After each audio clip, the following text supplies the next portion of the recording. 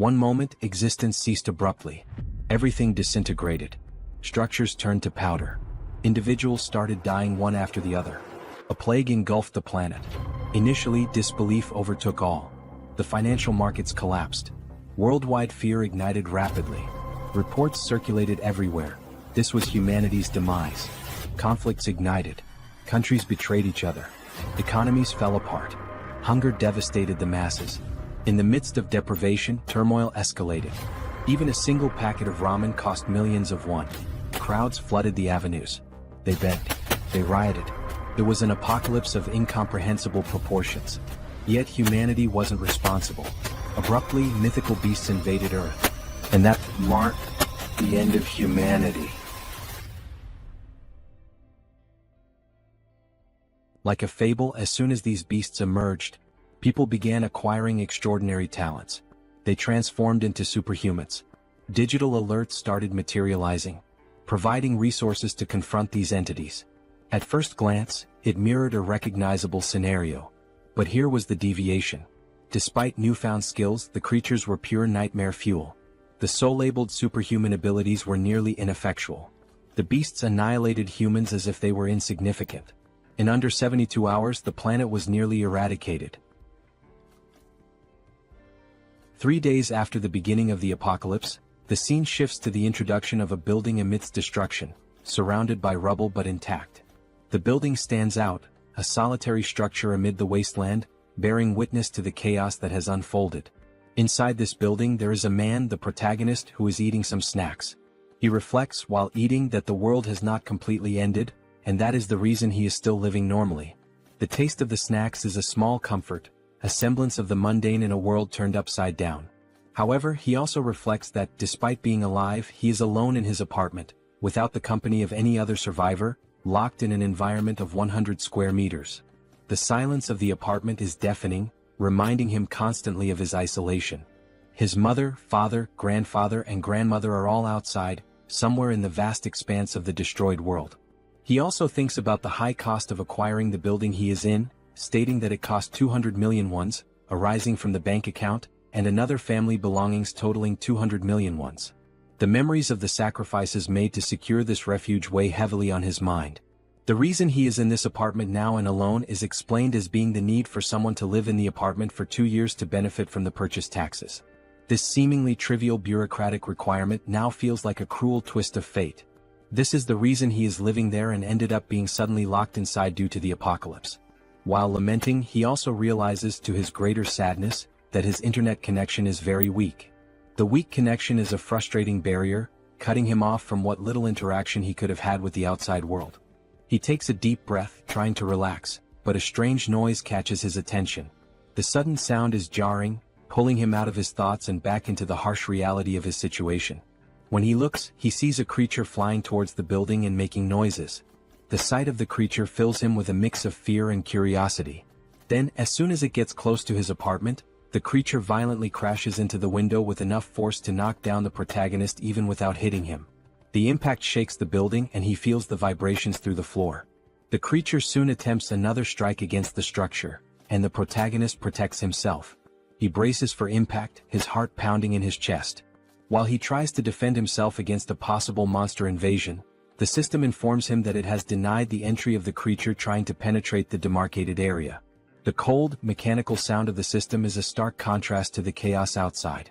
Thus, the ultimate shut-in system is presented, showing the declaration of the house, stating that no one can enter without the permission of the owner and said perimeter rules.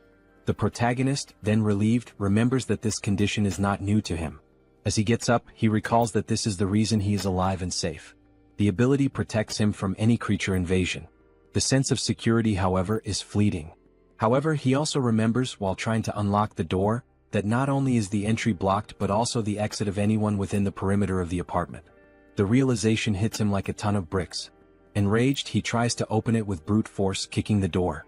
Each kick echoes in the empty apartment, a futile attempt to break free.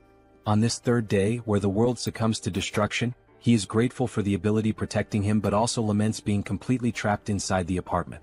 Some time later, sitting and watching the system window, he continues to reflect on this condition of being trapped. The cold glow of the screen is his only company. Irritated, he laments not having the power to do anything about it.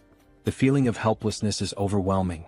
As he looks to the side, he notices that all his supplies are running out and that his refrigerator has lost power since the previous day. The ticking clock of his survival is a constant reminder of his predicament. His only source of energy is some food cooked in pans, which will not last much longer. The realization sets in, deepening his sense of urgency. Suddenly, the system shows a new notification. The unexpected beep of the notification is a jarring interruption. He has hunted a Calican, level 23, and gained a significant amount of XP and some new skills have been added. The notification is a glimmer of hope in the darkness. His attention is entirely focused on the system as he analyzes the reason for this unexpected notification. The details on the screen are a puzzle he needs to solve. Looking out the window, he sees the ground floor, where the bird that had hit his window is lying on the ground lifeless and being attacked by goblins. This makes him realize that the death, even not caused by the animal's impact on the window, made him gain experience after the monster's life ended. The macabre scene outside is a grim reminder of the new rules of this world. The system continues to notify him, saying that a new skill has been unlocked, and resources have been acquired from the surroundings, and these resources are being calculated. The protagonist also notices a change in the goblin's behavior and wonders why. The shifting dynamics of the creatures are yet another uncertainty to navigate. Now, in desperation, the goblins face the monster's death, while they desperately try to scavenge something else. The system completes the resource calculation and informs him that 2,203 wands have been deposited in his wallet. The number on the screen seems surreal. This generates confusion about how this should work. The new reality of his resources is a puzzle he needs to piece together. Suddenly, the apartment's power returns to the protagonist's surprise. The sudden return of power is a shock, a small miracle in a world gone mad. Everything was now working normally, and the house declaration evolved to level 3. The sense of normalcy, however fleeting, is a balm to his frayed nerves.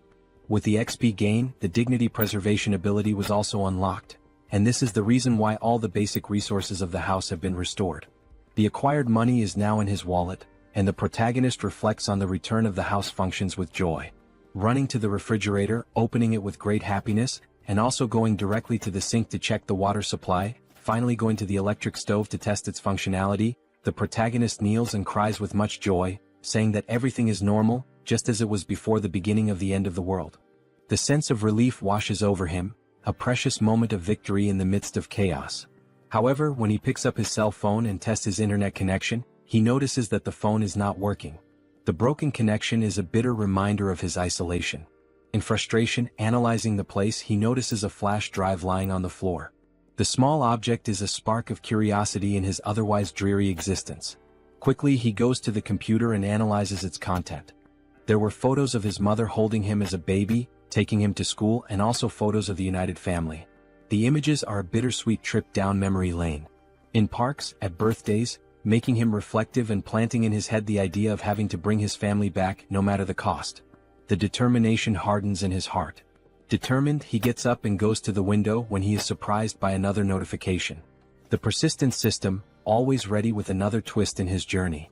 The system informs him that he now has a warehouse, where he can buy items listed at original prices. Intrigued by this new development, he decides to investigate further. Going to check what this store is about, he sees the acquired values being made available and concludes that the confined wallet is directly linked to the values available for use in this store. This realization brings a glimmer of hope. Perhaps this store could offer a way out or at least provide better tools for survival. Thinking about some change in his condition, he goes to the window and laments that he is still confined within the apartment. The view outside, a constant reminder of his isolation, deepens his frustration.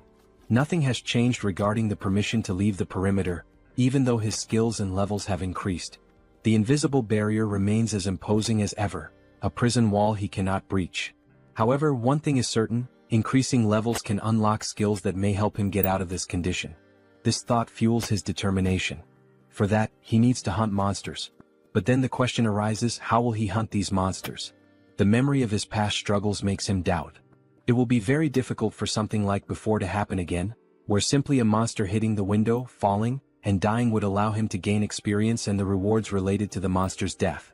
Looking once more at the bottom of the building through the window, he notices that there is a possibility of annihilating some goblins. This discovery ignites a spark of hope. The young man then takes a bottle to test if it will pass through the barrier that prevents him from leaving the apartment. With a mix of anticipation and anxiety, he prepares to throw. As he throws it, he realizes that he succeeded in launching the bottle. The barrier does not impede objects. Thus, he concludes that anything he throws will be useful for his hunt. In this case, he picks up a dumbbell and will try to use it as a weapon. Its weight and solidity give him confidence. Looking through the window searching for potential targets, he notices a bunch of goblins still collecting parts of the previously slain monster. Seeing that some are leaving with parts of the monster, he shouts for them not to go away. His voice is urgent, a command born of desperation. Seeing the urgency, he then throws the first dumbbell through the window. Throwing it and hoping it hits a monster, he watches as the dumbbell falls and accurately hits one of the goblins, killing it. The other goblins around, surprised, cannot comprehend what just happened. The goblins' perception of one of their companions being killed causes the young man to feel frightened, fearing possible retaliation. His heart races, the adrenaline pumping. Realizing that only one dumbbell remains, he reflects on other possible artifacts that can be used in his hunt. He needs to be creative. Artifacts that are strong enough to perform a kill when thrown, even considering throwing the TV or computer. His mind races with possibilities. The goblin screams on the ground floor of the building catch the protagonist's attention, who becomes scared as they howl more and more with the intention of making some kind of counterattack. With the goblins advancing against the building, the protagonist realizes that this may be a good opportunity, as they are now closer, and he will be able to hit his targets more easily. The proximity could be an advantage. To solve the shortage of throwable artifacts, he goes back to the store and activates the function to list items, picking up his last dumbbell and registering it in the store to test the functionality. While scanning the dumbbell, he receives a notification of the artifact's characteristics and also the price registered in the store for the item acquisition. Surprised, he compares the listed price with the price he paid to buy this item online previously, concluding that the price of the items he registers will indeed be the same as normal stores from the period before the end of the world. This realization reassures him. With the item ready and scanned, the system suggests buying the item he just registered. Confirming the purchase, the dumbbell is projected and materialized in front of the young man. He now shouts with joy, considering that everything worked as expected. His plan is coming together. Now the second part, testing the purchased items by throwing them through the window to hit more targets. In the first throw, there is already success as the dumbbell hits a goblin. The thrill of the successful hit fills him with confidence. The system confirms the hit by showing the EXP obtained and the ones from the goblin's death. Meanwhile, the group of goblins watch the lifeless body. Not having much time to lament, they are surprised by more dumbbells falling from the sky, literally, a rain of dumbbells. Some, now smart, try to run to avoid being hit, causing the protagonist to become irritated with the situation and decide to take other strategies. He cannot afford to waste any more time. Buying now 3 dumbbells at once, he quickly uses them, generating more hits and gaining more XP and more one. Now happy, the protagonist is surprised by another notification from the system. The messages keep coming. Now the store would also function as a warehouse, where he can store items for later use. While opening his warehouse, he activates the function to store one of his acquired dumbbells. The ability to store items opens new tactical options. Realizing the perfect functioning of the tool, he rejoices and then thinks of a new strategy to make kills in a more optimized way. His mind races with new ideas. He can now summon items from his warehouse and place them anywhere he wants. Soon, a brilliant idea comes to mind. He will summon the dumbbells outside to fall directly on the goblins. The precision and efficiency of this method are compelling. Opening the warehouse with a large quantity of dumbbells, he watches as all the dumbbells fall towards the goblins, performing an absurd sequence of hits and a flood of system messages with all the kills and ones acquired. The system notifications are a testament to his success. Shortly after finishing his hunt, the protagonist had already acquired and allocated various items in his warehouse. Several of them are food and drinks so that he can stay healthy for as long as needed. Ensuring his survival is paramount. Additionally, he managed to acquire more one by selling the items he used to hit the goblins. The influx of resources is a welcome relief. Suddenly, he realizes that there was a reduction of 1 unit of one. Thus, he begins to reflect on the preservation of dignity ability, questioning if it is responsible for the reduction of someone. He then starts to scan his apartment, meticulously observing the electricity, gas and water expenses. He realizes, with a growing sense of frustration, that the only active thing at the moment is his refrigerator. The thought nags at him, why just the refrigerator? Could it be this is what's consuming the precious resources he so desperately needs? In frustration, he recalls his hunt against the goblins, a memory that brings a fresh wave of irritation. He reflects on how later several goblins fled, abandoning their former home, and since then he had managed to hit only 2. His efforts had yielded such meager results, leaving him to wonder if all this exertion was worth it. His mind races as he then wonders if there are other creatures he can hunt out there. Remembering the previous flying monster, a formidable foe that had tested his mettle, he recalls that no similar creature appeared near the apartment since then. This reflection leads him to ponder seeking other methods for his hunt, different strategies that could yield better results. He also wishes to be lucky enough for another flying monster, whose name is Calican, to fly nearby. A beast that had once promised a bounty of rewards if only he could master the tactics to bring it down. Then, almost like a miracle, he notices a Calican flying around the area. His heart races with a mixture of fear and excitement. This could be the opportunity he has been waiting for. Seeing the monster's presence, he then begins to act quickly, thanking God for not abandoning him in this dire time of need. With a metal structure and a mirror attached to it, he uses this makeshift tool he created to attract the Calican's attention. He focuses, aiming carefully, hitting the monster's vision with a precise beam of light. His strategy works, drawing the monster's attention, which advances toward him fiercely. The beast's sudden violent approach, hitting the barrier and knocking him down with a gust of wind, reminds him all too clearly of the previous attack. Happy with the success of his plan to attract the monster's attention, he contemplates the gain of another level with the Calican's kill. The monster, undeterred, then launches an attack with its powerful wings, hitting the protagonist with another gust of wind. With some effort, he manages to remain standing, his resolve unwavering. At the end of the attack, the protagonist looks to where the monster was and realizes with a sinking feeling that it is no longer there. Quickly, the monster reveals its position as if playing a cruel game of hide and seek. It was attacking the building's structure, seeking an opportunity to strike the protagonist once more. While the system alerts that an unauthorized entity is trying to enter the zone, the protagonist observes, his mind racing. He wonders if the creature will be strong enough to break the ability's barrier. Opening his storage, he knows the urgency of taking some action. Each second feels like an eternity as he methodically scans his list, reflecting on the calculation of the spoils. He understands that if the spoils are not close enough, they will not be counted. This critical understanding dawns on him, as he recalls how several of the spoils that would come from goblins were not counted. The surviving goblins had removed the bodies of the slain ones to an area beyond where the system could make an accurate count. Leaving the young man extremely frustrated with the thought that this cannot happen again, he makes a determined decision. Reflecting on the possibility of killing the monster with just one strike, he scrutinizes his list of available items and storage. His attention turns to the canola oil, an unconventional choice but one that sparks a cunning plan. He immediately acquires 10 bottles, thinking through each step meticulously. After the system delivers the bottles, he quickly grabs them and heads to the kitchen, his pace quickening with purpose. He picks up a pan and fills it with the liquid from the bottles, setting it to heat. His goal is to heat this oil sufficiently. While that happens, he ties a cloth to a stick, improvising a tool that will serve as part of his plan. Bathing the stick with the cloth in the boiling oil, he then stores the pan with enough heated liquid in the storage. He knows that timing and preparation are crucial. After pouring all the oil into the storage, the system confirms the listing of the item, and the protagonist goes in search of a lighter, which he uses on his stick to ignite it. His weapon is ready. Now at the window, observing the Calican, the protagonist waits for a good opportunity to invoke the canola oil on the bird. He watches, his pulse quickening as the bird starts flapping its wings against the hot oil.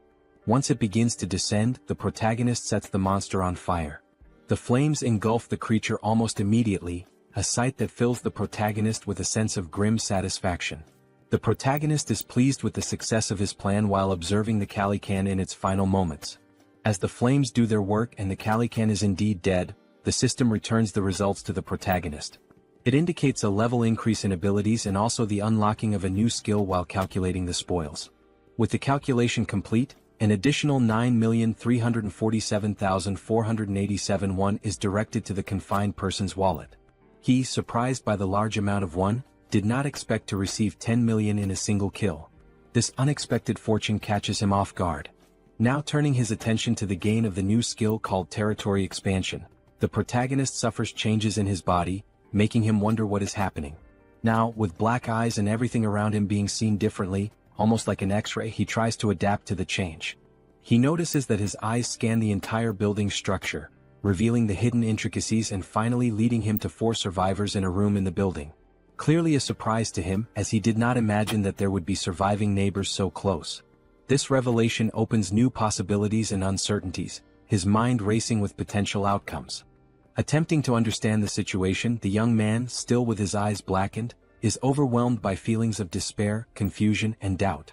Suddenly, his eyes perceive the presence of people inside the building in a strange manner, leading him to a single question. What is happening? How is it possible that there are other survivors inside this building?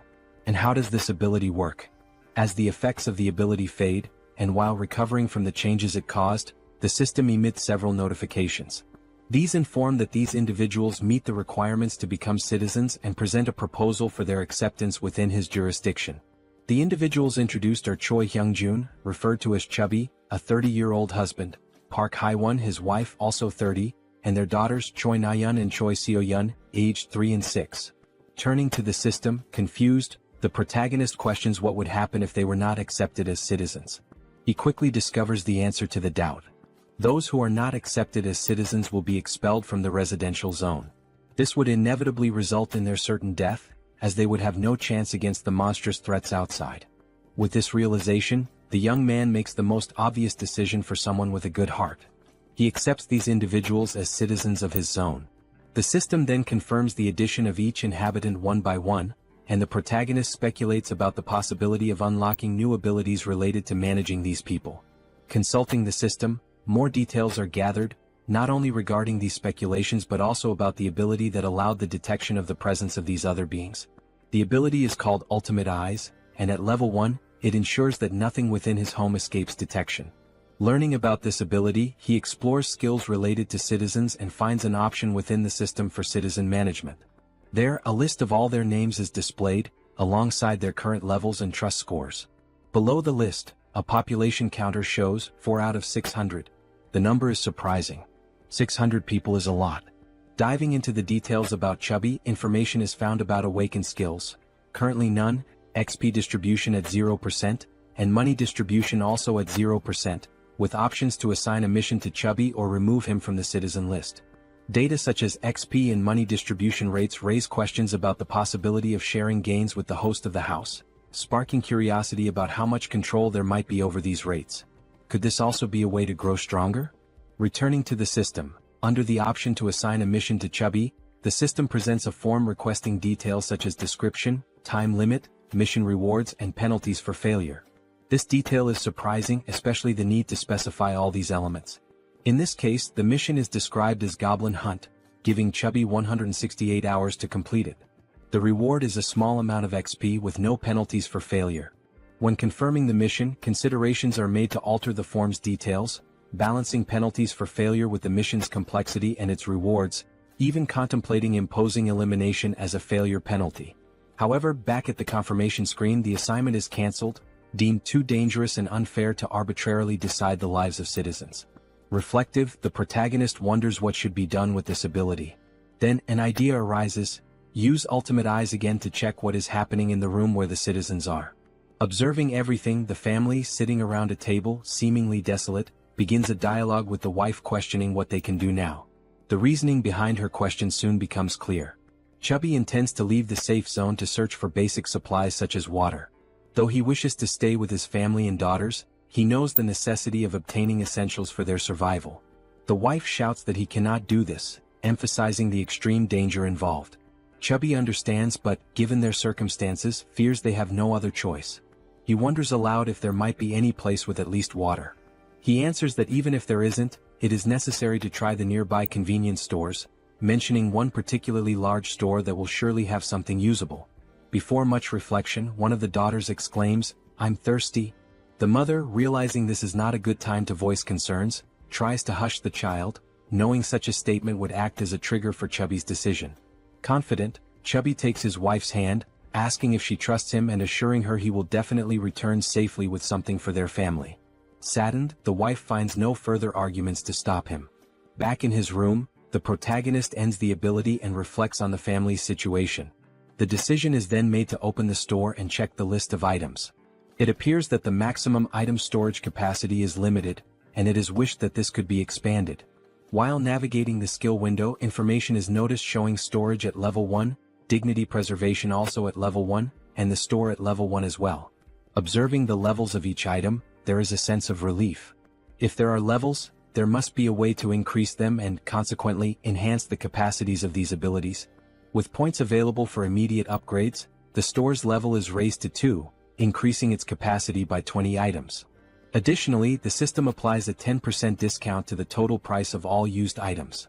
The protagonist, with enthusiasm, evaluates the given data and wonders what to do with the 2 remaining points. He considers investing in the shop or in the preservation of dignity, recognizing that these skills might help him encounter more citizens in the future. His shop, now at level 3 with a maximum capacity of 40, also has a new function, item recovery. This function enables him to restore old items and turn them into new ones. This was undoubtedly an excellent choice. Without further ado, he visits his shop again to acquire water and some fruits. With the remaining points, he decides to allocate them to other skills, particularly the preservation of dignity. Still at level 1, the choice to upgrade is based on the ability to request various things in return if he provides energy and water. With the preservation of dignity skill at level 2, he can now register vassals, leaving the protagonist puzzled about what vassals might be. The scene shifts to the living room where the family is gathered, and Chubby is seen preparing for his journey. Looking back, his wife and daughters appear distressed, wishing he would reconsider before it's too late. However, Chubby responds with a display of affection and protection, promising that he will return and asking the children to protect the house while he is away. The children ask if he really plans to go, and he responds as if it's a simple task, saying he is merely going to fetch some food and water. He also requests that they obey their mother in the meantime. The eldest daughter, however, knows it won't be that simple. She cries and screams about the monsters outside. Her memories take over, revealing details of day 1 of the apocalypse. The children had been playing in a sandbox in a park when monstrous creatures suddenly appeared, catching their attention. Terrified, the children stood up and started running in panic.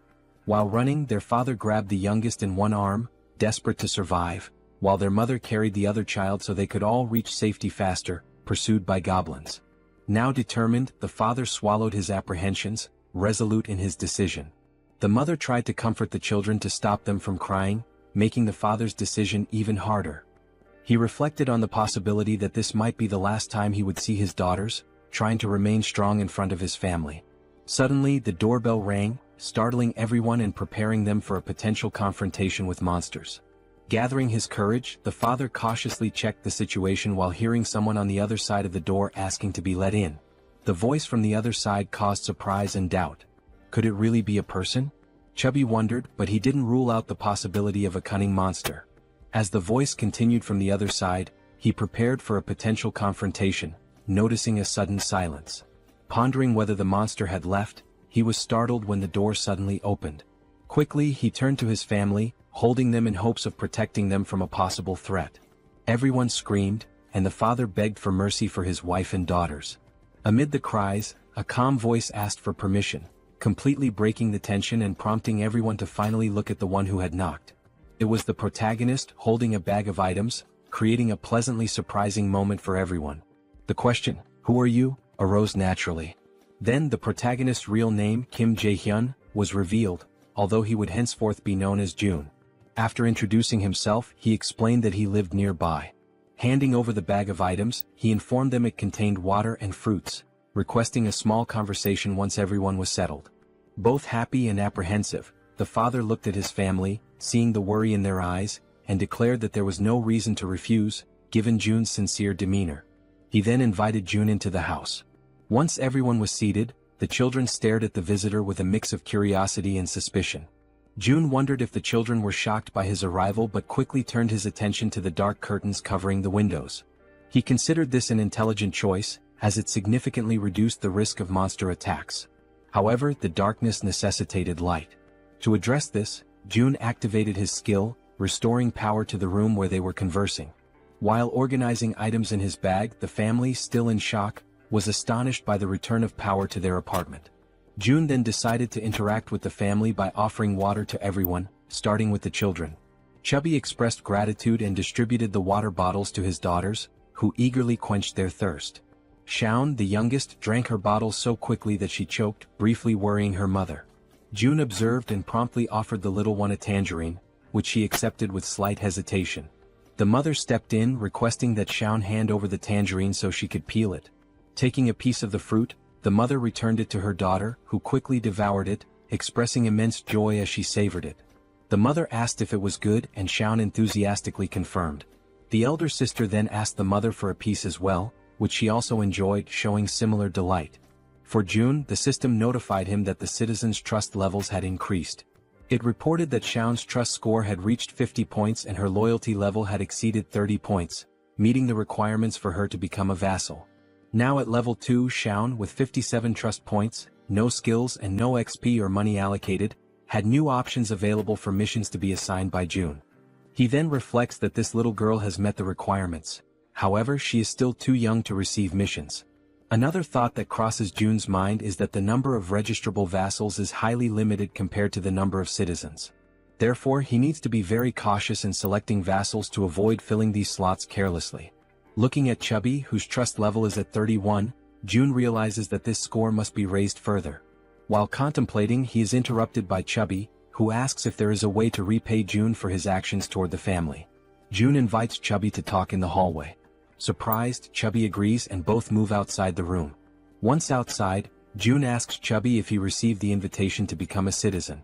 Chubby checks his notification window and confirms that the entire family received this notification about 30 minutes ago. June then inquires if anything strange or unusual occurred during that time. Chubby confirms, explaining that they were immobilized for a short period. June understands the situation and assures Chubby that soon his life will return to normal. Shocked by this statement, Chubby questions whether such a thing is possible. June confidently replies that it is entirely possible, thanks to his ability. Chubby processes this information and then remarks that he knows such actions would never come without a cost. He asks what he should do. June explains the possibility that while on the mission given to him, Chubby might lose his life, and he asks if Chubby is truly willing to proceed with what is being asked. After a brief moment of reflection, Chubby firmly confirms his readiness to do whatever is necessary, stating that he had already been considering stepping out of his comfort zone to seek food and water before June's arrival. Chubby declares that he was already prepared to risk his life. Suddenly, June interrupts to ask about the golf club Chubby is carrying, curious about its cost. Confused, Chubby replies that the club cost around 400,000 to 500,000 won. Reflecting on this price, June considers it expensive and realizes the importance of saving money for future acquisitions. Chubby, still puzzled, questions the abrupt inquiry. June dismisses it as unimportant and shifts the conversation, asking if Chubby remembers the day the monsters first appeared. Chubby recalls the weekend when the monsters emerged, chasing them, and recounts the horror of that moment. June reflects that those who stayed inside their homes might have survived the attack. Considering that goblins are not very strong and their conditions are unfavorable compared to those of an adult man, June notes their primary advantage lies in their strategy of always attacking in groups. However, humans also have the strategic capacity to form armies, and an army is precisely what June intends to build from this point forward. Starting with Chubby, who will be the first member and will join June in finding other survivors. Sometime later, back in his apartment, June analyzes the system, which notifies him that his trust level with Chubby has risen further. Checking his list of citizens, the system displays Chubby's trust level at 40 points. Reflecting on having an entire family as citizens, June considers the possibility of his own family being added to this list as he continues to develop the system. Suddenly, a goblin screech catches June's attention. He gets up and goes to the window to investigate the commotion. Looking down, he is surprised to see other people fighting against a large number of goblins. Contemplating how he could assist and how challenging it would be, June formulates a plan while observing the goblins' assault on the group of humans. One individual, armed with a baseball, prepares a powerful throw at one of the attacking goblins. The ball strikes the goblin's face, knocking it out instantly. The attack's force sends the goblin flying, its skull bursting into a fountain of kaiju-like blood. The sheer power of the blow leaves June, watching from above, utterly astonished. Meanwhile, another member of the human group, a young woman, fires 2 arrows simultaneously from her bow, each striking the chest of a different goblin. Beside her, another man wields a baseball bat, targeting the goblin standing between the 2 struck by the young woman. The man leaps and smashes the goblin, reducing its body to a green pulp. The remaining goblins, fearing for their safety, decide to flee, realizing the group's overwhelming strength. The archer, still on alert after the battle, notices something strange moving and quickly aims her bow at the object. She soon realizes it is a food package, causing her confusion. June, shouting from the building's top floor, finally catches her attention. She looks up, noticing the man frantically gesturing and yelling to attract the group's notice. Suddenly, someone knocks on June's door. Looking through the peephole, he sees that it is Chubby carrying a box. June invites Chubby to enter the apartment with the box. Following June's instructions, Chubby approaches the entrance but discovers that the system's barrier prevents him from entering. The system makes it clear that Chubby is not qualified and therefore cannot access the apartment. Chubby questioned what it meant to be not qualified. June wondered if the system would prevent anyone from entering his apartment at that moment. He also speculated whether registering Chubby as a vassal might resolve the issue. However, he decided to postpone addressing the matter of entry and instead focused on receiving the box, which contained items that could be used as weapons. Upon receiving the box, June placed it on the floor, opened it and examined its contents. Inside there was a toolbox and several knives. June activated the system, accessed the store, and ordered 5 bottles of water and 5 packs of instant noodles. As the store projected June's order, Chubby watched in disbelief, amazed at how such a thing was even possible. Without dwelling too much on the situation, June packed all the requested items into the box and handed it back to Chubby, instructing him to take the box to the building's entrance on the first floor. Chubby accepted the box but questioned whether this task might be too dangerous. June replied that, based on his brief observations, the goblin's behavior became more active during daylight hours. He also thought to himself that the people fighting downstairs could be vital additions to his group of citizens. The food box would serve as the primary tool for earning their trust and loyalty. Speaking aloud to Chubby, June revealed that he had a plan and emphasized the importance of delivering the box to the first floor. Chubby questioned the simplicity of the plan, asking if it really was just about leaving the box on the first floor and returning. June confirmed that it was indeed that simple. Relieved, Chubby agreed to carry out the task, bidding June farewell as he left with the box. June thanked him as he departed. Opening the system's interface, June reflected on the need to reward Chubby's trust generously. The mission menu described the task: delivering the box containing water bottles and instant noodles to the first floor and returning within 24 hours. The mission offered a small amount of XP as a reward, with no penalties for failure. Chubby received the notification and realized he would gain experience upon completing the mission. He wondered aloud if this was somehow related to a leveling system like in a game. June confirmed this and revealed that Chubby's current level was 9. If Chubby leveled up, he would receive rewards. June assured Chubby that he was relying on him, and Chubby, understanding his task, promptly made his way toward the first floor. Armed with the box and a golf club for protection, he cautiously descended the stairs. Finally reaching the first floor, his mission was to place the box on the ground. However, before he could act, he noticed movement nearby. The sudden motion startled him. He suspected it was goblins and grew alarmed as darkness was beginning to set in. Panicked, he decided to flee. Yet, in his haste, he twisted his ankle and fell, causing the box of supplies to spill across the floor. Items scattered everywhere, and Chubby, now lying on the ground, desperately tried to regain his composure. As the creatures drew closer, Chubby instinctively shielded himself with his arms and shut his eyes tightly. Suddenly, a voice called out to him. Opening his eyes, he saw a group of humans approaching, asking if he was okay. While in June's apartment, the system issued an alert about an unauthorized attempt to enter. June began to wonder what it could be, speculating that it might involve an invasion by the group. Activating his ultimate eyes ability, he scanned the building and noticed Chubby with a group of people, leading them as they conversed among themselves. The group questioned how it was possible for someone in the building to throw a package of noodles. This raised their hopes, thinking the building might have an abundance of food while they were on the brink of exhaustion. Deactivating his observational ability, June recognized everyone in the group. The system then notified him that they met the requirements to become citizens and proposed adding them. However, June realized the risks of accepting outsiders as members of his group. He also considered the possibility that these people might reject his offer to join, which made him anxious and stressed. While contemplating the best course of action, June was interrupted by Chubby's voice calling out from nearby, trying to communicate with him. Responding to Chubby, June received a system notification indicating that this citizen had an ongoing mission. The system suggested editing the current mission, which June confirmed. The updated mission now included delivering meals to the newcomers. After confirming the changes, June and Chubby exchanged updates on the situation. June instructed Chubby to immediately gift the newcomers some food, as June had a plan in mind. Chubby agreed and followed the plan. When the group reached the barrier of June's safe zone, they had to wait while Chubby explained the situation. Reporting back to June, Chubby detailed the group's status, which June received positively. He then accessed the system and initiated invitations for the group to become citizens. The system sent invitations to Ha Donggan, Kang Deoksu, Kim Gaeong, Yu Hyerin, Kim Jian and Moon Byung-go. Once permission was granted, all new group members entered the safe zone. The system announced that the citizen count had increased to 10, granting a 10% bonus to XP and monetary rewards. June felt a surge of gratitude toward the newcomers, knowing their presence would be crucial for future monster hunts. The system updated the trust scores and levels for the new members.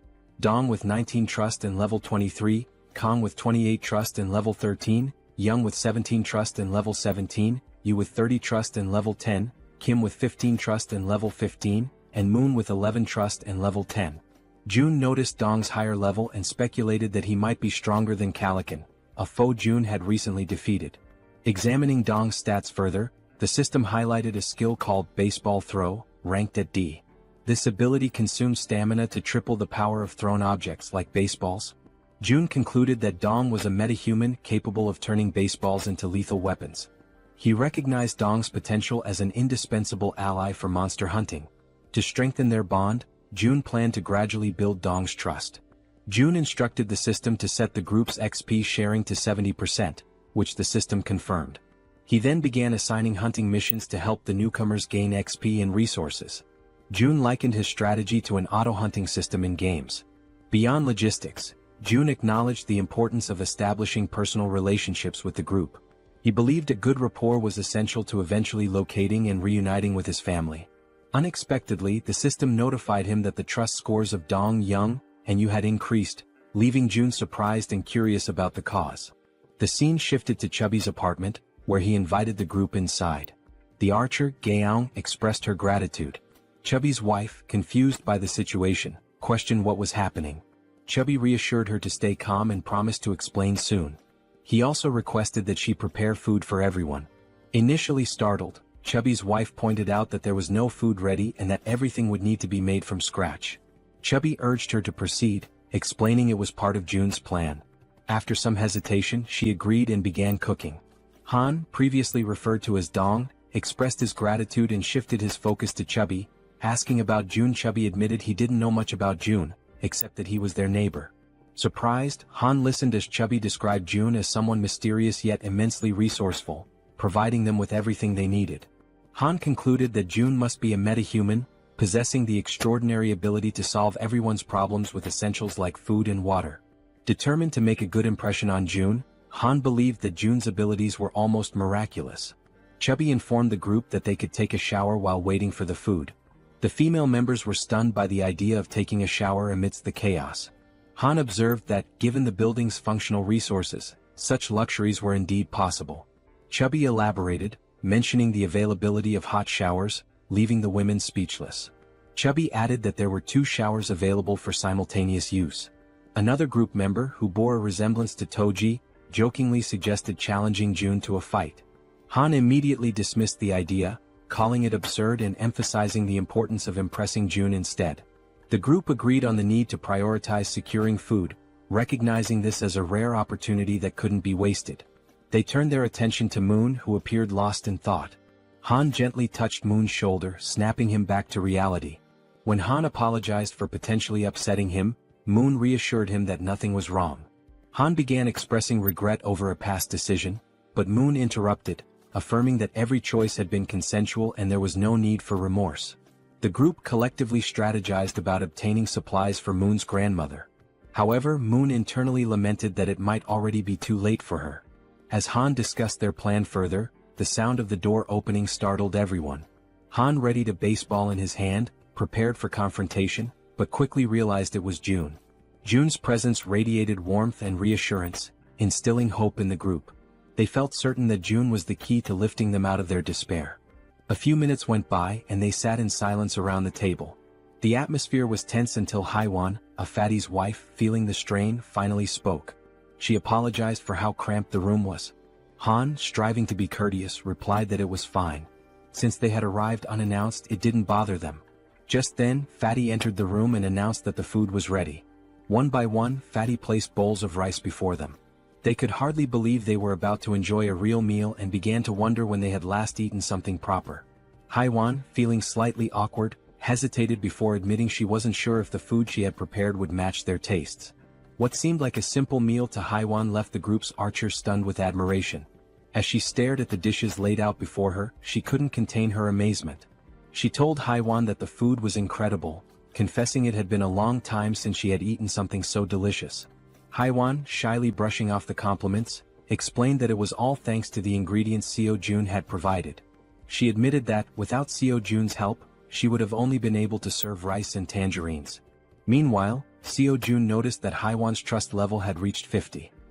He smiled quietly to himself, reminded of his mother, who always beamed with joy when guests praised her cooking. But as the thought lingered, he realized with some surprise that Haiwan's trust had surpassed Jun's. Later on, they all started eating, expressing their gratitude to Haiwan for the meal. Haiwan and Fatty watched as their guests eagerly enjoyed the food, eating as though they hadn't had a proper meal in ages. The archer couldn't stop complimenting the egg roll, while another girl remarked to Haiwan that the style of the egg seemed Japanese. Haiwan smiled warmly, agreeing and politely encouraging her to enjoy the meal. At that moment, Haiwan's youngest daughter called out to her, capturing her attention. The little girl wanted to eat the egg rolls too, but Haiwan gently explained that she would make more for her after the guests left. This made her daughter a bit sad. Noticing this, the archer asked Haiwan's daughter if she'd like to share the egg rolls with her. The child's face lit up immediately, her excitement brightening the room. She quickly ran over and climbed onto the archer's lap, her happiness obvious. The archer smiled warmly, delighted by the little girl's enthusiasm. The child eagerly announced she was ready, and the archer picked up a piece of egg roll, softly asking Seoyin to open her mouth. As the archer fed her, Seoyin beamed with joy, her smile lighting up the moment. Seo Jun then suggested that Fatty and Haiwan join them, assuring them there was enough food for everyone. The two exchanged a hesitant glance, unsure at first, but eventually smiled and agreed, happy to join the gathering. As they all shared the meal together, the room filled with laughter and cheerful conversation. Seo Jun took a quiet moment to reflect on the warmth of the scene. The lively noise reminded him of how long it had been since he had experienced something like this. His thoughts drifted to memories of his mother and the care she had always shown. A soft smile spread across his face as he silently hoped his family was safe and well. Time passed and soon the food was gone, leaving behind only empty dishes. Haiwan's youngest daughter, now tired, mentioned she wanted to rest. Haiwan gently lifted her and asked her eldest daughter to follow her to their room for bedtime before leaving the table. Moments later, Seo Jun decided it was the right time to get back to business.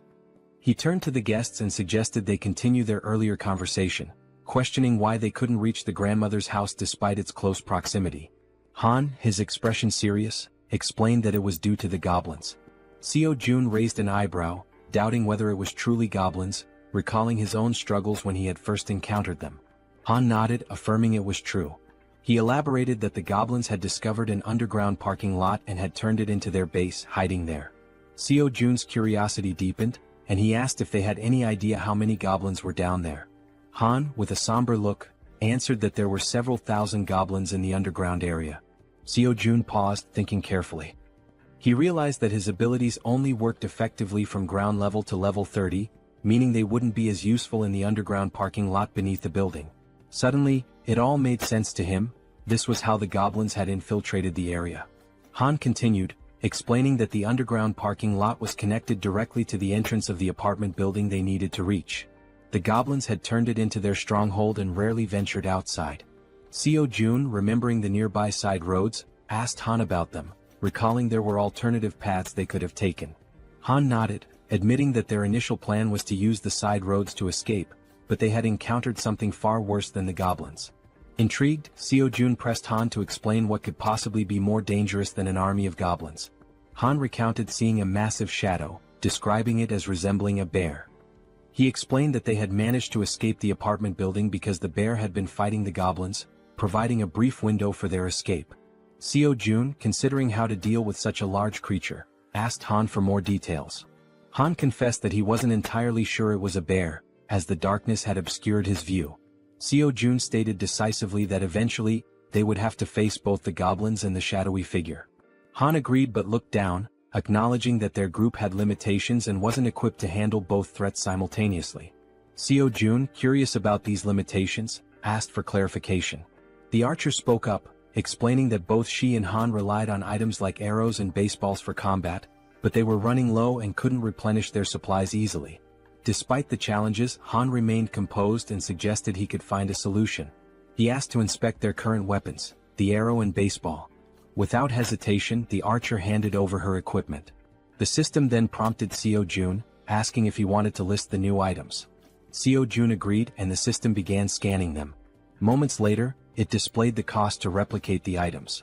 When asked if he was certain, Seo Jun confirmed. Seo Jun glanced around the table and asked if everyone could use the archer's weapon. The group nodded silently, understanding there was only one available. Seo Jun took their silence as agreement. Turning back to the system, he requested 5 sets of the archer's weapon and arrows. The newly created items appeared on the table, and Seo Jun addressed the group, encouraging anyone unfamiliar with weapons to take this opportunity to learn. "These will be your primary weapons from now on," he stated firmly. As the items materialized, the system notified Seo Jun that several members of Han's group had increased their trust in him. Meanwhile, Moon's gaze was fixed on the weapons. He couldn't help but marvel at Seo Jun's resourcefulness, realizing that with Seo Jun on their side, they might actually save his grandmother. The system confirmed that Moon's trust in Seo Jun had grown significantly. Han broke the silence, commenting that with Seo Jun's support, their hunting speed would improve dramatically. Another girl chimed in, noting that Seo Jun's assistance would make their tasks safer, as they wouldn't have to risk themselves to collect arrows anymore. Seo Jun then gathered everyone's attention and announced that before they could move forward, they needed to reduce the number of goblins in the area. Han agreed and asked when they would begin hunting. Seo Jun replied decisively, "Tomorrow?" Han seemed hesitant, questioning the urgency, but Seo Jun explained that the sooner they acted, the better their chances of success. Han eventually nodded, though he still appeared uncertain. Seo Jun turned to Moon and assured him, "Tomorrow we're going to rescue your grandmother." Moon's face lit up with hope and excitement at the thought of seeing his grandmother again. Han, still wary, voiced his concerns about how they would manage with so many obstacles in their way. Seo Jun smiled confidently and revealed his plan. "We'll use a bait strategy to lure the goblins out." After Seo Jun spoke, everyone at the table turned their attention to him, waiting for more details about his plan. Han and the archer girl remained pensive, wondering if the idea could truly work. The boy with glasses voiced his concern, saying the plan would only succeed if everything went exactly as planned. As they deliberated, the system notified Seo Jun, revealing that the mission previously assigned to Fatty had been completed. Along with the notification came a reward of 30,000 won. Reading the message, Seo Jun was surprised. He hadn't realized that payment was given for every completed mission. To be certain, he read the notification again and it was confirmed. Seo Jun quickly realized that, with money, he could assign missions to his citizens, allowing them to level up. In other words, the more money he had, the more power he could accumulate. Closing his eyes, he thought about how, while this seemed like a strong long-term strategy, he hoped not to rely on it too heavily for now. The system also informed Seo Jun that Jun's trust had increased to a total of 50 points, unlocking a new status, loyalty, which surpassed 30 points. Meeting the minimum requirements, Fatty transitioned from being a simple resident to becoming a vassal. The system displayed Jun's updated stats and attributes. He was now at level 9 with a trust level of 51 points and loyalty at 62. However, he had no awakened skills and 0% shared XP or money. After carefully analyzing the information, Seo Jun decided to register Fatty as his first vassal. As a result, a blue aura began to emanate from Jun, who started feeling sudden changes in his body and broke into a sweat. The system notified that the first vassal registration was successful, unlocking a new skill for Seo Jun called Summon Vassal. This skill allowed Seo Jun to summon the vassal within his house, although it came with a cooldown of 2 hours after use. The system updated Jun's stats again, revealing that he had reached level 20 and gained the title of First Servant. Additionally, he awakened his first skill, Gorilla Strength, a Tier C passive ability that granted him superhuman strength. The system further explained that, thanks to the First Servant title, all XP and gold earned by Fatty through hunting would be shared. Lastly, the system revealed that Seo Jun could use the ultimate eyes skill to summon the vassal within a 5-meter radius of his house. Seo Jun noticed a plus symbol beside Jun's level and wondered what it did. Upon pressing it, he discovered it was a feature to increase the vassal's level at the cost of 1 million won. Shocked by the exorbitant cost, Seo Jun exclaimed that it was far too expensive for a single vassal skill. Seeing his expression, the woman at the table asked what was wrong. Seo Jun brushed it off, saying it was nothing, and turned his attention back to Jun, asking how he was feeling. The focus shifted to Jun, who stated that his strength was overflowing, with his veins visibly pulsing. He asked if this transformation was Seo Jun's doing. Seo Jun confirmed with a nod. Jun, looking at his hands, remarked that it felt as though his body had become 10 years younger. Seo Jun smiled proudly and suggested that Fatty join the rescue mission team, handing him a bow. Fatty looked confused by the gesture. Seo Jun explained that the mission was assigned because vassals earned double the rewards of regular citizens. In a commanding tone, Seo Jun instructed Fatty to defeat as many monsters as possible. Fatty nodded in agreement, prompting Seo Jun to smile and express his trust in him. Outside the house, on the first floor, the rescue team began their search for survivors. The boy holding a baseball bat questioned whether it was necessary to search the first floor, but Han reminded him that it was Seo Jun's order. The rescue team embarked on their first mission, to locate all survivors in the building and lead them to the 30th floor. The crucial part of the mission was to draw out a large number of goblins for elimination while rescuing as many survivors as possible. The boy with the baseball bat acknowledged the plan, and the group pressed forward. Han, shouting to keep the team alert, emphasized that goblins could appear at any moment or from any direction. As they continued their search, they had yet to encounter any survivors or goblins. While guiding the team, Han noticed something unusual. Some members of the group couldn't believe their eyes. Several lifeless bodies were sprawled across the floor, victims of the goblins. The sight filled the team with sorrow and rage, intensifying their hatred for the goblins. But they couldn't afford to stop. Determined, they pushed on to the second floor. On the second floor, the situation was catastrophic.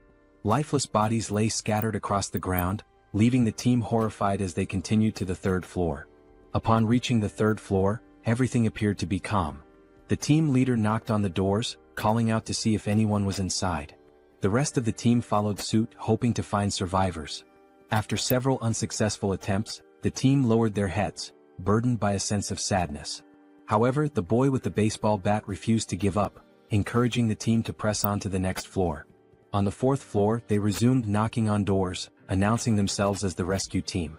Suddenly, a door creaked open, revealing a man with a tired expression.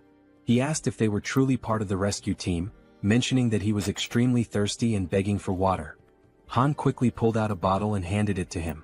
The man, still skeptical, asked again if they were really from the rescue team. Han reassured him, confirming their purpose and explaining that, as a resident of the building, he was helping to lead all survivors to a safe location. The man seemed surprised to hear this. He closed the door momentarily but reopened it shortly after, revealing two others inside the apartment. Introducing himself as Hong Young-soo, he stated that he would rely on the team.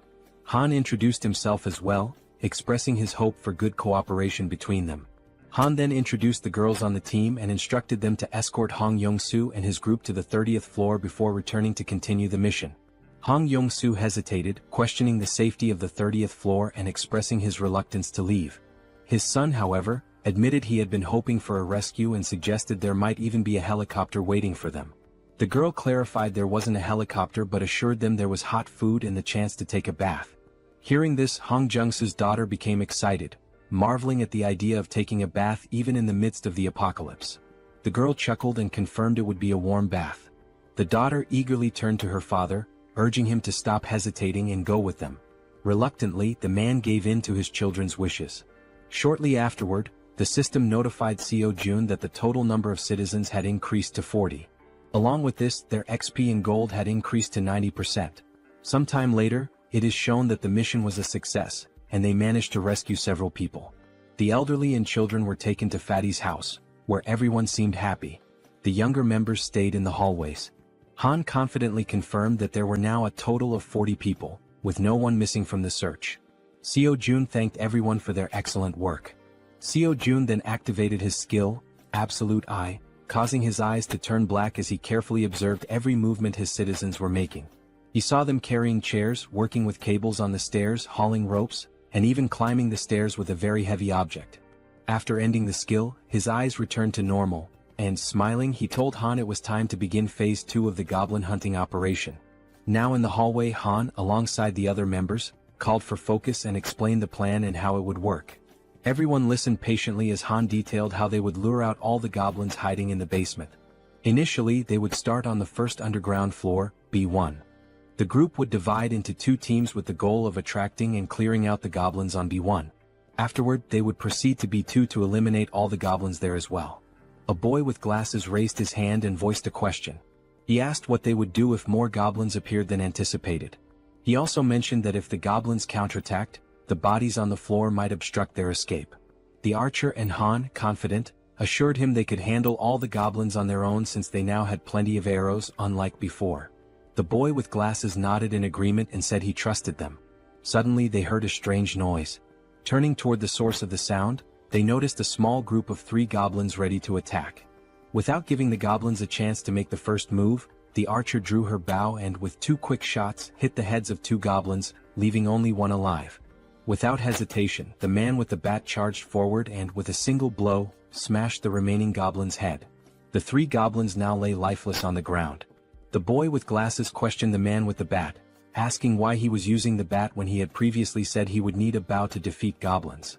The senior admitted they were right. Meanwhile, the archer pointed to the goblin bodies, noting that they were disappearing shortly after being defeated. The newcomer wondered if this phenomenon was also a skill of Seo Jun. Han declared the mission on that floor complete and announced they would now proceed to B1. The newcomer, still lost in thought, remarked that he had expected Seo Jun to have a solution for dealing with the goblin bodies. The system then alerted the group that the citizens' trust was increasing. The scene shifted to Seo Jun, sitting calmly and opening a bottle while a series of system windows appeared in front of him. He found the moment quite enjoyable. He remarked that it wasn't intentional but reassured himself that he was still keeping an eye on everyone. The system sent another notification showing that Moon's trust had reached 50, unlocking loyalty. The loyalty stat had surpassed 30, meeting the conditions for registration. Seo Jun was surprised by how quickly he had achieved these stats. However, he noted that the faster this happened, the better it would be in the long run. Sitting on the floor and staring thoughtfully at the system window, Seo Jun reviewed Moon's stats, 55 in trust and an impressive 88 in loyalty, along with other attributes. Seo Jun was surprised by the 88 loyalty but remained calm, considering it a positive outcome. With an ironic smile, he pressed a button on the system window, declaring that the time for retention registration was complete. Back in the basement on B1, the entire group was fighting fiercely against the goblins. Suddenly, the newcomer began to emit a blue light, similar to what Fatty had done before. Holding his bow, Moon, the newcomer, was stunned as lightning surrounded him. The other group members were equally shocked, questioning what was happening. Even the goblins were confused, unable to see due to the intense glow radiating from Moon. After revealing his red eyes in the darkness, it was also shown that the goblins couldn't withstand the brightness emitted by the newcomer, leaving them momentarily blinded. Han shouted that he didn't know what was happening, but it was an opportunity they couldn't afford to miss. Part of the group quickly ran to create distance, while others stayed behind to eliminate the goblins using their bows from a long distance. Both archers had deadly accuracy, aiming only for the goblins' heads. The archer, visibly furious, performed a swift maneuver that took down several more goblins. Seeing what had just unfolded before them, the goblins became enraged and charged forward to attack. Despite the number of goblins they had already killed, their numbers only seemed to increase. While running, the group realized the sheer aggressiveness of their opponents and remarked how they hadn't expected them to be so relentless. The archer shouted, ordering everyone to retreat to the emergency stairwell, while the man with the baseball bat speculated that all the goblins from the B2 floor had likely converged on their current location. Reaching the emergency stairs, the group ascended frantically without daring to look back. To slow the goblins' advance, Han held the door shut. One of the goblins managed to wedge its hand through the gap and sarcastically asked if Han was holding the door by himself. Hearing this, the boy with glasses and the man with the bat joined Han to push the door shut. The goblins, however, were slowly forcing the door open. While the group struggled, they admitted it was getting increasingly difficult to hold it shut due to the overwhelming number of goblins. Suddenly, a voice from behind reassured them of help. It was Fatty, using the gorilla strength ability Seo Jun had granted him earlier. As he channeled the ability, Fatty single-handedly held the door and managed to block the goblin's advance. Han asked if he would be okay and Fatty urged them to hurry up the stairs. Despite his superhuman strength, Fatty was sweating and straining to hold the door with all his might. He focused and declared that it was his duty, one he had to fulfill. Finally, Han called out to him, letting him know everyone was safe and telling him to come up the stairs as well. Without hesitation, Fatty turned his back to the door and began running up the stairs. However, midway up, he tripped on a step and fell to the ground, just as the goblins were about to catch up to him. Lying on the ground and almost within the goblin's reach, Fatty shouted at his friends to leave him behind and continue the evacuation. While Han hesitated, trying to decide what to do, someone suddenly and without hesitation rushed down the stairs to help. It was the boy with the baseball bat who, with a single powerful swing, smashed the goblin threatening Fatty. He called out to June, urging him to hurry, and extended a hand to help. Still on the ground, Fatty tried to crawl closer to his rescuer, but one of the goblins managed to grab his leg. Before he could even react, Fatty vanished without a trace, leaving his savior stunned and speechless, unable to comprehend what had just happened. Looking ahead, however, the goblins continued advancing in an unrelenting horde. Suddenly, one of them leaped toward the boy with the bat, but he swung his weapon and struck it down mid-air. Meanwhile, the other group members provided support with their bows, urging Deoksu, the boy with the bat, to move faster. Running in desperation as the goblins closed in, Han and the archer shouted frantically, pleading with him to hurry. Clutching his bat and without looking back, Deoksu pushed forward, racing up the stairs. Meanwhile, outside, under a full moon, the scene unfolds. A monstrous bear-like creature with glowing red eyes effortlessly devours a goblin, whose agonized screams pierce the night. With every passing second, the creature exudes a sinister aura, finishing its gruesome meal of the small goblin. Its sharp fangs and blazing eyes make it clear that its hunger is far from sated. It growls, declaring it wants more. From behind the beast, eerie screams echo, a sound that should not exist in the stillness of the night. Turning around, the creature notices the noise is coming from a massive building behind it. Coincidentally, the top floor of the building is still illuminated. The creature's bloodlust intensifies as it snarls, proclaiming that it will devour everyone in that building. In a sudden twist, Fatty is seen falling from a swirling purple portal. Don't worry, our Fatty didn't die. Instead, he was teleported to safety using Seo Jun's ability. Seo Jun, who had been observing from afar, pulled Fatty out of danger just in time. Fatty lands on the ground in a clumsy hero's pose, feeling relief despite his confusion about what just happened. Seo Jun, standing nearby, remarks, "That was close." Fatty rubs his eyes to make sure he's not imagining things and sees Seo Jun offering his hand to help him up. Seo Jun explains that, just in case, he kept an eye on the situation using his absolute eye ability. He's glad to see that the vassal summoning ability worked perfectly. As Fatty tries to stand, he notices a sharp pain in his leg. It's then that he realizes the goblin had managed to cut him when it grabbed hold of him earlier. He hadn't even noticed how fast it happened, given the brief struggle. Seo Jun immediately asks if Fatty is okay, but Fatty brushes off his concern, insisting that the wound will heal faster than he thinks. Seo Jun, however, notices a shortage of medical supplies in his inventory and mentions that he should register some medicine to the system as well. He asks Fatty not to overexert himself and to wait for a moment. Though confused, Fatty agrees. Inside, Seo Jun searches for medical supplies and finds a first aid kit. Looking at it, he recalls how essential medicine is in situations like this. The sight brings back memories of his childhood with his mother, leaving him momentarily deep in thought. Opening the kit, he discovers it contains far more than he expected. Sitting on the floor, he examines the items and mutters that his inventory has only 40 slots left, but there's still so much to register. After a brief moment, he has an idea. He decides to register the entire kit instead of the individual medicines. The system initiates the registration process, scanning the kit. A system notification pops up, confirming that it's a standard first aid kit valued at 77,331. Without hesitation, Seo Jun accepts. Back in the corridor, Seo Jun brings the first aid kit to Fatty, who notices Seo Jun's genuine concern for someone he barely knows. Kneeling down, Seo Jun asks to examine the goblin-inflicted wound. Fatty rolls up his pant leg, revealing a cut near his calf. With a pair of tweezers and a cotton ball in hand, Seo Jun warns that he's going to disinfect the wound first. Carefully dabbing the cotton onto the cut, Seo Jun works meticulously, though Fatty winces in pain. Despite this, Fatty reassures Seo Jun that he can endure it. The system promptly notifies Seo Jun that Choi Hyung Jun's, Fatty's, trust level has increased, along with his loyalty. After partially cleaning the wound, Fatty thanks Seo Jun for his care. Seo Jun, while packing the first aid supplies back into the kit, expresses his concern for the others. He stands and instructs Fatty to rest, explaining that he has something important to attend to. Fatty nods and agrees to follow his boss's orders. Seo Jun closes his eyes, focuses, and activates his ultimate eyes ability. His eyes darken as he scans the building, allowing him to see everything happening within. Back at the emergency stairs, Deoksu, also known as Toji the baseball bat wielder, is desperately fleeing from the relentless goblins.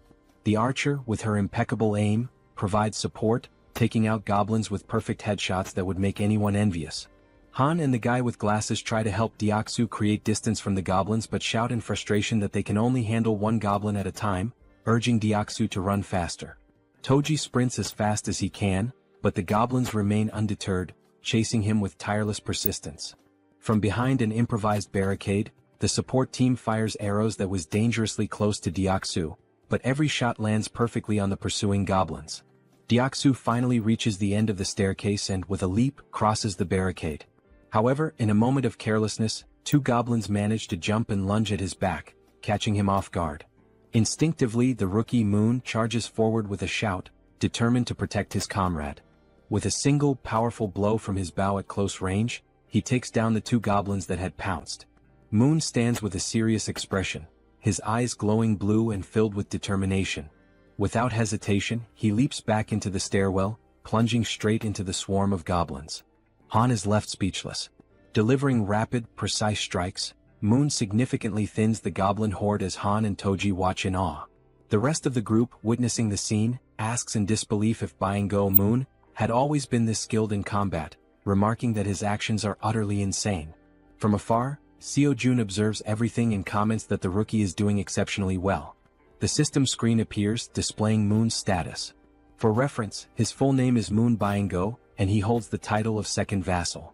His confidence level is 55, and his loyalty is 88. He possesses a teleportation ability that consumes mental energy to move within his line of sight. The mental energy cost increases with the number of companions and the distance traveled. With a sly smile and darkened eyes, Seo Jun remarks that registering Moon as a vassal was a brilliant decision. Back at the stairwell, goblins are being decimated by Moon, each of his blows striking their heads with deadly accuracy. Han asks Jiana, the guy with glasses, if the extension cord is ready. Jiana, holding it firmly, replies that it is. Han then checks if the water tank is prepared. The archer and the baseball bat wielder confirm its readiness. Moon, realizing he has to retreat, sprints toward the barricade as Han yells at him to hurry up. With a swift jump, Moon lands safely behind the barricade. For a brief moment, the goblins believe the group has simply fled. But moments later, a massive water tank appears above the barricade. The tank is tipped over, drenching the goblins and flooding the emergency stairwell with water. The goblins, initially confused, think it's merely a stalling tactic. Han shouts that this is the perfect opportunity, and Jiana flips the switch. An electrical surge travels down the now-soaked stairwell through the wires they had previously laid, electrocuting all the goblins that had been pursuing them. Seo Jun's system screen notifies him that he has hunted numerous goblins of varying levels, including some at levels 6 and 7. Another notification pops up, showing that Seo Jun has gained significant XP and earned a total of 334,464 won, which has been deposited into his account. Additionally, his skill level has increased, and a new ability has been unlocked. While using his ultimate eyes ability, Seo Jun suddenly feels a strange pressure. A sharp pain begins to spread through his body, causing him to writhe in agony. Upon closer inspection, a purple wave expands outward from him, covering an increasingly large area. The purple energy travels through the building, the stairwell, the parking lot, and even the goblins chasing his friends. The purple wave appears to function as a scanning mechanism because Seo Jun's ability screen indicates that hostile entities have been detected. After the scan, the system declares that the hostiles will be eliminated. As the energy wave dissipates, the goblins begin to deform, screaming in agony. In an instant, their bodies explode, vanishing in the blink of an eye. The system notifies Seo Jun once again, confirming that he has defeated numerous goblins, including several at levels 6 and 7. Not long ago, some goblins still hadn't given up chasing the group and continued climbing the emergency staircase. One of the goblins sensed something was amiss. A chill ran down its spine as it realized something was following them as well. Turning around slowly, it was greeted by an enormous shadow, its reaction one of pure shock. As it focused, it saw the silhouette of a massive bear approaching from behind. Before the goblin could even think, the bear, with sharp fangs and glowing red eyes, let out a deafening roar. In the blink of an eye, before the goblin could react, the bear attacked, biting near its neck.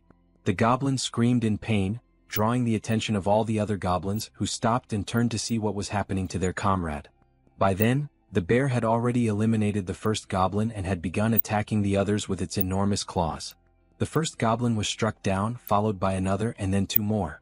The bear was making effective use of both its claws and teeth. Despite the bear's massive size, the goblins noticed they outnumbered it and decided to fight back. They surrounded the bear and launched their attack. Some jumped onto its back while others distracted it from the front. Quickly, the bear used its claws to knock off the goblins clinging to its back, but this left it vulnerable to more attacks. The goblins lunged at the bear, biting it with their sharp teeth. One managed to grip near its eyes while another bit into its back. The enormous beast tried to resist, striking nearby goblins with heavy blows, but their sheer numbers overwhelmed it, allowing them to attack from all sides. Using their sharp claws, they aimed for the bear's eyes, and just as they were about to blind it, all the goblins' heads suddenly exploded in an instant, likely due to Seo Jun's domain expansion. Now terrified and confused, the bear realized it was safe. At the same time, a system notification appeared, indicating citizenship had been granted. Exhausted from the grueling battle, the bear seemed to shrink in size. It began twisting its neck in an unnatural way, its body contorting strangely. Then it started to transform, revealing a human face emerging from its furry body. Finally, the bear's true form was revealed, a stunning woman with brown hair and eyes. Weakened from the intense fight, she collapsed in the parking lot, surrounded by the bodies of the goblins. Meanwhile, as Seo Jun writhed in pain while using his ultimate eyes ability, like a surveillance camera, he noticed the woman's unconscious body on the ground. He wondered who she was. A system notification identified her as Yanju, level 33, with 9 trust points and an awakened A-rank ability called Werbear. This ability allowed her to transform into a beast, enhancing all her physical capabilities and granting powerful regenerative properties. Seo Jun's eyes widened as he realized this woman possessed an A-rank ability. Additionally, the system revealed that both Dongan and Hyerin had reached 50 trust points, unlocking their loyalty. The notification also stated that Deoksu's loyalty had reached 30, meeting the requirement to be registered as a vassal. Seo Jun quickly decided to register Deoksu as a vassal. Deoksu, now at level 25 and holding the title of third vassal, had 52 trust points and 31 ability points. Upon awakening, he gained a B-tier ability called Iron Knight, which allowed him to summon full steel armor and a halberd. Seo Jun, deep in thought, deduced that a vassal's level is determined by the rank of their awakened ability. He recalled that Fatty had awakened the strength of the gorilla, a C-rank ability, and was at level 20. Deoksu's Iron Knight was a B-rank ability, placing him at level 25. Moon's A-rank teleportation ability had placed him at level 30. Seo Jun concluded that when a vassal is registered, their level corresponds to the rank of their awakened ability. Yet, one question lingered: is the ability selection random like a roll of the dice? He wonders if Moon received an A-rank ability due to his loyalty. If that's the case, then Fatty, who has higher loyalty, should have awakened a B-rank ability instead of a C-rank one. This thought becomes even more puzzling considering that Deoksu, the baseball bat wielder, has only 31 loyalty yet already possesses a B-tier ability. Still deep in thought, Seo Jun remarks that understanding the conditions for obtaining higher-ranked abilities is crucial. It's an important question to answer. Since the number of vassals is limited to just 10, it's advantageous to select individuals with the highest potential rankings. He then reflects on whether there are any differences in accepting someone who has already awakened as a vassal. The system displays that an awakened individual can move freely through staircases, hallways, and elevators. Seo Jun decides to take action and walks toward the elevator. As he approaches, he activates his ultimate eyes, his gaze darkening. Meanwhile, the woman remains unconscious on the parking lot floor, near the goblins' lifeless bodies. Seo Jun calls Fatty, who arrives quickly, and instructs him to head to the parking lot. He asks Fatty to bring the woman from the second level of the parking structure back to their floor. While this unfolds, the team on the emergency staircase is dismantling and recovering the materials used for the electric trap. Deoksu, feeling relieved by the goblins' sudden defeat, asks his friends if they know why the goblins exploded so suddenly. The bespectacled man speculates that it was likely someone's doing.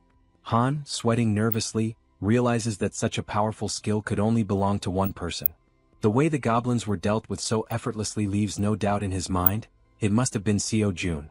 He recalls that when he first met Fatty mentioned that Seo Jun was a bit of an enigma.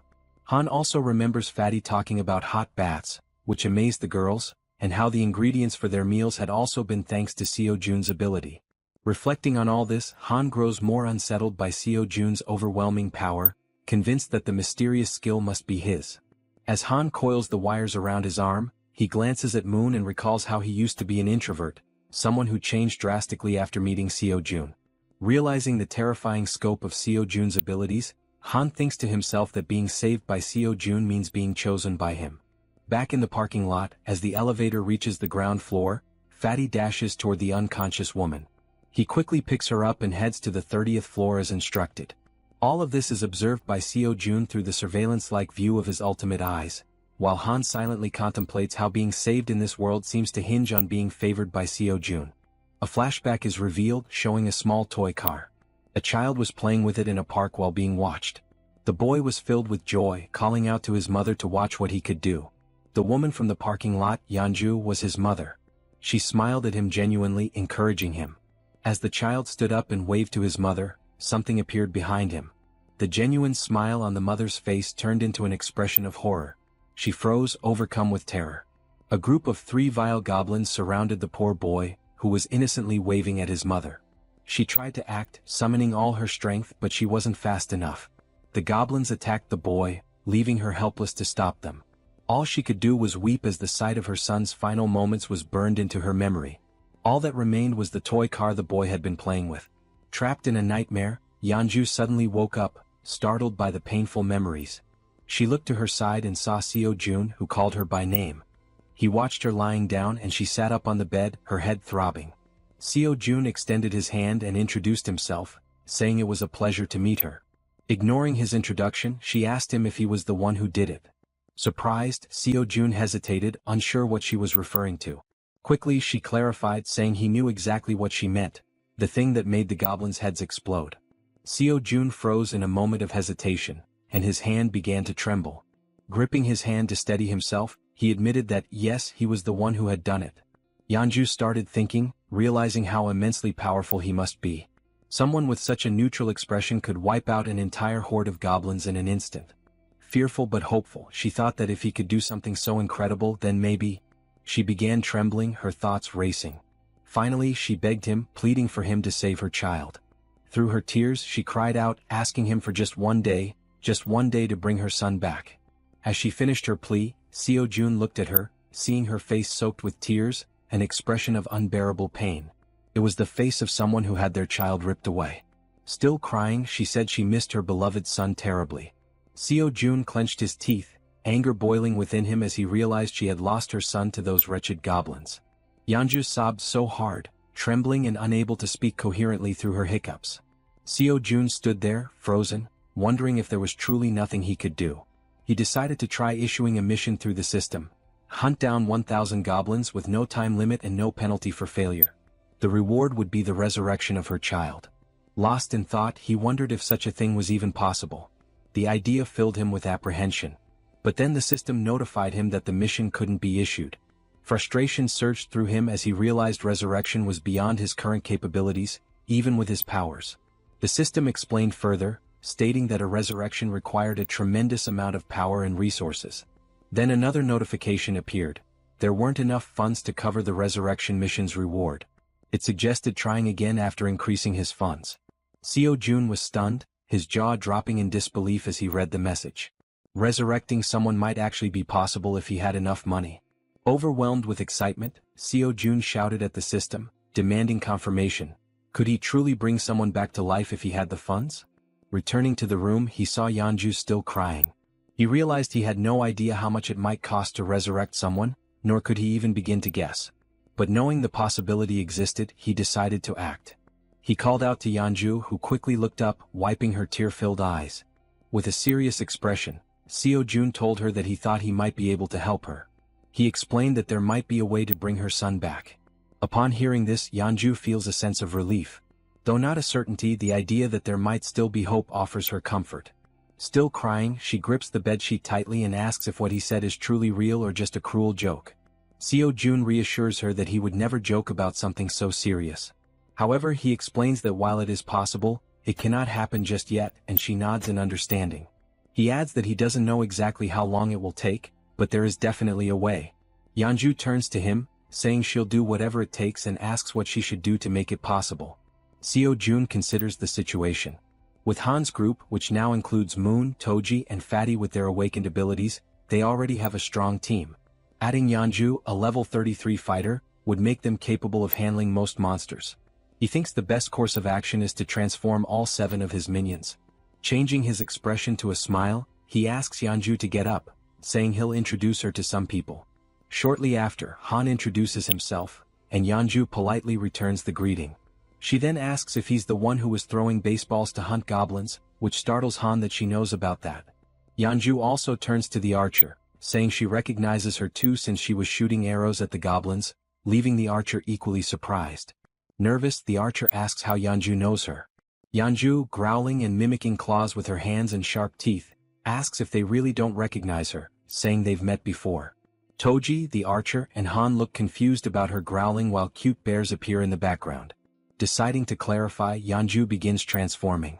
Gradually, fur starts appearing on her body as she focuses. Her bear form becomes evident, complete with a snout and brown fur. The archer, shocked, points at her and asks if this is actually happening. Now a massive bear stands in the room before the group.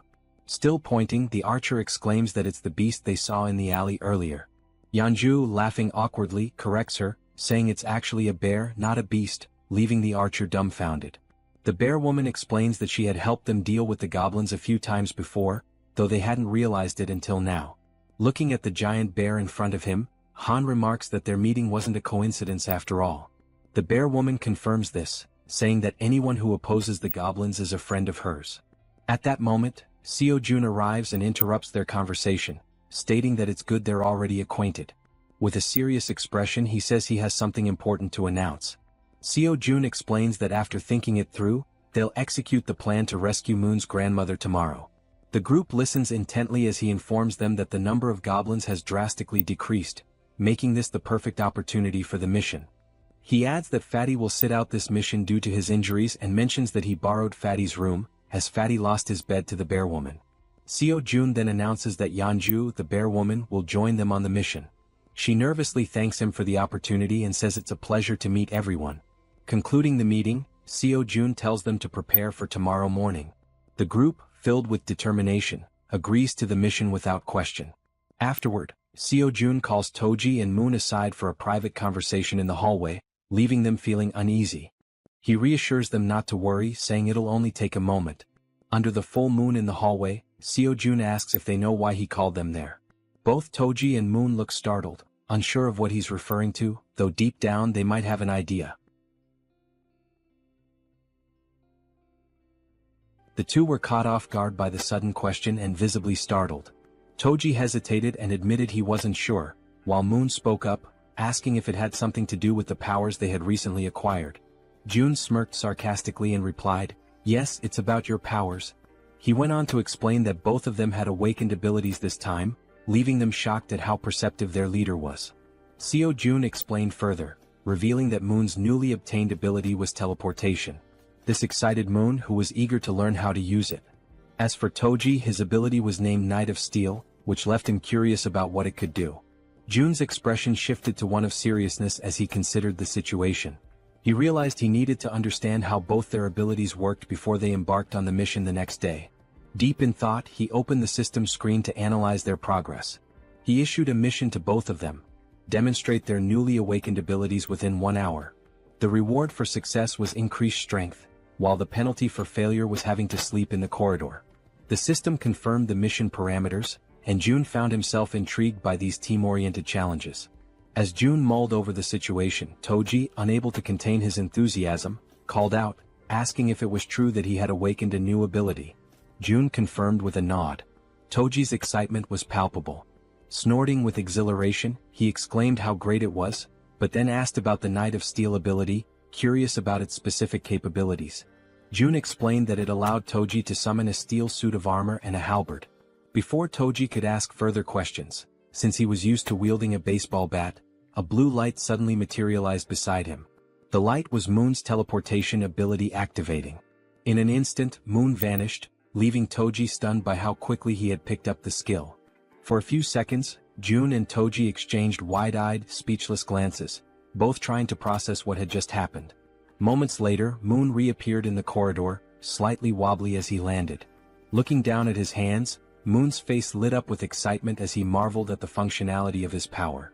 Clenching his fist, he declared, "With this power, rescuing my grandmother will be a breeze." The system notified Seo Jun that Moon's confidence had increased, along with a rise in his loyalty. Overcome with gratitude, Moon bowed deeply to Jun, thanking him for everything he was doing. The gesture took Jun by surprise. After a moment, Jun urged Moon to pause and carefully assess the situation. "Even though you've managed to use your powers," Jun explained, "going to your grandmother's house right now is impossible." Moon, puzzled, asked why that was the case. Jun patiently elaborated that there was no guarantee he could fully control his ability, even though it had worked once. "It's possible you just got lucky," Jun said, causing Moon to lower his head in disappointment at the realization that rescuing his grandmother would have to wait. Jun reassured him, saying, "For now, we'll figure out the maximum range of your teleportation and determine if there's any penalty for using it multiple times." Moon nodded silently in agreement. As the conversation continued, they noticed something unusual happening down the corridor. Turning to investigate, they saw a knight clad in gleaming steel armor wielding an enormous halberd. Toji's eyes widened in amazement as he realized the sheer magnitude of his power. Ecstatic, he couldn't help but comment on how well the ability suited him. The system then notified Jun that Toji's confidence and loyalty had also increased. While Toji celebrated, swinging the halberd to test its weight, Jun called Moon over. Pointing toward a nearby building, Jun asked if Moon could test his teleportation by attempting to reach it. Moon studied the building carefully, gauging the distance and calculating the effort it would take to make such a leap on only his second try. Finally, he turned to his leader and said, "I'm not sure I can make it, but I'll try." The system presented a new mission: teleport to the rooftop of Building 113 within 3 minutes. The reward was an improvement to Moon's teleportation ability, while the penalty for failure was having to sleep outside. While focusing intensely, Moon positioned his hands in a stance resembling a Kamehameha to channel his energy for teleportation. In the background, Toji cheered him on enthusiastically, offering words of encouragement and telling him he could do it. After aligning his thoughts and gathering his energy, Moon opened his eyes. In that instant he vanished once again, enveloped by a burst of blue light. The force of his ability was so intense that Toji instinctively shielded himself from the shockwave. Moon reappeared on the rooftop of the other building, landing in a dramatic superhero pose. However, his face contorted in pain, and his eyes turned completely white. From his new vantage point, Moon felt a wave of relief knowing the teleportation had worked. Looking across at his friends, he waved to ensure they saw him and shouted that everything went as planned. The system notified Jun, confirming that Moon had successfully completed the mission. Seo Jun let out a sigh of relief and smiled, praising Moon for his impressive and quick mastery of the ability. Moon, still waving happily, basked in the moment. But suddenly, without warning, Moon's strength gave out. His eyes rolled back and he collapsed unconscious on the rooftop, leaving him vulnerable. Both Jun and Toji froze in shock, their previous excitement quickly replaced by concern. Everything had been going so well, until it hadn't. Acting swiftly, Jun used his ability to summon a servant, bringing Moon's unconscious body back to their corridor. Moments later, they laid Moon down in one of the beds to let him recover. "Is he going to be okay?" Toji asked anxiously. Jun, studying the system's readout, reassured him, "Yes, he's just unconscious. The teleportation ability took a lot out of him." He explained that with enough rest, Moon would be fine. The system confirmed that Moon was healthy and in a deep sleep. Jun added, "This probably happened because he's not used to using the ability yet." Relieved, Toji sighed and said he was glad to hear it. Jun then shifted the focus. "Now it's your turn," he said, surprising Toji with the sudden declaration. "Wait, my turn?" Toji asked, caught off guard. The system displayed Toji's mission: Perform 100 push-ups and 100 squats while wearing the steel armor. The time limit was 10 minutes and the reward was increased strength. The penalty for failure? Sleeping outside. Without hesitation, Toji began the exercises, starting with the push-ups. Clad in his heavy steel armor, every movement required an incredible amount of effort. Sweat poured down his face and dripped onto the floor as he pushed himself to the limit. Determined, he moved on to the squats, completing the second half of the mission with gritted teeth and unwavering resolve. When he finished, Toji stood tall, exhausted but triumphant, shouting, "Mission accomplished. I did it." The system confirmed his success, notifying June that Kang Deoksu, Toji, had completed the mission. Breathing heavily, Toji leaned against the wall to catch his breath while June observed him, impressed. With a body like his, so athletic and resilient, it's no wonder he has such endurance, June thought to himself. Suddenly, the system displayed a new message, something June had never seen before. "What's this?" June muttered, his eyes narrowing at the unexpected notification. As he studied the screen, Toji asked, "Is that really all for the mission?" June nodded, smiling warmly. "Yes, great job. You can go rest now." The system finished calculating and displayed a notification. Toji's strength had slightly increased. Turning to June, Toji expressed his gratitude. "Thanks for taking the time to help us. I really appreciate it." June, surprised by the sudden notification and watching Toji feel the changes in his body, noticed a new sense of energy radiating from him. Looking at his own hands, Toji clenched them into fists, feeling the power coursing through his veins. "This reward changes everything," he said with a confident smile. The next day, somewhere in a dark alley in Busan, Han screamed in desperation, urging everyone to run. The group scattered, fleeing for their lives as a ferocious horde of goblins pursued them. Toji, however, stopped running and turned around, his fury evident. Assessing the situation, he decided to act. The goblins, focused on their chase, were suddenly blinded by a brilliant light shining in front of them. As they adjusted their vision, they saw a towering figure clad in a steel suit of armor wielding a massive halberd. Without hesitation, Toji charged forward and struck the nearest goblin, impaling it with his halberd in one swift, powerful motion. Then Toji unleashed a flurry of diagonal strikes in rapid succession, cutting down goblins one after another. But the goblins, fueled by rage, refused to give up and surged forward with a determined attack. Expecting a direct assault, Toji braced himself, but the goblins cunningly outmaneuvered him, slipping past to target the more vulnerable backline. In an instant, arrows struck the goblins' heads in swift succession, ending their rampage permanently. Toji turned to see what had happened and spotted Moon wielding a bow and arrow. "Don't worry," Moon called out confidently. "I'll handle any goblins that get past you. Focus on the ones ahead." Gripping his halberd tightly, Toji turned back to the remaining goblins. A smirk spread across his face as he responded, "Got it?" Seeing Toji's renewed focus, the goblins froze, hesitating in their attack. One by one they began to retreat, turning back to where they came from. Frustrated, Toji yelled at them to come back and face him. As the goblins retreated, terror gripped them when a massive shadow appeared before them. It was the bear girl, her glowing red eyes piercing through the chaos. This was her dramatic first appearance, emerging from an ambush prepared for the retreating goblins. The goblins had no choice but to surrender to their fate, collapsing in despair and lamenting their past misdeeds. The group showed no mercy.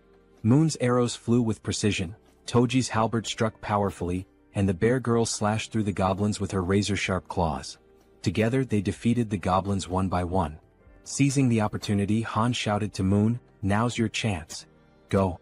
Moon, understanding the urgency, broke into a sprint toward his grandmother's house. "Thank you, Han," he called back as he ran, grateful for the opening created by his comrades. Meanwhile, the system notified Seo Jun that the citizen Moon had completed his mission. A pop-up appeared, stating that it was now evaluating the missions Moon had completed. Back in the comfort of his room, Seo Jun sat with his ultimate eyes ability activated, observing the system screen while slurping on cup noodles. The system pinged again, declaring the evaluation complete and awarding him 132,966 won, which was deposited into his Shutin's wallet. June paused mid-bite, stunned by the reward. This time it was actual money. Returning to his meal, June reflected on the situation. When Toji completed his mission, the reward had been strength, suggesting that additional rewards were now randomized. It makes sense, June thought. The missions are getting harder, so the rewards should scale with the difficulty. The system chimed again, confirming that Moon had completed all the missions available to him for the day. It also announced it would begin evaluating the rewards for Moon's completed tasks. The assessment concluded instantly. Still savoring his noodles, June grinned and said, "All right, let's see what the reward is." The system congratulated him for hitting the jackpot. For those unfamiliar, it clarified that a jackpot is the maximum prize accumulated in games of chance like slot machines or lotteries. Reading this, Seo Jun froze, momentarily stunned. Paralyzed with anticipation, he stared at the screen, waiting to see what incredible reward the jackpot would bring. Still staring at the system notification, Jun remained frozen in shock, his cup noodles stuck in his throat as he tried to process what the jackpot could possibly be. Then the system displayed the reward, a skill point granted as part of the jackpot. Upon reading this, Seo Jun's lips curled into a satisfied smile. This was perfect. He could choose exactly where to use the point. Back on the streets, Moon sprinted toward his grandmother's house at such an incredible speed that a faint blue aura trailed behind him. As he drew closer, exhaustion crept in, sweat dripping down his forehead. His mind raced with anxious thoughts. What if something had happened to her? Upon arrival, the house came into view, a small, simple home, completely unprotected against monster attacks. There were no barriers, no fortifications, just an ordinary house standing vulnerably amidst the chaos. Moon didn't hesitate.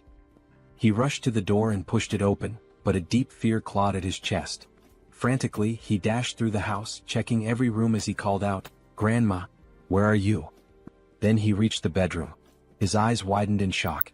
There she was, lying on a futon mattress, peacefully asleep, far calmer than Moon had ever imagined she would be. Cautiously, he approached, gently placing a hand on her shoulder.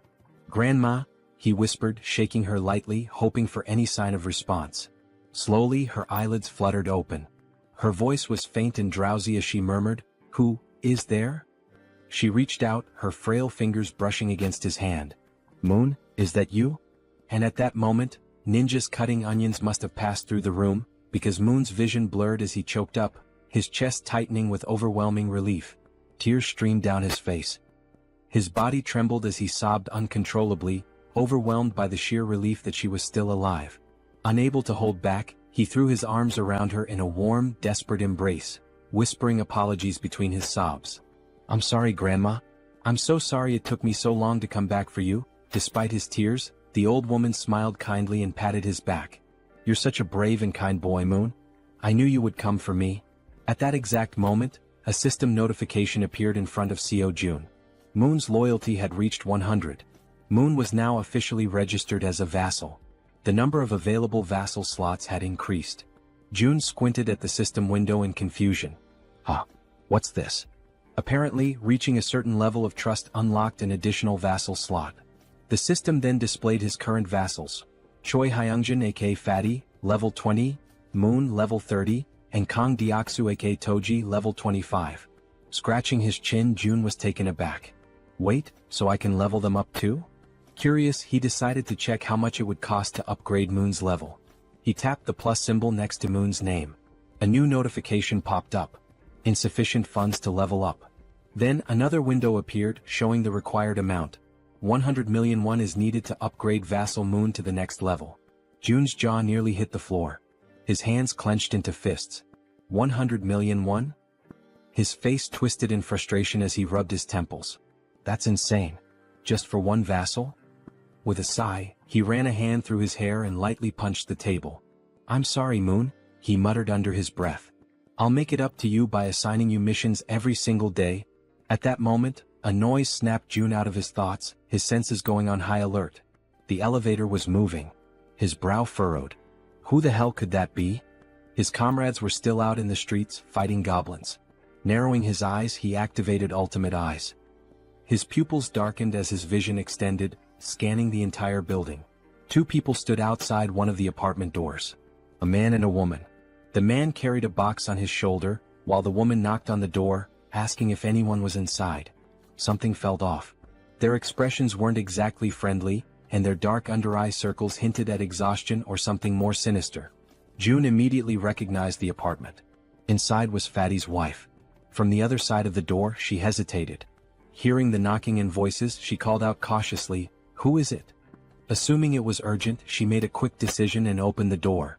Standing there was the young woman, who greeted her with a bright smile. "Hello," she said cheerfully. "I'm Kim Dabin."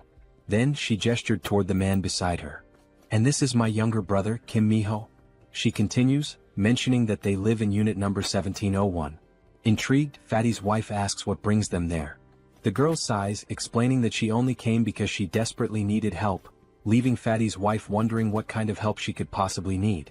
Then, with a sudden burst of desperation, the girl blurts out, practically shouting, "Would it be possible for you to let me take a shower?" Fatty's wife is completely caught off guard. Her jaw drops. Of all the things she had expected to hear, this was the absolute last. Still trying to process it, she blinks in disbelief and asks if she heard correctly. "Did you really just ask to take a shower? And that's all you need?" The girl nods eagerly. "Yes, that's all. I just want a shower." Relieved that the request wasn't anything too complicated, Fatty's wife lets out a small chuckle and waves them inside. "Well, that's easy enough. Come in." The two enter, expressing their gratitude. The man, still carrying the box on his shoulder, also thanks her before asking where he should put it. Curious, Fatty's wife asks what's inside. As he places it down on the floor, the girl, still grateful, explains that it's just canned food and some miscellaneous supplies. The man opens the box, revealing various types of canned goods, exactly as she had said. Seeing this, Fatty's wife smiles and thanks them, mentioning that they really didn't have to go through all that trouble. The girl waves it off. "It's nothing really. If you think about it, I just walked into a stranger's house and made a pretty weird request." Just as she finishes speaking, something catches her attention from the corner of her eye. She turns her head slightly, her gaze landing on the collection of bows lined up against the wall, alongside Toji's baseball bat. Curious, she can't help but ask, "Do these bows and that bat belong to the owner of this apartment?" Fatty's wife wasn't expecting that question. Still, after a brief pause, she shakes her head. "No, actually. These don't belong to the apartment's owner. The real owners live in another unit, but it's kind of a complicated situation to explain in just a few words." The girl nods in understanding. "I see." Watching everything unfold, Seo Jun deactivates his ability and thinks to himself that so far they don't seem like bad people. He then shifts his gaze toward the window and murmurs to himself, "I'll go check it out later." After a brief moment of thought, he adds, "I also need to talk to them. I want to ask if they'd be willing to help rescue other survivors from the nearby apartments." Before he can dwell on it further, a sudden system notification pops up. June blinks in surprise as the message appears before him. "You have successfully hunted a red tiger." A second notification follows immediately after. "You have gained a large amount of XP." Then another. 39,783,201 has been deposited into the Ultimate Shutin's wallet. And finally, one last message. "Your skill level has increased and you have acquired a new ability." June stares at the notifications, his eyes widening in shock. What just happened out there? He hadn't even been paying attention for that long. How could so much have changed in such a short time? Without hesitation, he forces himself to reactivate Ultimate Eyes, pushing his abilities to their limit despite the strain. Outside, the battlefield is far from calm. Han, the archer, and the guy with glasses are both lightly wounded.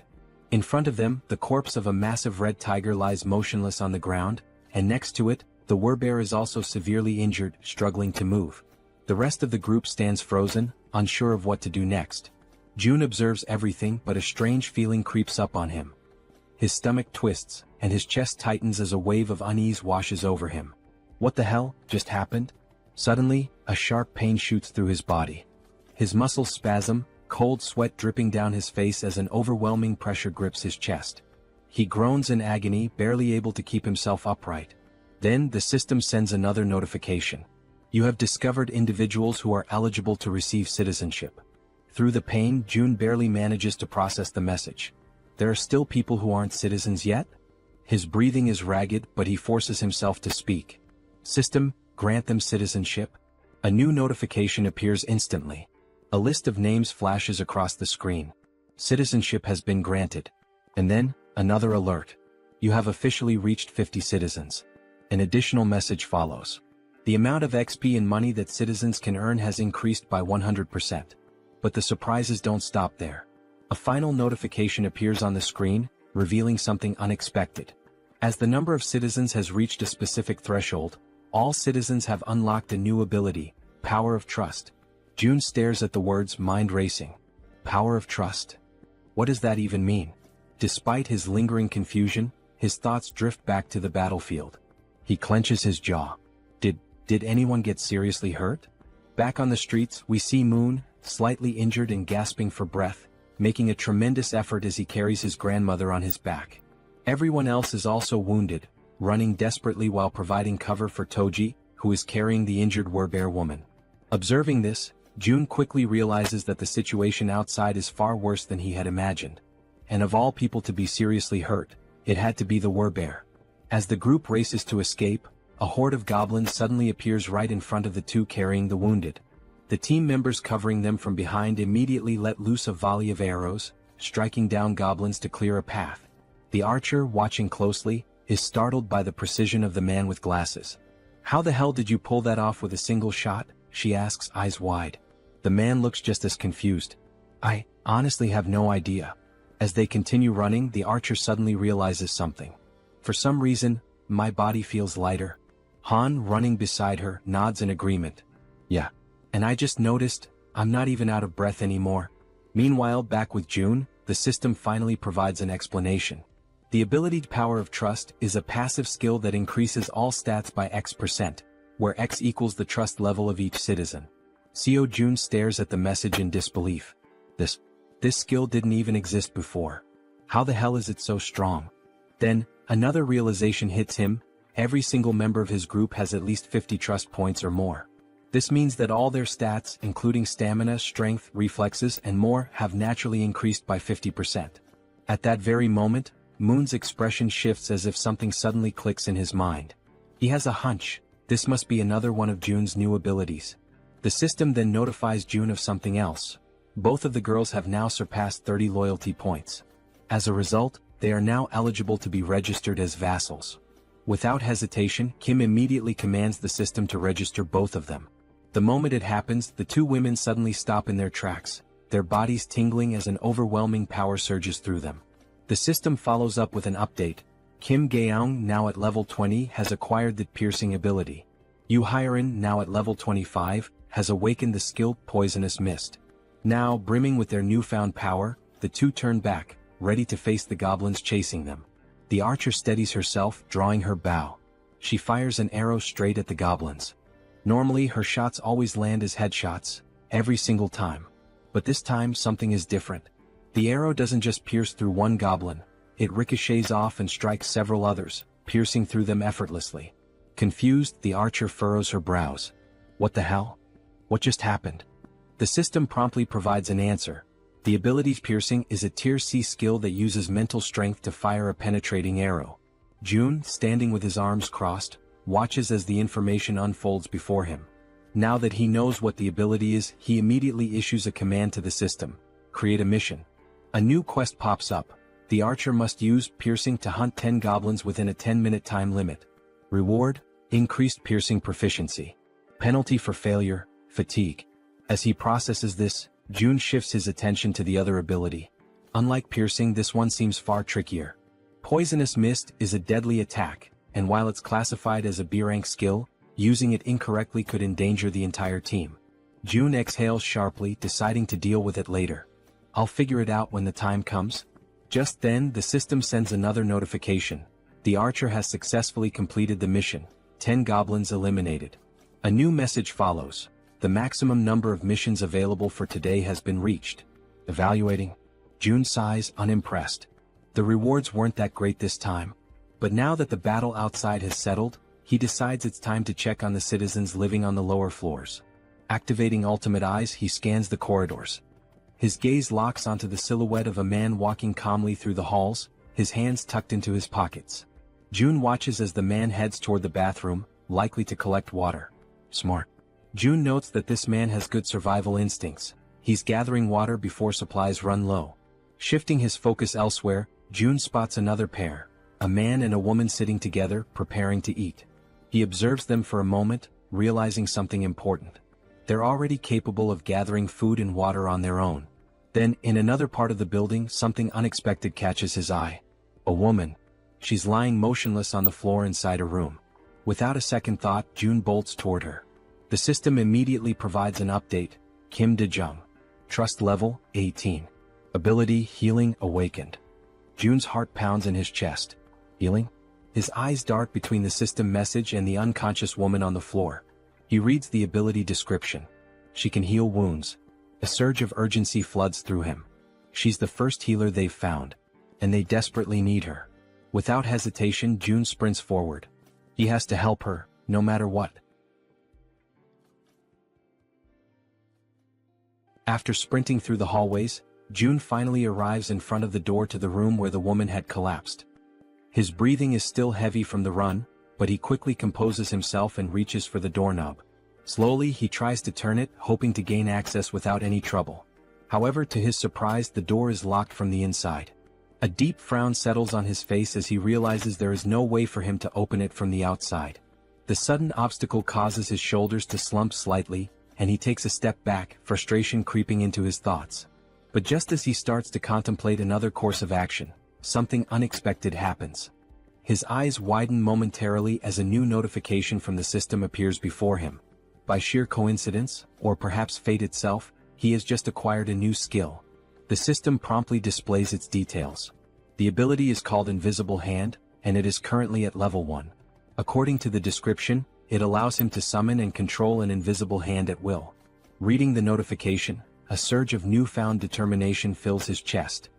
His grip tightens into fists as he mentally acknowledges the absurd but undeniable reality of his newfound power. Silently, he expresses his gratitude for this sudden stroke of fortune. Closing his eyes for a brief moment, Jun focuses his thoughts entirely on the locked door before him. He visualizes himself breaking the lock, willing it to yield under his command. When he finally opens his eyes, he is met with an unexpected yet welcome sight. Right before him, materialized out of shut-in energy, is a lock-breaking tool, a sturdy bolt cutter formed entirely of the same strange energy he has come to rely on. Without hesitation, he reaches forward, taking hold of the newly formed tool.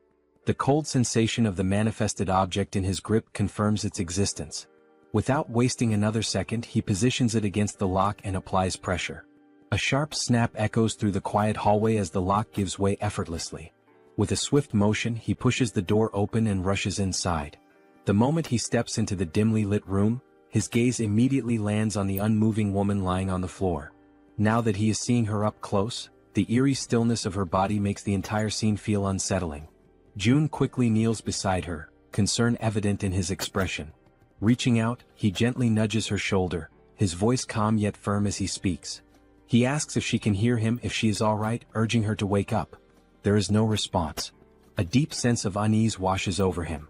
He carefully observes her condition, scanning for any visible injuries. But what he notices instead sends a wave of worry through him. Her face is unnaturally pale, her lips dry and cracked. Severe dehydration. His mind races. Dehydration this extreme could be dangerous. She needs help, immediately. He quickly shifts his attention to the surroundings, searching for anything that might assist in stabilizing her condition. His eyes dart around the room, taking in every detail. Then, something catches his attention, something that makes him pause, confusion flickering across his face. There is water in the room. Yet, despite the presence of water, she is still in this critical state. It makes no sense. The contradiction unsettles him, sending a cold shiver down his spine. Glancing back at the woman, he forces himself to push aside the troubling thoughts. Now is not the time to question the situation. The priority right now is saving her. A sudden idea forms in his mind. Without hesitation, he opens the system interface. There is a chance this might work. Jun quickly assigns her a mission, a simple yet crucial task. The mission objective, breathe. The reward, immediate recovery from dehydration. The system processes the command, deducting 10,001 as the cost for activating the mission. Almost instantly, a soft blue aura begins to envelop the woman's body. Jun watches intently, his pulse quickening as the energy works through her. Then faint sounds escape her lips, a weak, breathy noise, but a clear sign that she is beginning to stir. Relief floods through him. It worked. Slowly, her eyelids flutter open, her gaze hazy and unfocused. A blurred silhouette of a figure stands before her, a voice reaching her ears, asking if she is awake. Her mind struggles to process the situation. Her voice, weak but laced with confusion, manages to form a question. Who is he? And why is he in her room? Jun straightens slightly, meeting her dazed gaze. He introduces himself, explaining that he lives in a unit just above hers in the building. She blinks, her expression still foggy with exhaustion. The information doesn't seem to register right away. Still lying on the floor, she questions him again, her voice laced with uncertainty. How did he get inside? June, seeing no reason to hide the truth, states it plainly. He tells her that he saw she was unwell and decided to enter, by force breaking the door open to reach her. A moment of silence lingers between them. Then her breath hitches. Her expression shifts as realization dawns. Without warning, tears begin streaming down her face. And yet she does not say a word. She simply cries as if the weight of everything she had been enduring had finally caught up with her. She raises her hands to her face, wiping away the tears in an attempt to hide her crying. Her shoulders tremble slightly as she struggles to compose herself. June, watching her closely, immediately senses that something is wrong. There is an uneasiness in the way she reacts, something beyond just exhaustion or confusion. Taking a deep breath, he calls her name, Kim Dejung, his voice firm yet gentle. As she slowly pushes herself up from the floor, still visibly shaken, he speaks again. He apologizes for being so abrupt, for barging into her life so suddenly, but he makes it clear that he needs her help. There is urgency in his tone, something that makes her pause despite her lingering distress. Now sitting upright, her tear-filled eyes meet his, though her expression remains guarded. Her lips, still cracked from dehydration, barely part as she listens to him speak. June wastes no time in explaining, one of his allies is severely injured. The words seem to take a moment to register. Dejung slowly turns her body toward him, staring as if trying to process what he just said. Silence stretches between them. She blinks, her mind racing, trying to make sense of his words. His ally? Someone severely injured? Why is he telling her this? She doesn't understand, she doesn't even know this man. Panic begins to rise in her chest. He wants her to save someone? Why her? Doubt and fear intertwine within her thoughts. Her hands tremble slightly as she lowers them to her lap. It seems impossible, an absurd request thrown at her out of nowhere. He's putting his faith in the wrong person. And then another realization strikes her like a bolt of lightning. How does he know she's a nurse? Her breath catches. She has never told him that. No one in this building should even know. A wave of unease washes over her, yet at the same time, something about the way he speaks, the way he asks for help, doesn't feel threatening. There is no malice in his words, no ill intent in his eyes. Still hesitant, still uncertain, she makes a decision. She has to see for herself. Slowly she turns to face him completely. Though suspicion lingers in her gaze, she swallows down her doubts and agrees to help. Her voice, though weak, carries a firm resolve as she asks where exactly she is supposed to go. June doesn't answer right away. Instead, he opens the system interface, his fingers moving swiftly across the translucent screen in front of him. He asks her to wait just a moment. He assigns her a mission, one that instructs her to use healing magic to cure the wounded werbear. The mission comes with a 1-hour time limit, a reward labeled as improved, and to his relief, no penalties. His eyes flicker with determination as he reads the details. He must save the werbear no matter what. Turning back to Dejung, he tells her that for now she should rest. He will personally bring the injured person to her.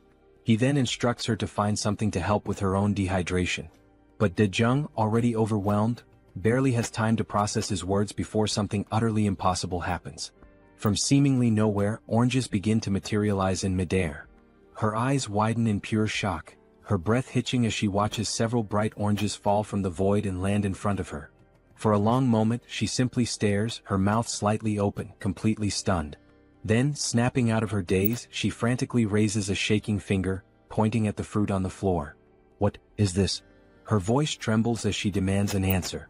June, realizing how bizarre this must seem to her, quickly apologizes. But Dejung isn't satisfied. Her heartbeat pounds in her ears as she watches more oranges drop into existence. Where are these coming from? How is this happening? What kind of person is this man?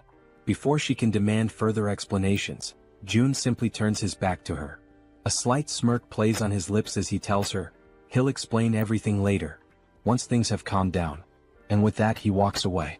Leaving her still kneeling on the floor, still staring in disbelief, he exits the room with a final request. He reminds her that she is still weak, that her body needs to recover, and he asks, no, insists, that she prioritize her own rest. As soon as June is gone, Dejung lowers her gaze to the scattered oranges. Slowly she reaches out, picking one up. The texture, the weight, the coolness against her fingertips. It all feels real. She squeezes the fruit gently, expecting it to vanish like an illusion, but it remains solid in her grasp. A shiver runs down her spine. What is this? Still overwhelmed, she hesitantly mutters to herself, wondering if she's dreaming. Because never, in her life has she seen anything like this before. Meanwhile, June wastes no time. He rushes back to his shut-in apartment, moving with quick, determined strides. His mind is already focused on helping his allies outside as fast as possible. The system chimes with a notification. The healer's trust level has increased. He stops for a brief moment, narrowing his eyes at the message. She hadn't trusted him before. That much was obvious. But now, it seems like her perception of him has changed, even if only slightly. Still, it isn't enough for him to let his guard down. Trust takes time. And honestly, he can't blame her. If someone broke into his home out of nowhere, he wouldn't trust them either. Shaking his head, he steps onto the balcony, his gaze drifting downward.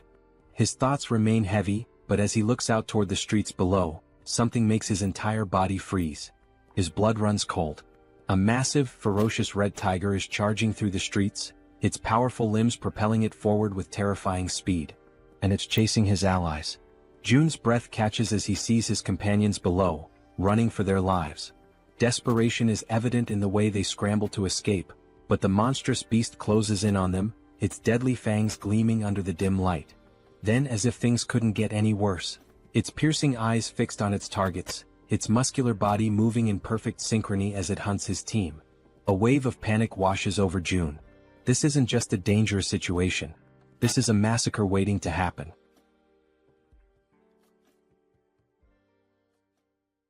June stood frozen in shock as he took in the sight before him. There wasn't just one red tiger. Another had appeared, a second ferocious beast, separate from the one that had already fought the Werbear woman and left her gravely wounded. Down below, chaos continued to unfold. The massive red tiger prowled menacingly, striking fear into the hearts of the remaining group members, who were now running desperately, not daring to look back. Fear gripped them entirely, their survival instincts pushing them forward. Amidst the frantic escape, Hyarin, the girl who had received the power of poison, misstepped. Her foot twisted unnaturally, and pain exploded through her leg as she collapsed onto the hard ground. A sharp, involuntary cry of agony tore from her throat. Both the archer woman and Han immediately stopped in their tracks, their faces contorted with panic. Their eyes darted back to her, calling out her name with pure desperation. Gritting her teeth, Hyarin struggled to push herself up, trying to fight through the pain. But her body was already beyond exhaustion, her limbs heavy, refusing to obey her will. No matter how much she willed herself to move, she couldn't. The archer's voice rang out through the air, a raw scream of distress. Because the enormous red tiger was already preparing to strike. Its muscles coiled, eyes locked onto Hyarin like a predator savoring its helpless prey. It was ready to devour her, its powerful body lunging forward just as she finally managed to stagger back onto her feet. But she had yet to realize how dangerously close the beast truly was. Her mind was occupied by something else, perhaps a last-ditch plan or sheer disbelief at her predicament. Then at last she turned her head. And in that instant she understood. The beast was right there. The realization hit her like a tidal wave, crashing down and swallowing her whole. A cruel truth settled into her bones: there was no escape. For a brief, soul-crushing moment she stopped resisting. The fight drained from her eyes and she surrendered to the inevitable. She stood still, bracing for the end, waiting for the red tiger's jaws to clamp down and rip her apart. And then, in a sudden flash of light and violet smoke, she was gone. The tiger's gaping maw snapped shut on empty air. A growl rumbled deep in its throat, confusion flickering through its burning eyes. It didn't understand what had just happened. A heartbeat ago, its prey had been right there. And now, vanished. The frustration of the failed kill sent the beast into a deeper fury. At the same moment, Hyarin reappeared, disoriented, drenched in sweat, her breath ragged and uneven. Her mind reeled as she tried to comprehend what had just occurred. Had she died? Was this the afterlife? Pain surged through her limbs, sharp and unrelenting, reminding her that she was still very much alive. That was when she saw him. June. He was standing there watching her closely. It had been too close. A fraction of a second later and she wouldn't have survived. The weight of that realization pressed down on him. Hyarin, still trembling, looked up at him, but no words came. She was too exhausted, too overwhelmed to speak. Meanwhile, outside, the others were still running for their lives. June took a deep breath, his mind racing. At the very least, he had bought them some time. One less person in immediate danger meant the group below had a slightly better chance of escaping. Then his system screen flashed with a new notification. He had discovered individuals who met the criteria to be granted citizenship. The system prompted him, did he wish to approve their citizenship? Before he could process this, another sudden movement caught his eye. Moon appeared, using his teleportation ability to warp into the apartment, carrying his grandmother in his arms. As soon as he landed, he turned to June, his expression frantic.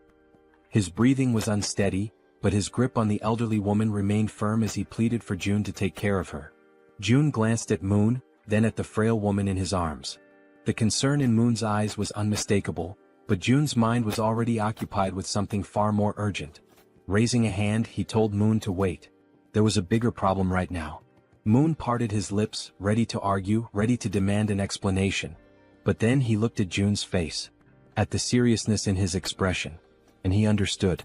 Whatever June was dealing with, it was far worse than he had realized. Without another word, Moon nodded. He could tell that, at this moment, his grandmother was not the priority. Down below, the relentless red tiger was still in pursuit, refusing to let up. It chased the remaining group members without mercy, its predatory instincts fully awakened. June clenched his fists, forcing himself to focus. He needed to act. Activating his new ability, Invisible Hand, he made a decision. That tiger needed to die, and he had to find a way to kill it. Down in the streets, the archer, Han, and Togi, who was still carrying the injured werbear, kept running. But no matter how hard they pushed themselves, the red tiger was catching up. Han risked a glance over his shoulder, his stomach twisting with dread. If this continued, they were all going to be devoured. He had to do something. Instinct took over. Without a second thought, Han skidded to a stop, planting his foot firmly on the ground. His fingers tightened around one of his baseballs. His heart pounded in his chest as he raised his arm, channeling everything he had into one throw. A faint blue glow began to radiate around him, intensifying with each passing second. He poured everything into it. Then, he hurled the ball with all the force he could muster. It soared through the air, cutting through the night like a bullet. For a moment, hope flickered. Maybe, just maybe, it would hit. But in the blink of an eye, the tiger dodged. The ball shot past it, colliding uselessly with the ground. A low, guttural growl rumbled through the air. Then, the red tiger threw back its head and roared, a deafening sound that reverberated through the city streets, a declaration of its dominance. The archer's voice rang out in terror as she screamed for Han, begging him to run. But it was too late. The red tiger, eyes gleaming with lethal intent, lunged at him. Teeth bared, claws outstretched. Han gritted his teeth, knowing he was out of time. There was nothing he could do to stop it. But there was one thing he could still do. A single desperate choice. He turned his head and shouted for his friends to keep running. Then, without hesitation, he broke into a full sprint in the opposite direction. If he could lead the tiger away, even if it cost him his life, then at least the others might make it out alive. His chest heaved. His legs burned. Every step was fueled by sheer willpower. But deep down he knew. This could be the end for him. And still he ran. As he approached a parking lot, hoping against all odds that goblins or some other kind of monster would appear to distract the red tiger, Han continued to run with all the strength he had left. But once again the relentless beast was far too close behind him. It was undeniable now, this was truly the end for him. While sprinting, he risked a glance over his shoulder, his breath catching in his throat as he took in the sight of the enormous glistening fangs of the red tiger. They were massive, sharp, and deadly, a testament to the inevitable doom that awaited him. At that moment, his gaze locked with the tiger's, and an unspoken understanding passed between them. This was it. There was no escape. His fate was sealed. Just when all hope seemed lost, when every fiber of his being prepared to accept his tragic demise, something unexpected happened. A strange, pulsating purple force suddenly materialized and coiled tightly around the red tiger's neck. It appeared out of nowhere, wrapping around the beast with a speed and intensity that defied comprehension. In an instant, the force pulled downward with such overwhelming strength that the tiger's head was violently slammed into the ground. The impact was so powerful that the very pavement beneath them cracked and shattered, sending debris flying in every direction. The tiger let out a guttural snarl of frustration, struggling against the mysterious force. Its powerful limbs instinctively clawed at the ground, attempting to regain stability, but the unseen energy was relentless. Slowly, its paws began to lift off the ground, its body suspended as if an invisible hand were hoisting it up. The purple force continued to constrict, tightening mercilessly around the tiger's throat, squeezing the life out of the monstrous creature. It was unmistakable. This wasn't a natural occurrence. This was someone's doing. And Han, still frozen in shock from witnessing the impossible, knew exactly whose work this was. There was no doubt in his mind, this was Jun's power. Moments later, the archer woman and the bespectacled man arrived at the scene, their breaths ragged from the exhausting chase. They had rushed there, fearing for Han's safety, but what they found left them momentarily speechless. Their eyes widened in disbelief as they beheld the red tiger, still writhing in agony, its body dangling helplessly as the mysterious force continued to choke the life out of it. As the archer took in the scene, a system screen suddenly appeared before her, glowing softly in the dim light. She hesitated for a brief moment before focusing her attention on the text displayed before her. Her expression shifted almost instantly. Her eyes widened in shock as she absorbed the information. Then, as though gaining a newfound sense of understanding, she took a deep breath, regaining her composure. With a newfound calmness, she turned to her companions and, without hesitation, stepped forward. High above, watching the events unfold from his vantage point, Jun observed everything with sharp, calculating eyes. There was no need for him to intervene any further. He had already done what was necessary. Now, as long as Gaoung, the archer, landed the final blow, he would receive 4 times the loot. Below, the red tiger, still trapped and gasping for air, thrashed desperately in a futile attempt to escape. But its fate was already sealed. The archer, understanding the significance of this moment, took her time, preparing what would be her most crucial shot yet. The tiger's fiery gaze turned to her, desperation evident in its glowing eyes. It was pleading for mercy, seeking even the faintest glimmer of hope for survival. But the woman standing before it held no sympathy. Her expression was one of cold resolve. Mercy was not an option, not for this wretched beast. She pulled back the string of her bow, channeling an intense blue aura into her arrow. The pressure emanating from the charged shot was immense, causing the very air around them to tremble. Then, with a swift, decisive motion, she released the arrow. A powerful gust of wind exploded outward as the arrow soared through the air, its force cutting through the night like a spear of vengeance. The instant it found its mark, a system notification flashed before Jun's eyes. You have successfully hunted a level 28 red tiger. You have gained a significant amount of experience points. 62,311,776 one has been deposited into your shut-in wallet. As the tiger's body collapsed lifelessly onto the ground, another notification appeared, this one highlighting the growing dynamics among the group. Team trust and loyalty levels have increased. Another notification followed shortly after. Han's loyalty level has exceeded 30. He now meets the requirements to be registered as a vassal. A satisfied smile played on Jun's lips. Everything had gone exactly as planned. He nodded to himself before selecting the prompt to accept Han's registration as his vassal. A few moments later, the scene shifted to another part of the building where someone was being healed. It was the healer, the woman who had previously collapsed in exhaustion within one of the rooms. Now fully conscious, she focused her energy, her hands glowing faintly as she tended to the wounded. The injuries of the others faded rapidly under her care, not even leaving scars behind. The first person she prioritized was the Werbear woman, whose body had suffered severe damage during the brutal encounter with the red tiger. Jun, watching from afar, reflected on the sheer luck they all had, him included, in having found a healer in a situation like this. Han approached, still catching his breath. Without wasting any time, Jun turned to him and asked what had happened below, particularly why the red tigers had suddenly appeared. Han, his voice still carrying traces of exhaustion and gratitude, explained that the location where Moon's grandmother's house had once stood was likely a territory belonging to the red tigers. They had managed to take one down, but another had soon appeared, proving that the area was far more dangerous than they had initially assumed. Hearing this, Jun processed the information carefully. It made sense. There was no reason to believe that only goblins would inhabit this region. And now that he thought about it, there hadn't been any goblins in this area. That meant the goblins had probably already invaded the buildings nearby. If that was the case, Moon's grandmother wouldn't have been safe if she had remained inside. Despite everything, the only reason she had survived was that she had unknowingly been within the red tiger's territory. Jun exhaled slowly, shaking his head. The sheer luck involved in this entire ordeal was truly something extraordinary. Just then, another system notification appeared before him. Healer's performance is being evaluated. 73,312 won has been deducted for the mission. The healer let out a relieved sigh upon realizing that her task had been successfully completed. Seeing her reaction, June stepped forward and acknowledged her efforts, telling her that she had done a great job. However, she quickly waved off his praise and instead asked if she could finally return home. Before anyone could respond, a voice interrupted. Wait a moment.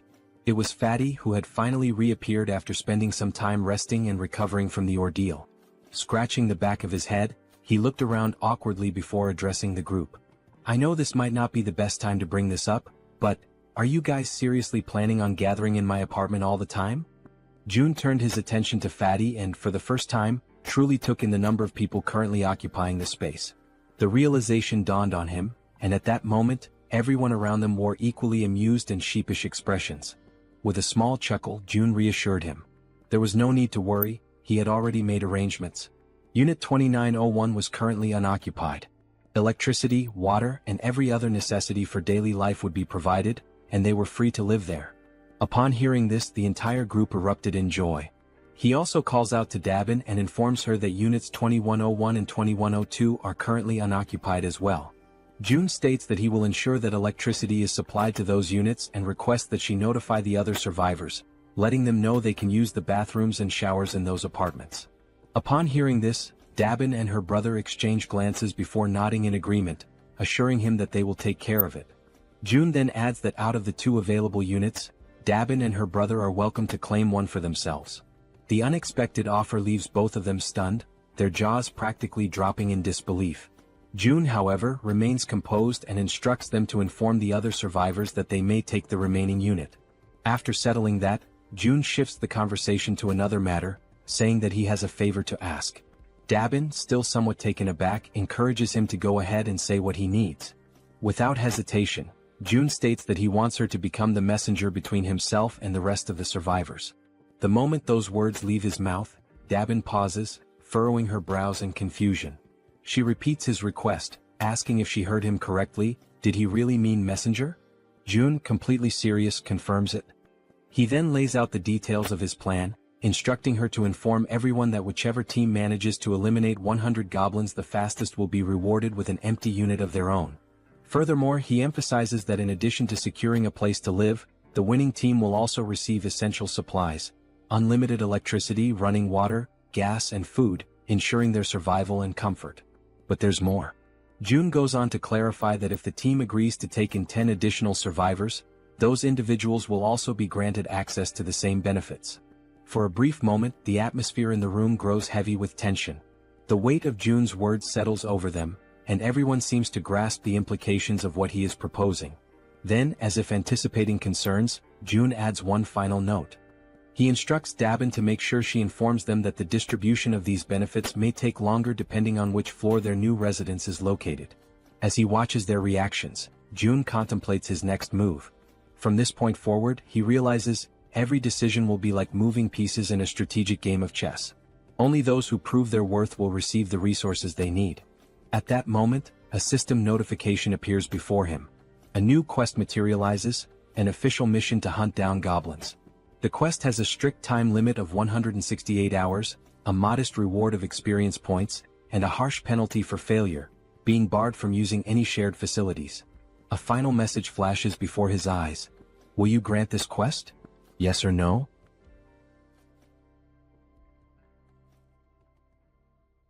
After that, all the residents that June had helped began hunting the goblins. Outside, one of them was desperately running for his life, being chased by an enormous horde of goblins. His breath was ragged and his legs burned with exhaustion, but he had no choice but to keep moving forward. The goblins were enraged, shrieking as they pursued him, their eyes glowing with a savage hunger. The young man in the red jacket was already drained from all the running, and regret started creeping in. He cursed himself for getting into this situation but kept repeating in his mind that he just needed to endure a little longer. As he continued sprinting, his eyes locked onto a door ahead, leading into the parking lot. His last hope of survival. Behind him, the goblins, with their sharp claws outstretched, were closing in rapidly, almost managing to grasp him. But at the last second, the young man threw himself forward, sliding across the ground as if making a desperate soccer tackle. His body barely squeezed through the doorway just before the goblins could reach him. With whatever breath he had left, he screamed in desperation, urging the others to attack immediately. His voice rang with panic as he warned them that the whole thing had been a trap.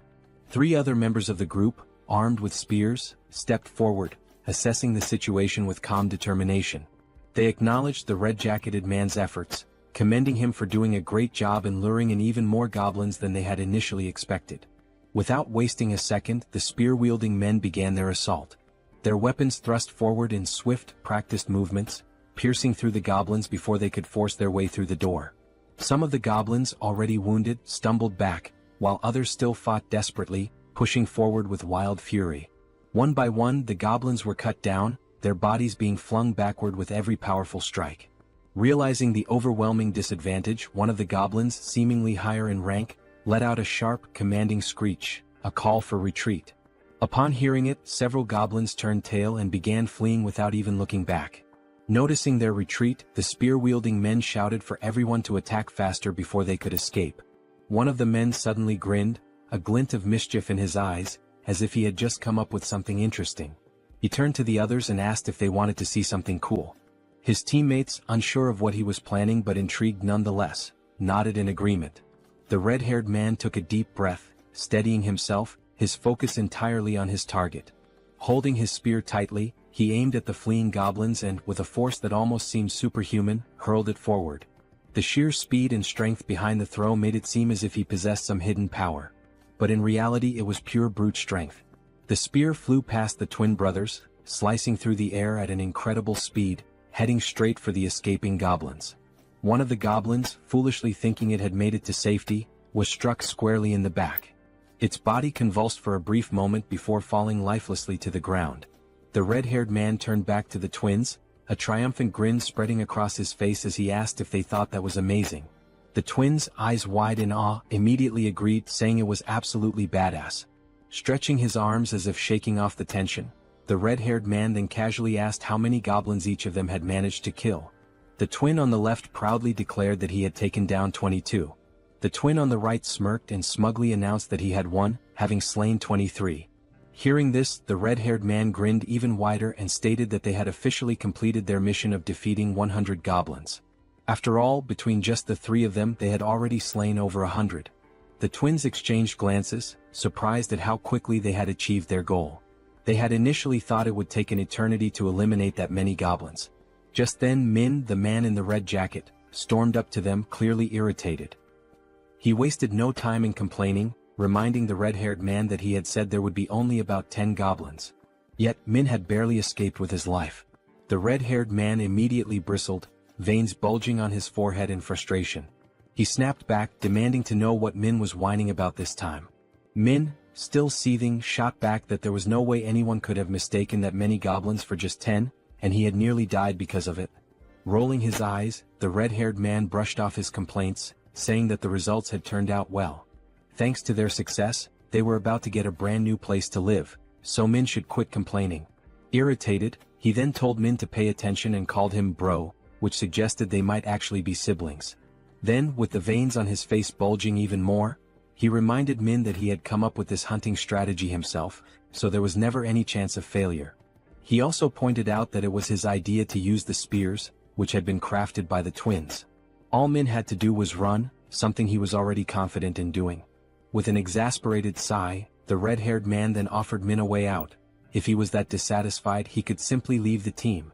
At this point, his presence wasn't even making much of a difference anymore. Sensing the tension between the two brothers, the twins quickly intervened to prevent the argument from escalating into an actual fight. One of the twins calmly asked the red-haired man to relax, reminding him that Min had put in effort as well. The other twin turned to Min and, with a playful grin, told him that he had done an excellent job acting as bait, pointing out that he had been running incredibly fast. The red-haired man clicked his tongue in irritation, saying that Min always managed to find a way to get on his nerves. He then demanded to know how Min dared to talk back to him like that. One of the twins, still grinning, urged Min to just apologize and get it over with. Realizing that arguing would get him nowhere, Min let out a sigh and begrudgingly muttered an apology. The red-haired man huffed in response, then turned his back on him. Dismissing the whole ordeal, he stated that it was time to move on, as they needed to head to the 21st floor to claim their new home. However, upon arriving at the 21st floor, ready to receive their reward, they were met with unexpected news. Dabin, looking somewhat apologetic, informed them that another team had already beaten them to it and claimed the reward first. The entire group froze in disbelief, their excitement immediately turning into shock. In their minds, they had been incredibly fast. There was no way another team had completed the mission before them.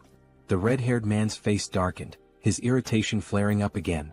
He demanded to know if there was really another team that had managed to slay 100 goblins faster than them. Dabin nodded, confirming it. Still unable to believe what he was hearing, the red-haired man furrowed his brows and told Dabin to stop joking around. In a protesting tone, he once again asked Dabin to stop joking around and to just hand over their house already.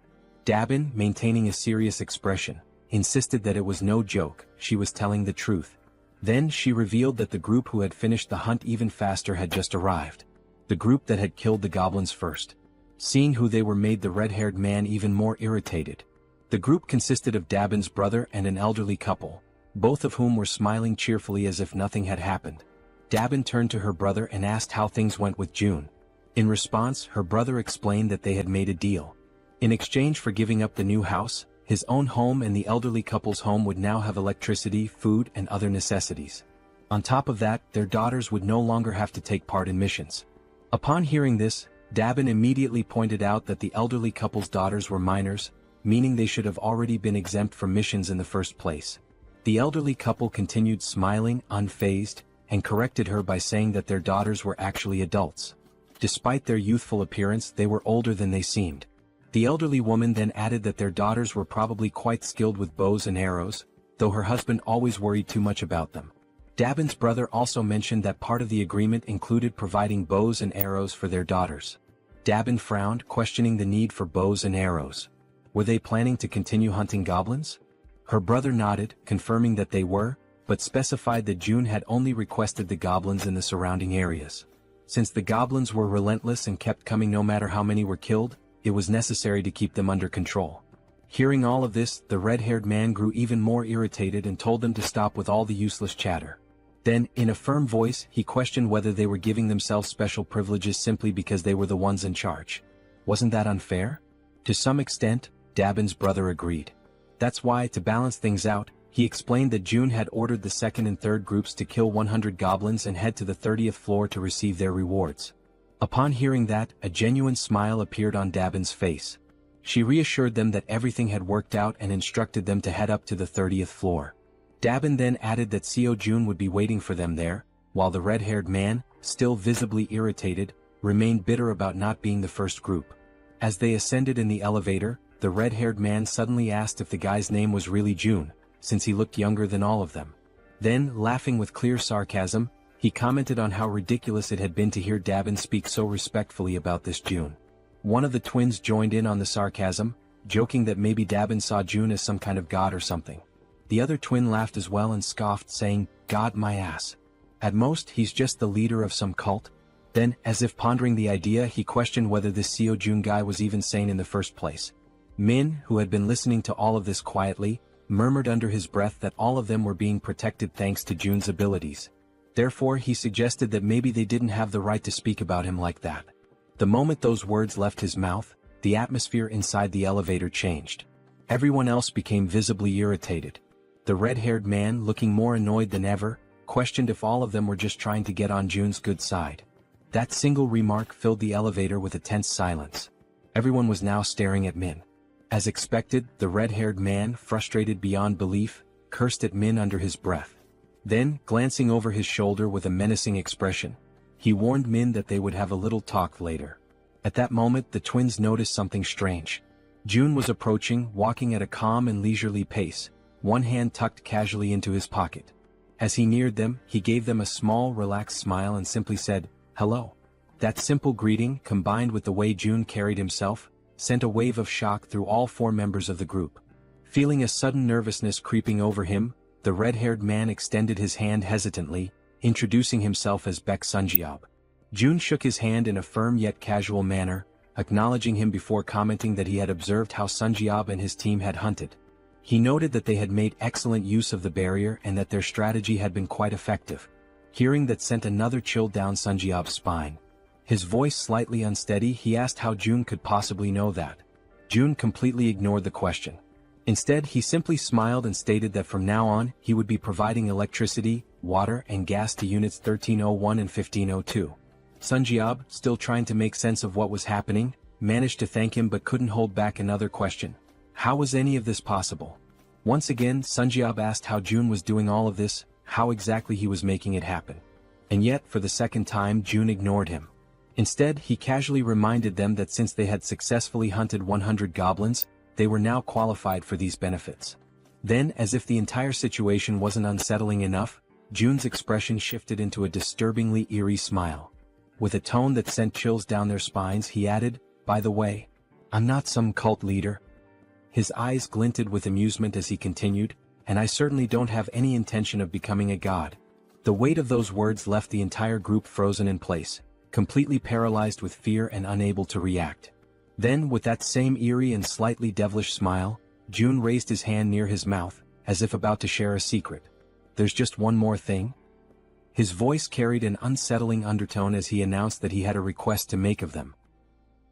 Sometime after that, the new group is seen running at full speed, desperately fleeing from something. When the scene shifts to a front view, the four members are revealed to be escaping, but this time, it's not from goblins, it's from massive, bloodthirsty orcs. Their feet move swiftly as they turn a corner, frantically trying to put more distance between themselves and the monsters. As they round another street, they shout desperately for someone to hurry up and throw things at the orcs. Standing in front of them is Han, holding several spears in his hands. With a subtle smirk, Han tells them they did a good job.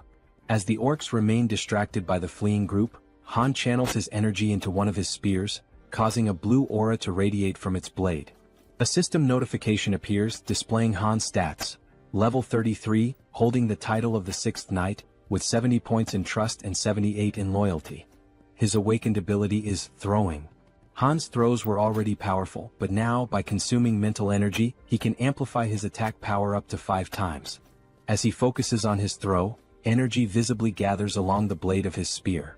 The system further indicates that his physical abilities increase by a percentage based on his loyalty, that the experience points and money dropped by monsters are tripled, and that knights can grow at an accelerated rate. Then, with immense force, Han hurls the spear, striking one of the leading orcs directly. Upon witnessing its companion fall, another orc becomes enraged.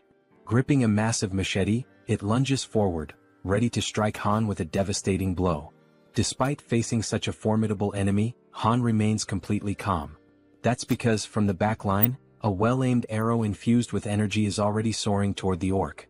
The arrow pierces the orc's head, and with that, it's clear who fired the shot. The archer had been providing cover from the rear all along, and that was precisely why Han could remain so composed. As the second orc collapses, Han swiftly draws another spear and hurls it toward the third orc. The moment it lands, Han finally exhales and says that it's all over. At that moment, a notification appears for June, informing him that he has successfully hunted a level 19 orc and earned wands as a reward for the mission to eliminate 100 orcs. With the mission now complete, 3 people who had been hiding from the orcs in that region are rescued. Han approaches them, reassuring them that there is a safe place they can go. As they move toward the main group, the system suddenly issues an alert. Unauthorized individuals are attempting to enter. The system then prompts Seo Jun, asking if he would like to grant them citizenship.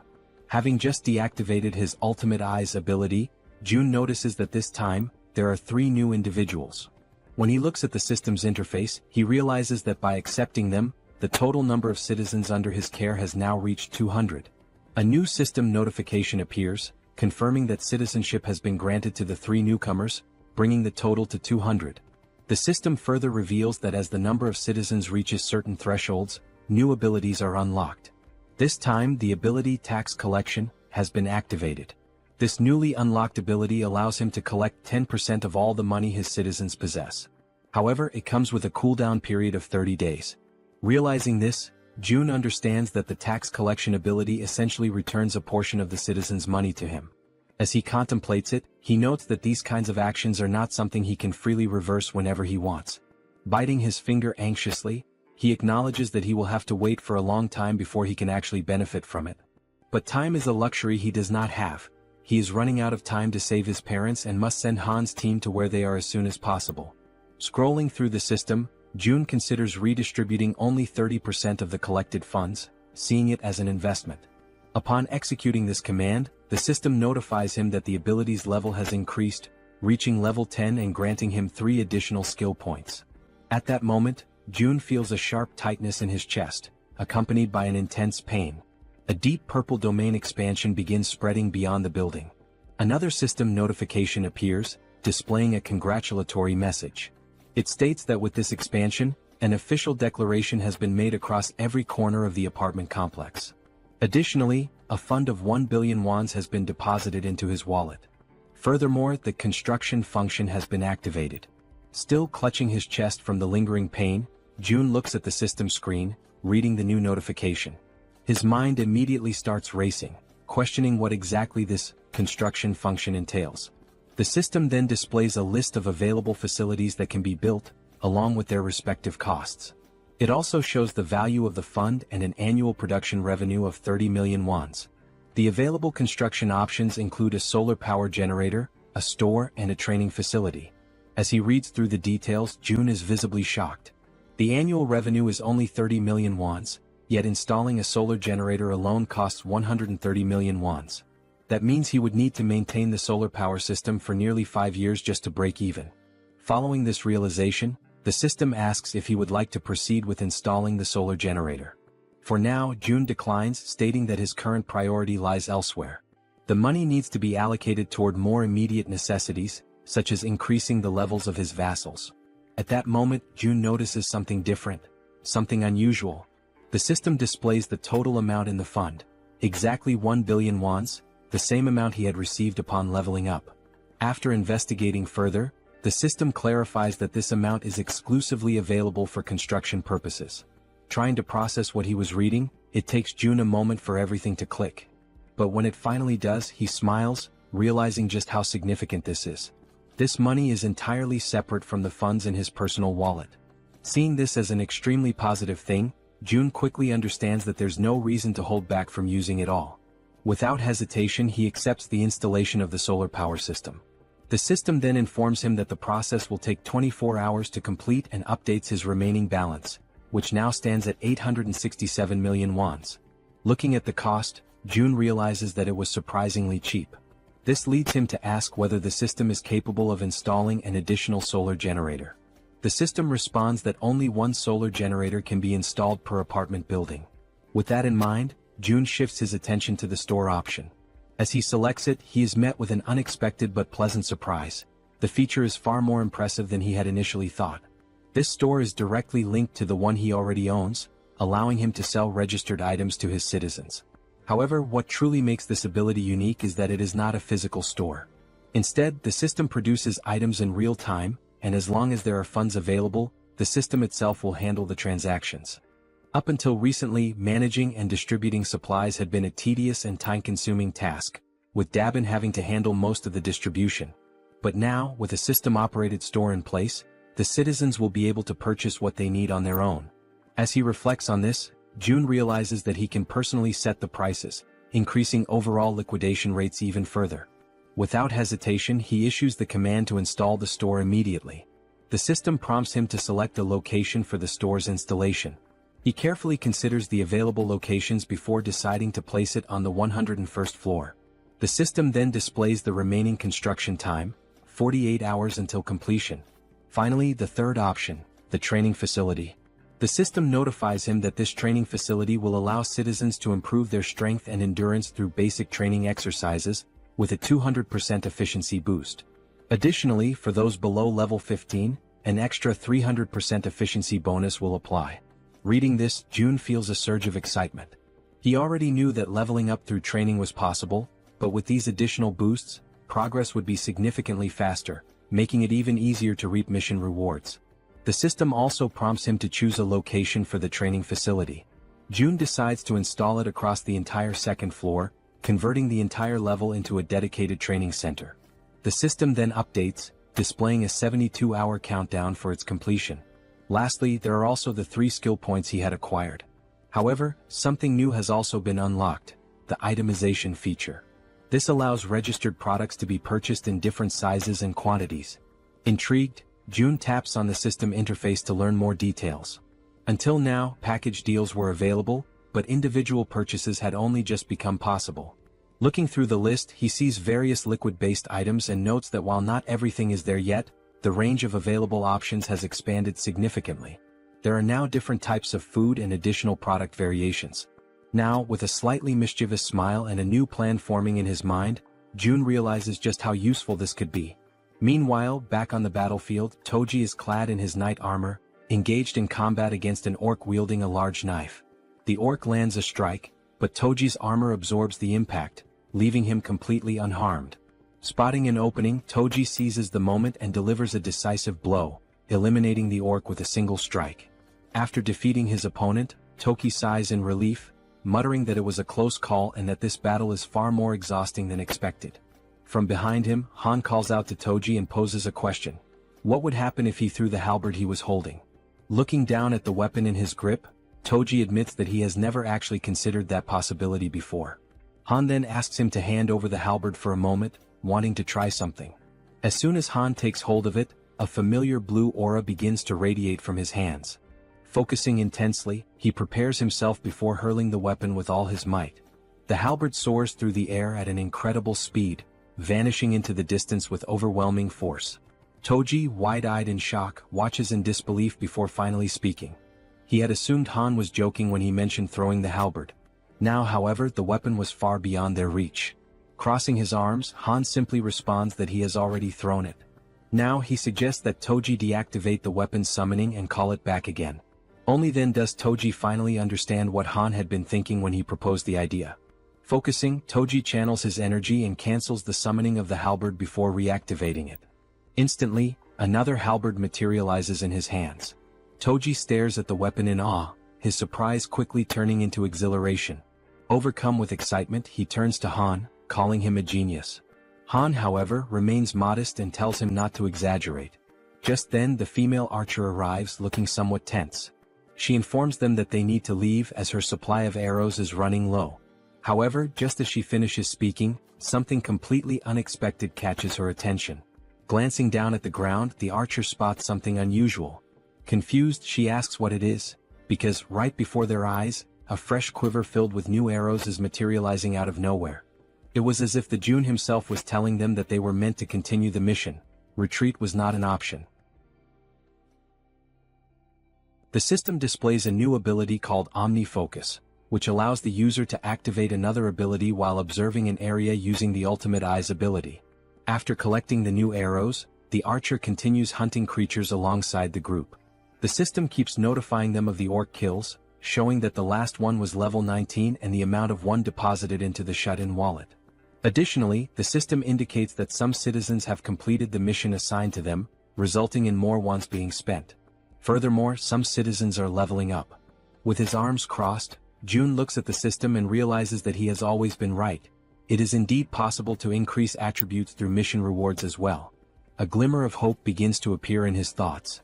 Staring out the window, he notes that his parents' house is about 10 kilometers away, which would take approximately 3 hours on foot to reach. After considering this, he decides to take a walk around the building and heads toward the elevator. Upon stepping out, he makes his way toward the rooftop, approaching the highest point of the structure. Observing the state of the city in the aftermath of the apocalypse, he takes in the sight of the ruins, every single building reduced to rubble except for his own.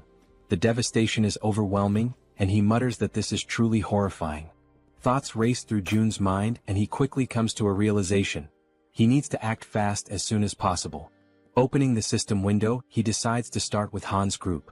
The first person the system highlights is the bespectacled man Jian. He holds the title of 7th Servant, with a trust level of 59 and a loyalty level of 33, and his awakened ability is the Raven Pact. Seeing this, June realizes that as long as Jian's ability is being effectively utilized for reconnaissance, it would be best for him to team up with the Warbear and the healer. The Warbear, Yanju, is at level 33 and has awakened the Warrior Bear ability, but her loyalty remains low at only 12. Meanwhile, the healer, Kim De-jung, is at level 30 and has the awakened abilities of healing, blessing, and magic armor. Examining the details, June notes that unlike the healer, who is already registered as a vassal, the werebear does not yet possess the necessary trust to qualify for vassal status. Beyond her healing ability, the healer also possesses an A-tier blessing, which enhances physical abilities by 70%. Additionally, she has a B-tier magic armor, which generates a magical barrier that protects a chosen target. Kim recognizes that those who had an awakened ability from the beginning hold a tremendous advantage and begins to wonder how he could gain the werebear woman's trust. Recalling her desperate goal of resurrecting her son, June questions whether that might be the only way. He opens the system's resurrection tab and immediately, the system informs him that he does not have enough money to grant the reward, instructing him to acquire more funds. Kim clenches his fists in frustration, irritated that he still lacks the necessary amount. An idea sparks in his mind, to drastically increase the difficulty of the missions to the highest level possible. He then declares that he will set up a mission to hunt a level 40 monster, knowing that such a monster must be incredibly powerful, which in turn would yield a far greater reward. With a serious expression, he sets the time limit to 24 hours. The penalty? Yet, once again the system notifies him that he does not have enough money to provide the resurrection reward. Despite the harsh penalty of death upon failure, June is infuriated that the system still deems it insufficient. Then, another notification appears, momentarily catching him off guard. The system announces that he has slain a level 18 orc. An idea suddenly takes root in his mind, perhaps a group mission might work. Without hesitation, he reopens the system and attempts to issue a mission to hunt a level 40 or higher monster, with the same 24-hour time limit and the same penalty of death upon failure. However, this time the reward is modified. The werebear's son will be resurrected, but only for 1 day. June accepts the mission, determining that for now, he must ensure the werebear woman fully commits to his cause. Back in his room, Seo Jun hears desperate knocking at his door. A frantic voice from the other side pleads for him to open it. Seo Jun moves toward the door, and as he cracks it open, he barely has time to react. The werebear woman barges in without waiting for him to open it fully. She had already been informed of the mission's reward and the possibility of resurrecting her son, which explained why she looked completely exhausted. Her eyes brim with tears as she declares, with a trembling voice, that she will do anything, anything at all, and she is willing to start immediately. June tells her that it is indeed possible, but there is a strict time limit, 24 hours to complete the mission and 24 hours for the resurrection itself. Upon hearing this, the werebear woman collapses into uncontrollable sobs, overwhelmed by the mere possibility of something she had long believed to be impossible. Tears stream down her face as she expresses her heartfelt gratitude to June, telling him that she is truly happy, ecstatic, to have even just 1 day with her son. With unwavering determination, she promises that she will do whatever it takes to make it happen. After that, the system notifies that she has surpassed 30 loyalty points and can now be registered as a vassal. Sometime later, June is seen lying in his room, staring at the ceiling. And with nothing but the power of his mind, he manages to turn on the light. Realizing that he succeeded, he shifts his focus to the faucet and attempts to do the same. He concentrates, directing his thoughts toward opening the faucet until water begins to flow. At first, only a few droplets trickle out, barely noticeable. He concentrates a little harder, and this time he manages to fully open the faucet, allowing water to gush out at maximum flow. Feeling somewhat relieved, June comments that this is pretty cool, but at the same time he has already grown somewhat accustomed to it.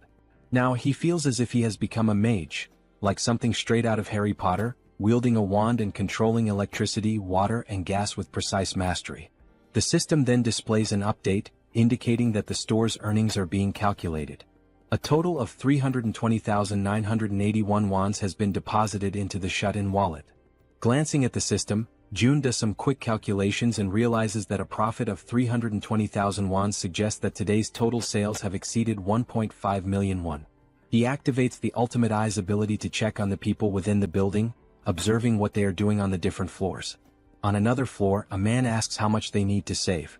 Another man, holding a bow, responds that the bow itself cost 150,000 won, and today they only earn 10,000 won, meaning it will take roughly 15 days. The first man calls the other an idiot, pointing out that he didn't even factor in the cost of water and food for the next 15 days. Frustrated, the man with the bow turns his back and says that since the other is so smart, he should calculate everything on his own. Observing the interactions and dynamics between the people, June notes how much the atmosphere has shifted ever since he started distributing the reward money. He also realizes that ever since the mysterious place known as the store, appeared on the first floor of the building. The small amount of money earned from hunting goblins has begun to ignite a growing desire among the people to hunt even more. And now that there are no longer enough goblins left within the apartment complex, people are being forced to venture outside in search of prey. Looking at the system, he feels a certain satisfaction, as level-ups are progressing steadily, and the number of new citizens has grown significantly. The system shows that the current population is 789, with XP and money bonuses now at 100%. Fixated on the system screen, Seo-jun realizes that things are about to expand exponentially from this point forward. Then once again another notification appears. Another level 18 orc has been slain. Sometime later, down below, the werbear woman, with her immense superhuman strength, is tearing through wave after wave of goblins, crushing them without hesitation. Now she is emitting a golden aura, striking fear into the goblins before they even have a chance to fight back. Without wasting a single second, her thoughts consumed by the possibility of seeing her son again, she charges forward, completely obliterating the remaining goblins. Once no more goblins are left standing, she begins to revert to her human form. The exhaustion catches up with her, and she breathes heavily, struggling to steady herself. From a distance, the healer calls out to her, asking if she is okay and whether she is injured anywhere. The werbear reassures her that she is fine, stating that even if she were hurt, it wouldn't be enough to stop her. The healer, concerned, urges her not to push herself too hard, mentioning that she is eliminating all the monsters before anyone else even has a chance to fight them. The werbear apologizes, insisting that she isn't trying to steal anyone's kills. The archer, curious, asks why she is apologizing in the first place, pointing out that by taking down the monsters so quickly, she is making things much easier for everyone. Hearing this, the werbear feels a sense of relief. Her companions are not upset with her after all. Watching from afar using the ultimate eyes, June acknowledges that forming this team was indeed a good decision. The system then updates, displaying the werbear woman's status. Her name is Yun, and she has now reached level 40, with her trust and loyalty both rising to 66. She has also acquired new abilities beyond just her werbear transformation. The newly awakened abilities are Ancestral Vital Blood and Primal Frenzy. These new abilities grant her a 50% boost to melee attack damage. Additionally, whenever she sustains wounds, Vital Blood drastically increases her regeneration. Furthermore, her eyes turn crimson upon witnessing blood, triggering an effect that amplifies her physical abilities by an astonishing 300%. Before she has a chance to process these new developments, the women suddenly hear a terrifying, unfamiliar roar echoing through the air, immediately putting them on high alert. The growls grow louder and closer, signaling that whatever is coming is approaching fast. Then, out of the shadows, a monstrous figure appears, stopping just a short distance in front of them. Without hesitation, the archer swiftly pulls back her bowstring, while the werbear instructs the healer to fall back slightly. Standing before them is an orc, its presence alone exuding an overwhelming aura of menace. Its crimson eyes gleam ominously, and its body is riddled with deep scars, evidence of countless battles. In its massive hands, it grips a weapon resembling a giant club, and it begins to speak in a language that none of them can understand.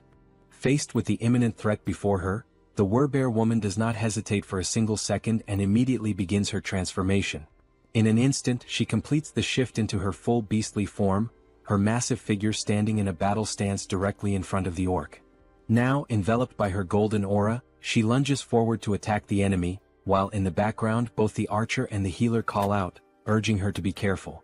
As she charges, she lets out a deafening roar in an attempt to intimidate the orc, but he remains unfazed, standing his ground and locking eyes with her.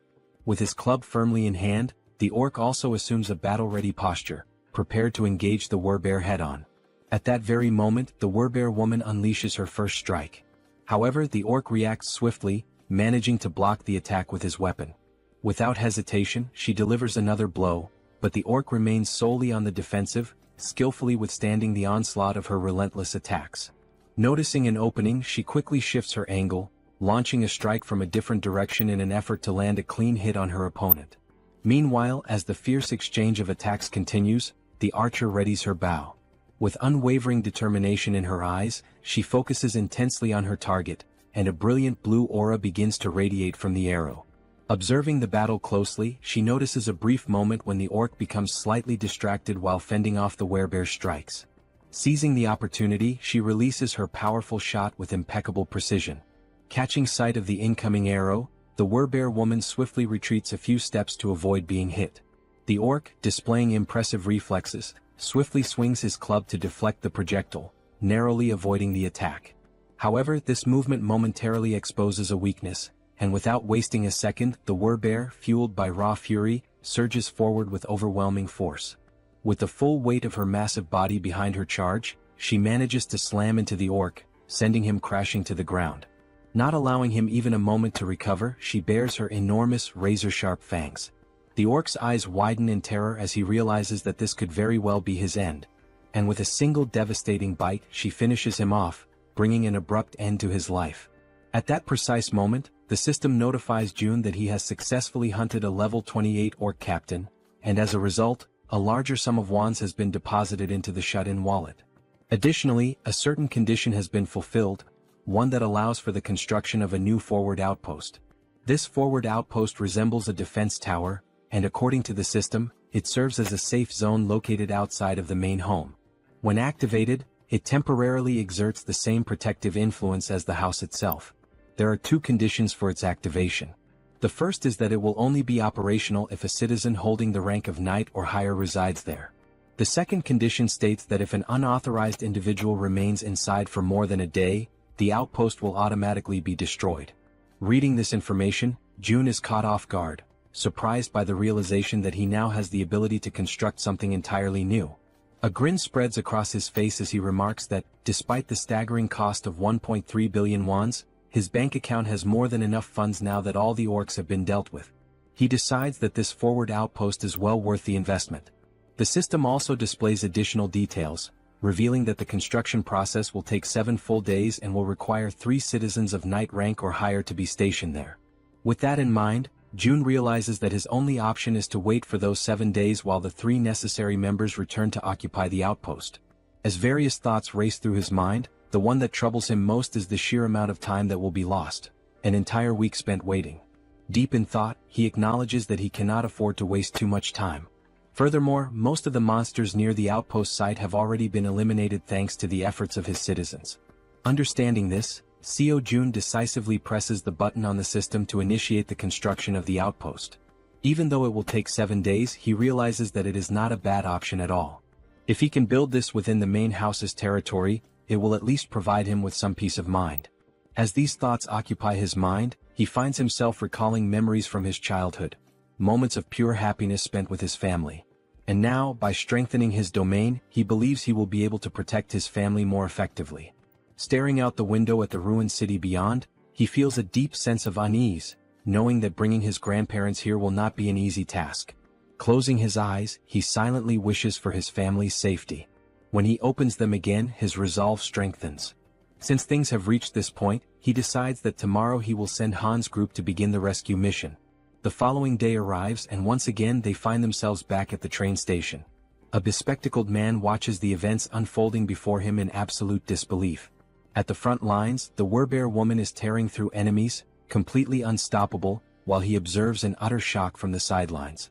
Witnessing her eliminate the monsters one by one, he struggles to comprehend how a single person could possibly be capable of taking down an orc with nothing but her bare hands. With every orc she slaughters, the realization dawns on him: she is no ordinary human. She is a werbear.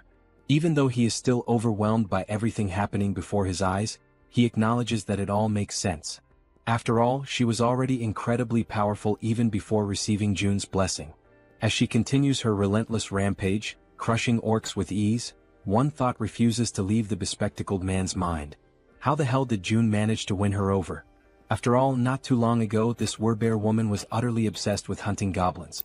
The bespectacled man then considers the possibility that she may have acquired new abilities, despite already being incredibly strong.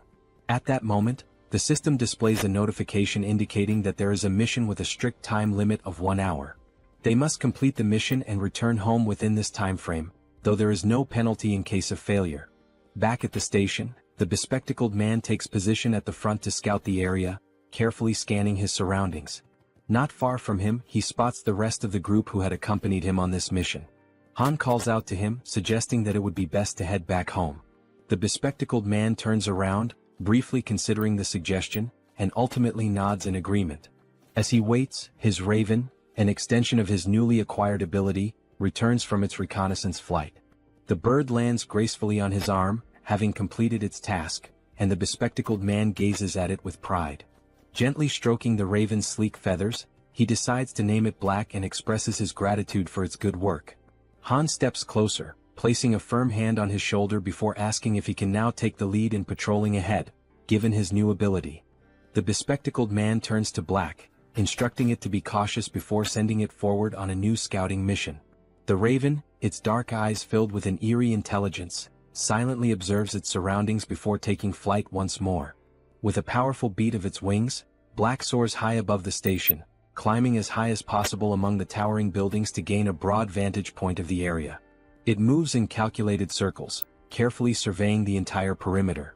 Thanks to the bespectacled man's new ability, he is able to access everything the raven sees as if their visions are linked, distance proving to be no obstacle to their connection.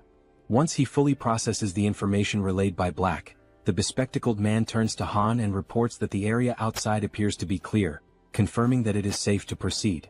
Han acknowledges the report with a nod and promptly signals the rest of the group.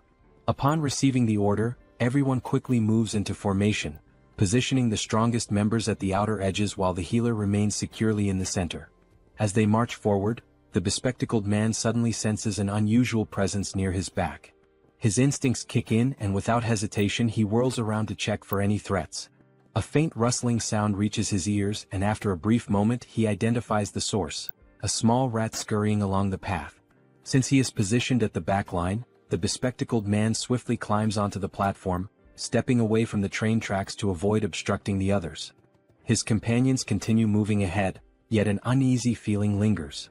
Unable to shake it off, he turns once more to scan the area behind them, double-checking to ensure that they are not being followed. In the dimly lit tunnel, just beyond the tracks, something catches his attention, a pair of gleaming eyes watching from the shadows. The eyes belong to a rat. Without hesitation, the small creature leaps forward, mirroring the group's path with uncanny precision.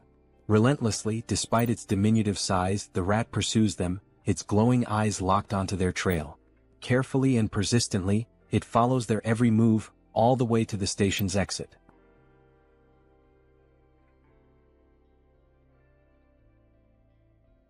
A short while later, back at the apartment, Seo Jun expresses his desire for everyone to help him.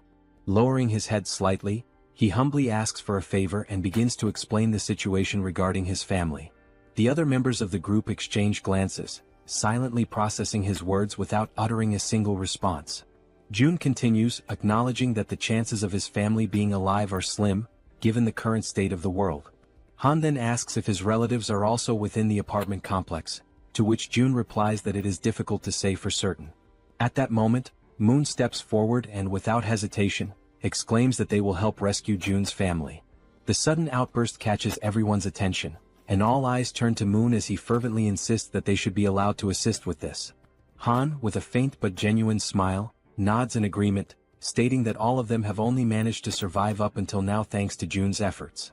Turning to face Jun directly, Han firmly declares that they will help, but only if Jun provides clear instructions on what needs to be done. Hearing this, Jun lets out a small, relieved smile and expresses his heartfelt gratitude for their willingness to assist him. With everyone watching attentively, he explains that now that they have successfully eliminated all the orcs occupying the station, their next move should be to follow the subway tracks leading to the next station. He then elaborates further, saying that this station is the closest one to his home. However, they can exit through exit number 2, and once outside he will provide them with more specific instructions. Jun reassures them that he is not asking them to go there immediately in one direct mission, as that would be too selfish on his part. Instead, he clarifies that their current objective is simply to secure the station first. Once again, he bows his head slightly in gratitude, asking everyone to rest well for today, as the operation will commence the following day. At that moment, the Werbear woman respectfully asks for permission to speak. She then poses a question, wondering why Jun cannot simply use the abilities he has displayed so far to bring his family to him. A flicker of frustration crosses Jun's face as he admits that he has already tried. He has attempted teleporting a target as a mission reward. Furthermore, he had been excited when Moon awakened his teleportation ability, thinking it might allow them to bring his family back instantly. However, the system immediately indicated that such a reward was impossible, leading to a complete failure. June speculates that the reason his abilities do not work might be due to his family being outside of their effective range. Scratching his head in contemplation, he adds that if this truly is the reason, then even if his parents were to die, there would be absolutely nothing he could do to save them, as they remain beyond his reach. As the group listens, June acknowledges that, despite his powers, he is not capable of everything. Even with the abilities he has gained, there are still things beyond his control. Turning his gaze toward the Werbear woman, he reassures her not to worry, affirming that the promise he made to her before is one he can still fulfill. At that moment, the system displays a notification indicating that her trust in him has increased even further. She smiles warmly and thanks him for his honesty, appreciating that he has been straightforward from the very beginning. June in turn thanks the entire group for their honesty as well, and once more urges them to rest for the day. One by one, they begin dispersing to prepare for the much-needed rest ahead. As Han steps away, he pauses briefly, turning back to remind June that he should get some rest as well. At that precise moment, something catches June's attention, making him instinctively glance to the side. The system suddenly notifies him that someone is attempting to enter, and that this individual meets the necessary requirements, prompting the system to ask whether he wishes to grant them citizenship. Without hesitation, June activates his Ultimate Eyes ability and commands the system to approve the citizenship request. The system displays the name of the individual as Yi Jin, a level 31 being with an awakened ability titled Queen of Rats. Upon using his ability to verify the identity of the applicant, June's eyes widen in shock, a wave of disbelief washing over him as he realizes that the one he had just granted citizenship to was, in fact, a rat. 1 hour earlier, while they were still inside the subway station, the rat had been observing the group closely, curiously wondering who these people were. These individuals were so powerful that they had managed to eliminate the orcs with remarkable ease. As the group ascended the stairs, the rat pondered whether their strength was due to the fact that they all had awakened abilities. But at the same time, it questioned if such a thing was even possible. Hiding in the corner of the wall, the rat considered the best course of action. Perhaps it would be wise to simply follow them for now and attempt to make contact later. The thought lingered in its mind that such an endeavor might be challenging, but with its abilities, it should be much easier. Determined, the rat took off in pursuit of the group. Now outside the station, amidst the city's ruined streets, the rat continued tailing them, convincing itself that it was only taking a quick look around. Upon arriving at their destination, the rat's ears twitched as it picked up the sound of human voices, children's laughter and other noises that were incredibly unusual in this world. Looking ahead, it saw children playing carefree, as if untouched by the devastation that plagued the rest of the world. The sight left the rat in complete shock. In a post-apocalyptic world, such a scene was simply unnatural. Turning its gaze to the other side, the rat found itself questioning why so many people were gathered inside that particular building. Fixating on the only structure that remained completely intact, it wondered what in the world that place was. With a deep sense of curiosity, it decided to take a closer look. However, as it attempted to leap up the steps and enter, it slammed its head into something invisible. A dull ache surged through its skull, and a large lump immediately began forming on its tiny head. The sudden pain caused the little rat to let out a pitiful cry. It had collided with a system-generated window that displayed a message stating that entry was prohibited. While rubbing its sore head and trying to make sense of what had just happened, another system window appeared before it, asking whether it wished to acquire citizenship. Still slightly irritated from the unexpected collision, the rat, without much thought, accepted the citizenship offer. Yet, despite agreeing, the system window stubbornly remained in front of it. A flicker of frustration crossed the rat's face as it muttered that such a thing was probably impossible for a mere rat. But in the very next instant, the system confirmed that citizenship had indeed been granted. Overwhelmed with excitement, the rat raised its tiny fist triumphantly, as if celebrating a great victory. A part of it still wondered if this had actually worked. Stepping forward, it entered the building, reassuring itself that everything was fine now. However, the moment it crossed the threshold, panic erupted. The sight of a rat inside sent the people into a frenzy. Instantly, several individuals reacted, attempting to stomp on the small creature to eliminate it. The rat, realizing the danger, frantically dodged their feet, twisting and leaping in desperate evasive maneuvers. It barely managed to escape the chaotic scene, but in the process, it lost its balance, tumbled forward, and ended up rolling into another area entirely. The new location was a training facility, where the group's members were actively working out. Han and Togi were lifting dumbbells, training their biceps. Moon and the glasses-wearing man were performing bench presses. The archer and the poison-wielding woman were working out on the other side of the room. Meanwhile, the healer and the werbear woman were taking turns using the lat pull-down machine. Observing the sheer intensity of the training, the little rat found itself in awe, its tiny mind racing as it marveled at the sight. What kind of place was this? At that very moment, elsewhere, a new figure appeared. A woman, clutching her head, muttered that she was experiencing pain. She had been inside that very subway station earlier, and now she was suffering from a splitting headache. Perhaps this pain was a lingering effect of when the rat had collided headfirst into the system's invisible barrier. Bringing her hand to her mouth, she let out a smile, one that gradually morphed into something filled with twisted excitement. She spoke softly to herself, claiming that now, at long last, an opportunity had presented itself. A low chuckle escaped her lips, and soon she was grinning almost maniacally. She had finally found a way to survive. However, she quickly realized that the real challenge was how to actually reach that place. For now, she only needed to make her way to the station where the group had been. As she gnawed at her nails, she considered the possibilities. Perhaps the only viable method would be to traverse the subway tracks. But there was a major obstacle in the way, the monster that currently occupied the station, blocking the path forward. And yet, instead of despairing, she clenched her fists with determination. That was precisely why she still had a chance. There was nowhere in this world that she could not reach. At her command, a swarm of rats began to emerge, flooding the entire area. At that moment, a system notification appeared, indicating that he had hunted a trained level 2 rat and had gained a small amount of XP. The woman's ability was called Queen of Rats, a skill that compelled any rat she encountered to swear loyalty to her, allowing her to share their senses. Observing the notification, June, deep in thought, quickly realized that this woman was controlling the rat's spirit. Without hesitation, he activated his ability, Ultimate Eyes. Someone with an awakened Tirei ability had arrived on their own, so no matter the circumstances, he had to accept them. He carefully examined each room, searching for any sign of her, but there was nothing to be found. Turning his gaze outside, he scanned the surroundings, yet there was no trace of her there either. June then considered summoning her through a mission, as she had already been accepted as a citizen. The mission he devised was simple: visit the apartment within a 48-hour time limit, with a reward of cola and a choco bar. However, just before confirming the mission, June paused, realizing he was forgetting something. A memory resurfaced, the conversation he had with the werbear woman, where she had asked if he simply couldn't bring someone there using his abilities. June had tried multiple times before and had never succeeded. But perhaps that was because those people had been outside his sphere of influence at the time. Now, however, things were different. Everyone who had obtained citizenship was undoubtedly under his influence.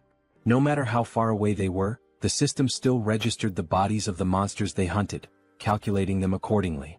This proved June's theory.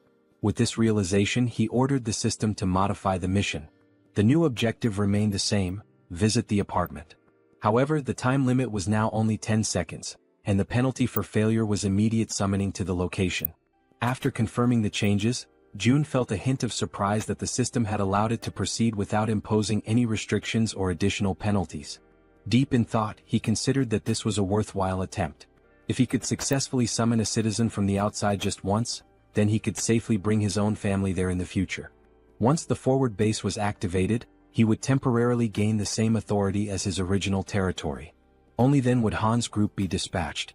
The forward base would be constructed, citizenship would be granted to his entire family, and using the mission system he would finally be able to summon them there. June realized that this plan had a real chance of working. However, the real issue was how much it would cost. But ultimately, the cost didn't matter as long as he could save his family. With unwavering determination, he declared that he would begin, pressing the button to start the mission. The countdown started, 10 seconds. The only thing on June's mind at that moment was that he hoped this wouldn't cost $1 billion. When the 10 seconds elapsed, the system notification appeared. Mission failed. However, to June's relief, the cost was nowhere near what he had feared. Feeling the weight lift off his chest, he placed a hand over his heart, relieved that it had only cost 30 million won. But now, standing at the entrance of the apartment, was Yi Jin, the Queen of Rats. She was on her knees, trembling, her face filled with terror as she frantically questioned where she was. June immediately deactivated Ultimate Eyes, confirming that the penalty had indeed worked as intended. Slowly, he began walking toward the woman. The sight of him approaching sent her into full panic mode, her entire body trembling with fear. The monarch of isolation finally spoke, calling her by name. Hearing her name from his lips only deepened her confusion. Without wasting a second, she hastily demanded to know who he was and how he knew her. Jun's response was simple: he was the one who had granted her citizenship. Yijin took a moment to process this information, trying to make sense of the situation. Still in shock, she questioned whether this place was the same location where her little rat had been. Jun, retrieving a can of soda from the system, confirmed that yes, this was the top floor of the apartment she had previously seen through the rat's eyes. As he offered her a chocolate bar and a soda, he apologized for summoning her so suddenly, fully aware that she was overwhelmed and terrified. Then, in a calm and composed manner, Jun introduced himself, stating his name and expressing that it was a pleasure to meet her. Still wary, Yijin hesitated for a moment before extending her hand to accept the chocolate and soda. She took a deep breath, gathering herself, before asking if he was the one who had summoned her here and if he was also the one responsible for that strange search at the subway station earlier. Jun confirmed both. Without warning, her expression shifted completely, excitement flashing across her face. Her sudden change in demeanor left Jun puzzled. Then, as if she had just remembered something urgent, Yijin began to speak. She knew it was asking for a lot, but there were people under her care and she wanted to know if he could bring them here as well. Continuing, she explained that she had tried to do it herself, but it had been extremely difficult to bring everyone here. She had been so close to taking a huge gamble to make it happen. Jun, maintaining his composure, asked her how many people she needed him to bring. Without hesitation, Yijin answered, 35 people. Realizing the high number of people involved, Jun hadn't expected that there would be so many others with her. He sighed and apologized, explaining that this would be difficult to accomplish. Yijin, clearly distressed, immediately questioned why. Without hesitation, he stated plainly that with his current power, he simply couldn't bring that many people there. Hearing this, the girl panicked. She grabbed onto his clothes, her fingers trembling as she desperately pleaded with him. Her mother and younger sister were among those people, and she swore she would do anything to save them. Jun observed her carefully, realizing that she needed help too. After a moment of silence, he asked her to give him some time to think. As his mind raced for a solution, he recalled something. Yijin hadn't needed to interact with him directly to receive citizenship. That meant the system had recognized her rat as an extension of herself. If that was the case, perhaps something similar could work again. A system window appeared before Jun, displaying Yijin's current stats. Her trust level was at 37, and she was at level 31. Seeing this, he noted that her trust had already increased, and given her situation and everything she had just said, it was only natural for her to trust him even more. Still kneeling in front of him, her eyes full of desperation, she listened as he called her name. She immediately asked if she really could do anything. Without hesitation, Yijin confirmed that she would do absolutely anything. Jun took a deep breath before finally speaking. There was a way to make what she wanted possible. But first, she had to trust him completely, 100%. He asked her if she understood. Then, speaking in a calm and steady voice, he told her that if she placed her absolute trust in him, he would undoubtedly save them. Hearing those words, the girl's eyes lit up with hope. She clasped her hands together, almost as if in prayer, and shouted that she truly trusted him. With unwavering determination, she declared once more that she would do anything if it meant saving her family. At that moment, the system notification appeared. Yijin's trust level had reached 50, and her loyalty had surpassed 30. This fulfilled the conditions for her to be registered as a vassal. Jun grinned. This was good, very good. And what came next would be even better. Without hesitation, he pressed the system window, selecting the option to register her as his vassal. At that exact moment, a blue aura surged forth, enveloping Yijin's entire body. For a brief instant, the unexpected sensation startled her. Then another system window appeared. Yijin was now officially recognized as 10th Seed, Knight and Tamer. Her awakened abilities were listed as Queen of Rats, Evolution. Jun read through the details carefully. The Tamer title granted her the ability to enhance the stats of her tamed creatures based on their loyalty. Additionally, their growth speed would accelerate according to her trust level. On top of that, the evolution ability was classified as Tier A+. It allowed her tamed creatures to continuously grow, and once they reached a certain threshold, they would evolve.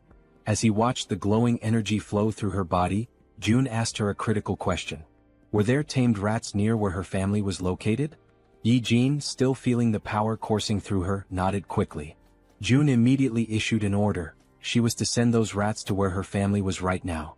Without hesitation, the Rat Queen confirmed she would do it. She sat down cross-legged, closing her eyes in deep concentration. She needed to direct her consciousness to her rats, guiding them to her family's location. June seized the moment and activated Ultimate Eyes. As soon as he did, his vision expanded and he was able to see through the eyes of the rat. The system recognized it as an extension of Yi Jin herself. A system window popped up, identifying the creature. Tame Mouse, Level 2. The small rat scurried forward, stopping in front of a group of people. They watched it carefully, recognizing it almost immediately. Whispers spread among them. Was this one of Yi Jin's rats? Then, to their surprise, a system window appeared above the rat. The unexpected sight made the people uneasy. And then, something even more shocking happened. One after another, various supplies began to materialize from the system. Food, water, necessities, all appearing out of thin air. The people stared in disbelief, struggling to comprehend what they were witnessing. Someone muttered a question. Was this Yi Jin's doing? With this, the system updated once more. Yi Jin's trust level skyrocketed, increasing several times over. From a distance, June observed it all. This was exactly what he had anticipated. He continued watching as the rats moved. A realization struck him. Yi Jin's ability and his absolute eyes were a perfect combination. From this moment on, the tens of thousands of rats crawling through the sewers would now serve as his eyes. June couldn't help but smile. This was insane. And now he had acquired the ultimate scout. The Rat Queen politely asks for permission to speak, her voice calm but firm. She then inquires if the place June wants to know about is the one located near the beach. June nods in confirmation, stating that yes, that is indeed the place he is referring to. A realization dawns upon him. Coincidentally, Yi Jin had gone to Namgyumindong, which happens to be where his family's house is located. Naturally, this puts her in a far better position than Han's team, who are still unfamiliar with the area. On top of that, all she needs to do is send a single rat. Even just one rat alone makes it possible to confirm his family's survival, and now with her abilities, it will also be much easier to send supplies. After June explains the plan to her, Yi Jin smiles, confidence shining in her expression, and assures him that he can leave everything to her. Right at that moment, the system notifies that both her loyalty and trust have increased. Not wanting to waste any more time, June immediately asks if she can go right now. Yi Jin, still smiling playfully as she absent-mindedly plays with one of her rats, confirms without hesitation that she can. June then gives her a specific request. He asks if she could follow the subway tracks on her way. Her expression shifts slightly, and she asks if he is seriously suggesting that. June confirms without hesitation. His plan is to use that route for the rescue mission later. However, Yi Jin's expression changes drastically. A look of sheer panic washes over her face as she quickly exclaims that this will not work. June is momentarily taken aback by her sudden reaction and questions why his plan would fail. Yi Jin, still visibly shaken, explains that a monster lives inside Siamayan Station. June freezes for a moment, completely caught off guard by the unexpected information. In disbelief, he asks her if she is serious. Yi Jin simply nods, her expression grim. June raises a hand to his chin, deep in thought. After several seconds of contemplation, an idea forms in his mind. He then asks Yi Jin if she can send just one rat to where the monster is. Though she is visibly hesitant, no doubt because of her traumatic experiences, she steadies herself, takes a deep breath, and focuses. As the blue aura flows through her body, she confirms that she can do it. The perspective shifts, and now it is through the eyes of a rat inside the subway. The tiny creature scurries forward, navigating the abandoned station. Then, it suddenly stops, completely frozen in place. Something up ahead catches its attention. As its gaze slowly rises, it sees a massive figure lifting the lifeless body of an orc as if it were nothing but a ragdoll. The rat's vision continues to rise, revealing the true form of the creature. It is a gigantic snake. The monstrous serpent effortlessly takes the life of the orc, devouring it with frightening ease. Despite being small and trying to remain hidden, the rat's subtle movements attract the snake's attention. The giant serpent's head snaps in its direction, instantly recognizing something unusual in the surroundings. It swiftly swallows the orc and without wasting a second, it shifts its focus entirely to the rat. Realizing it has been discovered, the rat trembles in fear, its tiny body shaking as it scurries behind a pillar, desperately trying to stay out of sight. For a brief moment, it feels safe, believing it has managed to hide successfully. But its relief is short-lived. The gigantic snake moves with terrifying speed, heading directly toward the spot where the rat is hiding. The serpent's enormous mouth opens, revealing its razor-sharp fangs, poised and ready to end the tiny creature's life. As the attack closes in, the rat is paralyzed with fear, a cold chill running through its entire body. At the very last second, it manages to leap away, barely escaping the deadly strike. Now, its only chance of survival is to run as far and as fast as possible. However, the snake does not relent. It hunts mercilessly, pursuing the rat with unstoppable determination. For a brief moment, the gigantic serpent appears to hesitate, and the rat uses that single opportunity to flee for its life. Back in the apartment, June watches in complete silence, his ultimate eyes ability fully activated. After seeing just how massive and powerful the snake is, June wonders what level the monster could be. He has a strong suspicion that it is at least above level 40. Yi-Jin, her voice trembling slightly, asks June if he saw that thing. Then, without waiting for a response, she states firmly that this is exactly why they cannot use Siamayan Station. She then offers an alternative plan. They should skip that station entirely and move on to the next one instead. Yi-Jin adds that she has seen the strength of June's companions firsthand. She is confident that getting to the next station won't be a problem for them. June ponders for a moment and then realizes that Yi-Jin is absolutely right. He nods in agreement, thanks her, and states that her idea sounds like a good plan. With a grin, he then tells her that she can head to Unit 2701, which is the next station. From today onward, that will be her base. However, she will need to do some cleaning up first. Yi-Jin nods in understanding, then stands up and expresses her gratitude. She asks for permission to leave and informs him that she is heading out now. June reminds her to be careful. As Yi-Jin walks away, June finds himself lost in thought. Had it been before he met her, this would have likely been his exact plan. A small smile plays on his lips as he acknowledges this fact. With that, he opens the system interface and gives the command to install solar power generators. The system confirms that the installation process will take 24 hours to complete. Outside, numerous photovoltaic panels begin automatically installing themselves on the rooftops, as the system efficiently carries out the task. Gazing out the window, June watches the progress. This system is impressively efficient, that much is clear. However, even with its current capabilities, it is still not enough to sustain the nearly 800 people under his care. And if they want to raise funds to install more facilities, they will need more people working. At the very least, they must establish a 3-shift system. The same applies to the new common facilities, which include solar energy, the store system, and the training center. Still standing and looking at the system, June says that now is when it truly begins. More hunts. The scene shifts to Han's group, who are running in fear from something chasing them. As they sprint forward, Han quickly glances back and realizes that their pursuers are closing in. Knowing they won't be able to outrun them forever, they decide to stop and prepare for battle. The creatures chasing them are massive bats, flying at incredibly high speeds. The entire group launches their attacks at once, unleashing powerful projectiles. Arrows soar through the air, and as everyone knows, they are infused with a brilliant blue mana.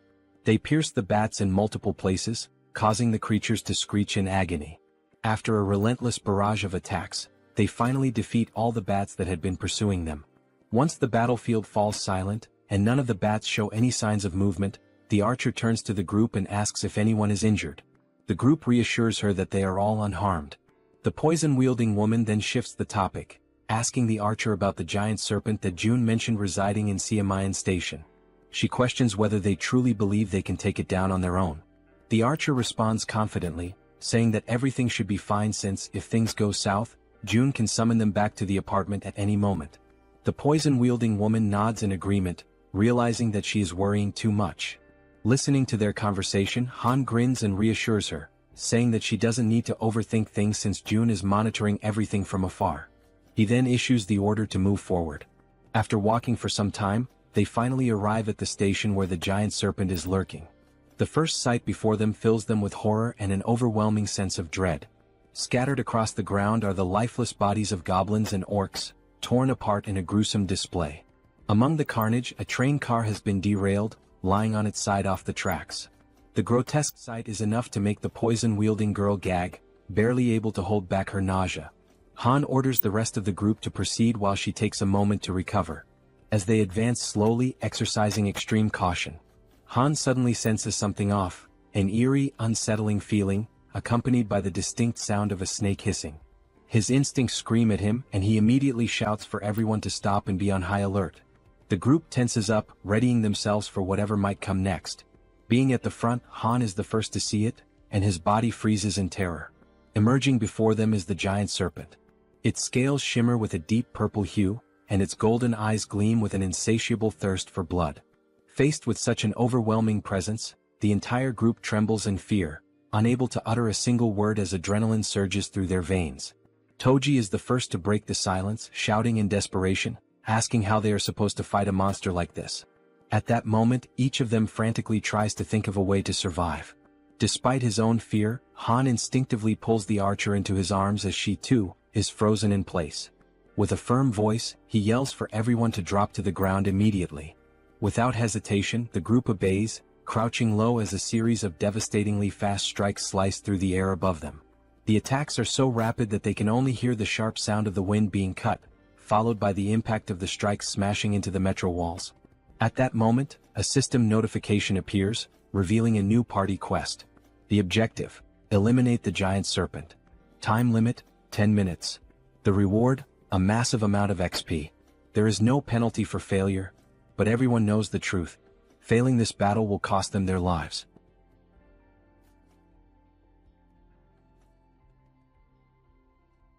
After the possible attack, while still shielding the archer with his body, Han realizes, deep down and with absolute certainty, that this might truly be the end for them.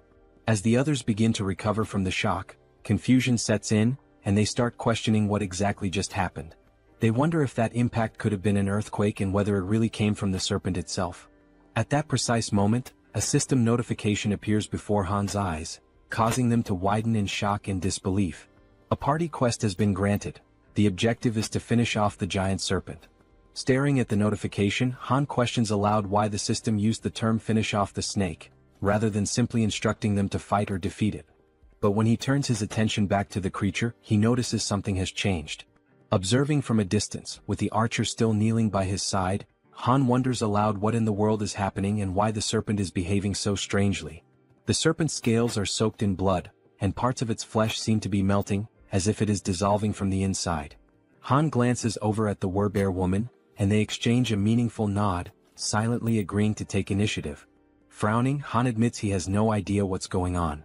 As equipment materializes across his back, he draws a spear and, summoning all his strength, hurls it with great force. The spear strikes the serpent squarely in the center of its massive head, already weakened and writhing, and the beast lets out a final echoing cry of pain. At this point, it is revealed to us that giant serpents have a habit of consuming their prey while it is still alive. And this detail is far from insignificant. A living creature swallowed whole poses a real and serious threat if it manages to act or strike in the final moment. This is precisely why the giant serpent uses venom to completely subdue its prey or strangles it until it suffocates before swallowing. However, this rule only applies to prey of a certain size. Something as small as a mouse, in comparison to its enormous body, is not a concern. Then we see a flashback, how the mouse deliberately and with striking precision leapt directly into the serpent's mouth, allowing itself to be swallowed in less than a second. And this small, calculated move would bring about consequences no one could have ever imagined. However, June had been clever enough to come up with such a plan, and now he lets out a quiet laugh while giving the command to open the warehouse. Watching the little mouse with his ultimate eyes ability, he notices two skills that are now available: warehouse and shop. With the mouse already inside the serpent's body, June issues the command to summon gas, causing the serpent's belly to bloat and swell. On top of that, he also summons burning papers, already ignited. The combination of gas and fire results in a massive internal implosion. In other words, the serpent explodes from the inside out, unable to withstand the pain and pressure building within. After the blast, the Queen of Rats experiences a sharp discomfort, as if she is directly connected to the pain the little mouse suffered. June walks over to her, noticing her unease, and asks if she's all right. She responds that she is. It just startled her a bit. June acknowledges her efforts, saying she did a good job, and she exhales in relief, finally relaxing a little. With ultimate eyes still active, he shifts his attention back to the metro and reflects on the fact that he wasn't the one who delivered the final blow to the serpent. Rather, he wants this creature to be slain by his vassals who have earned the title of knight, Han and the werewolf woman. By doing this, he knows he will receive 6 times the amount of experience points and profit. We are brought back to the same scene from earlier, just after Han threw the spear at the serpent's head. The werbear woman, wasting no time, charges forward while her transformation nears completion. With her powerful claws, she delivers a series of fierce slashes against the serpent, who still struggles to fight back despite its injuries. Finally, the werbear focuses her strength, leaps into the air, and strikes down with tremendous force, landing a blow directly to the serpent's head. The impact creates a large crater, and once she lands back on the ground, now almost fully transformed, she turns to look over her shoulder, just to confirm that the giant serpent has truly been defeated. Right then, the system notifies them that the king snake has been vanquished, and a substantial amount of experience has been granted. Additionally, since it was a level 40 monster, a large quantity of one has also been deposited into the Shutin's wallet. Now that Han and the werbear woman have defeated the boss of Siamayan Station, it becomes possible to construct an outpost at that very location. System messages continue to flood in, showing that multiple skills have leveled up. Among them, a domestic domain declaration has reached level 15, granting June 3 additional skill points. As always, after each evolution, June experiences that familiar sharp pain, a tightness in his chest that signals the price of his advancement. Outside, his domain continues to grow, stretching farther and farther without pause. The system then alerts that a being has been discovered that meets the citizenship requirements, asking whether June would like to grant it. Still clutching his chest in pain, June gives the command to grant citizenship to the candidate. The system reports that the total number of citizens has now reached 1,000, and as the citizen count reaches that milestone, every citizen unlocks a new passive ability called base salary. This base salary skill is a passive ability that grants every citizen an additional 100% XP and profit bonus. Reading the message, June's eyes widen in astonishment, hardly able to believe what he's seeing. He opens the status window of one of the citizens and confirms it with his own eyes. A 100% bonus to both experience gain and profit share is now in effect. Then June becomes thoughtful, allowing himself a moment to process everything. He realizes that this is actually quite a fascinating feature. He now fully understands what the base salary ability truly means. Even if he sets their profit participation at 0%, the citizens still receive the additional 100% bonus in both experience and profits. But before he can dwell on that thought any further, his concentration is broken.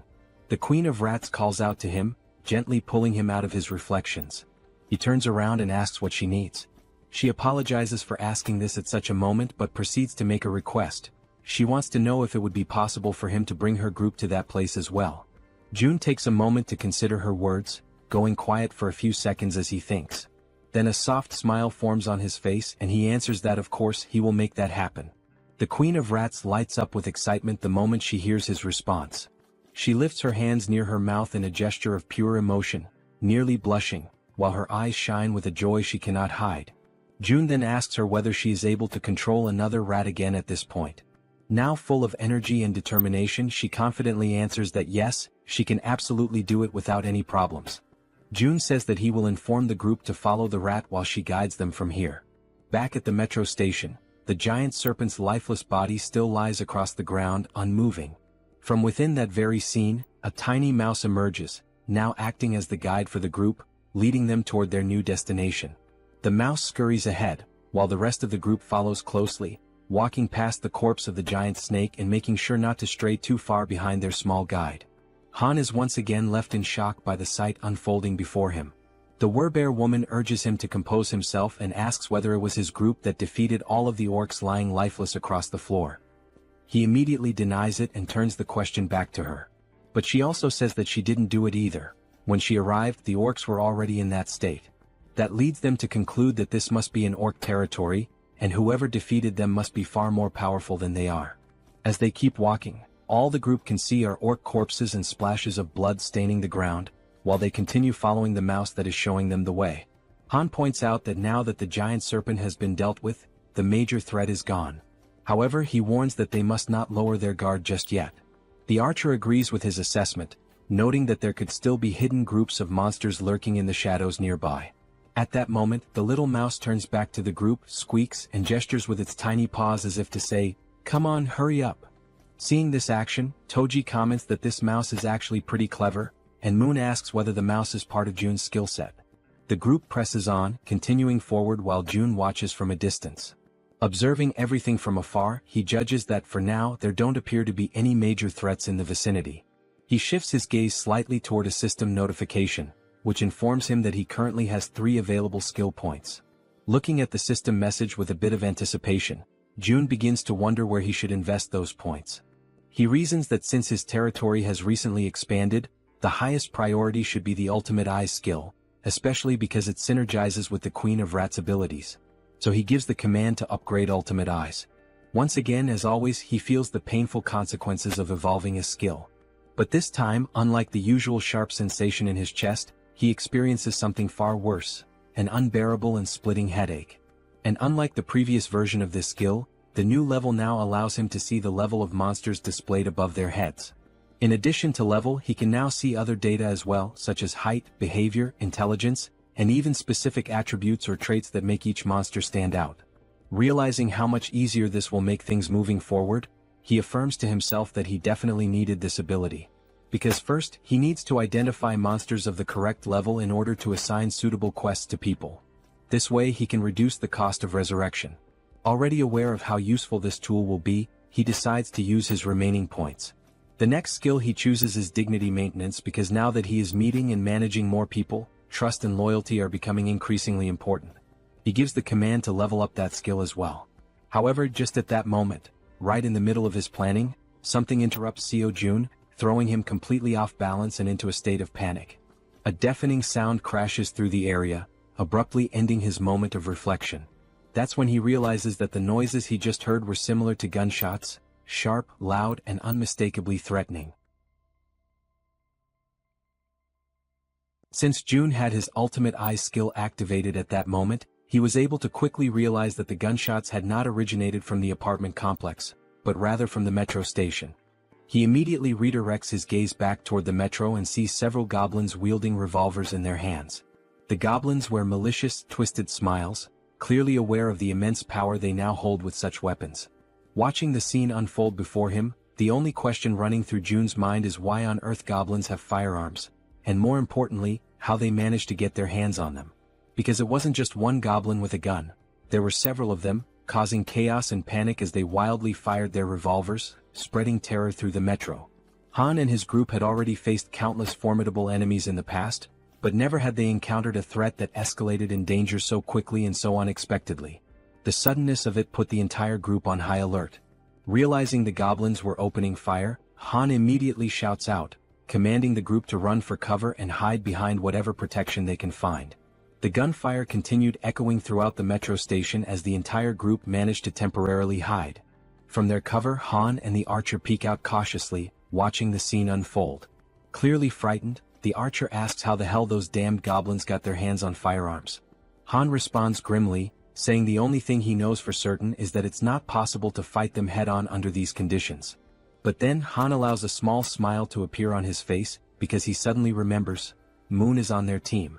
Without hesitation, Moon uses his teleportation ability, aiming to catch the goblins completely off guard and not give them a single second to react. His expression is fierce, filled with anger, and his eyes radiate pure determination. Without the slightest bit of remorse, he pierces the back of one of the armed goblins with his spear, driving it through the creature and silencing it with one final scream. That agonized cry is enough to alert the rest of the goblins, who immediately turn their attention to Moon, now fully aware that he's standing in the middle of them. But Moon is far from weak, certainly not as weak as the goblins had imagined. Using his close-range combat skills, he manages to decapitate every single goblin that tries to strike him, cutting them down one by one in rapid succession. Watching this from a distance, the goblins still wielding revolvers quickly realize that this is their best chance to shoot the boy before he closes in. But just as they prepare to pull the trigger, arrows suddenly strike their hands, forcing them to drop their guns in pain. The shots had come from the archer, who had been carefully observing the fight and saw the perfect opportunity to act. And she wasn't the only one. Toji, dressed in his heavy knight's armor, and the Werbear woman also launched themselves into the fray, charging forward to eliminate the remaining goblins. Both of them begin to attack fiercely, not giving the goblins a single moment to breathe or retaliate. From a distance, the man with glasses and the poison-wielding woman watch everything unfold in disbelief, clearly impressed by the strength and coordination of their companions. Toji and the Werbear continue pushing forward, relentlessly attacking the goblins, while in the background the Archer and Moon provide cover from a distance to ensure their success. After the battle, June shifts his attention back to the revolver and ammunition, inspecting them carefully with the help of his Ultimate Eyes ability. He then gives the system the command to register both items. The system promptly displays a confirmation that the revolver and its specific ammunition have now been successfully registered. Realizing what he just did, June stands silent for a moment, stunned by the fact that he has now added a firearm to the system's inventory. He quickly recognizes that he cannot display this item in the store for the general public to purchase. On the other hand, offering firearms in the shop would come with clear advantages. People would instantly become more active in hunting monsters, and even ordinary individuals below level 10 might start regularly hunting orcs. That means the citizens would bring in significantly more XP and profits overall. However, June is also aware of one major problem. He cannot trust all the citizens yet. At this point, he's still welcoming people indiscriminately. In other words, there's no real standard, no vetting process. He's been accepting everyone and providing them with supplies without screening them first, operating under the belief that he can control everyone, no matter what might happen. Of course, the rapid growth of the citizen population has brought many benefits. But everyone knows that things change drastically when firearms are involved. There's no guarantee that someone among this growing crowd won't turn out to be a serious problem. Beyond the obvious issue of supply shortages in the midst of an apocalypse, there are also the feelings of envy, resentment, and jealousy that could easily escalate into something dangerous once firearms are introduced into the equation. Regardless of motive, accidents happen, and in the worst-case scenario, someone could die. That's when June concludes that firearms will indeed be incredibly helpful, but they must only be handed out to verified individuals. As he opens the system menu once again, he notes that, on top of verification, firearms will also be made available only to those with high loyalty levels. With that decision made, June already knows who the first person will be to receive one. Back at the metro station, the group now stands among the lifeless bodies of goblins scattered across the ground. Suddenly and without warning, a gun begins to materialize, forming in midair before dropping right in front of Moon, startling him with how sudden and unexpected it was. Cautiously, he begins to approach the weapon, taking slow and deliberate steps as he draws nearer. Then, with a faint smile appearing on his face and his finger already resting gently on the trigger, Moon picks up the gun, clearly aware of who had orchestrated this. Without needing to see him, he offers a silent thank you to June, already knowing it was his doing. After that, the group resumes their journey through the metro tunnels, continuing to follow the little mouse that was guiding them toward the Rat Queen's group. After walking for a while through the underground passageways, they finally arrive at a place that seemed to be the destination the mouse had in mind. They hesitate briefly upon arrival, as the location is closed off by a heavy door that clearly separates and isolates the inside from any outside threats or creatures. Then, as the leader of the group, Han steps forward without hesitation and makes the decision to open the door himself. As the door slowly creaks open, they immediately spot several people inside. The first ones to lay eyes on the newly arrived group begin trembling in fear, uncertain of who these newcomers are. For all they knew, it could easily be goblins or another kind of terrifying monster. Sometime later, the day turns out to be perfect for a walk. Apparently, June notices this and decides to get some fresh air. As he strolls along the sidewalks, he reflects on how nice it is that the territory now includes the walking trail just outside the apartment complex. He thinks to himself that it's been quite a while since he's gone out for a proper walk, and he quietly expresses his gratitude to Yejin for coming along with him. While enjoying the peaceful moment, the system suddenly notifies him that an unauthorized entity is attempting to enter. Upon seeing that notification, June smiles and casually remarks that it seems they have arrived. Yejin, intrigued, becomes curious to know who they are. The system then shows that a being who meets the requirements for citizenship is approaching the shelter, and it asks June whether he would like to grant citizenship. Without hesitation, he accepts. Moments later, Yejin hears someone calling out her name and is met with a heartwarming surprise. In the distance, her mother and her sister Yeojin are excitedly calling out to her, waving with joy. In a moment of pure euphoria, the three of them run into each other's arms, embracing in a tight, emotional group hug. Their mother, overwhelmed with emotion, asks where she had gone without saying a word and tells her how worried she had been all this time. Yejin sincerely apologizes for everything. After the hug, Yeojin's eyes sparkle with joy as she exclaims how good her sister smells and asks if she had taken a bath. Yejin replies with a smile, saying yes, and not only that, they even have hot water here, and now her mother and sister will also be able to enjoy a warm bath. From a short distance away, June watches the heartfelt scene unfold, happy to hear them chatting about how the place has beds and hot meals as well. Then June calls out to the Rat Queen, and she quickly turns around, asking if something has happened. June informs her that Unit 2701 has now been assigned to her, and she is completely free to use it however she wishes. However, he warns that it might feel a bit cramped for 30 people. Upon hearing this, the girl turns back toward her mother and sister again. But they were not alone.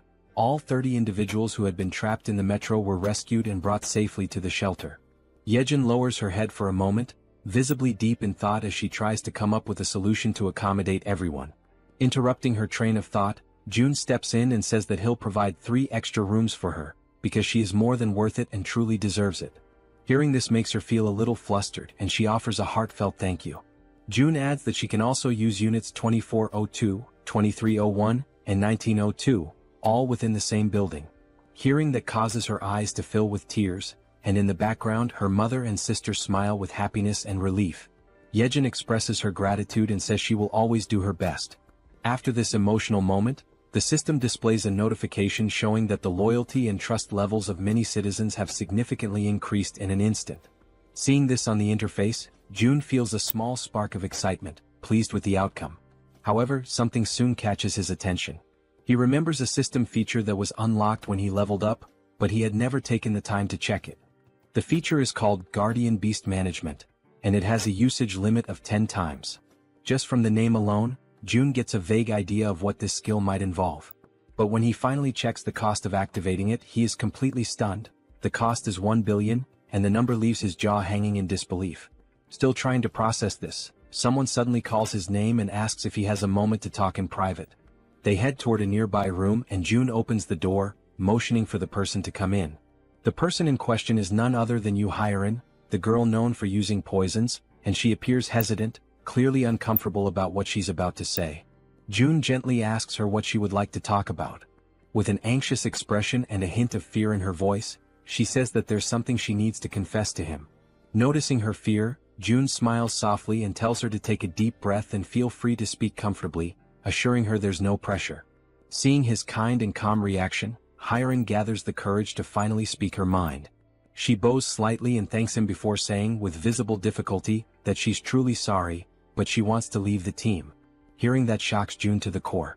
He had never experienced anything like this before. So, with disbelief, he asks if she really just said what he thinks she said.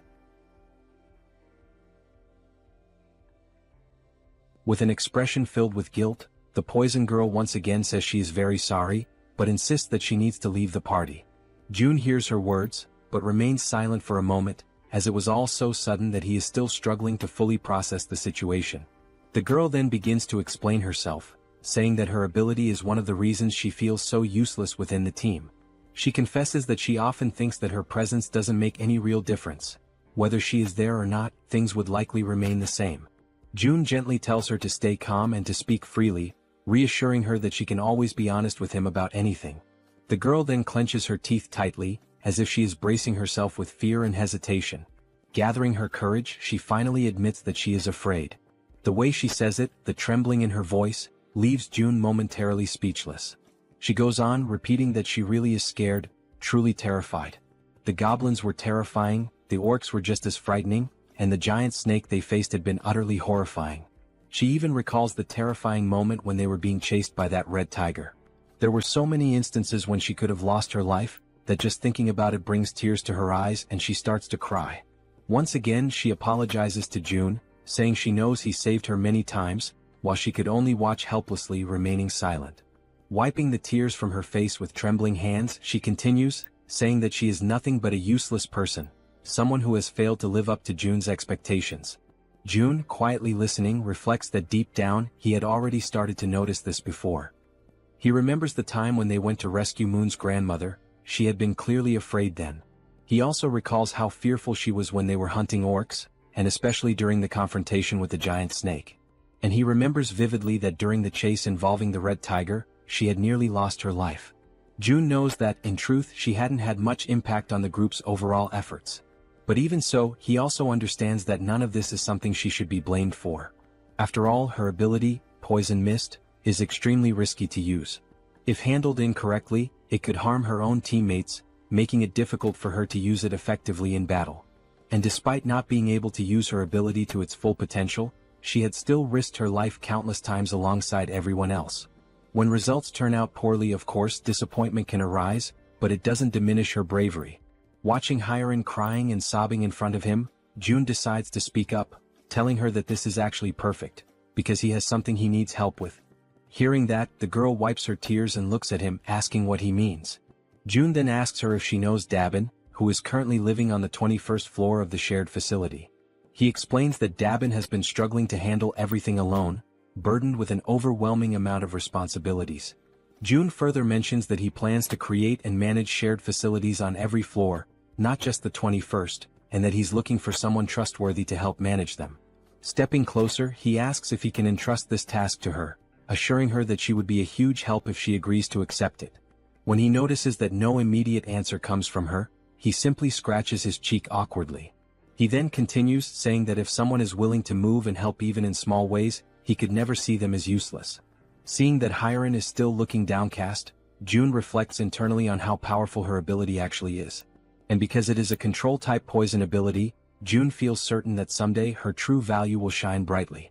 He tells her that if stepping outside the apartment complex is too overwhelming for her right now, there is absolutely no problem with her working indoors for a while. And when the day comes when her power is truly needed again. June leans forward slightly and tells her that when that moment arrives, he will absolutely count on her. This sudden show of trust and reassurance causes her to momentarily stop crying. Then she gives a small, timid smile. At that very moment, the system sends a notification showing that her loyalty has increased to 100. It also notes that she has now been officially registered as a retainer, and the retainer limit has been expanded as well. As Hyeren wipes her face once more, she apologizes again, her voice trembling. But now, she gives a genuine smile, saying that she showed him a weak side of herself, but promises that she will do her best to help from now on. Hearing this lifts June's spirits as well, as he realizes that she has been working hard all this time and that he can continue to count on her. Sometime later, still inside the room, June's attention is again drawn back to a lingering system notification. The option to summon a guardian beast, at the exorbitant cost of 1 billion won. Looking at this possible new ability, June thinks that maybe, just maybe, it's worth giving it a shot, no matter how ridiculously expensive it seems. So, throwing caution to the wind, he presses the confirmation button and requests the system to summon the guardian beast. The system promptly notifies him that 1 billion won has been deducted. Then at that very moment, a brilliant light bursts forth, startling June. The light emerges directly from the ground, which makes the whole situation feel even stranger and leaves him frozen in place. It quickly becomes clear that this light is coming from a magical circle, glowing with a powerful yellow hue. The magic was so intense that it forced June to close his eyes for a moment, just to avoid being blinded. And then, from the center of the magical circle, something unexpected appears. A large egg, leaving June wondering in amazement. What kind of guardian beast could possibly hatch from that? Even after the magical circle stops radiating light, the magical egg continues to emit a strong and vivid glow. Unlike the usual situation where a magic egg would take an eternity to hatch, this time the egg immediately begins to crack open. All the while, it continues to shine so brightly that June has to shield his eyes with his hand to protect his vision. Very quickly, the egg finishes breaking apart, and what emerges from within leaves June absolutely stunned. The creature that appears is covered in black feathers, with large, expressive eyes, a sharp beak and sleek plumage. It is clearly a bird. A small black bird with strikingly large eyes and a stylish crest on top of its head has just emerged from that magical circle.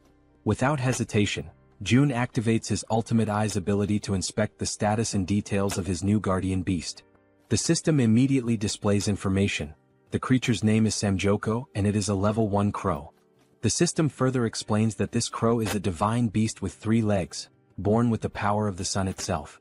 It also states that Samjoko is currently just a hatchling, a baby who still needs protection, and that for it to grow properly, it must be bathed in high-quality sunlight regularly.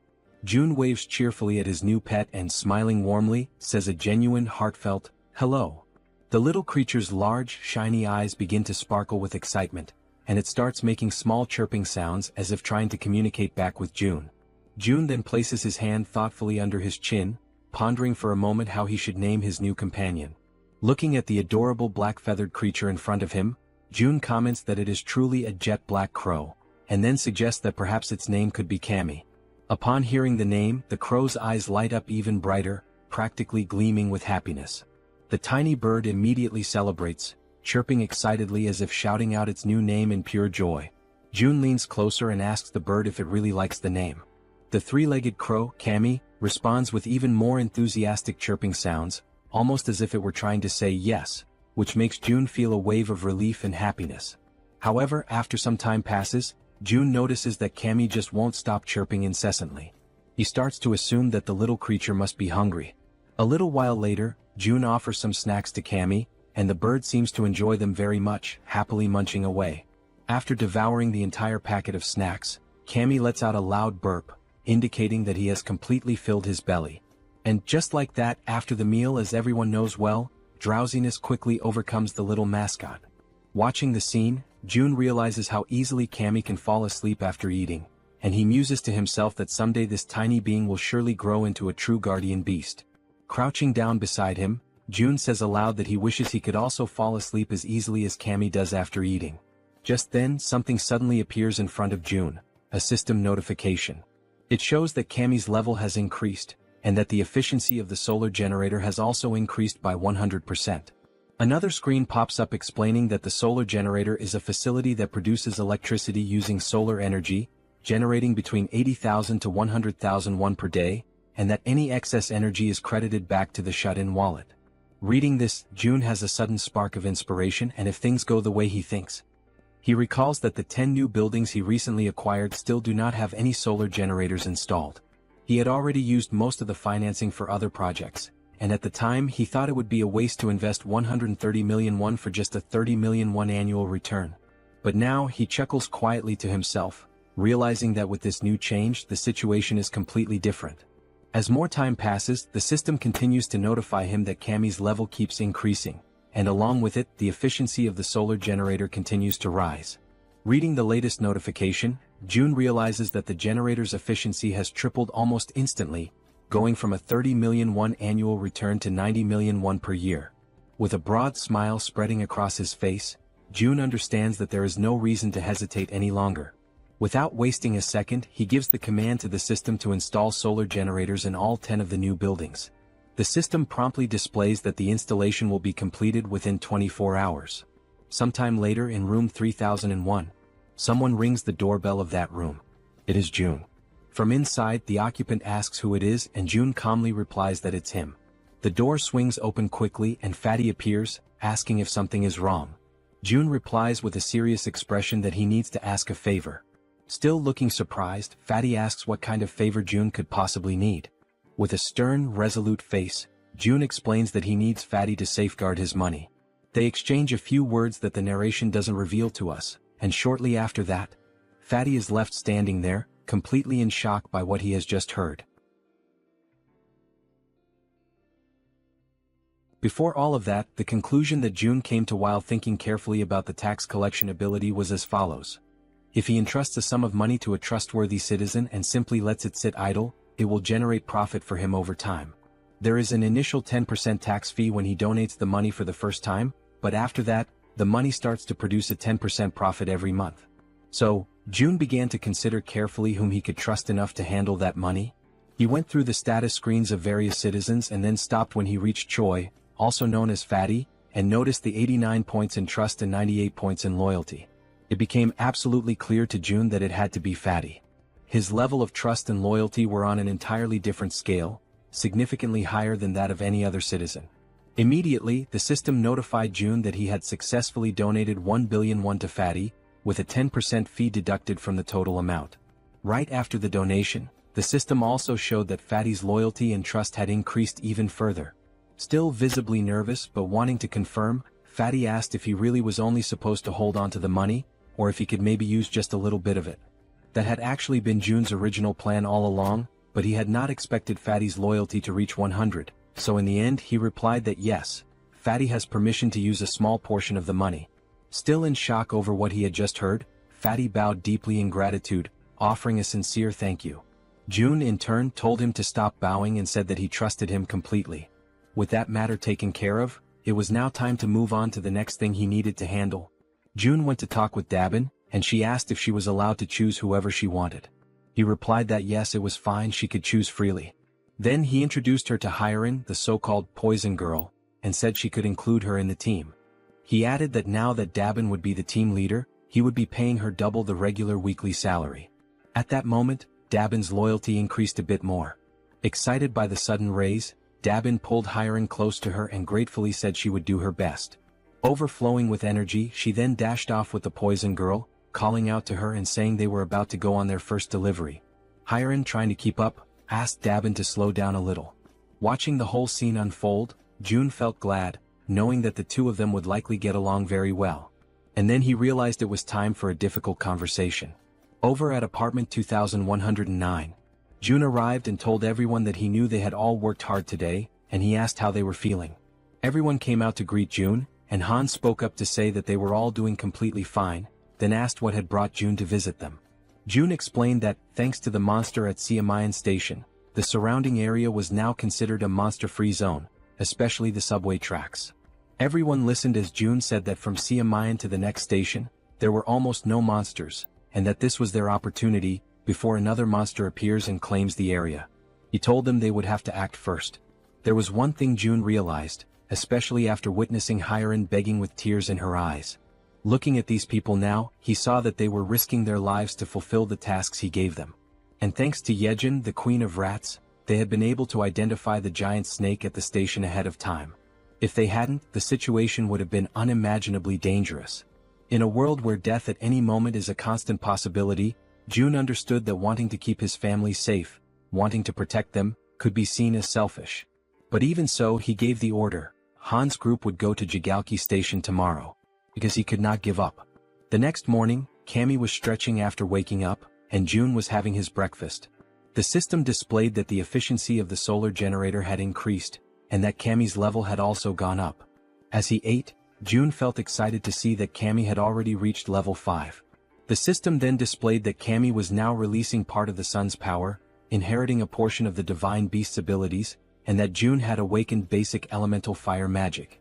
The idea of having magical powers caught June a bit off guard, leaving him slightly surprised. Raising one of his fingers, he quietly wondered to himself how he was supposed to use this fire magic.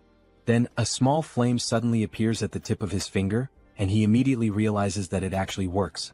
While the flame continues flowing gently from his fingertip, he notices that the sensation feels oddly familiar, and it doesn't take long for him to remember. It is quite similar to the feeling he experiences when he uses the dignity maintenance ability. And if that's really the case, June decides to go for a walk outside to test things more freely. As he walks around, he notices that there's no one nearby, and the area is completely quiet. He closes his eyes slowly and begins to use his imagination. He starts to picture a massive flame, one so powerful that it could engulf and burn the entire area around him. Soon, a flame begins to form and grow in the palm of his hand. The flame starts expanding and he can feel the power coursing through his body, spreading from his hand to the rest of him. Then, with a determined movement, he throws the fireball forward. However, this action leaves him disappointed, to the point that all of June's earlier enthusiasm seems to vanish in an instant. He stares at the tiny, underwhelming fireball floating in the air, and still feeling let down, he questions to himself whether this small result is really his current limit. It becomes clear to him that this is not a particularly powerful ability, at least not at this stage. But even so, he acknowledges that some things can already be done with it. He summons his gas and then it hits him. If he combines this fire ability with the gas produced by the dignity maintenance skill, it could become a truly threatening force. For now, that is the current level of what he can do, but the potential is absolutely limitless. With this, he can now fuel everything he needs, still have electricity left over, and eventually this surplus can be converted into money, which will then be deposited directly into his shut-in wallet. At that moment, someone arrives singing some kind of tune, and catches the attention of our secluded monarch. It's Yejin, the queen of rats, and she's expressing her gratitude for the rest period he allowed her. She says that thanks to him she was able to rest well. June replies that he simply gave her the treatment her ability deserved. And besides that, thanks to her help, the range of his own abilities had expanded significantly. Of course he should support her. Smiling, he says that he'll be counting on her again today. He informs her that Han's group is currently waiting at Siamayan Station, and that she should go guide them as soon as possible. Yejin responds that she has already sent rats along the subway tracks, since the rats are capable of reaching Koryang Station without any trouble. Hearing that, Jun's eyes widen as he asks her if something happened beyond Koryang Station. She confirms that yes, something did happen, specifically at Busan Station. She says she thinks it would be better if he saw it for himself. She sits down on the ground and begins to concentrate deeply, activating her ability to control one of her rats over there. Through the rat's vision, they can see that the station is completely destroyed, with debris and rubble possibly blocking access. And on top of that, the area appears to be flooded with water. Seeing this through his ultimate eyes, Jun quickly realizes that there's no way to get through that place in its current condition.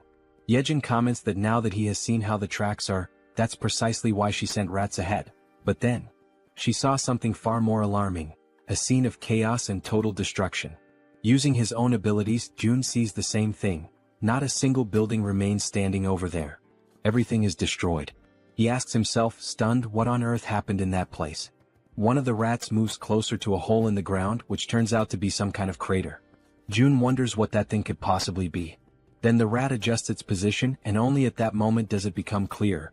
That crater is actually a footprint, likely left behind by some kind of giant.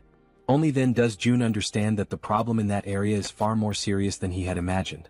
That explains why there are no intact buildings and why even the roads are completely destroyed. Then suddenly, Jun feels a tremor at that exact moment, something that resembles an earthquake. Both he and Yejin are startled and immediately on alert as everything begins to shake violently, just like during a real earthquake. The Queen of Rats drops to the ground, crouching in fear and screaming from terror. Jun quickly moves closer, trying to reach her in order to calm her down. But at that moment he begins to feel deep discomfort, realizing that if this continues with the tremors growing stronger, all the buildings will eventually collapse. The earthquake continues to grow stronger, shaking the buildings more violently with each passing moment.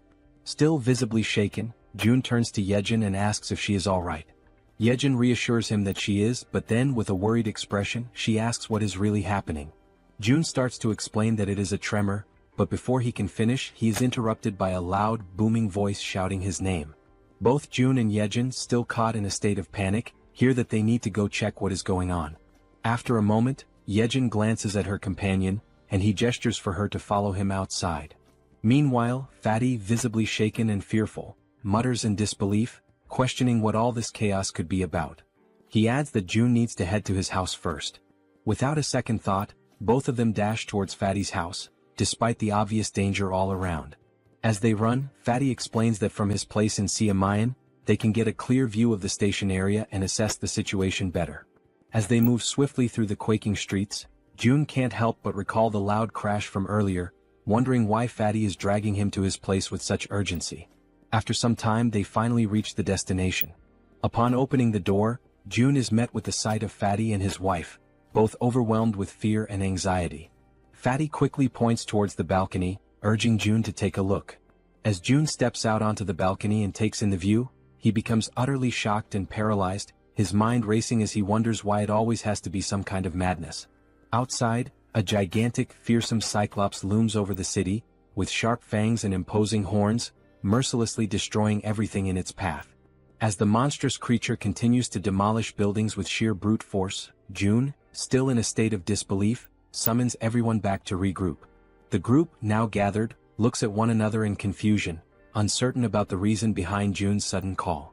When they reach Fatty's house, Han and Moon speculate about whether the earthquake from earlier might be linked to what's happening now. But suddenly when they glance ahead, they are all left frozen in terror as they spot the terrifying Cyclops approaching. While they helplessly watch the giant creature crush and topple massive buildings, the group can only question in disbelief what that monstrous being in front of them could possibly be. The Cyclops, consumed by unbridled rage, continues to smash and pulverize everything in its vicinity with its powerful fists. Then Han shouts out, desperately wondering what on earth is going on, while Fatty points out that the Cyclops is moving closer to their location, urging Jun to take a look. Feeling overwhelmed, Jun, in a state of panic, acknowledges that they have to do something, but he has no idea where to even begin. From the balcony, Jun glances down at his hands, unsure whether his abilities would be enough to withstand the Cyclops' attack. Nervous and trembling, Jun clenches his teeth, trying to keep his composure despite the dread creeping in. Suddenly June hears someone calling his name and he freezes. Turning around, he sees the werbear woman, her expression resolute and unwavering. With fierce determination, she requests a chance to take on the Cyclops. Hearing her words, June is initially taken aback and a bit fearful, unsure of what to think. However, the werbear woman remains focused, her fiery resolve to battle the gigantic beast evident in her eyes. June, still anxious, manages to muster a faint smile after hearing her confident plea. Then he turns to her and asks if she is truly willing to confront the Cyclops. With unwavering courage, the werbear woman firmly declares that she will make it happen right away. Just then, the system interface pops up, displaying that a mission has been granted. The objective is to hunt the Cyclops within a 24-hour time limit. If the mission succeeds, the reward will be 1 day of resurrection for the sun. However, if they fail, the penalty will be a full day of excruciating pain. June immediately calls for the group to assemble, stating that he will give a quick rundown of the plan. Standing before them, June asks everyone to pay close attention. To begin, he divides the group into 3 teams. The first team consists of Han, the werbear woman, the healer, and Toji. The second team includes Moon, the archer woman, and Jian, the guy with glasses. The third team consists of June himself and Yejin. June states that he will take charge of their current area, while the others must quickly move to their designated positions, emphasizing that he is counting on their effort and bravery. Following this, the group members race through the streets, each heading to their respective locations with a determined focus. Somewhere else, June hears his name being called again. When he turns around, he sees Hiren, who, after surveying the area, confirms that June was right. The individuals with military experience are positioned at the main gate, while the other residents are gathered in the underground parking lot. Smiling in relief, June thanks her for the efficient work and suggests that she move to the underground parking lot as well to continue assisting the others. However, Hiren, with her gaze fixed firmly on June, states that she wants to contribute more, despite her body, especially her trembling hands, clearly revealing her fear and nervousness. Hearing this unexpected declaration, June is momentarily taken aback and, with a hint of concern, asks her if she is really sure that she will be okay. Hiren, lowering her head while tears well up in her eyes, admits that she is indeed scared. Yet, almost immediately, she lifts her head with newfound resolve and declares with a spirited voice that she will strive to be brave. Feeling a sense of relief and admiration, June allows a faint smile to appear on his face. He then turns around and calls for Yejin and Hiren to accompany him to the main gate.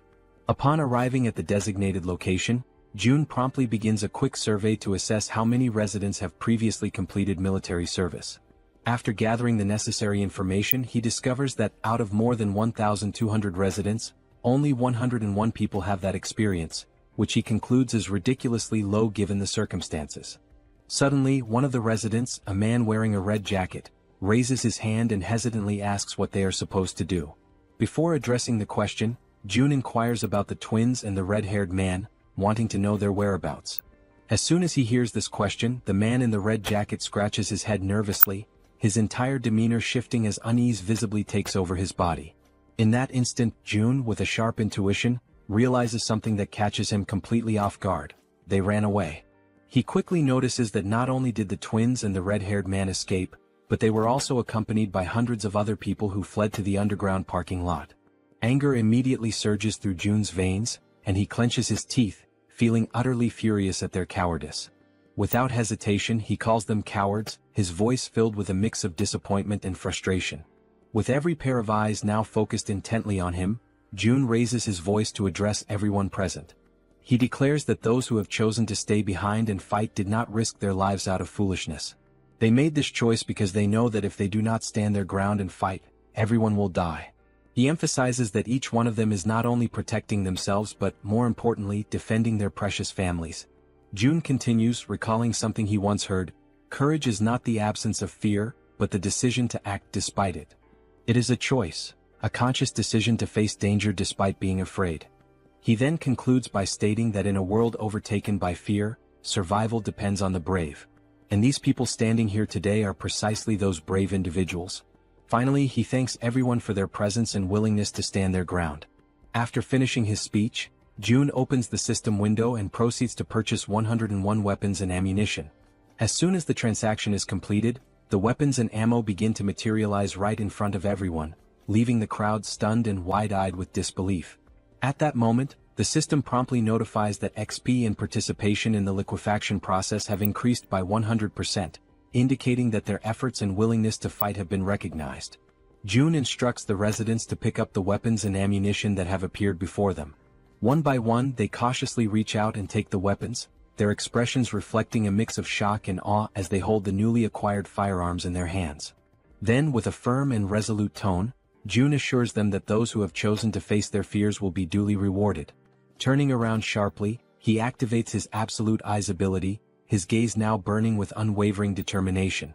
In a calm yet commanding voice, he declares that the chaos is only just beginning. Meanwhile, the Cyclops, with his fangs bared and overflowing with uncontainable fury, charged forward into the attack without a moment's hesitation, driven entirely by instinct and rage. At the same time, Han, positioned carefully outside the Cyclops' field of vision, was holding a solid iron bar, waiting silently and patiently for the perfect moment to strike.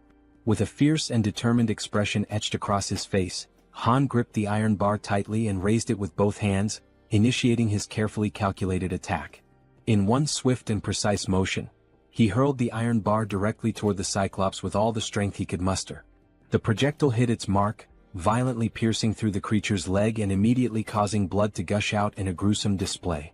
Caught off guard by the unexpected assault, the Cyclops turned around sharply, his monstrous body twisting as he directed his gaze toward the source of the attack. His fiery red eyes locked onto Han, the one who had dared to wound him, and for a moment, time seemed to stand still as Han remained frozen, paralyzed with fear in the face of the towering monster. Han clenched his teeth and furrowed his brow, panic flooding his senses as he struggled to process the overwhelming danger standing directly before him. Despite the deep wound in his leg and the blood dripping down, the Cyclops began marching forward with a steady and terrifying resolve, determined to make Han suffer the most excruciating pain of all, death.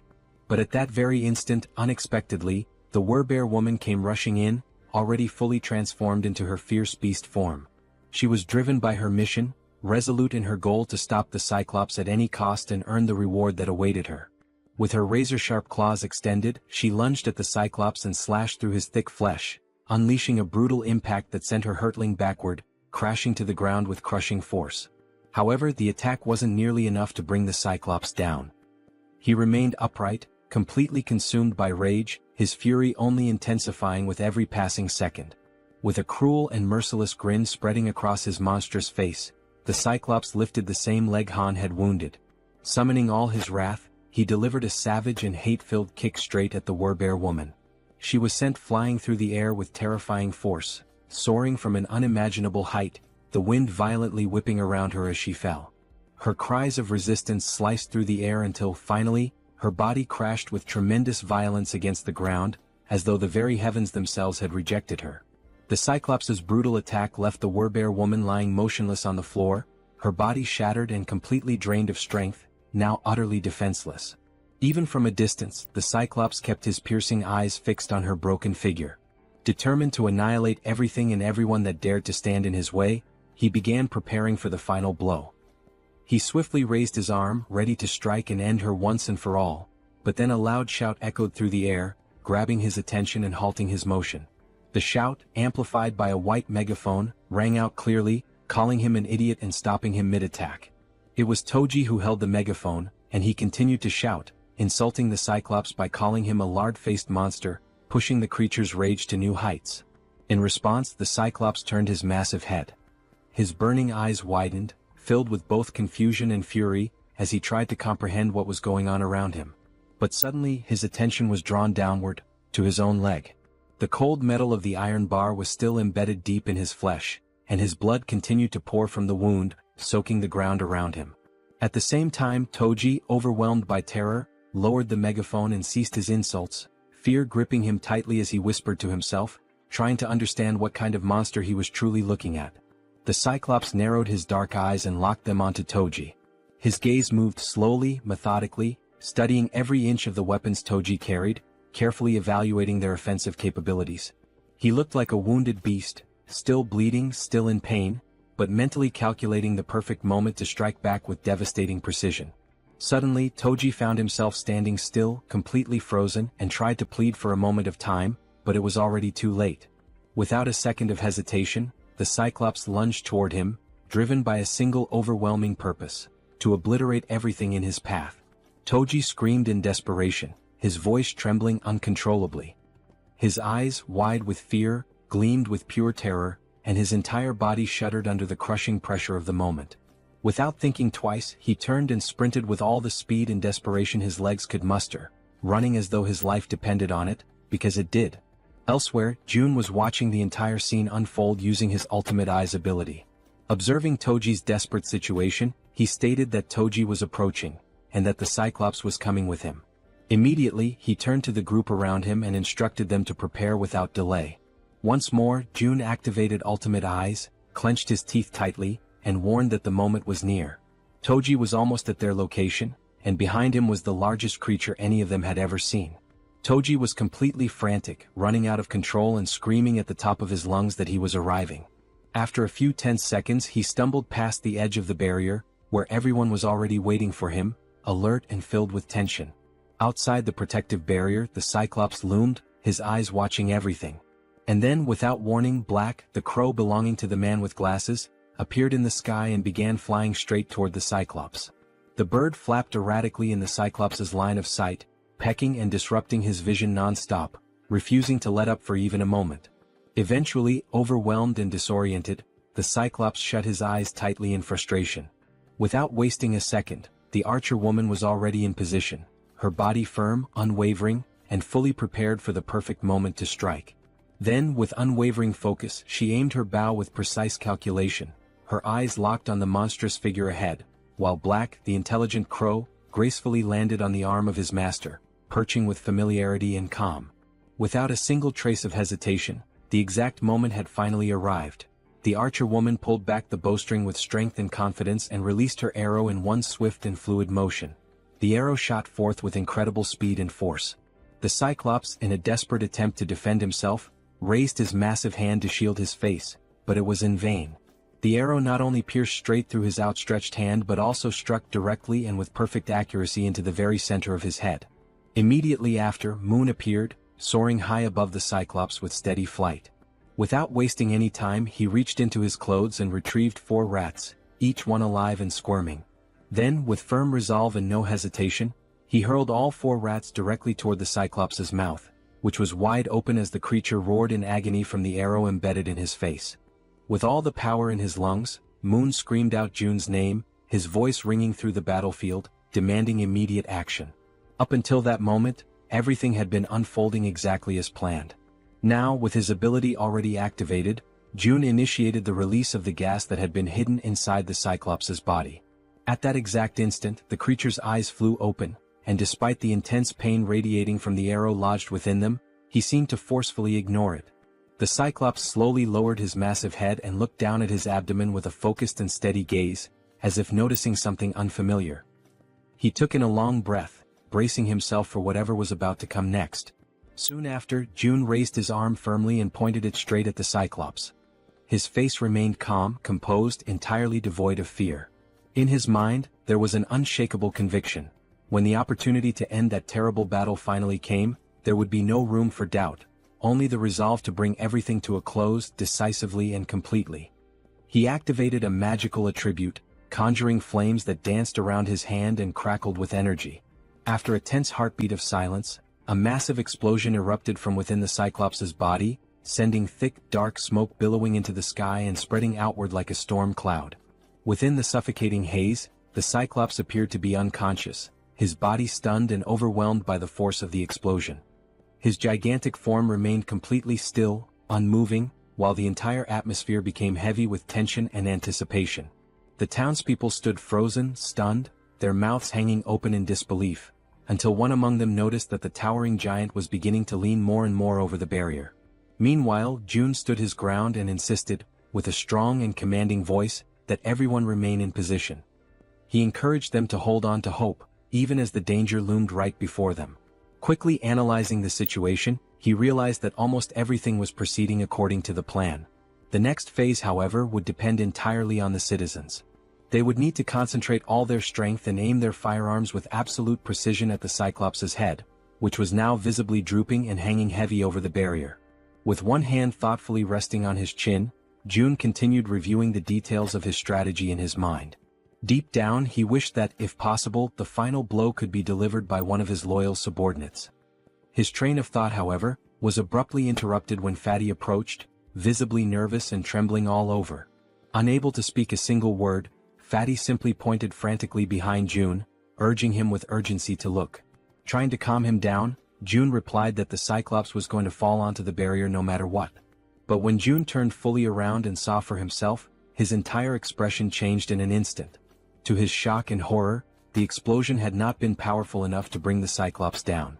The massive creature was still standing, firm and steady, his terrifying eyes locked directly onto June. Paralyzed by fear, June struggled to comprehend the horrifying reality unfolding before him. His wide eyes were filled with pure panic, unable to believe what he was seeing. Beyond the safety of the protective barrier, the Cyclops remained upright and unshaken, exuding an aura of dominance as if daring anyone to try and stop him. Without a moment's pause, the Cyclops lifted his arm with merciless strength and brutal determination. His fists clenched tightly, as if they bore the weight of a final decision that could not be reversed. And then, in one explosive movement, he brought his massive arm crashing down with devastating force. The very air around him trembled from the impact. The collision reverberated like thunder against the protective wall, shaking everything around it and sending a shockwave through the surroundings that echoed with raw power.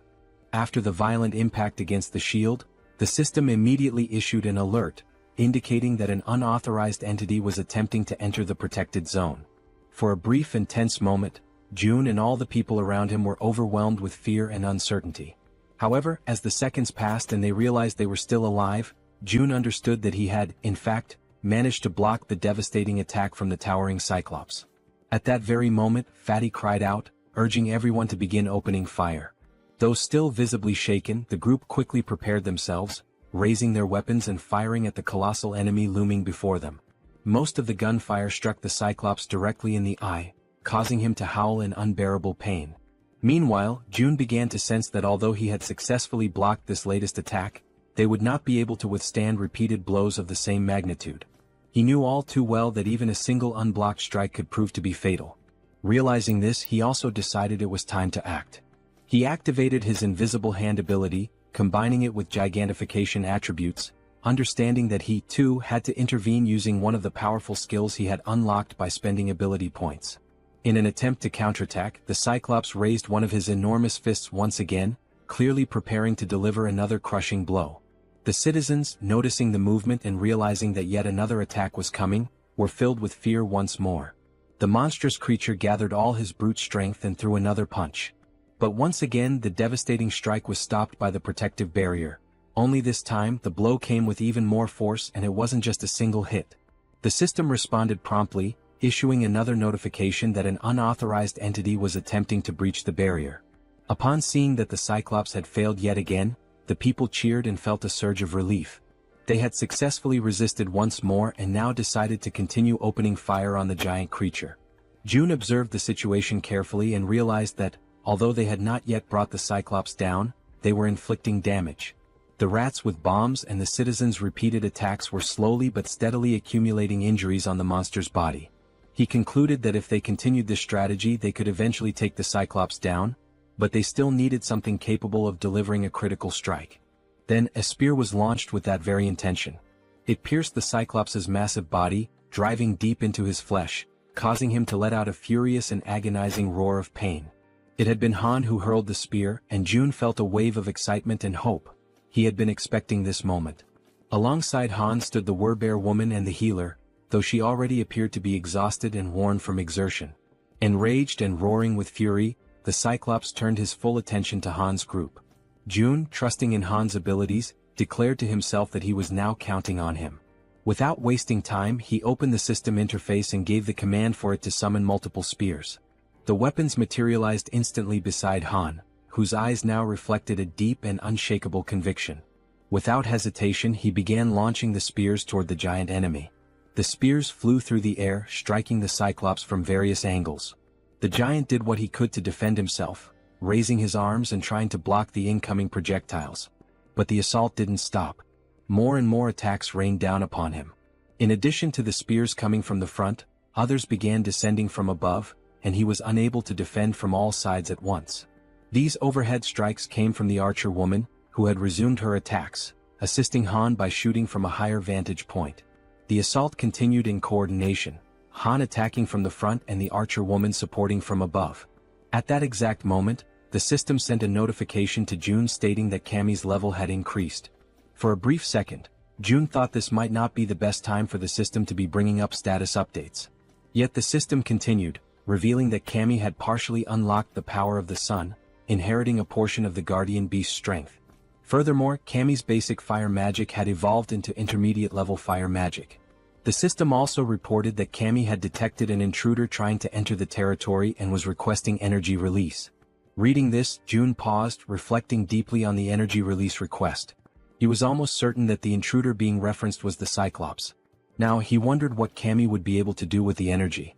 Despite his uncertainty, June gave the command to authorize the energy release, and just like that, 300 million won were consumed. Cammy then began drawing in power from the solar generators. All June could think about at that moment was how extremely expensive that decision had just been. The energy kept flowing steadily from the generators, and June noticed that it was being funneled toward his room, where Cammy had been stationed. After a moment, the transfer of energy finally stopped. And when June turned to look behind him, he saw something he hadn't expected. It was Cammy, his three-legged crow. But the creature no longer looked the same. This time, Cammy appeared transformed, with a sharper beak, larger wings, and a presence that radiated power and majesty. He was no longer the small, cute bird he used to be. Now he was larger, had 3 glowing eyes, and emitted an aura of a true guardian. Then, Cammy began to concentrate a powerful fire attack in his beak. The Cyclops, focused entirely on his current opponents, had not yet noticed the bird's presence, until he finally sensed something emitting light directly behind his back.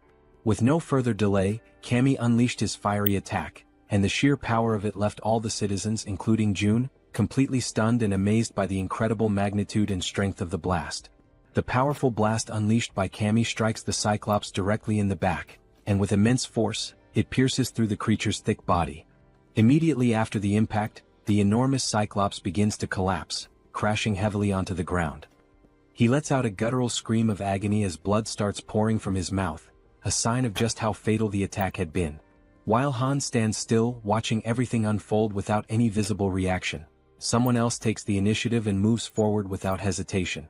The Werbear woman leaps toward the fallen Cyclops, aiming to deliver the final blow and end the creature once and for all. From the Cyclops' limited point of view, all he can see is an enormous, furious bear charging at him with full speed and fury.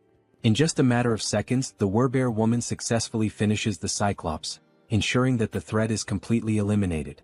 The system then sends out a notification. A level 51 Cyclops has been hunted down. As a result, a massive amount of experience points and a large sum of won have been awarded. Additionally, the system displays that several skill levels have also increased as a consequence of the battle. Seeing this, June is immediately reminded of what always happens to him whenever his skill levels increase like this. As expected, he begins to feel the familiar and agonizing pain that always accompanies the evolution of his abilities. The effective range of his skills expands even further, now reaching much farther than it did before, giving him more influence and control. The system then flashes another message on the screen, congratulating June for successfully declaring the entire apartment complex as a unified refuge, and confirming that a large deposit of won has been transferred to his account. Unable to bear the overwhelming pain, June falls to his knees on the ground, clutching his body as the surge of new power courses through him. At that moment, Cammy lands right beside him, having returned to his normal, small form. The three-legged crow begins to emit a series of proud, chirping sounds, clearly boasting about his role in defeating such a ferocious enemy. June, still kneeling and catching his breath, mentions that it cost him 300 million won for that outcome, prompting Cammy to fall silent, now visibly embarrassed that the price for his attack had been so high. Despite the expense, June feels genuinely happy and grateful that Cammy's strike was so decisive. It had been a critical and essential blow in taking the enemy down. With a soft smile, June gently strokes the top of Cammy's head and acknowledges that he did a great job. Although the summoning of the guardian beast seems to be unavailable within the refuge, June reflects on the outcome. He had spent 300 million won, but in return he profited 30 billion. This makes him start to wonder if it might be time to consider summoning all 10 guardian beasts, because if their performance is anything like Cammy's, there's really no reason to hold back. Then the system displays a new update. The current cost to summon a guardian beast has increased to 10 billion won. Seeing that, Jun immediately questions why the cost had skyrocketed so dramatically. But before he has time to fully process the situation, he hears the sound of someone's voice. It sounds faint and emotional, like someone crying. What he sees next brings back a delicate and emotionally complex memory for him. Both he and Cammy turn to look toward the source of the sound. It's Yeonju, the Werbear woman. And at that very moment, Jun realizes something unexpected.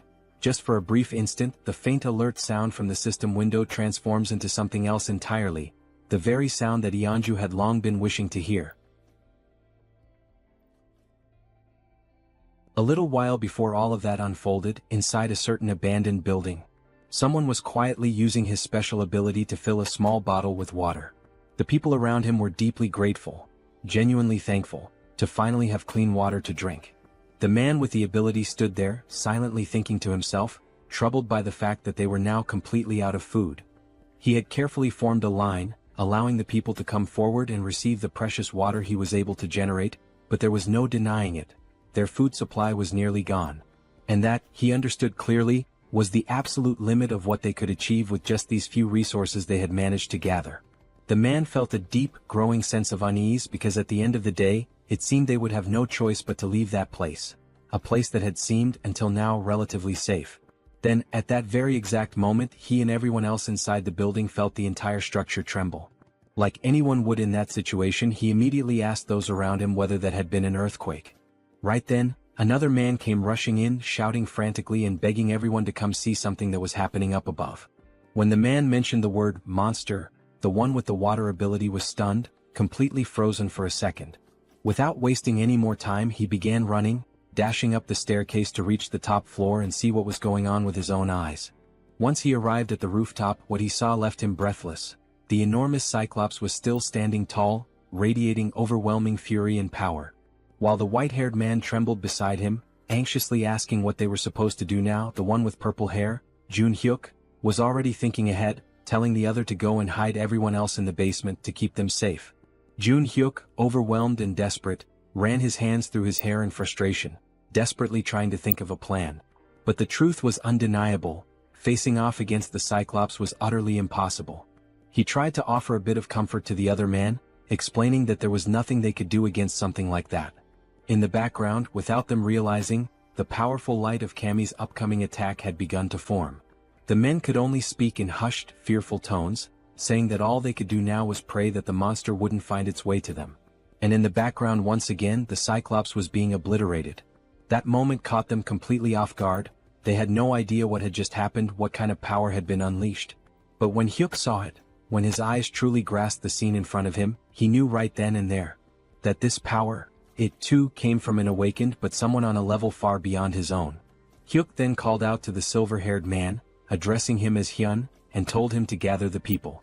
Hyun, utterly shocked, asked him if he had lost his mind. Was he really suggesting they go toward that? But Hyuk was certain. Even though he didn't know who the awakened one was, he had no doubt about what needed to be done. If they truly wanted to survive in this wretched, merciless world, they had to stand beside the person who possessed the kind of power capable of bringing down a creature like that Cyclops. As they began walking toward Jun's location, the people silently hoped, prayed, that whoever they were going to meet would be someone good-hearted, because they had no other options left. Their fate was entirely in the hands of chance now. They eventually arrived at the apartment complex and immediately suspected that this must be the place. After all, the buildings were still intact, completely untouched in a world otherwise devastated. Hyun, walking ahead of the group, remarked with disbelief, wondering how such buildings could remain standing in a world that had fallen apart.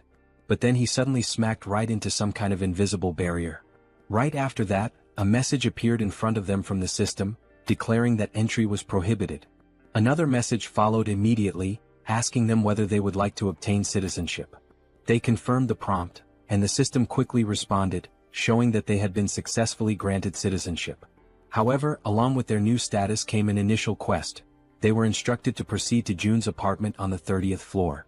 Once they arrived there, Jun was already waiting to receive them. Strangely, he was already calling them by their names, despite the fact that they had never met before. Jun introduced himself as well, calmly stating his own name. At that moment, Hyuk felt something deep within. an instinctual certainty that this man standing before them was the one responsible for forcing the towering Cyclops to its knees. And now that he was face to face with him, his instincts were screaming louder than ever. Without hesitation, Hyuk reached out, took Jun's hand in his own, and introduced himself, earnestly asking Jun to take care of them. Because in his heart, he knew this was a moment he must never let slip away. Elsewhere, in a quiet and peaceful place, Yeonju, the werbear, was gently serving a warm meal. This time, a bright and genuine happiness could be seen in her eyes as she cheerfully called out the name of Siwoo. Siwoo was her little boy, her beloved child, who was happily eating, and she lovingly asked him if the food tasted good. With a big smile he replied that it was absolutely delicious. The small boy then turned to his mother with innocent curiosity and asked whose birthday it was, because they were having seaweed soup, a dish traditionally served on birthdays. She responded with a warm and affectionate embrace, hugging him tightly while he told her how much he loved that particular food. At that very moment someone opened the door. It was Jun. Upon seeing him, the little boy excitedly called him Wizard Uncle. Yeonju asked Jun whether everything went smoothly with the new residents, and he confirmed that it did. He had already provided them with food and a place to stay. Then Jun apologized for something, and Yeonju, curious, asked why he was suddenly saying sorry. He explained that the newcomers wouldn't be able to leave the house, and that he hadn't expected that restriction to be in place. However, Yeonju didn't seem the least bit concerned about that detail. She calmly replied that just being there, together like that with her little boy, was more than enough for her. Holding her son even more tightly in her arms, she said with sincerity that she was truly content now. Right after that, the system displayed a message stating that her loyalty had increased significantly, officially registering her as a retainer.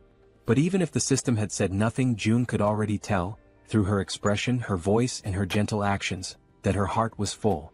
He could feel Yeonju's emotions clearly, without any need for confirmation. More time passed in peace. Mother and son continued enjoying their time together, now watching television side by side, smiling and sharing laughter. And during that simple, tranquil moment, Jun found himself reflecting deeply on his own family, on how long it had been since he had last seen them. He wondered how they were doing, if they were eating well or if they were possibly sick. He closed his eyes and imagined the worst, thinking that something terrible might have happened to them in this chaotic world. Right then, Cammy appeared, making a bit of noise. The small creature began playing and having fun alongside the werbear and her son. Watching them all together like that, Jun felt a quiet realization settle in. There was no need to rush. It was just one day. One peaceful, ordinary day. And he understood how hard Yeonju had worked for this day to finally come. At the same time, he also thought about how Yijin's rats were, at that very moment, heading toward the main house. When the rat reached the house, he would be able to deliver whatever his family needed. So today, looking at mother and child, smiling and content, Jun made a choice. He would focus only on taking care of them. Because this was the moment when Yeonju's one and only dream was finally shining brightly. Then Jun suggested that they sleep in the master bedroom. However, with her child still wrapped around her body in a loving embrace, Yeonju gently declined, saying that they could settle down in another room instead. Even so, Jun insisted that they stay in the master bedroom, emphasizing that it was the coziest and most comfortable place for them to rest. With a warm and reassuring smile on his face, he added that it was an order. Without hesitation, Yeonju lovingly stroked her son's hair, and together, they expressed their gratitude to Jun for his kindness and thoughtfulness. Soon after, they headed toward the room, wished him a good night, and the little boy waved sweetly at Jun before going in.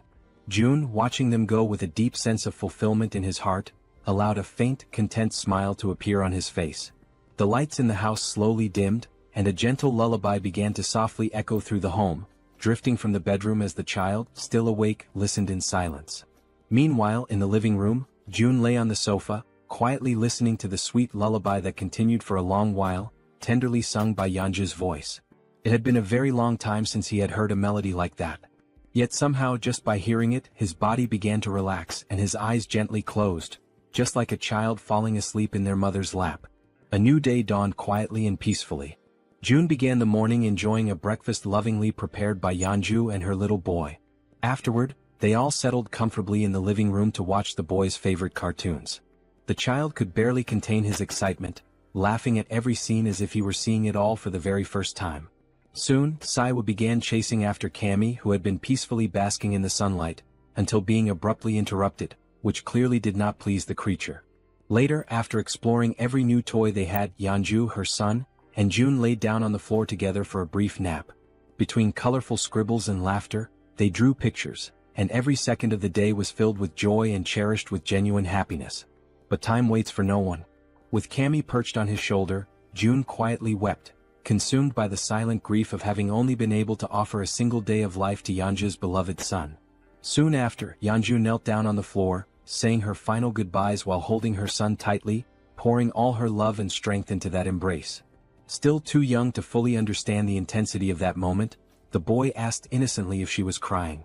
With tears already streaming down her face, she struggled to keep her voice steady and calmly whispered that she wasn't crying. But with his tiny hand resting gently against her cheek, he could feel the tears slipping down her face. So softly, Saiwoo began wiping away her tears, doing his best to comfort her and asking her, ever so kindly, not to cry. Yeonju held him tightly again, and in a trembling voice she finally admitted that she was afraid of the world, because a world without him was far too terrifying. Then, filled with the innocence of a child, the boy simply called her Mom, and assured her with unwavering confidence that he was right there beside her. Those words, so pure, so genuine, caused Yeonju to break down even more, tears overflowing from the sheer weight of her sorrow and desperation. Even as Saiwoo continued trying to reassure her, Yeonju remained in tears. Yet still he took a step back, slowly pulling away from her arms. Looking her directly in the eyes, he firmly promised that he would always be by her side. Gripped by despair, she called his name with a choked voice. But without hesitating, he continued to walk toward the setting sun, while behind him, she shakily called out that she still had so much left to do for him. Then suddenly he stopped. He turned around slowly, and with a gentle smile full of warmth and joy, he said that he loved her, just as his body began to dissolve into the light. At that exact moment, upon hearing those words, she froze. Still kneeling on the ground, her body began to tremble, and the overwhelming pain made it almost impossible for her to respond. But as all mothers do, even in the midst of unimaginable pain, she smiled through the tears and managed to whisper back a quiet, "I love you." And with those final words, Saiwoo said goodbye with a peaceful smile on his face. In the blink of an eye, his body vanished completely, and Yeonju's hand, overtaken by the unbearable pain of saying farewell, collapsed limply to the floor, while June watched her silently, deeply concerned and heartbroken by her side. Soon after, she tried to stand, but the pain she felt was so overwhelming, so crushing, that her body simply wouldn't allow her the strength to rise. Moved by the scene unfolding before him, June could only think that hope is like a delicate flower that chooses to bloom right in the middle of despair. With his eyes closed tightly, he came to a painful conclusion. Those who cling to hope must be prepared to face the darkest depths of despair, no matter how cruel. Then he extended his hand to her and gently urged Yeonju not to lose herself in grief, reassuring her that this moment was not the end. At that, Yeonju lifted her head, turned toward June, and in a hesitant, trembling voice, she asked if that was really true, if this wasn't truly the end. With unwavering conviction, June answered that if there was even the slightest chance, he would bring her son back, again and again, as many times as it took. His words ignited a new spark of hope, and Yeonju received them with a renewed sense of determination and strength. At that exact moment, the system displayed a notification. Yeonju's trust level had reached 100%, and she had obtained primordial vitality. The scene then shifted to the red-haired man, who was screaming with uncontrollable rage and fury. The twins, who had been silently listening to everything that was being said, became visibly frustrated when they realized that the standard spear, the orc spear, and all the money the red-haired man had painstakingly saved had vanished completely without a trace, leaving him utterly disoriented and at a loss for what to do. The red-haired man, clearly agitated, asked about his brother's belongings. His brother then explained that, when he had woken up, every single one of his possessions had disappeared without warning or explanation. Following this, the other twin chimed in and explained that many other people had experienced the same mysterious loss of their items. He pointed out that there was a specific pattern among these incidents. All of those who lost their belongings had not been present when the summoning occurred for those who had previously completed military service. Then one of the twins turned and stated that they should have returned to that place earlier. Suddenly, and completely without warning, he was violently grabbed by the collar of his shirt and pulled with force. The red-haired man, overtaken by a wave of anger, demanded to know if the twin was trying to place all the blame for what had happened squarely on his shoulders. Quickly, the twin clarified that he had misunderstood his words. Even so, the red-haired man remained furious, raising his voice even more as he shouted with escalating rage, insisting that they had all agreed from the very beginning that it was a foolish decision to follow Jun's orders. Faced with the rising tension, the brother, already clearly anxious and losing his patience, admitted that, indeed, Jun's plan had been a foolish one from the start. Hearing this, the red-haired man finally released his grip on his brother's shirt. It was only then that it dawned on him. He might have been expelled because of his own actions. Now tense and nervous, he remembered that there had been only one similar case in the past. He began to recall the story of a man who had tried to get involved with an underage girl. That man had been caught in the act and was immediately expelled, only to be found dead in the middle of the street shortly afterward. As he continued reflecting on the situation, he came to the unsettling conclusion that even now, with the appearance of that giant and all the surrounding chaos, the survivors still gathered in abandoned apartments. So, it was highly likely that there were enough people who would be more than willing to make sure he became the next one to be expelled. He was completely consumed by the hatred he felt for the situation he had ended up in. The image of the man in the red jacket reappeared vividly in his mind, calling him a bastard, and he imagined just how satisfied that bastard must have felt when he managed to get his hands on a weapon. Soon after, the red-haired man scratched his head, restless and agitated, trying to understand how everything had spiraled so far out of control. Elsewhere, Jun observed everything, the tension surrounding the red-haired man, and remarked to himself that this was only the beginning of the punishment he had meticulously prepared for him. Back with the red-haired man, a system window suddenly appeared behind him, displaying a new mission, catching him completely off guard. Startled and disbelieving, he immediately turned around to see the notification for himself. The system window revealed a new mission: hunt 20 goblins within 24 hours. If successful, the reward would be a small amount of experience. However, if they failed, they would suffer 1 minute of extreme, unbearable pain. Returning now to Yanju's most recent and impressive achievement, the dreaded primordial vitality. A rare and highly coveted ability which Jun now also possesses, it is known for amplifying regeneration to absurd levels, always in direct proportion to the severity of the injuries sustained. Jun could barely process what he had just witnessed. Not even for a moment had he imagined that, upon reaching 100 trust points, Yanju would awaken precisely that ability. Still deep in thought, Jun soon realized that, at least for now, this ability wouldn't have much practical use. With his gaze locked on the system window, he continued following his own line of reasoning. After all, he wouldn't be the one doing the fighting. Even if he were to leave the building, the chances of sustaining any real injuries were practically non-existent. Even so, the fact that such a powerful skill had been granted as a reward for reaching 100 trust points was undeniably noteworthy. His thoughts then began to drift toward Moon, who was also dangerously close to reaching that same 100-point threshold. The idea of what might happen next began to take shape in his mind. If Moon were to awaken an ability upon hitting 100 trust points, and if, as a result, Jun were also to acquire that same skill, one that would allow him to instantly teleport to any location he could see, then the possibilities would expand dramatically. Taking his speculations even further, Jun began to envision a future where this teleportation ability could be combined with the absolute one's eye, along with the support of an activated advanced base. Right at that moment, the system displayed a notification about the advanced base, a safe zone that could be deployed outside of Haven. When activated, it temporarily replicated the authority and protection of the city, so long as it included a citizen of knight rank or higher.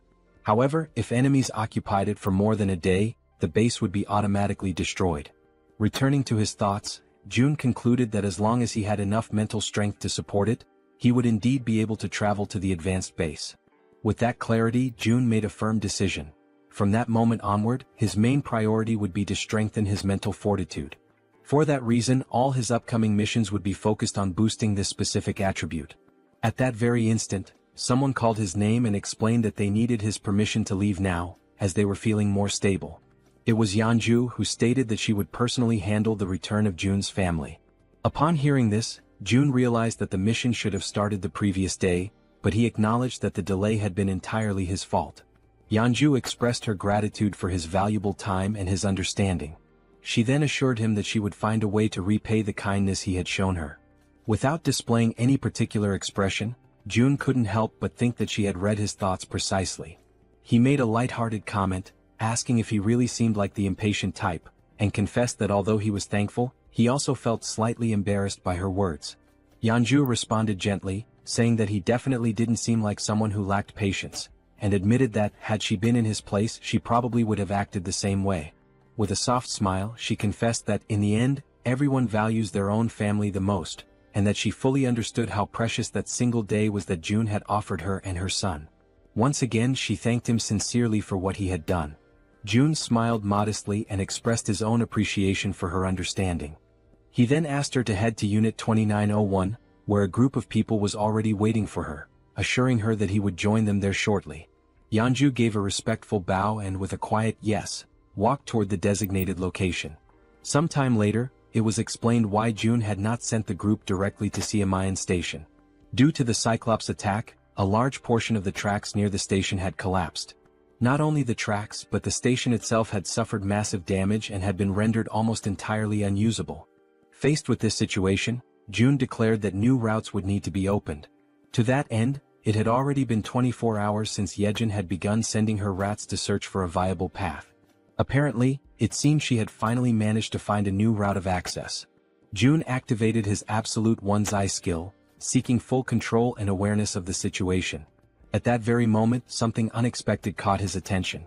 The system displayed a notification about a level 7 tamed giant rat.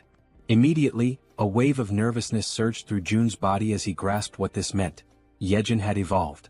Still stunned, June wondered if this was the result of the new ability Yejin had unlocked after being officially registered as his retainer.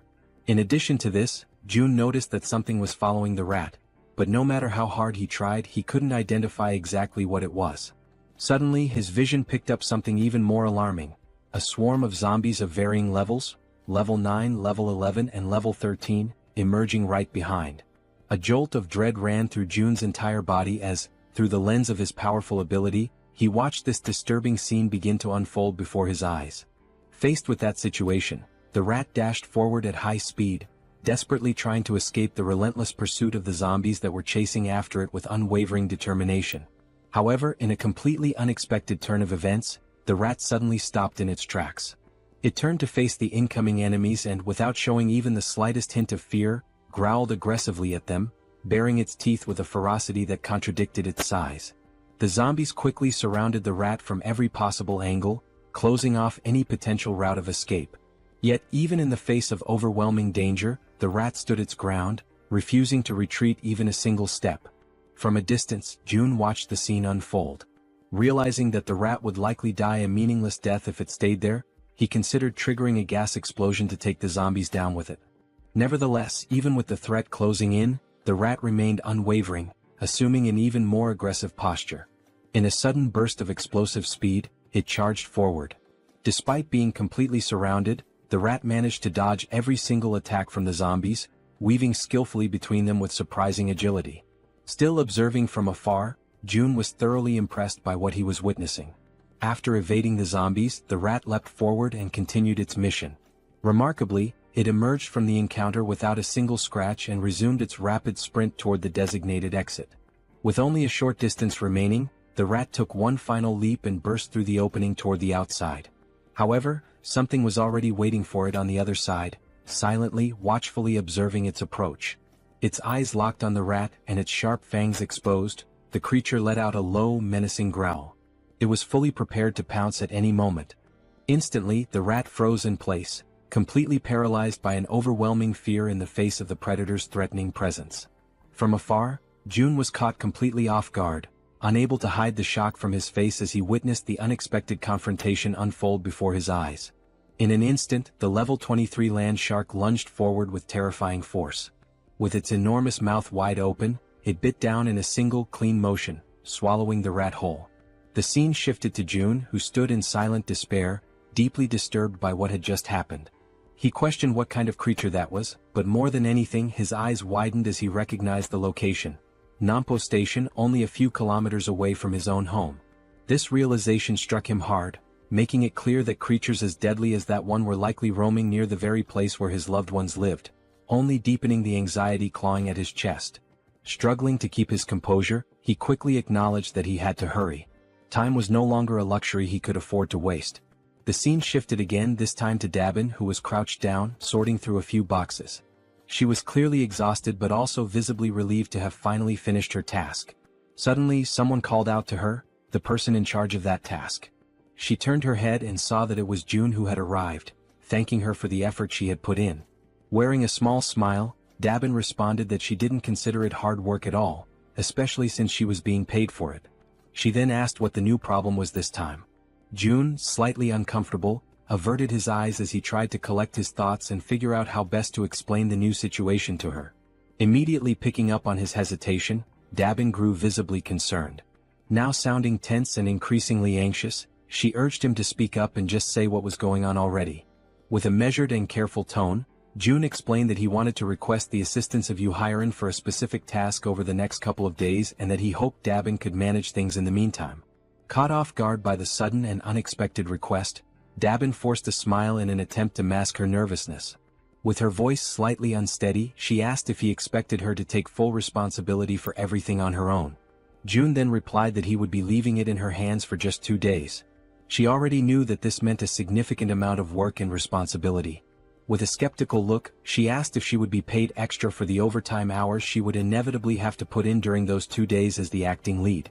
Upon hearing her question, June offered a subtle smile. Then, with an enthusiastic tone, he confirmed that he would pay her double for the overtime. The moment he gave his answer, Dabin's face lit up with joy. She could barely contain her excitement, now completely energized and ready to handle whatever came next. Elsewhere, a wave of thick green mist, released directly by the system, completely envelopes Hiren's body. The scene swiftly transitions to another location, where everyone in the group is now seated around a table, all eyes fixed on June as he prepares to begin the mission briefing. June begins by explaining that, due to the appearance of the massive Cyclops, navigating through Siamayan Station had become significantly more difficult. He expresses regret, saying it would be a shame to abandon the use of the subway line altogether. Soon after, Yejin steps in to clarify that the section between Siamayan Station and Byumnagal, all the way through to Koryang Station, is still fully intact. According to her, there are no monsters positioned along that part of the route, so the group can cross it without much concern.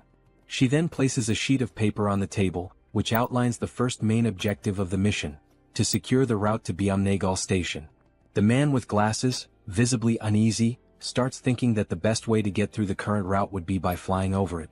Suddenly and somewhat unexpectedly, Toji interrupts the discussion, not to contribute anything urgent, but merely to compliment Yejin on her impressive talent for drawing maps. June quickly cuts through the mood and brings the conversation back to focus. He recaps Yejin's explanation and then points to a specific area on the map, noting that they must proceed with extreme caution before reaching their final destination. He then informs the group that approximately 500 orcs are currently active in the vicinity of a large supermarket complex. Upon hearing this, Han immediately asks whether they'll have to engage in direct combat with the orcs. Yejin responds clearly, stating that fighting the orcs is not part of the plan. They only need to reach Byumnagal Station and use the underground subway line. She assures them that she has identified a route completely free of orcs, with only a few lower-level monsters needing to be cleared along the way. Silently, June recalls just how much he had invested prior to the mission to ensure that nearly everyone in the group reached at least level 30, with only Fatty and Hiren falling short. Against goblins he believed that would be more than enough. June continues by explaining that they should reach Koryang Station without any significant trouble. However, he then immediately points out the real obstacle that lies ahead, Busan Station. The moment he mentions Busan, Toji panics, fearing there might be another giant creature stationed there. But Yejin quickly denies it. Her concern isn't about another giant, she says, but rather the condition of the railway tracks between Koryang and Busan. She then reveals that this particular area is swarming with an enormous horde of zombies. And unless someone in the group possesses an ability capable of wiping out monsters in extremely tight spaces, using that route would pose a serious and dangerous challenge. Everyone is left stunned by the revelation, especially Hiren. Trying to remain composed, Hiren focuses and slowly gathers the courage to speak. Still nervous, she calls Yejin by name and with trembling hands, says that she believes her ability might be able to help in this situation. Sometime later, the system displays a notification stating that the 100,000 weight limit of her poisonous mist had just been exceeded. Seeing this notification, Hiren feels a deep frustration that her contribution has already reached its limit. She opens a nearby door where June and Yejin are waiting. Both immediately begin praising her efforts, telling her that she did exceptionally well. June asks if she's feeling okay. Hiren confirms that she is. Although she had felt completely drained at the beginning, something powerful seemed to push her through the process, and now she felt fine. What she didn't know was that the strength she had felt came from June, who had secretly upgraded his retainer management level. June reflected on the cost of the upgrade. It had been expensive, but ultimately worth it since he ended up earning billions in return. Still unsure, Hiren then asks June if he's truly certain that it's okay for her not to go in person. June calmly reassures her, explaining that just staying in place and continuing to produce poisonous mist is more than enough for the mission's needs. With all preparations now complete, June activates his ultimate eyes ability and officially declares the beginning of the operation. Immediately, through his ability, he sees an enormous swarm of zombies located exactly where they had anticipated. Suddenly, something catches the attention of the zombies, and they all turn simultaneously to face whatever is approaching them. It's a level 3 rat charging rapidly toward them at full speed. The zombies are momentarily stunned the instant they realize what, or rather who, is approaching them. Following the plan with careful precision, June opens his inventory within the system. A dense and toxic green mist is released, spreading swiftly over the horde of undead. In perfect coordination, the rat dashes forward at high speed, weaving through the crowd of bodies and leaving the zombies behind in its wake. Hiren's poisonous mist, upon being inhaled, induces paralysis by targeting muscles such as the diaphragm, ultimately causing suffocation. However, the targets this time are zombies, creatures that are already dead and no longer require breathing to function. That is why June had already anticipated this limitation and had prepared a contingency, Plan B. He had instructed Yejin in advance to take over the operation when necessary. Soon, amid the group of undead, several rats waited patiently, alert for Yejin's command. As soon as the order was given, one of the rats lunged toward a fallen zombie. Through the reflection in the zombie's still open eye, the system captured the exact moment the rat bared its fangs and sank them mercilessly into the creature. At that precise instant, a system notification appeared. A level 11 zombie had been successfully hunted. Along with the experience gained, a deposit of 120,085 won was transferred directly to the digital wallet. But the momentum is quickly interrupted when Yejin suddenly calls out to June in distress. With urgency in her voice, she informs him that something seems to be wrong with the rats. In that exact moment, the system displays a troubling notification. A rat has reached level 9. This revelation sets June instantly on edge. He quickly realizes the potential danger. If that rat were to come into contact with zombie blood, it might become infected and transform into one of them. Even more alarming is a far more terrifying thought. Yejin herself may have been exposed to contamination through bites or claw wounds during the battle. In response, June immediately asks whether the rats are still obeying her commands. Yejin confirms that they are, although she notes they have become noticeably more aggressive. Relieved, June lets out a soft breath and remarks that everything seems to be going well, at least for now. Internally, he begins to reflect on what's ahead. If they can make it safely to Jigalki Station, then maybe, just maybe, he'll finally have the chance to reunite with his family. But just as this thought forms in his mind, it is abruptly interrupted by a system notification. An unauthorized individual is attempting to access the shelter through the main entrance. Baffled and alarmed, June stares at the message, struggling to grasp what is happening. Before he has time to act, a second notification appears. The system states that a group of 157 individuals meets the requirements for citizenship and asks if he wishes to grant it. Relying on his instincts, June gives his confirmation. Immediately, another system message is displayed. The total population has now reached 3,000 residents. As a result, a new ability has been unlocked, Economic Activity Subsidy. Reading this new development, June feels a brief moment of apprehension, uncertain of what the implications might be. But then gradually, a small smile forms on his lips. After all, this might actually turn out to be a good thing.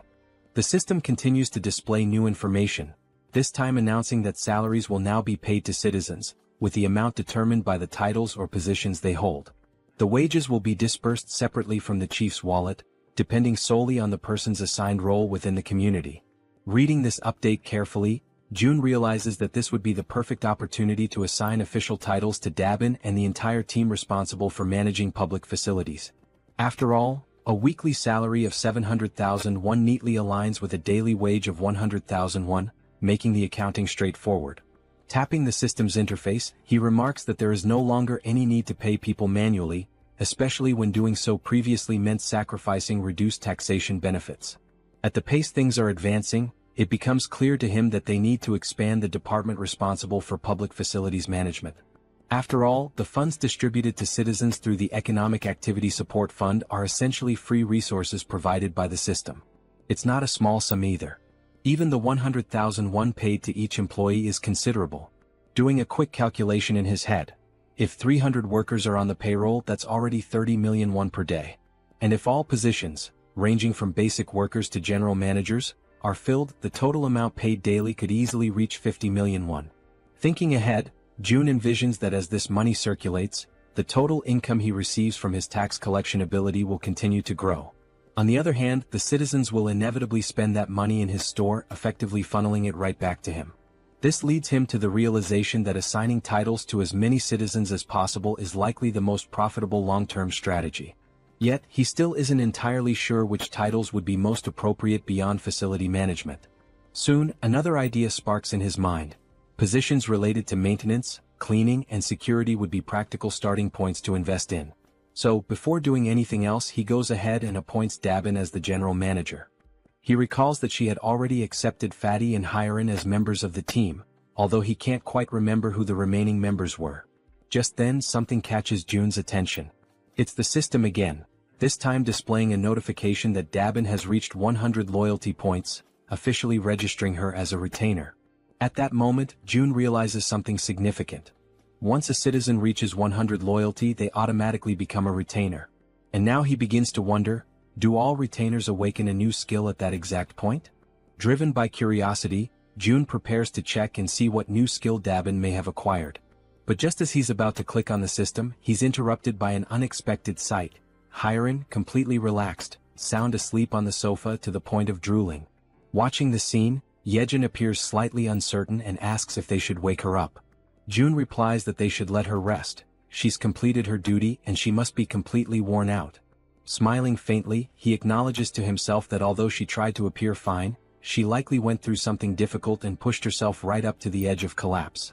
If anyone deserved a break, it was her.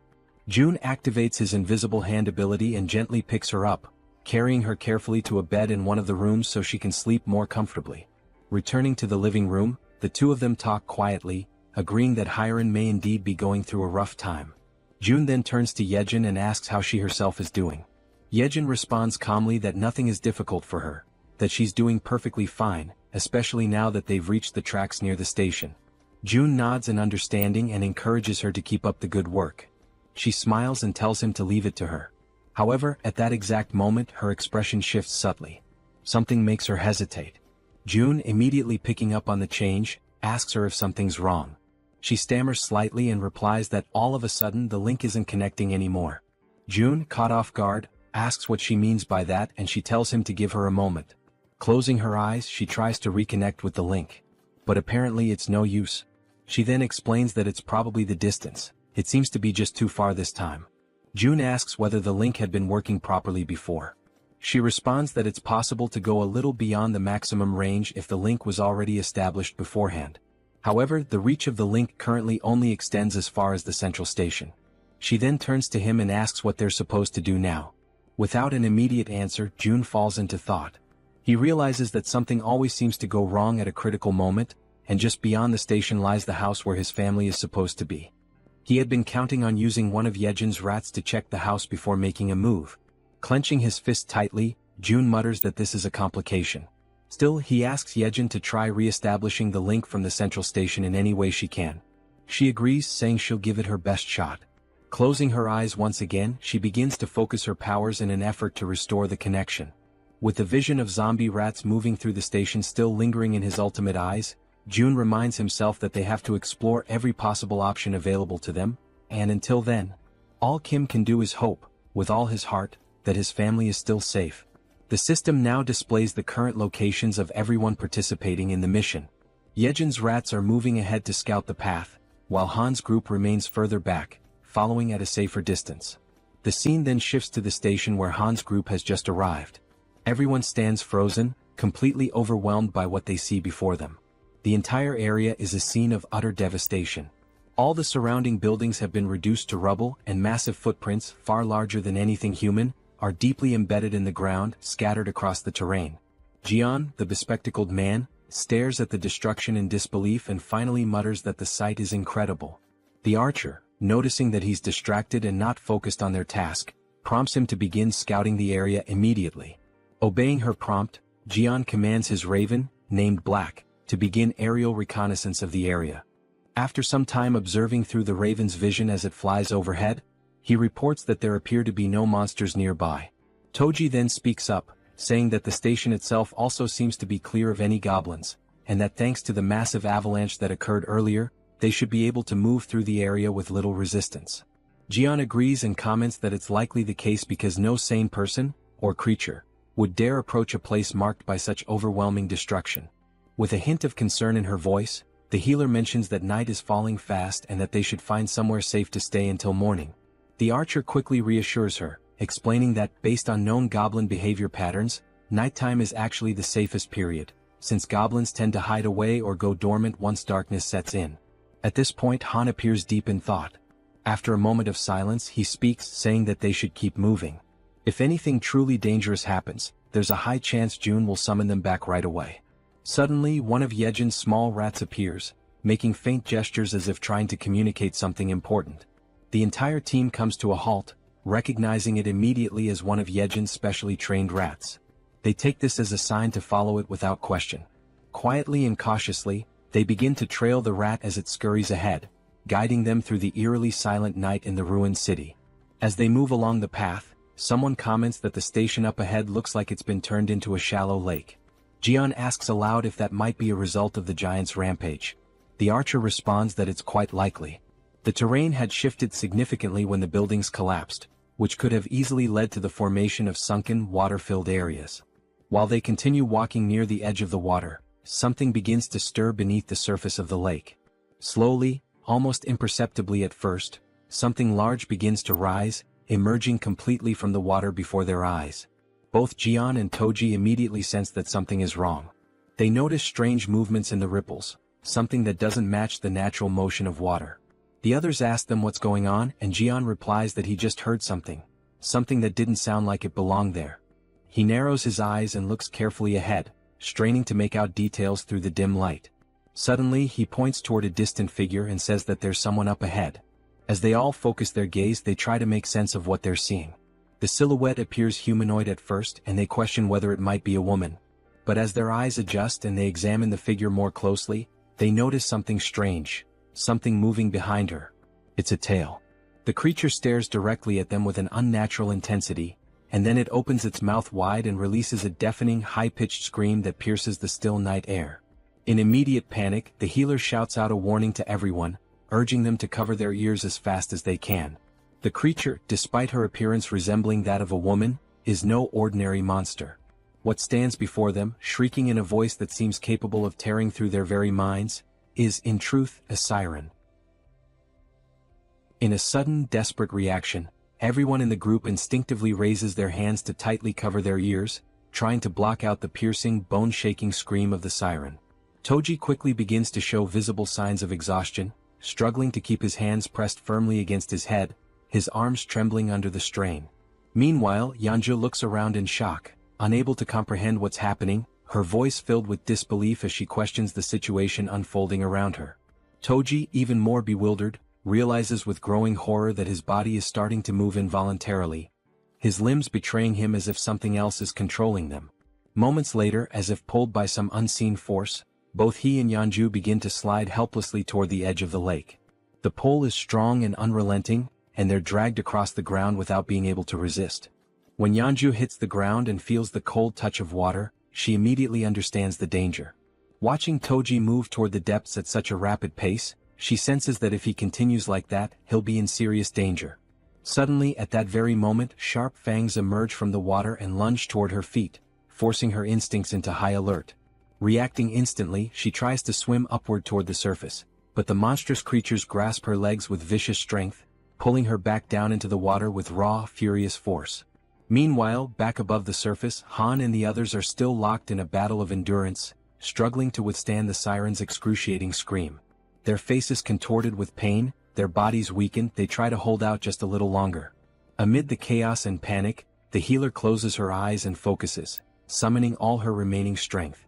With a surge of energy, she casts a protective magical armor over the group, enveloping them in a glowing, defensive aura. Now shielded by the magical barrier, Han feels a noticeable difference. He comments that he feels much stronger, more capable of resisting the siren's debilitating scream. The man with glasses then asks, almost breathless, what exactly the young healer's power is. Exhausted and barely able to stay on her feet, she pleads with them to hurry and save Toji and Yeonju before it's too late. But just as she finishes speaking, something in the water catches her eye. A dreadful blue creature, barely visible beneath the surface, begins to emerge from the depths of the lake. From a distance, the rest of the group watches the movement and begins to question, what are those bastards? Before anyone can respond, the creatures launch a sudden, brutal assault, moving with terrifying speed and aggression. Sensing the incoming clash, Han immediately calls out to everyone, urging them to prepare themselves for battle. He warns them that the creatures are closing in fast. Without a moment of hesitation, the monsters leap through the air, aiming directly at the group. Han quickly raises a steel rod in both hands, bracing for impact, ready to counterattack. With powerful force, his weapon collides with the creature's strike, sending shockwaves through the air. Just as the creature begins to recover, it's struck by a well-aimed arrow, finally going down. However, only one of the monsters is defeated, while several others continue to emerge from the shadows. The female archer, clearly frustrated, mutters under her breath about the relentless, never-ending wave of creatures. Without delay, the monsters reach the surface, surrounding the group from all sides with terrifying speed. In growing distress, Han insists that they can't afford to waste time, they have to save Toji and Yeonju now. Meanwhile, from the opposite side of the lake, something begins to draw the creature's attention. It's the werbear woman returning from the depths, carrying Toji in her strong arms. As she surfaces, Toji gasps and coughs, expelling the water from his lungs. He mutters that he genuinely believed he was going to die. Overcome with relief, the group's faces light up with joy at the sight of their safe return. Toji then turns to Yeonju and, with deep sincerity, thanks her for saving him. But their moment of reunion is abruptly interrupted. The bastards resume their relentless assault without giving the group a second to breathe. The team quickly realizes the creatures aren't going to let up, not even for a moment. Toji immediately activates his magical armor, his body lighting up with protective energy. As the monsters continue charging forward, he yells to the group that they'll hold the line and fight until the very end. In that moment, the werbear woman plants her feet firmly and prepares to strike. As one of the creatures lunges forward, she throws a heavy punch that lands squarely on its face, sending it flying backward through the air. The creature crashes violently into a thick wooden pillar, splintering it with the force of impact. Atop that very pillar, a goblin's body had been suspended, tied in place. At that instant, both Han and Toji glance upward and shout for everyone to move away quickly. Without hesitation, the group leaps back just in time as the place they had been standing is struck. Moon immediately turns and asks Han if he's okay. Han replies that he's fine and asks what just happened. As he sees the wreckage more clearly, Toji freezes in place, unable to speak. It was the body of the goblin, still tied to the broken pillar, that had fallen from above.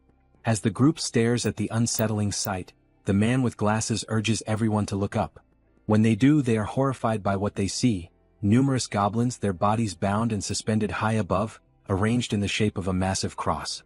Han comments that the group had been so focused on the danger below that they hadn't even noticed what was above them. And in that moment, he comes to a terrifying realization. These bastards don't care whether their victims are monsters or humans. Just then, the female archer's bow slips from her hand and falls to the ground. Her body begins to tremble uncontrollably, and she becomes completely speechless. She simply can't believe what's in front of her eyes. In complete silence, she wonders to herself, could that man really be her father? Suddenly, one of the creatures charges forward at full speed. Han watches in horror as the beast sprints directly toward the defenseless archer, who remains frozen, completely unaware of the incoming attack.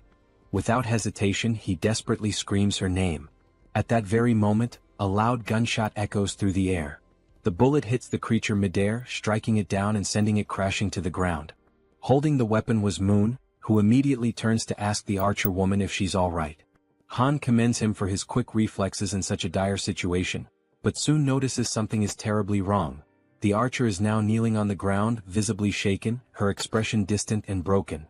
Suddenly, the man with glasses appears, urgently calling out to Han. He says he may have found a way to deal with the situation they're trapped in. He explains that, through black, he has been able to observe the surroundings from above, and that's how he discovered something crucial. The agonizing sound that's been tormenting them is also what's commanding the creatures. Han is taken aback by the revelation. The man in glasses adds that he still can't fully understand what the siren is saying, but he noticed that every time she opens her mouth, the fish-faced creatures react and begin to move. He then states that if they can find a way to cut off the sound, it's highly likely that the creatures will lose their coordination and retreat due to the lack of command. In the midst of this tense and increasingly hopeless situation, Han agrees that the idea is worth trying. However, he expresses concern that the creatures won't give them the opportunity to make it happen. Wanting to clarify things, Toji asks directly if the entire plan boils down to simply stopping the sound. Han confirms it with seriousness in his voice. Then, with resolve burning in his eyes, Toji declares that he'll be the one to bring down that damn thing and that he has a plan. Meanwhile, on the other side of the battlefield, the siren opens her mouth once more, releasing the dreadful sound, and like obedient soldiers, the creatures respond as if bracing themselves for another coordinated assault. Observing their behavior closely, Han notices that the creatures are changing their formation. The man with glasses assumes they must have realized the group's new objective is to shut the siren down. Han then turns to Toji and asks if he can really rely on him. Toji confidently answers yes, urging everyone to trust him, and makes it clear that all they have to do is open a path for him. He'll take care of the rest on his own. Without hesitation, Healer affirms that she will stay behind to protect the archer. And with the plan now in motion, the group charges forward with unwavering determination. Each member of the team focuses solely on creating that crucial opening for Toji, attacking the enemy forces without mercy and taking down one creature after another with relentless resolve. Han pauses for a brief moment, glances back at Toji and shouts for him to move now. This is the chance. Toji locks onto his target, plants his feet, and grips his halberd with precision and strength. Then, with all his might, he hurls the weapon through the corridor, aiming straight for the siren. The weapon cuts through the air at incredible speed, but the siren reacts swiftly, dodging with ease. The halberd misses its mark and continues its path, clattering past her. The group freezes in stunned silence, watching as the opportunity they carved with so much effort vanishes in a single instant. Yet, Toji remains completely unfazed. The siren erupts into maniacal laughter, along with her grotesque creatures, mocking his failure. But Toji simply smiles, calm and collected. With a sharp glint in his eye, he asks Han if he's already forgotten something. Confused and frustrated, Han doesn't understand what he's referring to, until, in a sudden realization, his eyes widen. With a trace of sarcasm, Toji then asks, "What's the best way to deal with a fish?" As he speaks, he lifts his hand and activates the recall command on his halberd. The weapon obeys the order, and on its way back, it slices cleanly through the siren's back, impaling her and cutting off her laughter for good. At that moment, the system notifies the group. A level 33 siren has been hunted down. Experience points have been awarded. The halberd returns to Toji's hand as everyone turns to stare at the siren's lifeless body. The fish-faced creatures become disoriented, clearly lost without their leader, and quickly retreat back into the depths of the lake. This sudden disappearance brings a wave of relief over the group, as they now have one less threat to face. Without wasting a second, Han approaches the archer woman and gently asks how she's doing. She remains trembling, unable to compose herself. Concerned, Healer turns to Han, asking what they should do now. Han considers going to find June. Then, the archer woman suddenly reveals, with a trembling voice, that one of the bodies hanging on the crosses above is her father. Han is struck speechless. He quickly turns around, unable to accept that his father-in-law could be among those mutilated victims. Overwhelmed by a deep, unbearable grief, the archer collapses into uncontrollable tears, mourning the fate of her father. Beside her, Han falls to his knees, consumed by panic and disbelief. The entire group around them feels the weight of her sorrow as if it were their own. And right there before their eyes, hanging from a cross in an appalling state, was her father's body, a heartbreaking sight that pierced the soul of every witness. At that very moment, the system displays a mission reconstruction screen, this time with the archer as the target. The reward, to bring her father back to life. However, the system clearly warns that resurrection is only possible within the boundaries of the absolute domain. Staring at the screen in a mixture of urgency and desperation, June taps rapidly on the system window, trying to complete the reconstruction process. Yejin, seeing him in such a state of despair, is left absolutely stunned by his behavior. But then all of a sudden June stops. He begins to reflect more deeply on the situation and on the trust the group had placed in him. He knew that if things had escalated to a point where lives were truly in danger, he would have been summoned without delay. With that in mind, he tried to convince himself that this meant there was no real danger, no other option, no action to take. But even as he tried to settle his thoughts, a lingering doubt echoed persistently in his mind. Was it really true that there was no other choice? Being dragged underwater, surrounded by a group of armed fishmen, didn't feel like something that could be brushed off or ignored. It was clearly a serious threat. Jun couldn't help but worry about his own family, filled with a desire to see them again as soon as possible. But he also recognized that this longing wasn't his alone. The others had their loved ones and personal stakes too. Even so, he tried to suppress that reality, convincing himself that saving his own family had to come first, above everything and everyone else. His hands trembling, he finally selects an option from the system window. A new mission is created for the group. The goal is to build a tomb within a 1-hour limit. The reward is a small amount of experience and the mission comes with no penalties. When the archer reads the notification, she becomes even more shaken. A sense of hopelessness and deep grief takes over her body, weighing down her spirit. Meanwhile, from afar, Jun watches silently, filled with regret, observing the entire painful scene through the lens of his ultimate eyes ability. Eventually the tomb is completed. The entire group now stands in front of it, solemn and silent. Han turns to the archer and gently asks if she's truly okay with all of this. She replies firmly that her father would have wanted it this way. She explains that he was obsessed with his job, constantly speaking of how he wanted to be buried near the railway tracks when he died. Then, holding a metal plate with her father's name engraved on it, she remembers how, as a child, she thought that wish was ridiculous. But now she's fulfilled it. He is resting exactly where he always said he wanted to be. And the metal plate bearing his name marks the place. From a distance, Jun finds himself struck by a sudden, unsettling thought. Maybe one day this same pain might become his own. He can only hope that their sorrow never becomes his. It's precisely because of that fear that he makes a decision, to protect them no matter what. Looking back at the system screen, he realizes something. To do that, he's going to need stronger people by his side. And so, in that moment he makes up his mind, the person who matters most now is... But the scene shifts before the thought is completed. Somewhere else, a goblin is struck by a man who possesses the power of water. At that instant, the system displays a notification. The loyalty of citizen Jun Hyuk has surpassed 30, and he now qualifies for registration as a vassal. Immediately afterward, another notification confirms his successful registration. A woman appears behind him, catching his attention and informing him that his body is glowing. He quickly glances down at his hands and is astonished by what he sees. He becomes completely intrigued, wondering what on earth it all could mean. At that moment, the system notifies that he has reached level 40 and obtained the titles of 12th Bell, Knight and Mage. He now has 59 trust and 51 loyalty points, and his awakened skills are related to water manipulation. Shortly after that, a new mission appears. The power of mage abilities has been increased by 100%. One of his new skills, Water Bomb A rank, allows him to summon high-temperature compressed water that explodes with force proportional to the amount of mana used. The other skill, Water Control S rank, grants him the ability to freely manipulate water using mental energy. The system then sets the objective. Use these skills within 10 minutes. The reward is an increase in mental power. The penalty for failure is mental fatigue. Standing at the location, Jun Hyuk is stunned by what he sees before him. The mission notification appears once again. As he reads it, someone nearby asks if he's okay, but he responds by asking for a moment. A smile slowly spreads across his face as he begins to understand the nature of the mission. He quickly realizes there are more than enough enemies nearby to use his powers on. Without delay, water begins to materialize around him, initiating the execution of his challenge. A massive sphere of water forms before everyone's eyes, leaving the goblins completely shocked and unprepared. Then with confidence, Jun Hyuk utters the command, Water Bomb. He hurls it forward, striking the group of goblins mercilessly.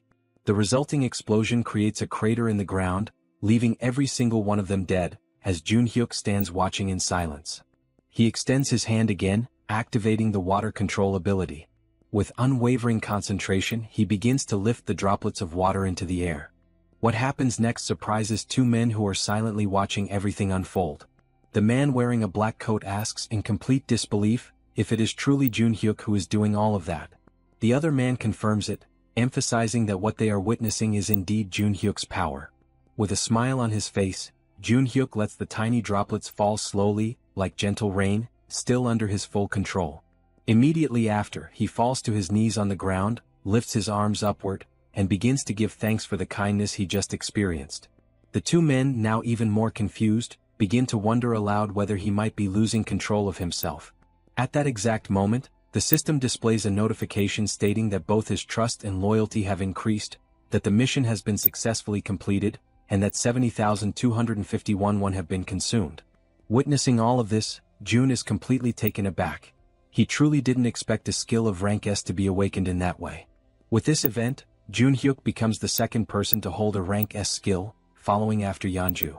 Jun begins to reflect, considering how surprising it is, especially given that Junhyuk's original ability was merely rank B, a skill that used mental energy to produce water. He hadn't imagined it would develop so impressively.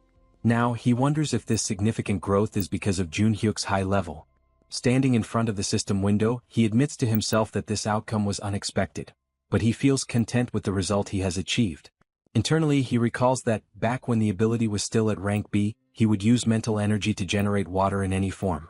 Now he questions how this type of use fits into the overall strategy, the metaphorical board of pieces. He notes that in Han's group, there's no need to add a new piece, since the team is already well balanced. As he considers what his next move should be, Jun continues to stare at the system window. The screen now displays a notification about a goblin hunt. Level 6 goblins are being eliminated one by one, and both experience points and one are being accumulated into the account. Reading this message leaves Jun in shock. It's already late, yet there are still people out there hunting. Suddenly, the system shows another notification.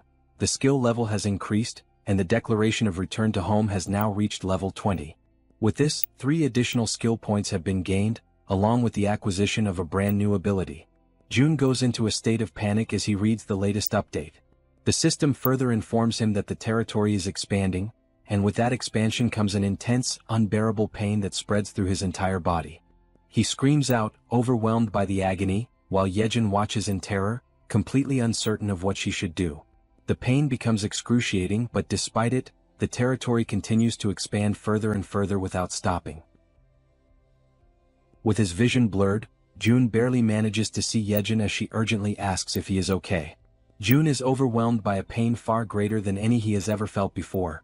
It feels as though enormous needles are tearing through his entire body, ripping him apart from the inside out. Yejin persists, her voice filled with desperation, commanding him to breathe. Frantically, she asks what she can do to help him in that critical moment, visibly shaken and desperate to ease his suffering. Jun forces his eyes open, his mind clouded and dazed. Through his blurry sight, he catches a glimpse of her face, partially obscured by the haze of confusion and the relentless agony. Startled, he realizes she is getting dangerously close to his face, inching towards him with clear intent. With a strained voice, he asks her what exactly she thinks she is doing. Embarrassed and flustered, Yejin immediately backs away in a hurry, apologizing profusely. She quickly explains that for a moment she feared he had stopped breathing and was about to perform CPR on him. But before she can continue, Jun cuts her off, assuring her firmly that he is fine. Behind him, Cammy is crying, visibly distressed and filled with concern. Jun reaches out, gently stroking Cammy to calm him down, softly repeating that everything is going to be alright. Still in the process of recovering his composure, Jun activates his ability, Ultimate Eyes. Through the lens of his awakened power, he observes the expansion taking place, and is immediately taken aback by the sheer magnitude of its scale. The zone has spread both to the west and to the north, engulfing streets within a full kilometer radius surrounding the complex. Lying on the ground, he finally understands the true cause behind the overwhelming pain he just endured. The territory has expanded to its largest size yet. Turning his attention to the system screen, Jun reflects that no matter how exhausted and drained he feels, now is certainly not the time to rest. The system displays a message indicating he has earned 3 skill points for reaching level 20. Jun has already decided which ability he will upgrade next. He chooses to enhance the skill he considers the most vital for the current operation, Ultimate Eyes. Immediately after making his selection, the system notifies him that Ultimate Eyes has reached level 4. Soon after, a new message appears on the screen, informing him that a multivision function has been unlocked and added to the ability. With this newly acquired attribute, Jun feels his field of vision expand dramatically, as though he is now surrounded by countless CCTV monitors, each displaying different angles. However, he quickly notices that maintaining this expanded vision places a significant strain on his focus. He realizes that handling 3 simultaneous views is his current limit. Once again, June checks the system and sees that he still has 2 remaining skill points to allocate. He decides to invest them in enhancing the skill known as Preservation of Dignity. Moments later, the system displays an update stating that the skill has now reached level 5 and that a new feature called Mystic Draw has been activated. In addition, he is granted a reward of 300 crystals, which catches him completely by surprise. Shortly after, the system clarifies that it was through this Mystic Draw feature that he has received those 300 crystals. June finds no reason to reject the unexpected gift, so he clicks on the notification to accept them. As soon as he does, a bright circle forms on the ground beneath him. The circle emits a radiant light so intense that it causes discomfort to Yejin, Kami, and even June himself, forcing them to shield their eyes. After a few moments, the circle of light vanishes, yet a concentrated, powerful glow remains suspended in the air. From within this brilliant light, an object begins to materialize. It is a ring. The system promptly notifies him that this is a communication ring, designed specifically to transmit June's voice directly to his vassals.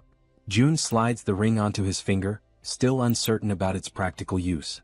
As he considers its function, it becomes clear to him that its ability to project his voice could be perfectly suited for Dabin. But then he remembers that Dabin has already been officially registered as one of his vassals. He accesses the vassal management interface within the system, which displays detailed information about Dabin. Level 25 holding the title of 11th Servant, Trust at 77, Loyalty at 100, and a newly awakened skill, Telepathy. Astounded by Dabin's awakened ability, June acknowledges to himself that telepathy is indeed the perfect skill for someone tasked with such communication-driven responsibilities. Suddenly, through the multivision function of his ability, June sees a disturbing scene. 50 people are crammed together, sharing a single housing unit to sleep in. Inside that crowded unit, Dabin tries to explain to the agitated group that the situation is only temporary. However, her words are met with anger and indignation, as if she were treating them like they were insignificant, like they were nothing.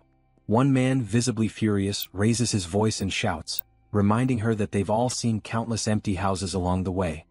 He demands to know what she's even talking about, as though her excuses were entirely unreasonable. Clenching their fists in frustration, several others step forward, insisting that at least the children should be allowed to sleep comfortably. They demand that some of the vacant rooms be opened up so everyone can rest properly after enduring so much. Overwhelmed by the escalating situation spiraling out of control, Dabin hurriedly apologizes, struggling to maintain her composure as she explains that current policy does not permit such allocations. All the while, from a distance, June watches everything unfold in silence through his ultimate eyes. At that moment, the system displays a new notification. A skill named Ultimate Shut-in's Door has been activated. With this, June is now able to connect to and control all doors within the territory he has declared as his own domain. Back inside the unit, just as Dabin desperately tries to regain control of the situation, a door suddenly swings open on its own. Annoyed and suspicious, one of the men immediately questions the audacity of barging into someone else's home during an emergency. He reminds everyone that in times like these, people should be helping each other, not creating pointless conflicts and divisions.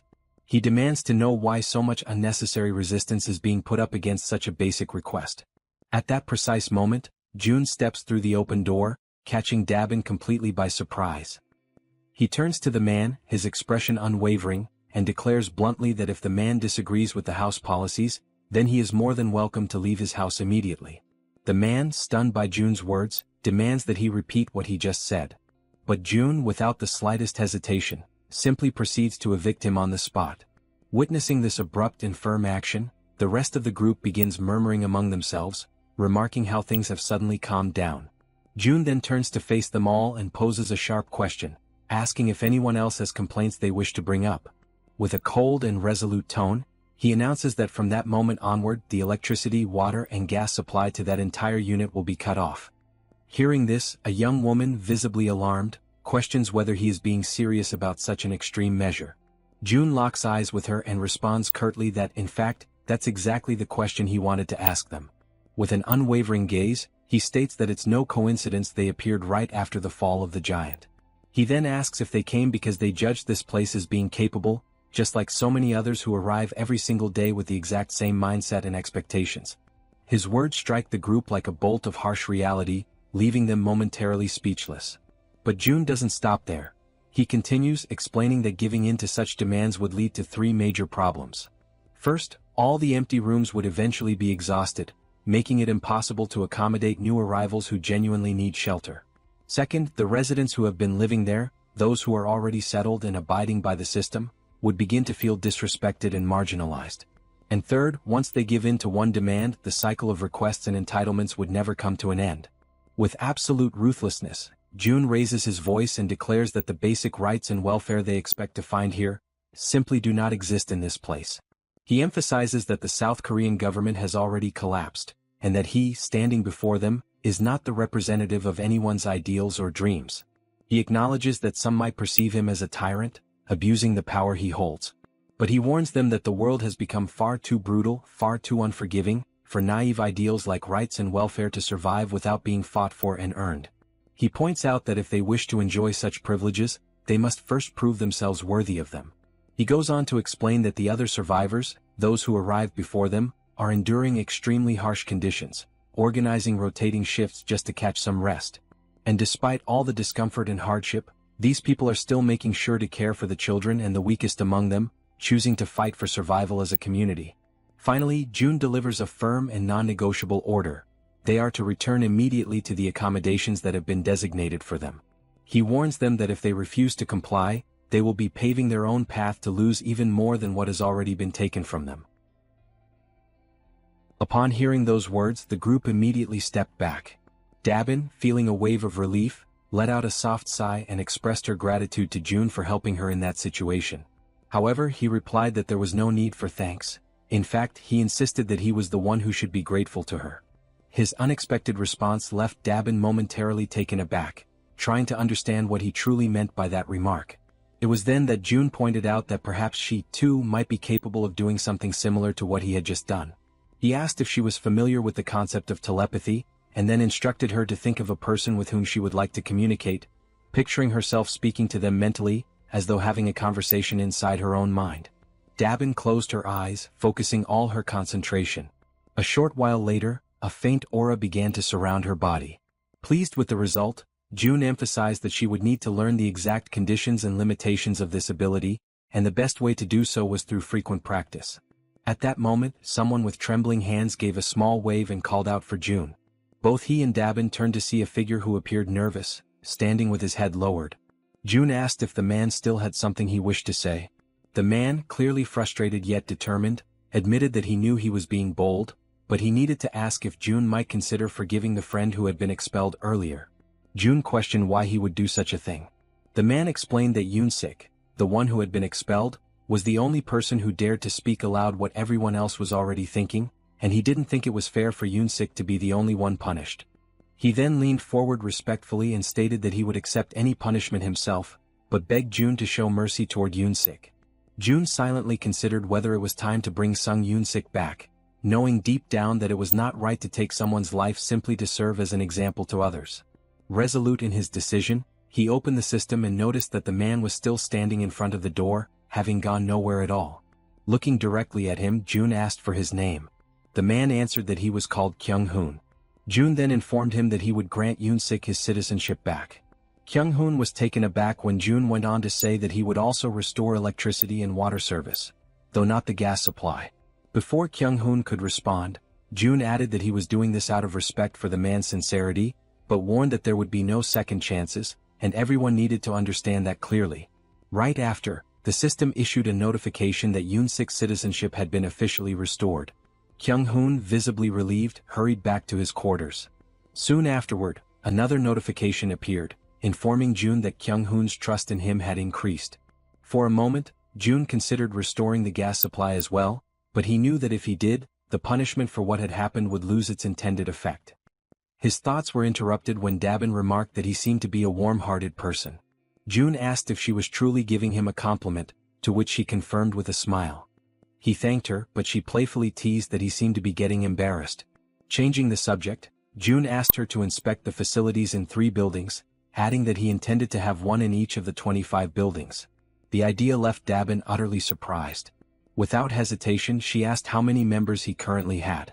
June explained that if it became possible to expand to 100 people, he could assign 4 to manage each building. Dabin's eyes lit up with interest, and she declared that she would be willing to pay 100,000 won per day for each person, assuring him that with such a scale, everything would run smoothly. As they spoke, someone approached from behind. June and Dabin turned and asked if the newcomer was new to the area. The man confirmed and asked if June might need a medical team on site. He then introduced himself as Sung Min, an associate professor of nephrology at Busan Park Hospital. After hearing his introduction, June commented that he had dismissed the medical team for the time being, as he believed high-ranking individuals required proper treatment. He then turned to Dabin and asked what she thought about offering a room for the team and converting it into a hospital. She responded that it seemed like a good idea. Seizing the moment, June noted that if they looked around carefully, they could probably find a fair number of nurses. He also said that assembling the medical team and managing it would be her responsibility. Dabin, clearly enthusiastic, assured him that he could count on her for that. Afterward, June opened the door and returned to where Yejin was waiting. She asked if he had managed to solve the problem, and with a smile he confirmed that he had. Without wasting any time, he activated his Eyes of the Absolute ability. When Yejin saw the Han group, she asked if they had already left. June quickly realized they were on their way to Jigalki Station and that there were no issues there. He then opened the system again to finish what he had been working on. As he had expected, the final location available for investing his skill points was the Absolute Warehouse. The system issued a notification stating that the skill had reached level 2, increasing its capacity to 200 kilograms and adding a new feature called State Preservation. The description clarified that this function would maintain the exact movement and condition of an item as it was at the very moment it was stored. Upon realizing that the capacity had now doubled, June immediately understood that he could make far freer and more strategic use of the warehouse. His thoughts quickly drifted toward the true potential of this newly acquired function. It did not take long for him to realize that, if used correctly, it could become something extremely powerful.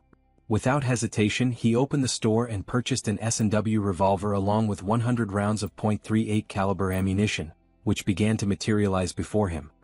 He reasoned that, if the movement of the firing mechanism were preserved, then upon summoning the warehouse, the action would resume precisely from where it had been paused.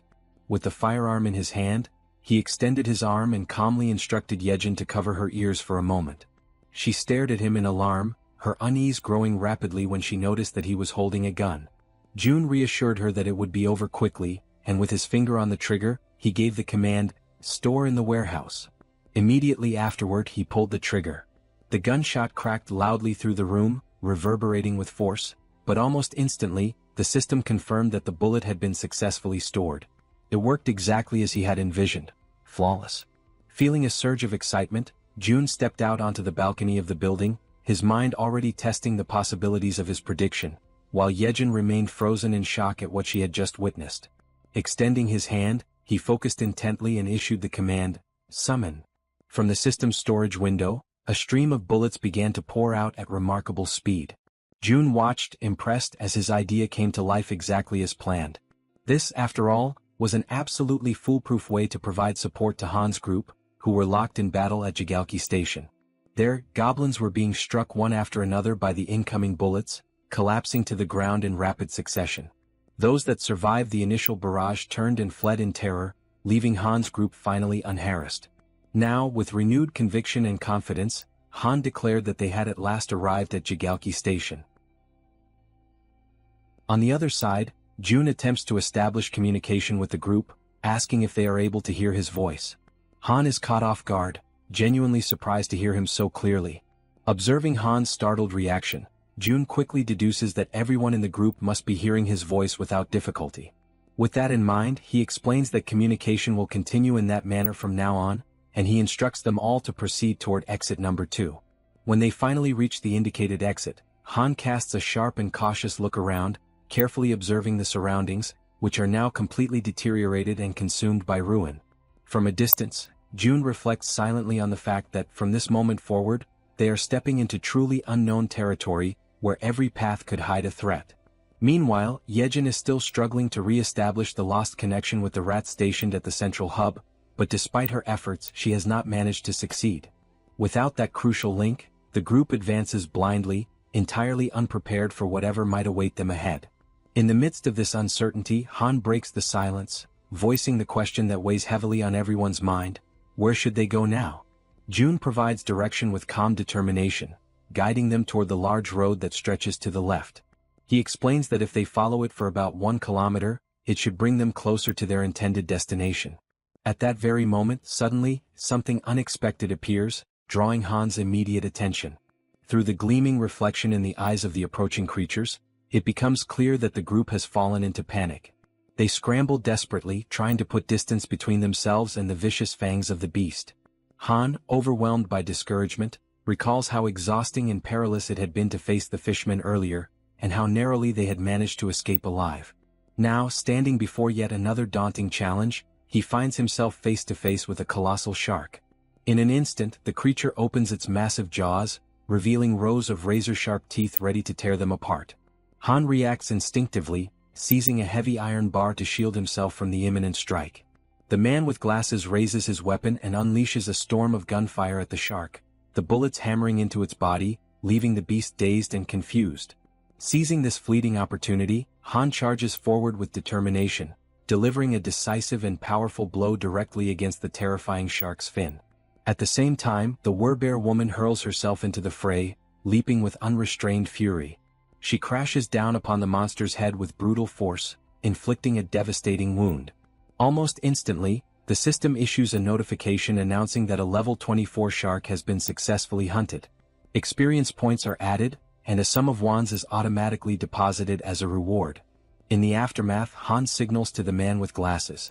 She focuses intently, linking her consciousness to her raven, Black, and immediately gains a sweeping aerial view of the area. The man with glasses freezes, stunned by what he witnesses through the shared vision. Without hesitation, he alerts the group that the entire surrounding area seems to be overrun by fish. At that tense moment, yet another figure suddenly emerges, and the entire group finds themselves staring directly at an overwhelming presence. Almost simultaneously, as Toji looks upward, he notices movement above them. It is not a single creature, but countless blue figures resembling swordfish swiftly closing in from the sky. The group steels themselves for yet another imminent clash. As the creatures approach dangerously close, Han calls upon Toji. He raises his halberd high, focusing his energy, and his armor activates with a flash of power. In the precise instant, Toji strikes with deadly accuracy, his blow landing true. The system immediately notifies the successful hunt of a sky blue marlin, rewarding them with additional experience points and wands. Without a moment's pause, the archer woman unleashes a flurry of arrows, her shots rapid and unrelenting, cutting down the creatures that stubbornly linger in the air. Her voice rings out with unwavering conviction, declaring that the group will not move an inch until every last one of these enemies is eliminated. But suddenly, something unexpected catches her attention.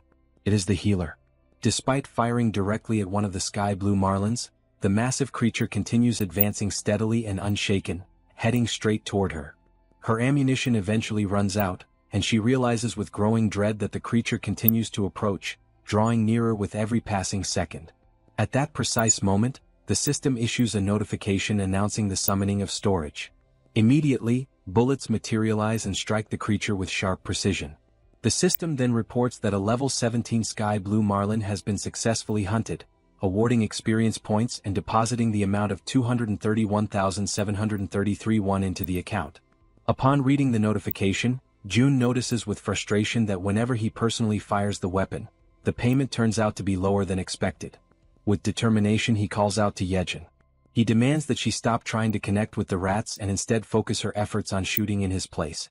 Without hesitation, he places the weapon firmly into her hands, though she instantly feels insecure and uncertain, nervously questioning where exactly she should aim. Rising to her feet, she hesitates, but June calmly remarks that anywhere she points will be good enough. Gathering her courage, Yejin fires her very first shot, and immediately the system notifies the deposit into storage. Seizing the moment, June concentrates intensely and commands that the bullets fired by her be redirected into the ongoing battle. Right after his command, countless system windows open before them, acting as gateways through which the bullets travel, passing directly into the battlefield and striking their intended targets. The system then notifies that another level 17 sky blue marlin has been hunted, granting additional experience points and depositing more wands. Amid the unfolding situation, Yejin urgently warns June to step aside and reload quickly so that the assault can continue without delay. Absorbing the urgency of the moment, June reflects silently that the overall efficiency of the operation has now increased for the 6th time. Even though he feels genuine pity for Yejin, who is clearly overwhelmed, he knows deep down that this approach is absolutely necessary. At that instant the door swings open. Hyerin, known as the Poison Girl, enters the scene, her expression filled with intrigue as she takes in the chaotic sight before her. Upon noticing Yejin firing repeatedly, she questions the reason behind the gunfire, trying to discern whether what she is witnessing is reality or merely some kind of dreamlike illusion. In the middle of the chaos, a massive creature suddenly attempts to strike at them. However, both Han and the werbear react swiftly, dodging the violent attack just in time. The creature reveals itself to be red in color, with the enormous and terrifying form of a monstrous crab. Distressed and exasperated, Han asks aloud whether this is some kind of twisted joke and desperately questions if they are truly expected to try and defeat such a horrifying monstrosity. The giant crab prepares to attack, raising its massive limbs with a menacing weight. It strikes down with such force that the surface itself trembles violently, but Han and the werbear woman manage to dodge in time, narrowly escaping the devastating blow. Her eyes remain fixed firmly on the target, burning with determination. The werbear woman lets out a powerful cry, calling for the healer. He immediately understands the signal, raises his hand and envelopes her in a radiant aura. Wrapped in that energy, her body surges forward with explosive speed. With ferocity, she grabs hold of part of the creature's massive structure, opens her mouth wide, and seized by fury, sinks her fangs deep into its flesh. At the same time, Han charges toward the monstrous adversary, gripping a long iron rod with both hands. At just the right moment, he halts his sprint and hurls the weapon with precise strength, sending it flying straight into the target and piercing the very center of its head. From behind the crab, the werbear woman emerges once again, moving relentlessly, her determination unshaken and fixed entirely on her goal. She unleashes a decisive strike upon the creature and quickly withdraws. To her shock, however, she realizes that the beast remains completely unharmed, its thick shell impervious to her attack. Then Moon shouts for everyone to fall back. From above, he lifts his weapon, holds it firmly, and focuses his entire attention on the monstrous crab. Without pause, he begins firing, unleashing a relentless storm of bullets that rain down upon the creature's dreadful body. Amid that chaos, Han comments on the insane durability of the enemy, his voice heavy with frustration, and he questions aloud what they should possibly do now. His eyes remain locked on the beast, and for a fleeting moment, doubt takes hold of him as he wonders if there truly is no chance of victory. At a certain distance, carefully observing everything, June notices something crucial. He realizes that this creature is not like the ordinary projectiles they have faced before. What they need is not just sharp strikes but a blow of overwhelming impact, something heavy and crushing like a hammer. Accepting this realization, he begins to search frantically for an object capable of delivering that kind of force. His gaze scans every corner until, finally, he discovers a gem. A satisfied smile spreads across his face, for he has found exactly what he was searching for. The system promptly notifies him of an item being stored in the deposit. Through his ability of communication, June instructs the werbear woman that when he gives the signal, she must leap onto the crab's shell, because he has found something that can break through it. Soon after, June raises his hand and summons a heavy barbell, which begins to materialize right before him. Inwardly, he apologizes to the boy who used to own it, silently promising that he will buy a new one for him later. His plan is clear. First, he allows the heavy bar to fall freely, letting gravity build up its full kinetic energy, and only then does he store it in the deposit. Immediately afterward, June invokes the bar again. It shoots forth through the system's window and hurtles toward the center of the crab's head. At that exact moment, he uses his communication skill and gives the long-awaited signal to the werbear woman. The bar pierces the target with brutal force, splitting open its head and sending streams of blood spurting outward. Without hesitation, the werbear woman launches herself straight at the point of impact. Her claws are ready, sharpened and gleaming, her body fueled entirely by determination and fury. She closes the distance with fierce speed and strikes with lethal precision, delivering the finishing blow that successfully ends the beast. The system immediately registers the successful hunt of the giant crab, level 35, granting experience points and depositing one into their account. Yet even after their victory, the path home resembles nothing less than a chaotic marketplace of sea monsters. Every kind of fish and crustacean-like abomination continues to attack mercilessly, without pause or mercy. June understands that without his support, the group would have faced countless situations that could have ended in tragedy. He accepts, with heavy resignation, that this place is simply too much to handle, even for Han's group.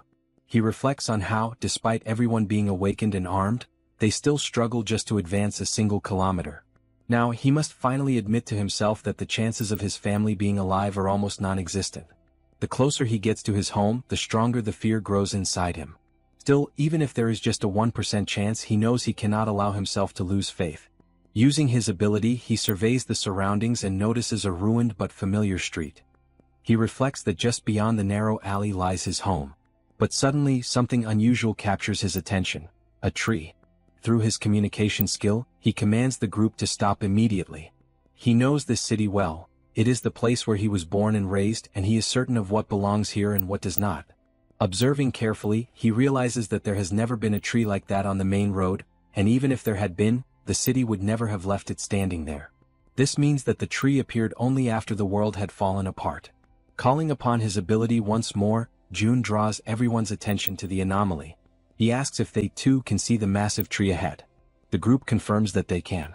June then declares firmly that the tree is not what it seems, it is a monster. He directs them to prepare for an attack.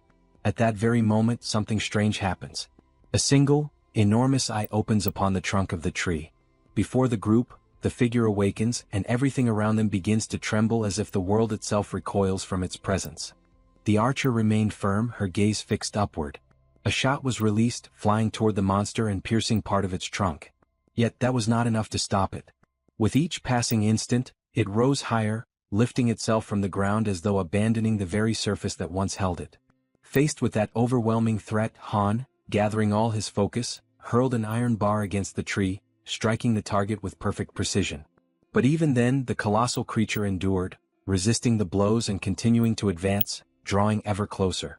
Its extraordinary resilience astonished Han, who could hardly believe what he was witnessing.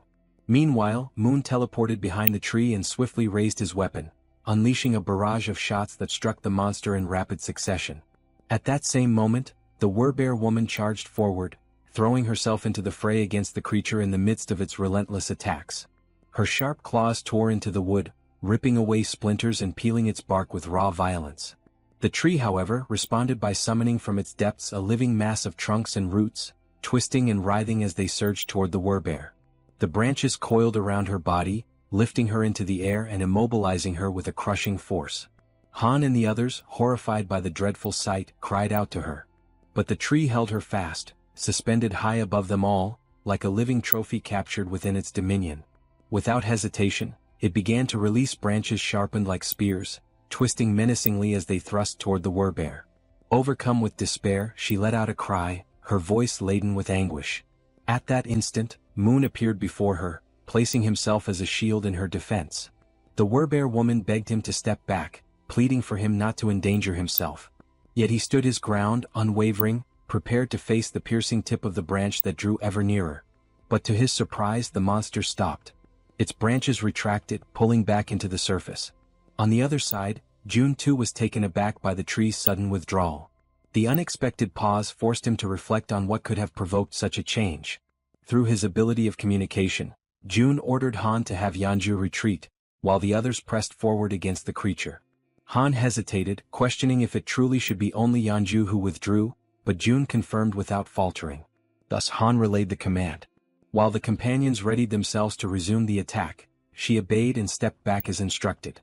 From a distance, June observed carefully, analyzing the scene and wondering if the reason behind the creature's withdrawal was indeed what he suspected. Toji, on his side, prepared himself, double-checking that everything remained under control.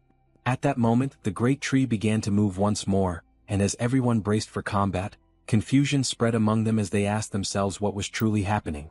Then, the monster slowly returned to its original place as though nothing had occurred. June, watchful, began to contemplate, could it be that the creature did not attack humans at all? He noticed that ever since Yejuan had taken on her werbear form, the monster had directed its aggression solely at her. Gradually, the conclusion took shape in his mind. Perhaps it was specifically the form of the wer-bear that stirred the creature's wrath. June continued to observe closely, but suddenly the massive tree rose once again.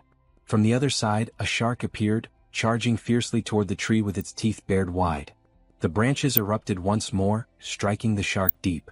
From this, June felt certain, the tree did not attack humans. With this realization, he commanded the group to ignore the creature and continue advancing, since it showed no hostility toward them. Han accepted the order and the group moved on, step by step, until something halted their progress. Han immediately signaled June, who silently prayed that the exact location of the tree would not be revealed. The group stood before the gigantic tree, questioning whether they had arrived at the wrong place. With trembling hands, June confirmed there was no mistake. This was indeed the place where his father, mother, grandfather and grandmother were meant to be. Rage overtook him, and he became convinced that this monstrous tree had no right to occupy that sacred space. Resolute, he decided it had to be destroyed immediately. His plan was to surround it with gasoline and set it ablaze, certain that only by reducing it to ashes would he find satisfaction. He realized that Han's group could be summoned not only by his own hand but also through his vassals, which meant the destruction could proceed without delay. At that moment, a system notification revealed the presence of one of June's blood relatives nearby. Suddenly, a voice rang out, shouting to know who was there. A blinding light shone upon the group, forcing them to shield their eyes. An old man emerged, scrutinizing each of them carefully, accompanied by two other figures. With stern authority, he demanded to understand how they dared to intimidate his little proppy. The elders approached the tree and began to wonder what they should do about the deep holes that had been inflicted upon it. They start speaking to the tree itself, commenting that such a wound must have been terribly painful, and they even ask if the proppy, the tree, is doing well after enduring such harm. Han's group feels awkward and somewhat embarrassed when the elders remark that if the leader were to hear about this, his heart would surely break from sorrow. Then one of the elders suddenly raises his voice, demanding to know if this was their doing, and the group immediately admits that it was. The elder presses further, questioning how they could bring themselves to commit such an act against a defenseless child, leaving everyone in Han's group apologizing profusely for their mistake. At that moment, another man arrives and calls for everyone to look over there. He then explains that the proppy has done something once again, and this new revelation causes the elders' anger to slowly dissolve. The men then begin walking toward the location being pointed out. When they arrive, they see the shark that the tree had previously defeated, and several of the men are already busy cutting it apart in order to secure meat from its body. Astonished by the sight, one of the elders remarks that the flesh of the shark has grown plump, although he admits that the taste of shark meat is not particularly delicious. Immediately, another elder retorts that this is no time to be picky about food, stating bluntly that if someone does not like it, then they simply should not eat it. This pragmatic reaction surprises Han's group even more, leaving them somewhat speechless. From a distance, June quietly observes everything, and he feels as though his perception is sharpening, as if a veil has been lifted and everything suddenly makes sense. The existence of a monstrous tree that does not attack humans, combined with the enormous tree that continued to grow right where their home once stood, begins to form a clear picture in his mind. June recalls that ever since he was very young, their house had always been filled with plants. In the garden, the flowers would change beautifully with the seasons, and on the rooftop, several fruit trees would bear harvests at different times of the year. All of this had started after his grandfather retired, when he built a rooftop garden, and at times those very vegetables would appear on the dinner table, much to young June's delight. Piecing together these memories with the present reality, June concludes that the tree's refusal to harm humans and the giant tree occupying the place of their former house could not be a coincidence. He becomes convinced that these phenomena are the awakened abilities of someone, very likely powers on the same level as his own. An idea strikes him with sudden clarity.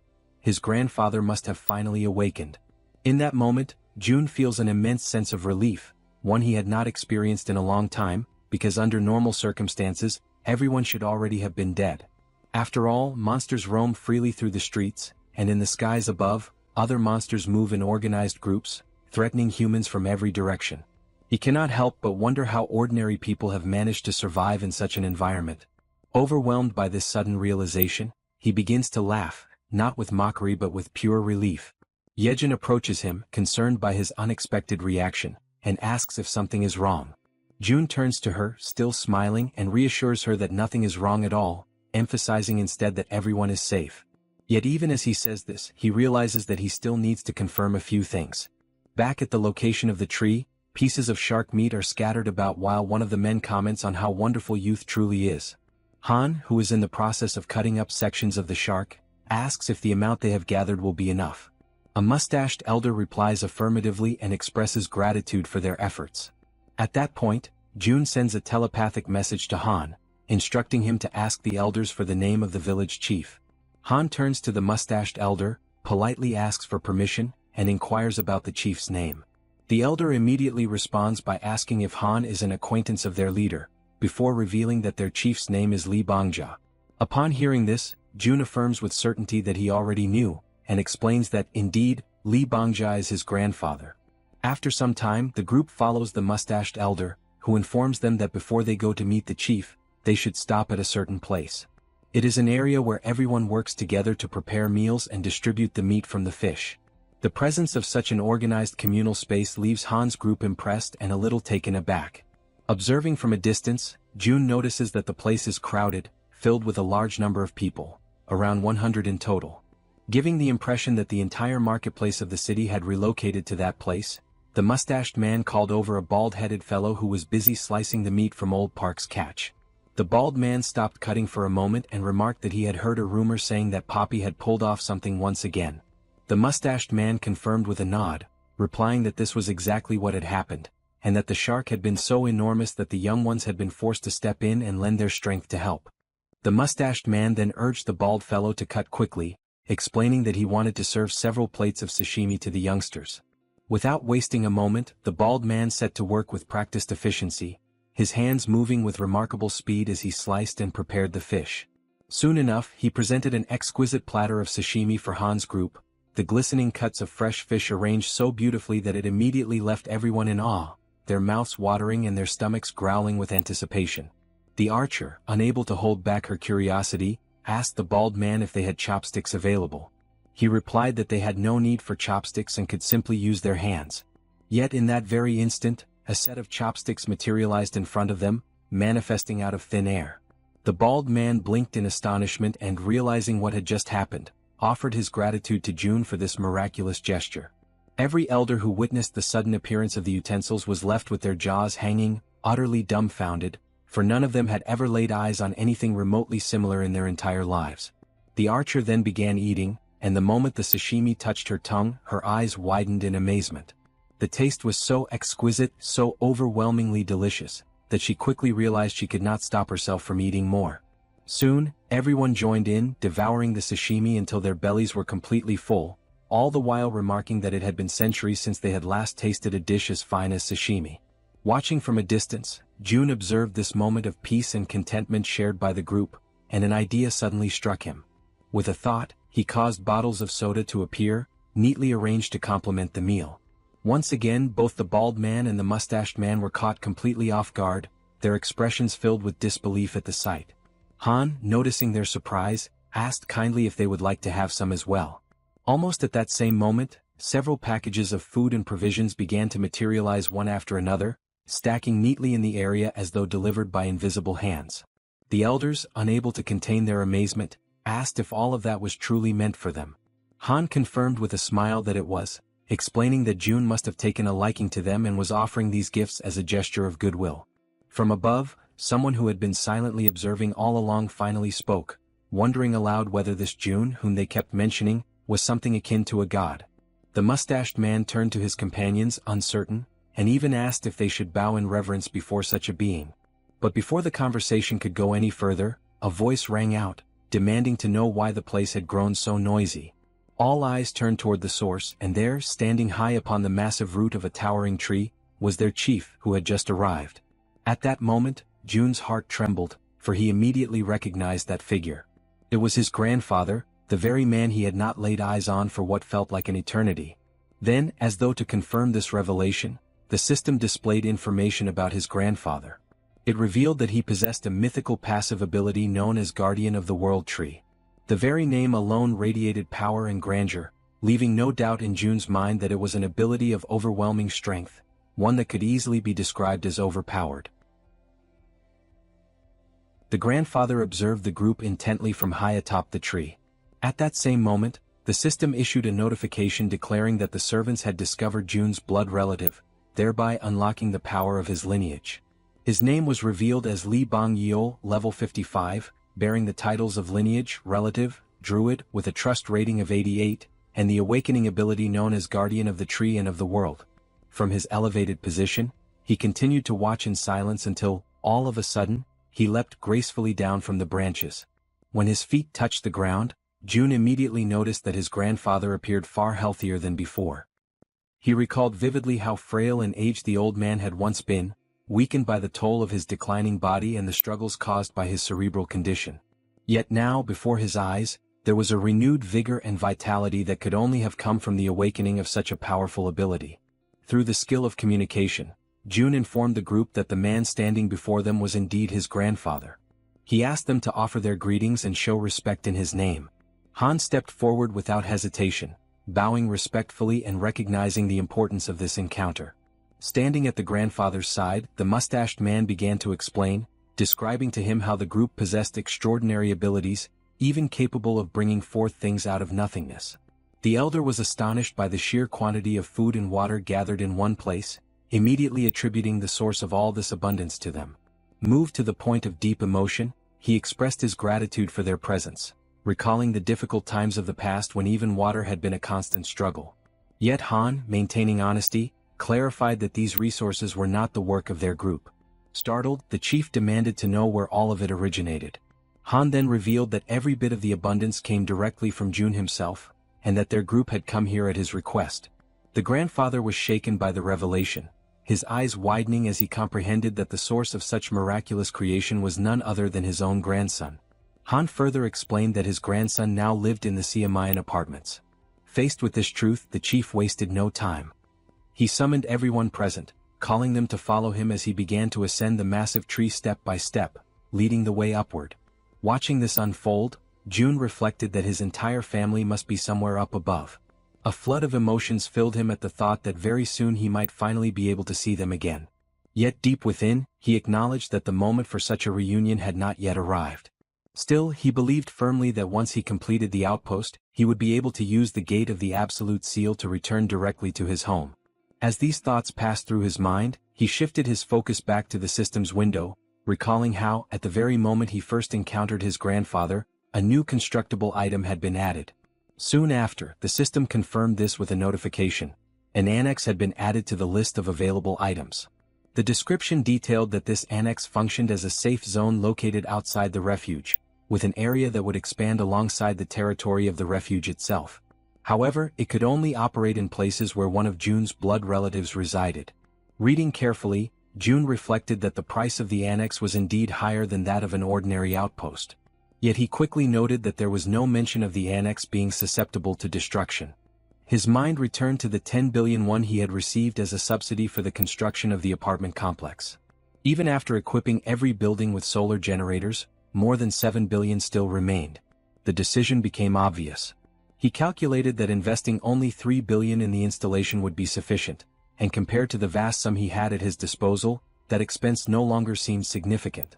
Without hesitation, he issued the command to initiate construction.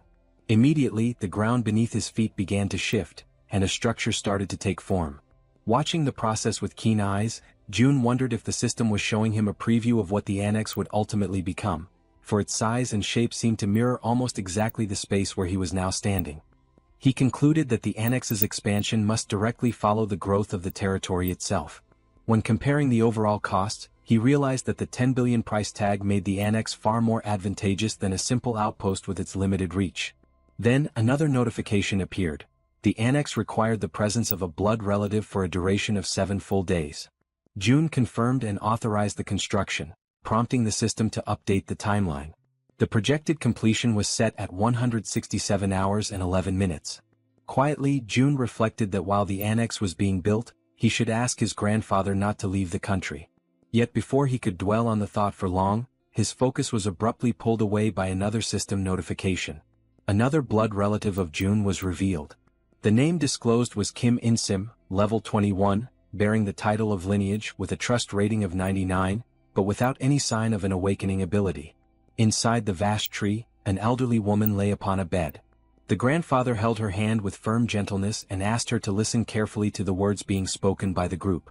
A faint aura spread over the connection formed by their joined hands, and he softly informed her that their grandson Jun was still alive, and that these people had been sent there directly by him. At that very moment, Jun communicated with his companions and instructed them to ask his grandfather what had happened to his grandmother. Yejuan faithfully conveyed the question in Jun's name. Yet the elder turned abruptly, his expression tense, and demanded to know how Jun could possibly be aware of his grandmother's condition. Soon, however, it was explained that Jun was sharing his vision through them, perceiving everything they saw with his own eyes. Reassured, the grandfather tried to soothe their worry, explaining that the woman was not gravely ill but merely in a state of shock. Still, they pressed him further, asking since when the grandmother had failed to awaken. With a heavy and sorrowful face, he recalled that it had been since the very day the monsters appeared and the world itself began to collapse into chaos.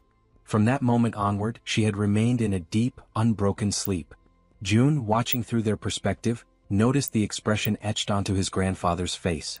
It struck him powerfully, for it was the first time he had ever seen his grandfather like that, so burdened, so utterly weighed down by grief. The sight pierced him with an even deeper sense of the gravity of their situation. Tears welled up in his heart as he reflected that, despite everything, he felt an immense relief knowing his grandmother still lived, even though she had been in a coma for nearly a month. Outwardly, she appeared perfectly healthy, as if peacefully asleep, and Jun concluded that this stability could only be maintained by his grandfather's awakened ability, which was undoubtedly sustaining her.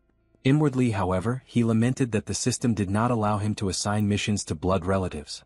If it had, perhaps he could have devised some way to improve her condition. Even if he tried to apply the power of a healer, he knew deep down that his own skill was insufficient for such a task. As his thoughts swirled in silence, he began to grow uneasy.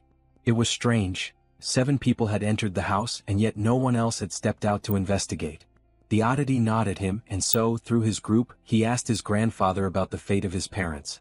The old man, acknowledging that Jun was following everything closely, chose to speak as though addressing his grandson directly. He explained that, on that fateful day, Jun's mother had left for work, while his father also departed to earn money for the household. He expressed his belief that they had probably found refuge in some hidden, secure place, emphasizing firmly that Jun's father would never abandon his wife under any circumstances. Yet Jun recognized, in the undertones of his grandfather's words, that the man did not truly believe in the survival of his parents. And within himself, Jun felt the same grim certainty. Without a transcendent ability like the one his grandfather possessed, the chances that his parents had survived were almost non-existent. But still he refused to let go of hope. Through his ability, Jun issued a new order. The next target must be the Wawang Nursing Hospital, even if the chances of finding them there were small. Acknowledging the efforts of his group, he decided that they should rest for the night. He made it clear, however, that when dawn came, nothing else would matter. Tomorrow they would all go after them. At that instant, the system interrupted his stream of thoughts with yet another notification. To his shock, the message declared that a blood relative of the Absolute had been detected in the vicinity. Without hesitation, Jun issued a command to Yejin, who quickly relayed his orders to the rats. The young woman asked what precisely she should convey, and Jun instructed that every single nearby survivor was to be located without delay. Then he noticed something crucial. The alert was not pointing toward Dongjian's, but rather toward his very own location. Conviction settled deep within him. The ones approaching could only be his mother and father. The scene shifts to a street where people are hard at work, cutting apart and stripping the hides of the animals and strange creatures they have captured. One man comments that the work is still far from over, even at such a late hour, while another replies that this only means there will be an abundance of food for everyone. Suddenly, something unusual catches the attention of one of them, and immediately all turn their eyes upward. High above in the sky, countless dreadful creatures are flying, each with a terrifying and distinct appearance, none resembling the other. Without warning, a bell begins to ring frantically, its rapid toll echoing like an urgent alarm across the area. From the top of a watchtower, a man spots the approaching swarm and shouts to announce the arrival of monsters. Chaos quickly spreads.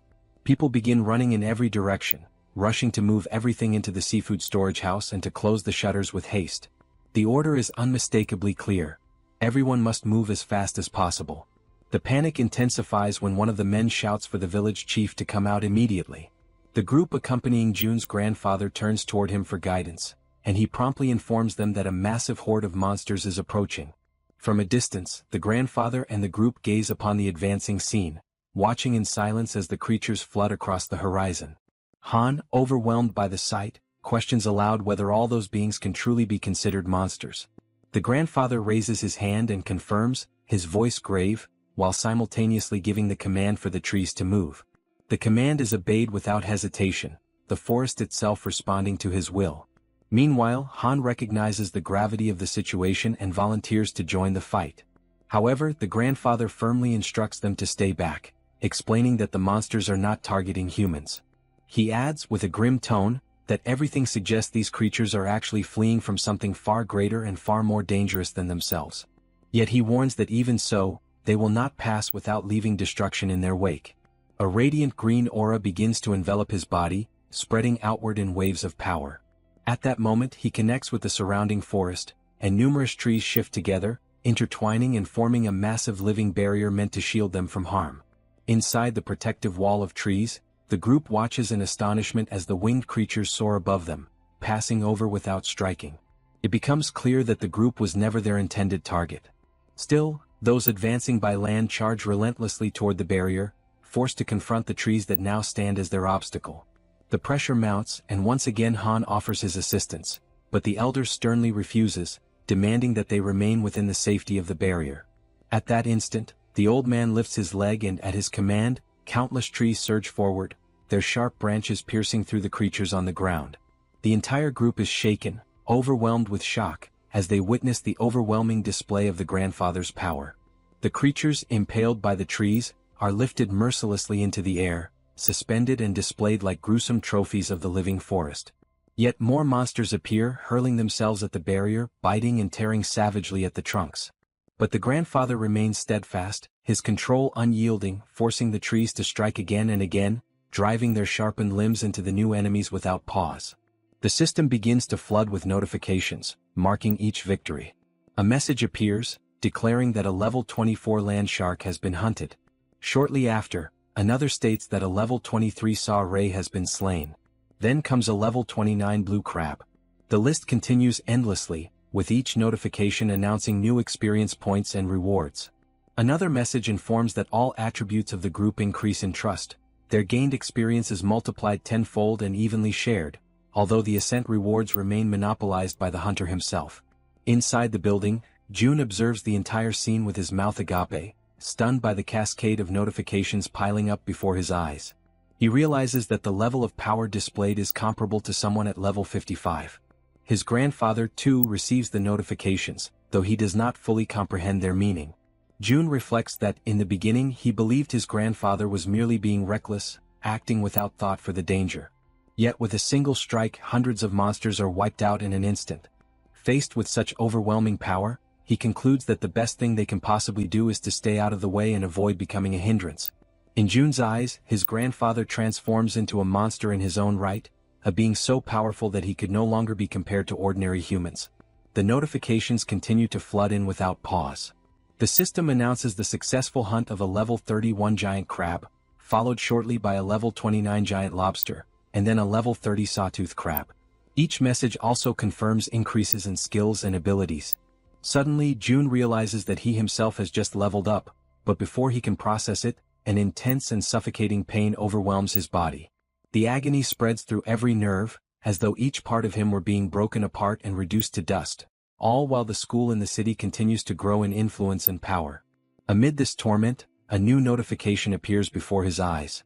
The system announces that beings capable of receiving citizenship have been discovered, and the question is posed: grant it or not? June's mind clings desperately to a single crucial thought: whether among those names his parents might be included. He scrolls through the long list, painfully aware that the sheer number of new inhabitants is so vast it would be impossible to check each one individually. Yet even as he does, he reasons that if his parents were truly among them, the message would not have been one of citizenship. Instead, it would have been a notification of alignment. This realization strikes him like a heavy weight. It means that his parents are outside the reach of those people now registered by the system. He also notices Yejin focusing with all her strength, pushing herself to the limit as she attempts to track down the location of his parents. And June convinces himself that the moment they are found, he will know instantly.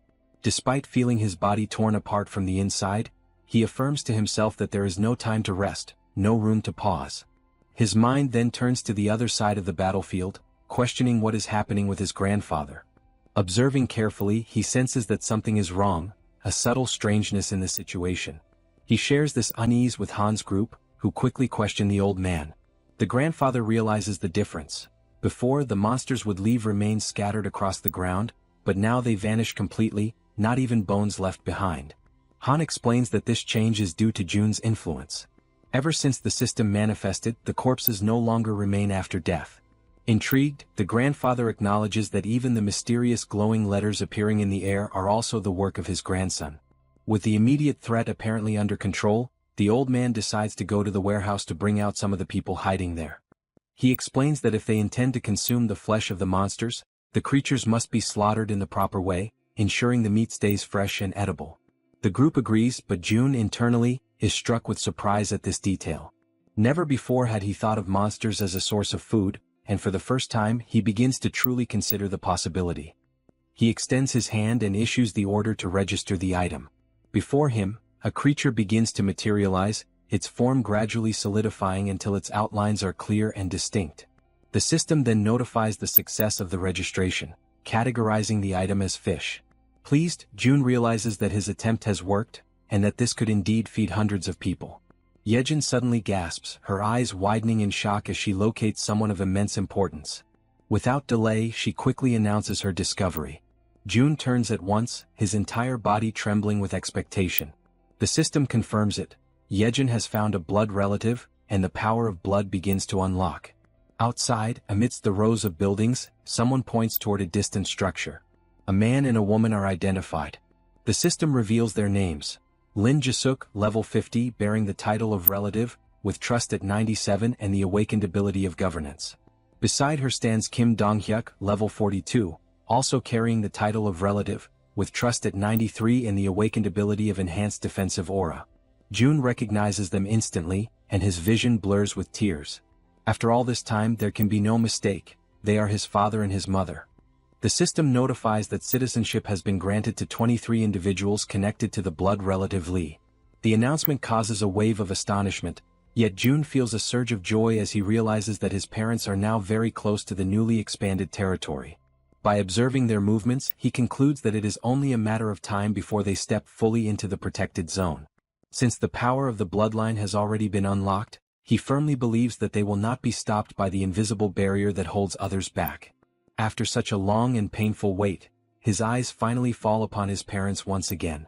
The long-awaited reunion radiates through his smile, overflowing into every part of his being. At that very moment, his parents catch sight of him, and shock flashes across their faces as they recognize him. From the other side, Jun raises his hand in greeting, his heart pounding. The mother and father rush toward him without hesitation, embracing him tightly as though afraid to ever let him go again. His mother clings to him, checking desperately to make sure it is truly him, asking if he is well, while Jun responds with quiet firmness that nothing has happened to him. The joy of reunion is quickly mixed with surprise as he notices that all 23 who arrived with his parents possess awakened abilities of their own. These are people connected to the hospital where his mother once worked. At that moment, however, something else catches Jun's attention. Dogs gathered at the barrier, unable to cross. Internally, Jun reflects that they cannot pass through because animals cannot receive citizenship. Almost immediately, the system issues a new notification, revealing that there exists an option for a subordination contract capable of awakening abilities in up to 100 individuals. Jun ponders the implications of such a condition, recognizing that his mother's awakened ability is astonishingly powerful, and that through her, even his father has had his own power awakened. The system then reveals the ability granted to his father. Protective aura, classified as S rank. This ability consumes mental energy to generate a complete defense around the body, and while active, it triples all physical abilities. Jun quickly grasps the magnitude of this revelation. Multipliers that once stacked linearly now increase exponentially. The result is devastating. His father reaches an efficiency so overwhelming that he could easily overcome level differences that would normally be insurmountable. He also notices that even the 23 newly awakened, though classified only within ranks B and C, already stand far above the average of the unawakened. Yet, in Jun's mind, what matters most at this moment is not their classifications, but that everyone can finally rest. He raises his hand and allocates 5 units of resources to the group, ensuring they have food and everything else they may need. He instructs them to take warm baths and rest in heated rooms, guaranteeing them comfort after their exhausting and dangerous journey. Still, his mother remains troubled, convinced that her son may be hiding his pain or perhaps is deeply traumatized by the apocalyptic events. His father too reflects silently, wondering if the shock of survival has been too great for him to bear.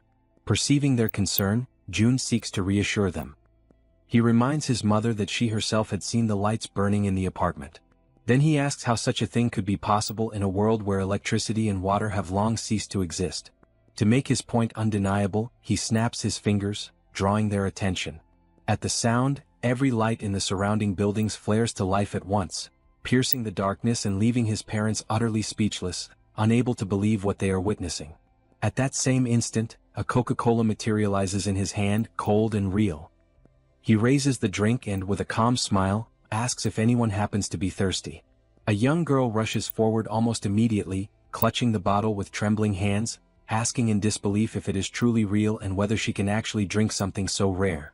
Jun then conjures a drink for each person present and invites them all to follow him, guiding them toward what will become their future homes.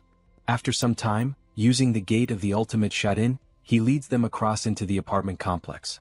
There, Jun personally escorts his mother's subordinates to the residences they are to occupy. In each home he provides rice, ramen, eggs, milk and every item they request. As they walk together down the hallways of the building, his mother cannot hold back her worry and finally asks if it is truly acceptable for them to occupy residences that once belonged to other people. With a calm smile, he explains that if any resident eventually returns, they will immediately return the property, but for now no one has come back. He gently asks his mother not to worry, and then opens the door of one of the apartments, inviting them to step inside quickly. Once inside, 2 companions of the group lower themselves respectfully, bowing and greeting with polite gestures. The father and mother, astonished, remain frozen in place at the unexpected sight. The woman, overcome with curiosity, asks whether one of them might be her son's girlfriend. He denies it at once, and one of the young women firmly declares that both of them will serve his parents with dedication and care. However, he responds with firmness, questioning why they should be the only ones responsible for looking after his parents. Acknowledging the effort they had already put forth until now, he soon allows them to rest, and the 2 quietly withdraw in silence. Left alone as a family, they gather together at the table. Jun then begins to ask about everything that had happened to his parents since the beginning of the chaos. He recalls how his father, who worked as a taxi driver, had gone that day, as usual, to pick up his mother after her work shift. It was at that exact moment that the monsters suddenly appeared. Side by side they managed to protect each other and, as a result of their determination, survived. And just as Jun had suspected, it was his mother who awakened her abilities first. After listening attentively to their account, he shares his own journey in return. The skills he had acquired, the dangers he had faced, and the ways in which he had managed to survive up to that point. He also tells them about the condition of his grandmother and the constant care his grandfather had been devoting to her. Their stories weave together, filling the night with memories and emotions. Time flows by, midnight approaches, yet the warmth of the long-awaited family reunion transforms their home into the safe refuge they had been yearning for all along. The scene shifts to the city hall of Nagasaki, where heavy rain was falling over the waters of a river. At its edge, a man lifted his eyes toward the sky, deeply intrigued, while his companion stood beside him, equally confused by what was unfolding before their eyes. From the dark depths of the river, a colossal monster began to emerge. Both of them watched the enormous creature moving before them, unable to hide the terror that gripped them. One of the men shouted in a mixture of ecstasy and fear, repeating over and over again that the monster was passing by. The sheer size of the beast made it clear that wherever it went, only destruction and ruin would remain in its wake. The scene then shifts to the following day. Jun immediately shares with his grandfather the astonishing news that he had found his parents, recording a quick video to show them. On the other side, through the screen of a phone, the grandfather beamed with radiant joy at the sight of them, while showing them to the grandmother at his side. The mother, overcome with emotion, asked if she could also see a recording of her father. Han responded without hesitation, filming the video that showed him.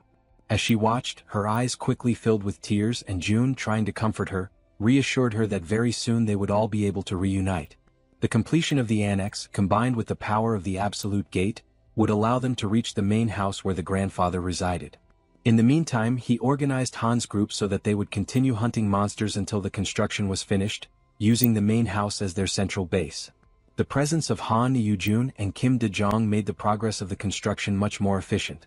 Soon, a notification appeared, revealing that 3 servants bearing the title of knight had joined the construction site, which instantly increased its efficiency by 50%. However, the wave of monsters from the previous night had significantly raised their numbers in the surroundings of the main house. Hunting in that region was proving to be far more profitable, since the monsters were now everywhere. He reflected that with the expansion of Haven, hunting within its borders had lessened, and many creatures continued to wander without realizing they had already entered the sanctuary's territory. All the goblins in that area had already been exterminated during the leveling up of the day before. Making a firm decision, June summoned his ability and called upon Dabin, instructing her to deliver a message. Focused and attentive, she stood silently waiting for his words. He ordered her to inform everyone that with the new expansion, they were only allowed to hunt beyond Siamayan Station. In addition, he requested the formation of a rescue team to save survivors, including those who had specifically asked for medical assistance. Dabin accepted each order with absolute seriousness, determined to carry them out flawlessly. Inwardly, June reflected on the grim reality that within the newly expanded area there were still thousands of survivors living in terrible conditions. Even within the safety of the refuge, more than 10 people were dying due to the lack of water, since leaving the area was impossible. Humanitarian aid was arriving, but it was still far from sufficient. With renewed determination, he reaffirmed to himself that he had to save as many people as possible. He emphasized inwardly that, if necessary, the Absolute Gate must be used to reach them directly, or if not, other means must be found to heal and sustain them. The mother noticed the serious expression on her son's face, and even before he could explain the reason behind it, she immediately understood the situation. She offered her help without hesitation, a gesture that left him surprised. Among the people she had brought, some possessed healing abilities, particularly effective against dehydration, fainting, and poisoning. Because of this, she believed that by establishing subordination contracts with the team, they might be able to awaken proper healing abilities. Her intuition soon proved correct. More than 80% of the new subordinates manifested healing gifts, even if only at a basic or low level. Although they lacked significant offensive power, the rescue team quickly calmed the chaos, stabilizing those in distress with remarkable efficiency. For 3 full days and 3 long nights of continuous effort, they moved tirelessly from house to house, saving countless lives in the process. Only after this relentless work was completed did he finally throw himself onto the sofa, utterly exhausted, reflecting on how each day had been so overwhelming and filled with urgent demands that there was hardly even time to breathe. But the relief was short-lived. A sudden system notification announced that a being meeting the requirements for citizenship was approaching the refuge, offering him the option of granting it. Still lying on the sofa, he accepted, recalling that ever since the last expansion of territory, new citizens had been arriving without pause, and the population had already grown close to 10,000. While lost in thought, rain began to fall outside. Drawn by its sound, he rose from the sofa, walked to the balcony and stood there watching, intrigued by the intensity with which it fell. In that very moment, Dabin contacted him through the communication ability, her voice serious. She explained that the rescue team was requesting permission to leave the territory in order to carry out an urgent mission. June considered the decision dangerously reckless. Marine monsters now surrounded the region, rendering it impassable for ordinary people. Yet the determination of the team impressed him deeply, most likely because they had once been firefighters, men and women who preserved their courage in the face of danger even after the world had changed. That thought lingered with him as he pondered. Soon, however, he gave his order. A hunting squad would be assigned to act as an escort, and the rescue team would have to wait until then before setting out. When he opened the system again, a new notification appeared, announcing the hunt of a giant level 33 crab. He noticed, almost with surprise, that he had begun to enjoy these hunts more since the sudden surge in his physical statistics. Yet the notifications did not stop there. They came one after another, in rapid succession, reporting creatures slain one after another with astonishing speed. The massacre was unfolding at such a pace that June immediately realized this could not possibly be his father's doing. Alarmed, he activated the eyes of the Absolute, and the truth was revealed before him. It was his grandfather, advancing with unshaken resolve, destroying everything that stood in his way. Concerned, June sought immediate contact with Han's group, only to hear their report that a new wave of monsters had risen in the region. The news unsettled him, for the proportion of marine creatures was increasing at an alarming rate, and this time on a scale far greater than usual. On the other side, his grandfather observed the strange situation unfolding. He remarked that even now something about it seemed unnervingly unusual. What troubled him most was the way the creatures were fleeing in desperation, driven not by instinct but seemingly guided by a deeper fear, as if trying to escape from something far worse. He asked himself, from what exactly could they be running? Elsewhere, June followed every detail through his ability, and the same haunting question tormented his thoughts. Fear of what, precisely? Before the answer could surface, a colossal marine monster suddenly rose before Han's group and his grandfather, leaving them paralyzed in horror. From afar, June watched the scene unfold in desperation, his heart racing with dread, as the same question echoed within him with greater force than ever before. What in the end could this terrifying thing that emerged possibly be? The creature before them was a white dragon, a colossal being of level 63. Everyone stared upward, their necks strained, their faces pale with dread, as fear and despair took hold of their hearts. The group questioned among themselves whether what they were seeing was truly a dragon, or something even more terrifying, something that defied understanding.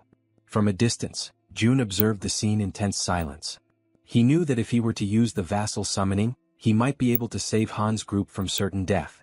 However, as the guardian of the world tree, he could not stray far from it. To do so would expose him, leaving both himself and the sacred tree vulnerable. Even so, he couldn't bring himself to order them to fight a white dragon. Doing so would be the same as sending them to their deaths. As doubt consumed him, the system emitted a notification. The remaining time until the completion of the annex construction was 38 hours. June reflected that, once the annex was finished, the territory would expand enough to drive away those monstrous creatures. Yet even with the increased efficiency of 50% and the accelerated progress, 1.5 times faster than before, it would still take time. They would need to endure for more than an entire day, something utterly impossible under their current circumstances. Watching the creature with narrowed eyes, he wondered if there was no other way to resolve the situation. The dragon dug its claws deep into the ground, its cold, merciless gaze falling upon Han's group and upon June's grandfather.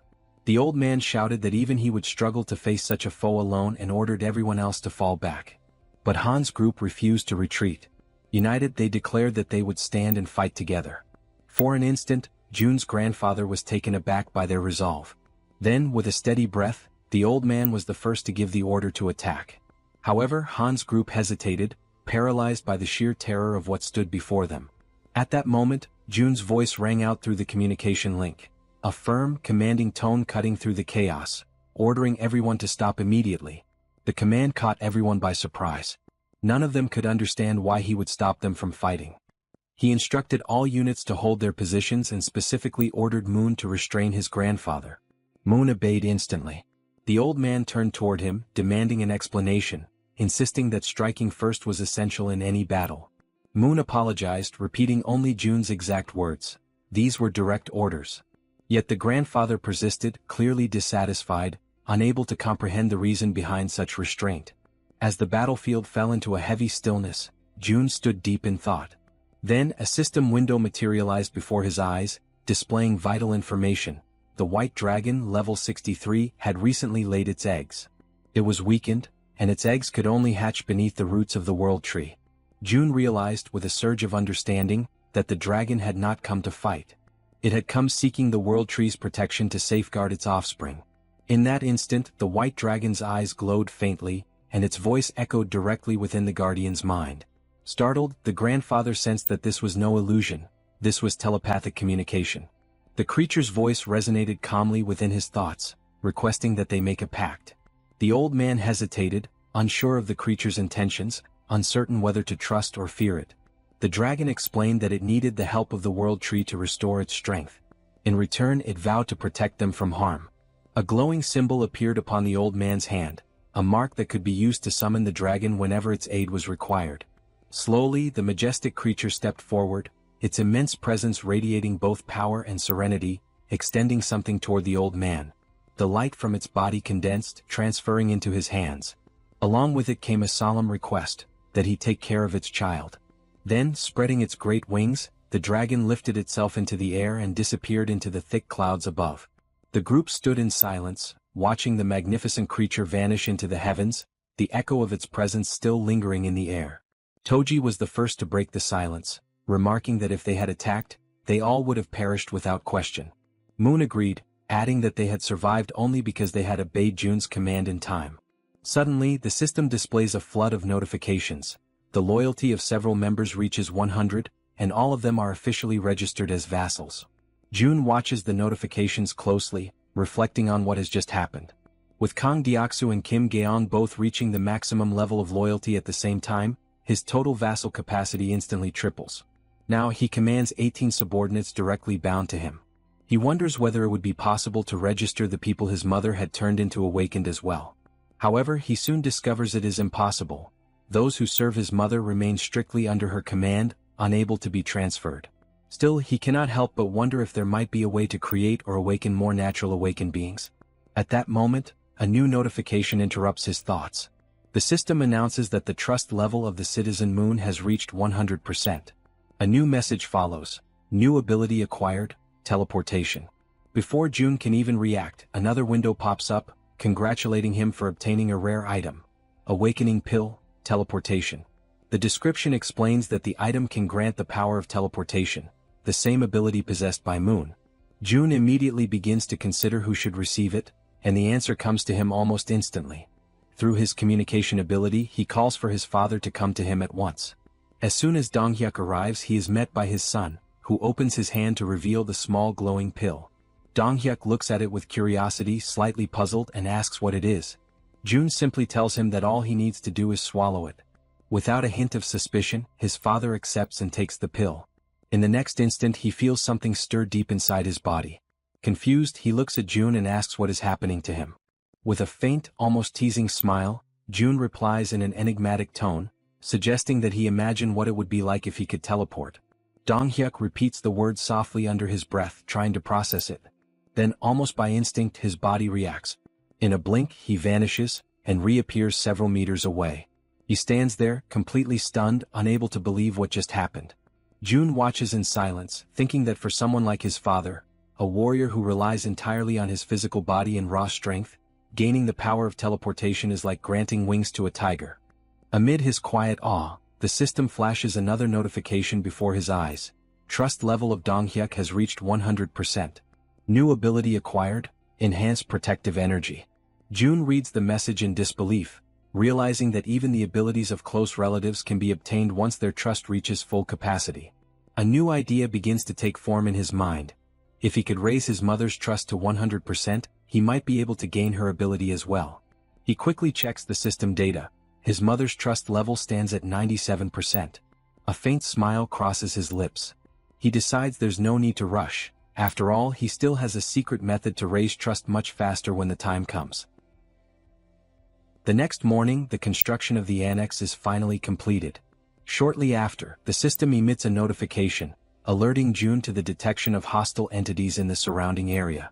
It then reports that several sea creatures, including sharks and swordfish, have been successfully hunted down. With this increase in activity, the territory begins to expand once more, and a sharp, excruciating pain surges through Jun's entire body as the process unfolds. Completely exhausted, he realizes that even though he now gains less experience for victories achieved under his leadership, the total accumulated value remains immense. At that exact moment, something unexpected catches his attention. The system notifies him that an entity compatible with the requirements for citizenship has been detected. Without hesitation, Jun decides to accept it.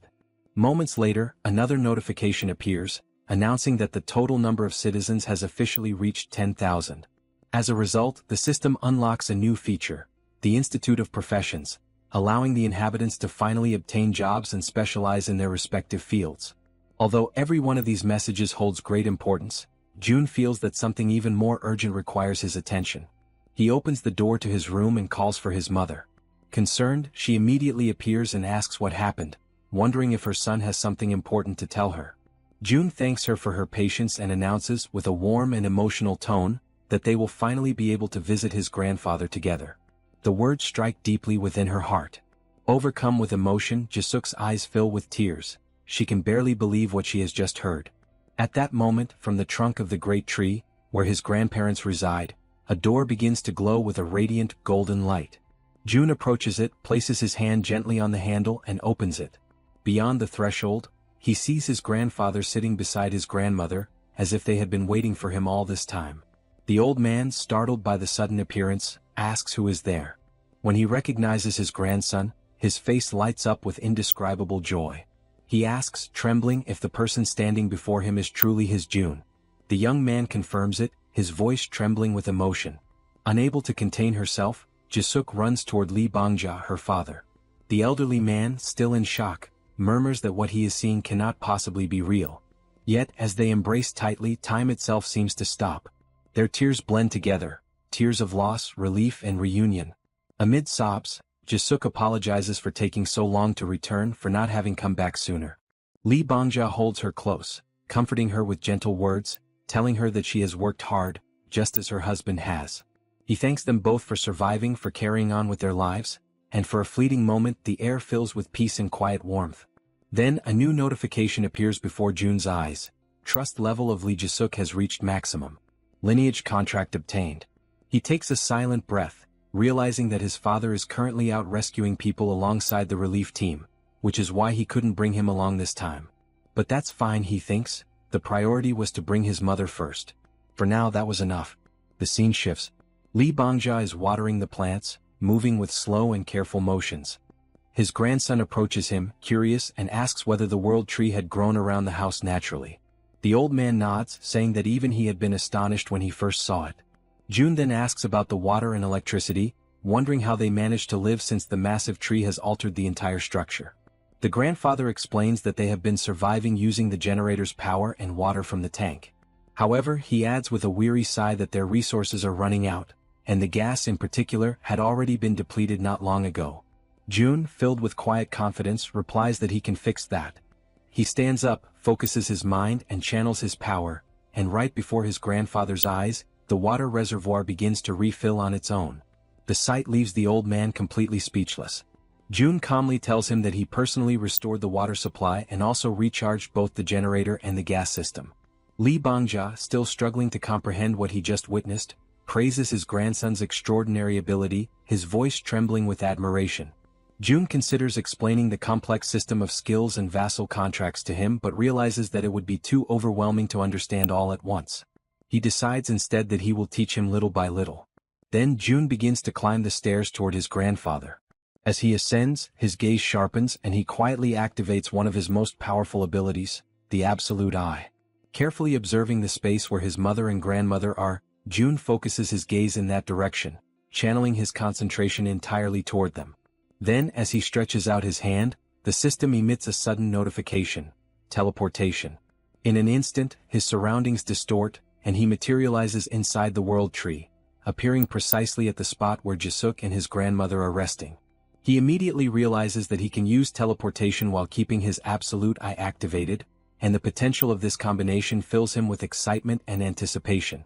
His mother, startled by his sudden appearance, asks why he is no longer on the rooftop, and also inquires where his grandfather has gone. June calmly explains that his grandfather is still working and then asks how his grandmother is doing. Jisuk answers that the elderly woman simply looks as if she is peacefully sleeping. Suddenly, the system projects a new message before his eyes: summon the spirit beast, cost 10 billion wands. June is completely taken aback by what he reads. His eyes widen in disbelief as he realizes that the button to summon a spirit beast worth 10 billion has been unlocked. A powerful wave of excitement and disbelief washes over him. Without hesitation, driven by pure instinct, he presses the button. The system immediately confirms his action. 10 billion wands have been spent for the summoning of the spirit beast. And at that very moment, an intense light bursts forth in front of them, illuminating the entire room with a radiant glow. June, maintaining a steady and reassuring voice, tells his mother to remain calm and not be afraid. At the center of that blinding light, a shape begins to emerge. June narrows his eyes and observes as a delicate figure slowly takes form. It is a sleeping fairy. Her body shimmers faintly, and after a few moments she gently opens her eyes, as though awakening from a deep slumber. Jisuk, still bewildered by what she is seeing, asks what that creature is. June explains patiently that it is a spiritual being. a creature he has just summoned, one of the unique powers granted to him by the system. At that exact moment, Li Bangja enters the room. Jisuk turns to him in surprise and asks why he came back so soon. The old man replies that June has already resolved all the problems. Then he approaches his sleeping wife and extends his trembling hand toward her, wanting to touch her face. The fairy, noticing his movement, slips gently from June's arms and flies forward, positioning herself right in front of the old man. Concentrating deeply, she spreads her wings, and a radiant aura begins to glow around Li Bangja's hand. The light expands, surrounding the fairy's small body, as if drawing the old man's power into her own. A new notification immediately appears before June. Fairy's level has increased. Natural regeneration rate of the territory, plus 100%. Li Bangja, however, is overcome with anger when he realizes that the creature has absorbed part of his energy. He clenches his fists, his voice trembling with frustration. But before he can speak, something extraordinary happens. His wife begins to stir. Slowly, the grandmother opens her eyes. The old man freezes completely, his anger dissolving into sheer disbelief. He stands motionless, unable to comprehend what he is witnessing. Yet, the elderly woman gazes at him with calmness and warmth. With a faint, gentle smile, she asks why he is looking at her as if he has just seen a ghost. The grandmother raises a trembling hand to her mouth, utterly confused and unable to comprehend what is happening around her. Exhaustion quickly overtakes her frail body, and she lies back down upon the bed, her eyes fluttering as her strength fades once more. The grandfather, overwhelmed by panic and despair, cries out her name in disbelief, his voice breaking as he pleads for her to regain consciousness. Convinced that the little fairy is somehow responsible for what has just happened, he turns his gaze toward the small creature and demands that she try again, that she use her power to reverse whatever she has done. The tiny fairy, however, closes her eyes in silence, unmoving, her glowing wings dimming slightly. Her quiet refusal only deepens his desperation, and he shouts once more, ordering her to attempt it again. At that moment, June steps forward and intervenes, speaking in a calm but firm tone as he asks his grandfather to steady himself. The old man takes a deep breath, lowers his head and after a brief pause, admits that he lost control of his emotions. With a trembling voice, he apologizes. June approaches him slowly and explains that the fairy's energy level is still very low. He advises his grandfather to provide her with vitality regularly so that as she continues to absorb energy, she will gradually evolve and her power will increase over time. The stronger she becomes, the longer his grandmother will be able to remain awake and conscious. The old man listens attentively, his face softening as relief slowly replaces his anguish. As June observes the scene, his thoughts drift. He begins to reflect that the summoning of magical creatures might not be entirely random. After all, the fairy seems deeply connected to the world tree. If that connection truly exists, then each summoning must serve a specific purpose and follow its own hidden conditions. Even though he cannot yet discern what those conditions are, he finds comfort in knowing that for now the important thing is that his grandmother can awaken again, even if only for short periods. Soon after, he grows restless and tells his grandfather that he is going to rest for a while in his room. The old man simply nods in understanding, asking him to call if he needs anything. June walks away quietly and once inside his room, he sits down and opens the system interface. A new notification materializes before his eyes. Citizen Shim Taek-jyong has died. June's expression darkens. He immediately assumes that the message refers to one of the citizens recently relocated to the new annex built near the apartment complexes. Despite the relentless efforts of the rescue teams, hundreds of people have already perished, and many more will soon follow.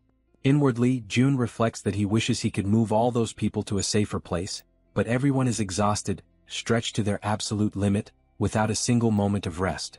People are dying everywhere, some torn apart by monsters, others trapped inside their own homes, fighting desperately for survival. A few manage to endure thanks to rare and powerful abilities awakened by chance, while countless others perish without ever receiving a single gift from fate. He wonders if the old saying is true, that great power truly does come with great responsibility. June doesn't know why the monsters appeared, nor why only his family was granted such immense strength. The world has never offered him any explanations, so he resolves to find them himself. In that moment of solitude, he reaches his own conclusion. Responsibility belongs to those who possess power. And he decides to embrace it fully. He silently vows that he will save his country, at least as much of it as he possibly can. As he reviews the system data, he notices that the total number of people to whom he can grant citizenship reaches 220,000, yet only 10 have been officially registered so far. Sitting cross-legged on the floor, Jun makes a quiet but determined decision. He will continue to expand his reach until that number is filled to its very limit. And while he contemplates all of this, he recalls that the negotiations had been halted once the number of citizens reached 10,000. The inhabitants are allowed to acquire professions, yet nothing has changed in the administration window. With this realization, he concludes that the first step must be the construction of a professional training institute. The system indicates that the Institute of Professions costs 2.5 billion wons and grants citizens the ability to develop commercial skills after researching their chosen occupations. He notices, however, that the structure requires a vast and isolated plot of land, and he plans to build it on the very ground the giants had leveled earlier. The system informs him that the institute requires 30 citizens working for 7 days, each receiving a payment of 200,000 wons, and asks if he wishes to begin the installation. He confirms without hesitation and decides to instruct Dabin to hire 30 more workers. Ancient words of wisdom resurface in his mind. Cultivate the body, put the house in order, govern the nation, and bring peace to the world. Before one can change the outside world, one must first bring harmony within one's own home. Jun understands that if he truly wishes to save his nation, he must first gather the families of his subordinates. Until now, all of them have risked their lives for him. Now it is time for him to act on their behalf. Activating the absolute eyes, he observes his companions from afar. Without hesitation, he grips a door handle and, with the ability that manipulates both doors and distances, opens a passage to another place. Jun knows that Han's group has been advancing toward the vicinity of Jigalki Station, searching for the mother of the archer woman. He also recalls that during the construction of the annex, they had opened routes toward Daechidong, but the new wave of monsters had made further advancement nearly impossible. Nevertheless, he soon realizes that he cannot move beyond that point. Even so, he decides to take action. He activates the communication ability and summons everyone to gather. Moments later, Moon appears running toward him, surprised to see him there. It is their first meeting after a long time. Jun smiles, and Moon immediately understands that the power which annihilated the monsters had indeed been his. Soon after, Han approaches, surveying the surroundings carefully. She asks if that place now belongs to Jun's territory, to which he calmly confirms, but adds that this is not the only reason the group has gathered there. He explains that the monstrous wave has made travel to Daechidong extremely dangerous. However, now that the new annex is complete, everything has changed. He assures them that they will be able to reach Daechidong, the place where the archer woman's family lives, before the day is over. Upon hearing this, she hesitates, her expression showing doubt that such a thing could be possible. Yet Jun answers her with composure, stating that he possesses a method. Soon, he extends his hand toward her and reveals that there is something he wishes to propose, causing the air around them to grow heavy with tension. When the construction of the annexed house finally comes to an end, the territory expands all the way to the front of Jigalki Station, granting direct access to the subway. Jun begins planning to take Yejin there so that they can once again employ the poisonous gas strategy against the swarming rats. He also notes that he will ask Dabin to strengthen the workforce at the Professional Institute's laboratory. Soon, all the preparations are completed. The only thing left is to put the plan into motion. Yejin then focuses her mind, forming a connection with the rats and sending them to explore the passageways between Jigalki Station and Siadeskim. As she observes the tunnels through their senses, she realizes that if she had been sent there alone, the result would have been disastrous. Jun contemplates the situation and concludes that it is far worse than he anticipated, as he initially believed that with the monster waves gathering mostly on the surface, the underground area would be nearly empty. Yet it no longer matters. In an enclosed space, everything will eventually be consumed by Hiren's poisonous mist. At that moment, the system begins to emit notifications announcing successful hunts, depositing wands as rewards into their account. Another notification follows shortly after, confirming the extermination of a dark race, with additional funds credited as compensation. Jun feels a deep sense of satisfaction, for the amount is significant. The bounties earned from monsters slain by Hiren's toxic mist are steadily increasing, largely due to the power she inherited from her mother, the ability known as poisonous mist. The system displays that Hiren has now reached level 34, possessing 94 points of trust and 100 of loyalty. Upon signing the Oath of Allegiance, she earns the title of Knight, which in turn enhances the rewards she receives. But Hiren is not the only one to undergo transformation. Yejin's title of knight evolves into that of baroness. Although the experience multipliers and general conditions remain the same, the effect of loyalty on her overall statistics grows immensely. What once influenced only her physical strength now extends to all attributes, and with twice the magnitude. Moreover, Yejin acquires a new ability called enhancement, through which her improved rats now move at a much faster pace and become significantly harder to destroy. By the time their operation through the tunnel concludes, Hiron announces that the entire subway line has been successfully cleared. Observing their progress, June realizes that he should not limit his loyalty contracts to just those two.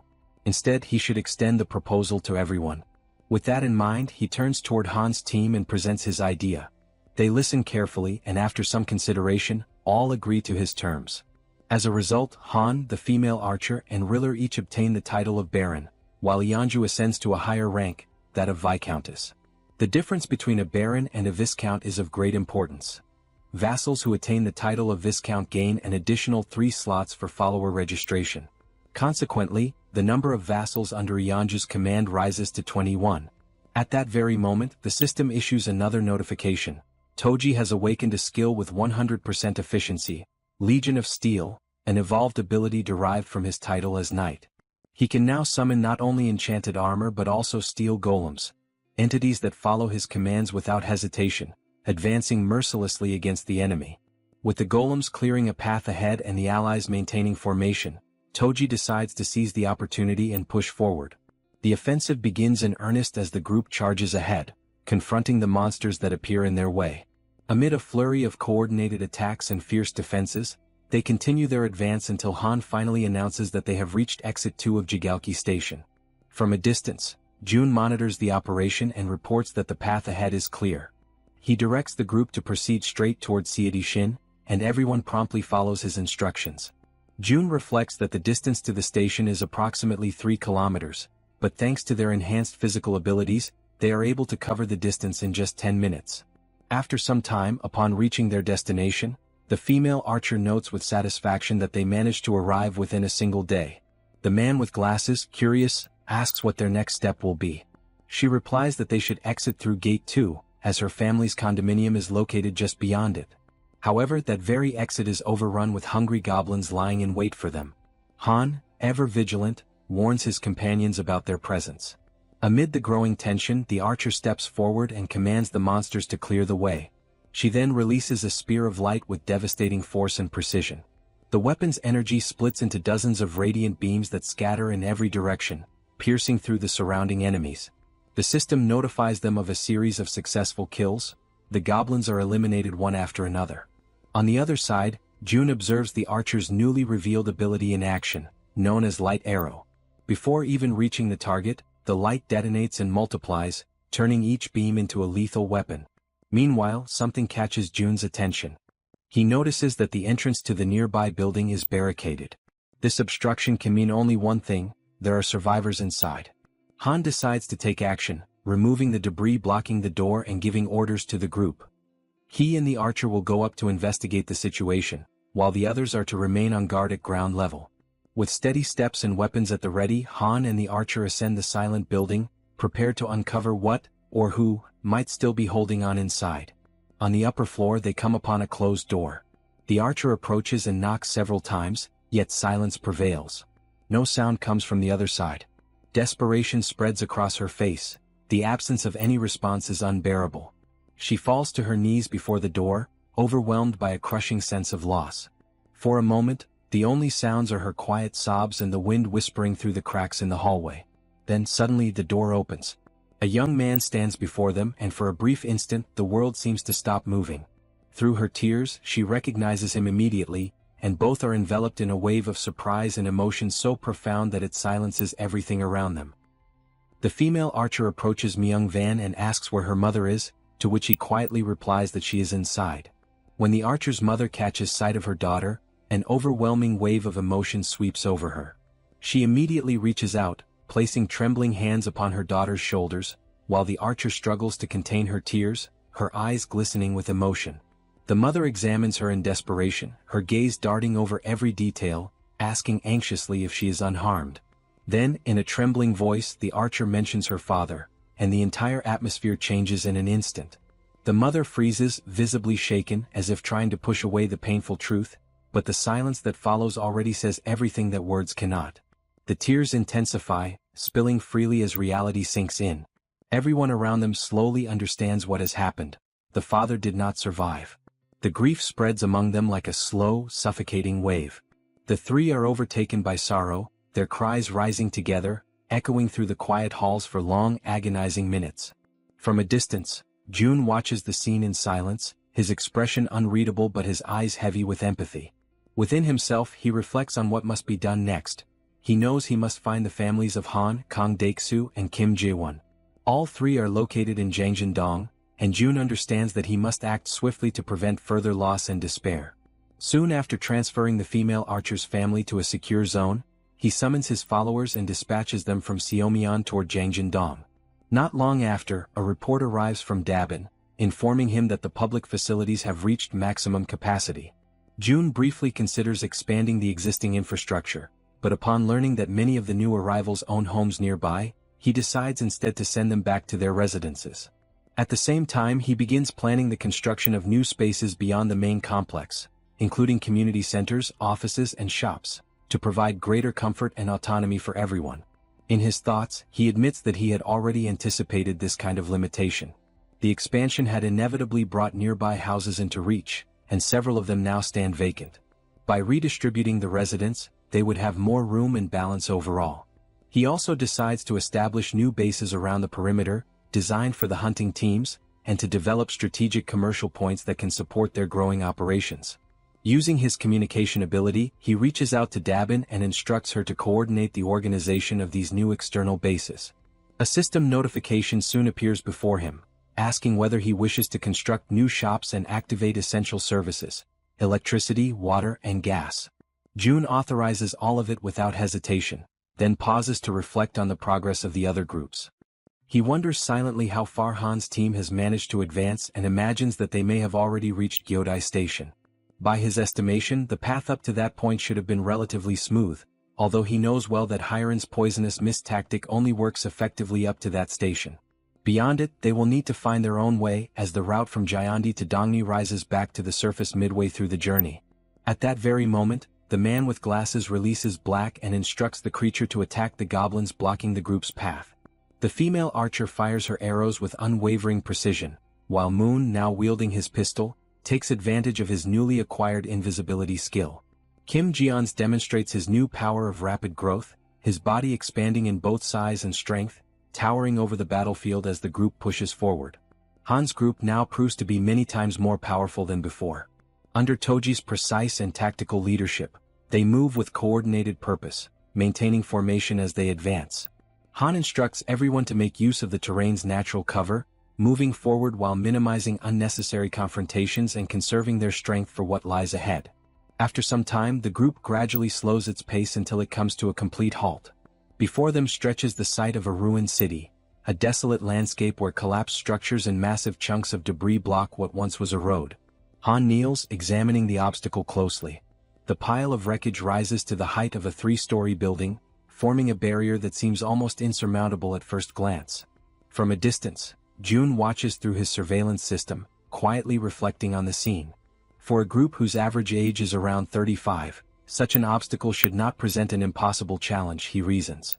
The real concern lies not in climbing over it, but in understanding what, or who, could have caused such catastrophic destruction in the first place. He questions silently what kind of creature could have torn apart a concrete bridge with such raw force. The absence of enormous footprints rules out the presence of a cyclops, yet the pattern of destruction clearly indicates that something immensely powerful had passed through the area. Proceeding with caution, June activates his communication ability and transmits a calm but firm directive to Han's team, advising them to move forward carefully and stay alert for any disturbances.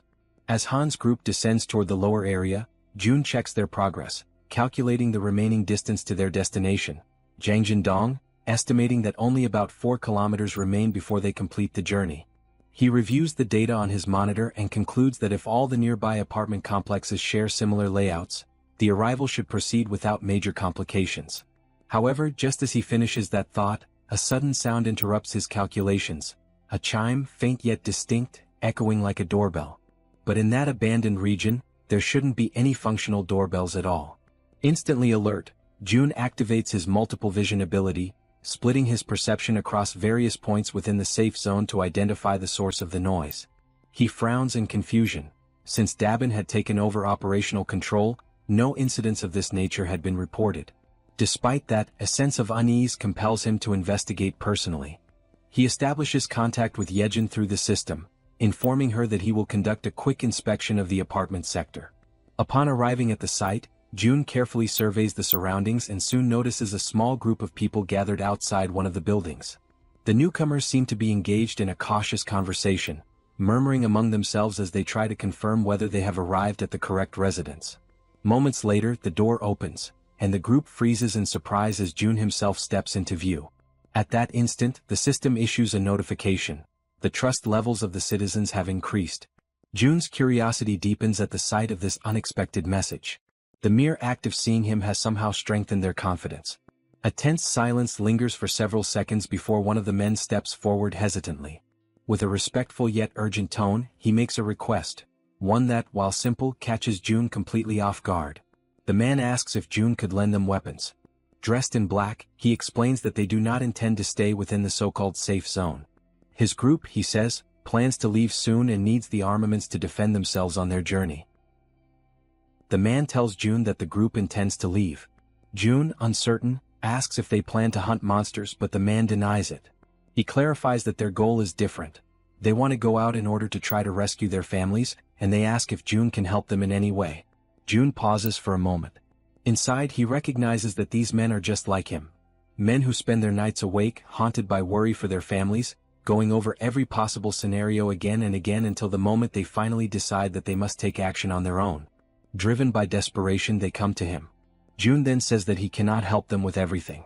The man nods, resigned to that reality. However, June extends his hand and summons an item.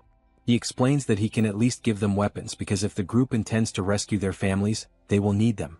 The weapons begin to materialize in front of the men, forming slowly out of thin light. The man expresses his gratitude, saying he has no idea how he could ever repay the favor. June responds that he has a proposal for the group. The man asks what it is. June reveals that he wishes to form a subordination contract, an ability that seems almost ridiculous at first glance, yet it allows him to select 100 awakened followers without requesting anything in return. However, the ability comes with a particularly troublesome requirement. The man asks what they must do. June explains that the reason his mother never filled all 100 slots, even with such a powerful ability, is simple. With a tone heavy with authority, he declares that they all must kneel. The men are startled, shocked by how authoritative June suddenly seems. Even so, they obey, lowering themselves to the ground and asking if that position is correct. June confirms that it is. He asks for a moment, places his hand over the man's head, and states that from that moment on, the man must obey him. June explains that all the man needs to do is express his intention to submit clearly. The man does so, declaring his submission. The system immediately notifies that the man, named Jang Sungjun, possesses a trust level of 48 and awakens the ability of teleportation, a ranking-type teleportation that consumes mental strength in order to generate physical force. The man feels the energy coursing through his body and becomes unsettled by the light that begins to spread around him. June is also surprised by the phenomenon. The ability and the rank he receives are an extraordinary reward, far greater than anything June imagined could appear. The system then notifies that a tangerine has been purchased and it materializes instantly in June's hand. A mission appears, to lift the tangerine using telekinesis within 10 minutes, with a reward of increased mental power and no penalties. June shows the tangerine to the man and orders him to lift it using his ability without touching it. The man agrees, focuses deeply, and a thin aura begins to form around the fruit. Moments later, the tangerine rises from June's palm, floating steadily in the air. The man is astonished to see the object levitating and silently celebrates his own success. Suddenly, the tangerine bursts open and explodes into juice, sending pulp splattering over everyone including June. Embarrassed, the man apologizes, saying he lost control, but June tells him that everything is fine. He explains that this is the nature of the power granted by the contract and calls the next person forward to continue the process. The system displays a new notification. The citizen's trust rises to 50, and his loyalty surpasses 30, unlocking the attribute. He now fulfills the requirements for vassal registration. June asks the others if those accompanying Jang Sungjun also wish to establish the same type of contract. After Sungjun is officially registered as a vassal, his assistants complete their own contracts as well. The remaining 5 awaken medium-level abilities, rank between D and C, and stumble over their answers while responding to the questionnaires, but June does not consider that important. For him, obtaining Sungjun alone is already more than enough. Now that the man is properly registered as a vassal, June can at last provide basic support. June then asks the man where his family is located. He confirms, it is the apartment complex in Yeongdong. June wishes the group good luck and watches as the men head off on their own path. Immediately afterward, he feels it is time to return as well, and he teleports back to the inside of the enormous tree, where the rat girl waits for him. He enters with a smile and announces that he has returned, but quickly notices the tense expression on her face. The girl tells him that the situation has turned bad. At the exact moment June comes back, she explains that at the location where Han currently is, a gigantic monster has just appeared, a 2-headed ogre level 45, emerging right in front of the group. June immediately activates his long-range vision ability and sees the colossal creature. He recognizes instantly that this is the monster responsible for destroying the bridge, a mystery no one had been able to solve until now. Han's group attempts to resist. Black, the young man with glasses, launches direct attacks against the ogre. Moon teleports around the enemy, using his invisibility as well, firing his pistol at the monster's face with precision and cold focus. Toji summons his army of obedient marionettes, ordering them to strike the ogre at its feet without hesitation. However, the ogre responds with sheer brutality. With a single powerful kick, it sends all of Toji's marionettes flying. Even after receiving so many attacks, the monster remains practically unharmed. Toji realizes that the creature barely reacts to any of the blows. Han watches the scene, understanding the difficulty they face, and concludes that they must somehow create even a small opening. At that moment, the system notifies a command for a summoning. Barbel is called. The summoned creature crashes into the ogre with overwhelming force, knocking it down and pinning it to the ground. The strike comes directly from June's intervention. Using his communication ability, June sends a message to the group, apologizing for taking so long to act. The group, relieved and encouraged as they see the ogre finally brought down, reacts with renewed hope. June then declares, through the same ability, that from this moment on he will provide full support to all of them. Everyone watches the ogre kneeling on the ground, its massive frame trembling as dust settles around it. Togi remains frozen in disbelief, repeating inwardly the same question over and over, whether they truly managed to bring the creature down. Although their attack struck the monster directly and with overwhelming force, the system still has not displayed any notification confirming its defeat. That single missing message makes everything clear. The battle is far from finished. From a distance, June warns the entire group, urging everyone to remain fully alert, because the ogre is still alive and continues resisting with terrifying endurance. June then turns toward the werbear woman, asking if she has the ability to slow the creature's movements even for a moment. She hesitates, uncertain whether she can manage such a feat in her current state, but ultimately she decides to try. With determination, she rushes toward the ogre and activates the healer. A warm, golden aura immediately envelopes her entire body, reinforcing her strength and vitality. June observes every detail with sharp focus and summons another item. A barrage of bullets materializes and begins striking the ogre repeatedly. The continuous impacts batter the creature's senses, leaving it disoriented. Seizing that crucial opening, the werbear woman pushes forward with all her strength and manages to unbalance the monster, forcing it down to its knees once again. Recognizing the perfect opportunity, June signals to the archer. The archer raises his bow, aiming carefully, and channels all of his focus into a single attempt, concentrating intensely to achieve maximum accuracy.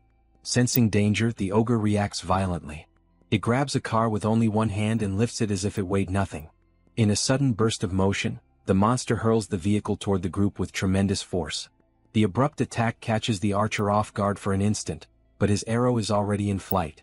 Both the car and the projectile race forward, one propelled by brute strength, the other by precision. The arrow collides with the incoming vehicle, triggering a massive explosion that sends other nearby cars flying through the air in all directions. In that chaotic moment, June gives the command for the werbear to attack. She quickly positions herself behind the ogre, but the monster turns with startling speed, dodging the archer's second arrow. The sudden shift alters the arrow's path, sending it off course, straight toward the Werbear woman. The archer watches in shock as the projectile strikes her directly, despair overwhelming him.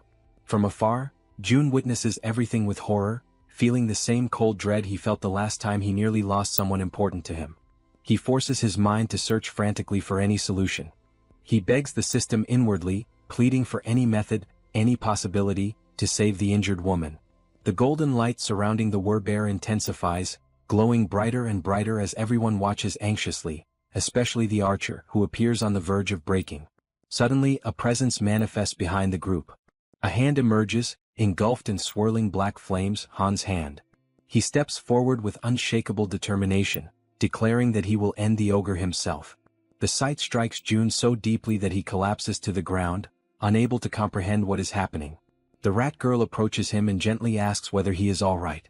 June insists that he is, explaining that he simply relaxed for a moment before reactivating his long-distance vision. However, he cannot shake the alarm in his mind. This is not supposed to be the time for Han's awakening. He asks himself what exactly could have triggered such a sudden surge of power. Meanwhile, the ogre faces Han. Han grips the metal rod, now entirely wrapped in dark, swirling flames that pulse with unnatural intensity.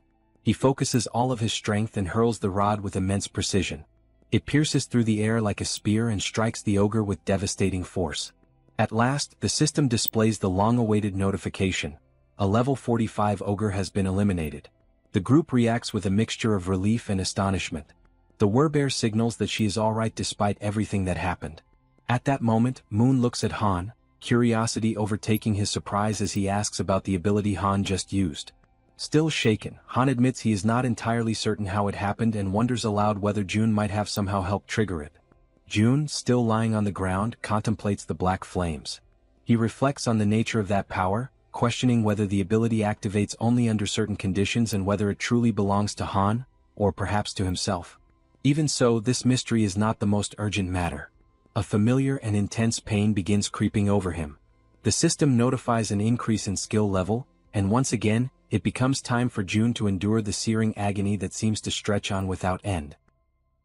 After enduring the pain, which as always had been present in the same familiar way, he gradually regains his composure. His companion shows clear concern, asking whether he is all right, and he assures her that he is.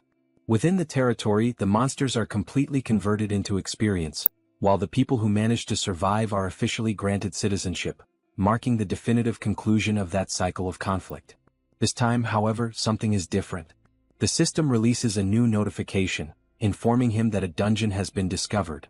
Because he is the first to find it, June receives 100 crystals as a reward. He is taken aback as he reads the message. If crystals are being awarded as a prize, then the location is very likely connected to that resource in some way. The indicated location lies behind the apartment complex, roughly halfway up the mountainside.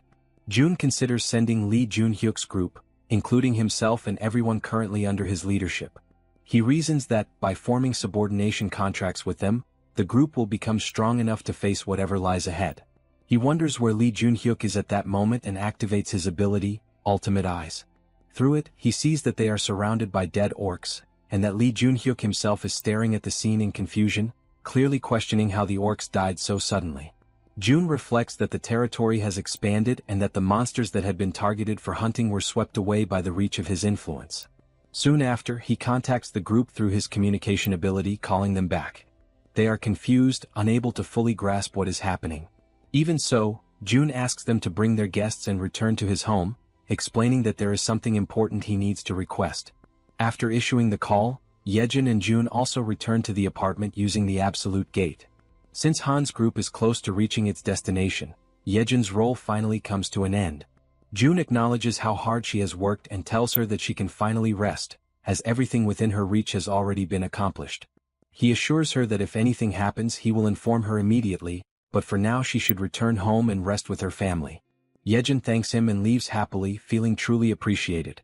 June reminds her once more to return safely. Watching her depart, he feels satisfied and begins to reflect on whether Han's mission is also nearing its conclusion. The last time he checked, there was little left to be done, and he reasons that his overall abilities have already been enhanced to the point where most obstacles can be overcome, especially now that the territory's chief threat, its greatest problem, has already been eliminated.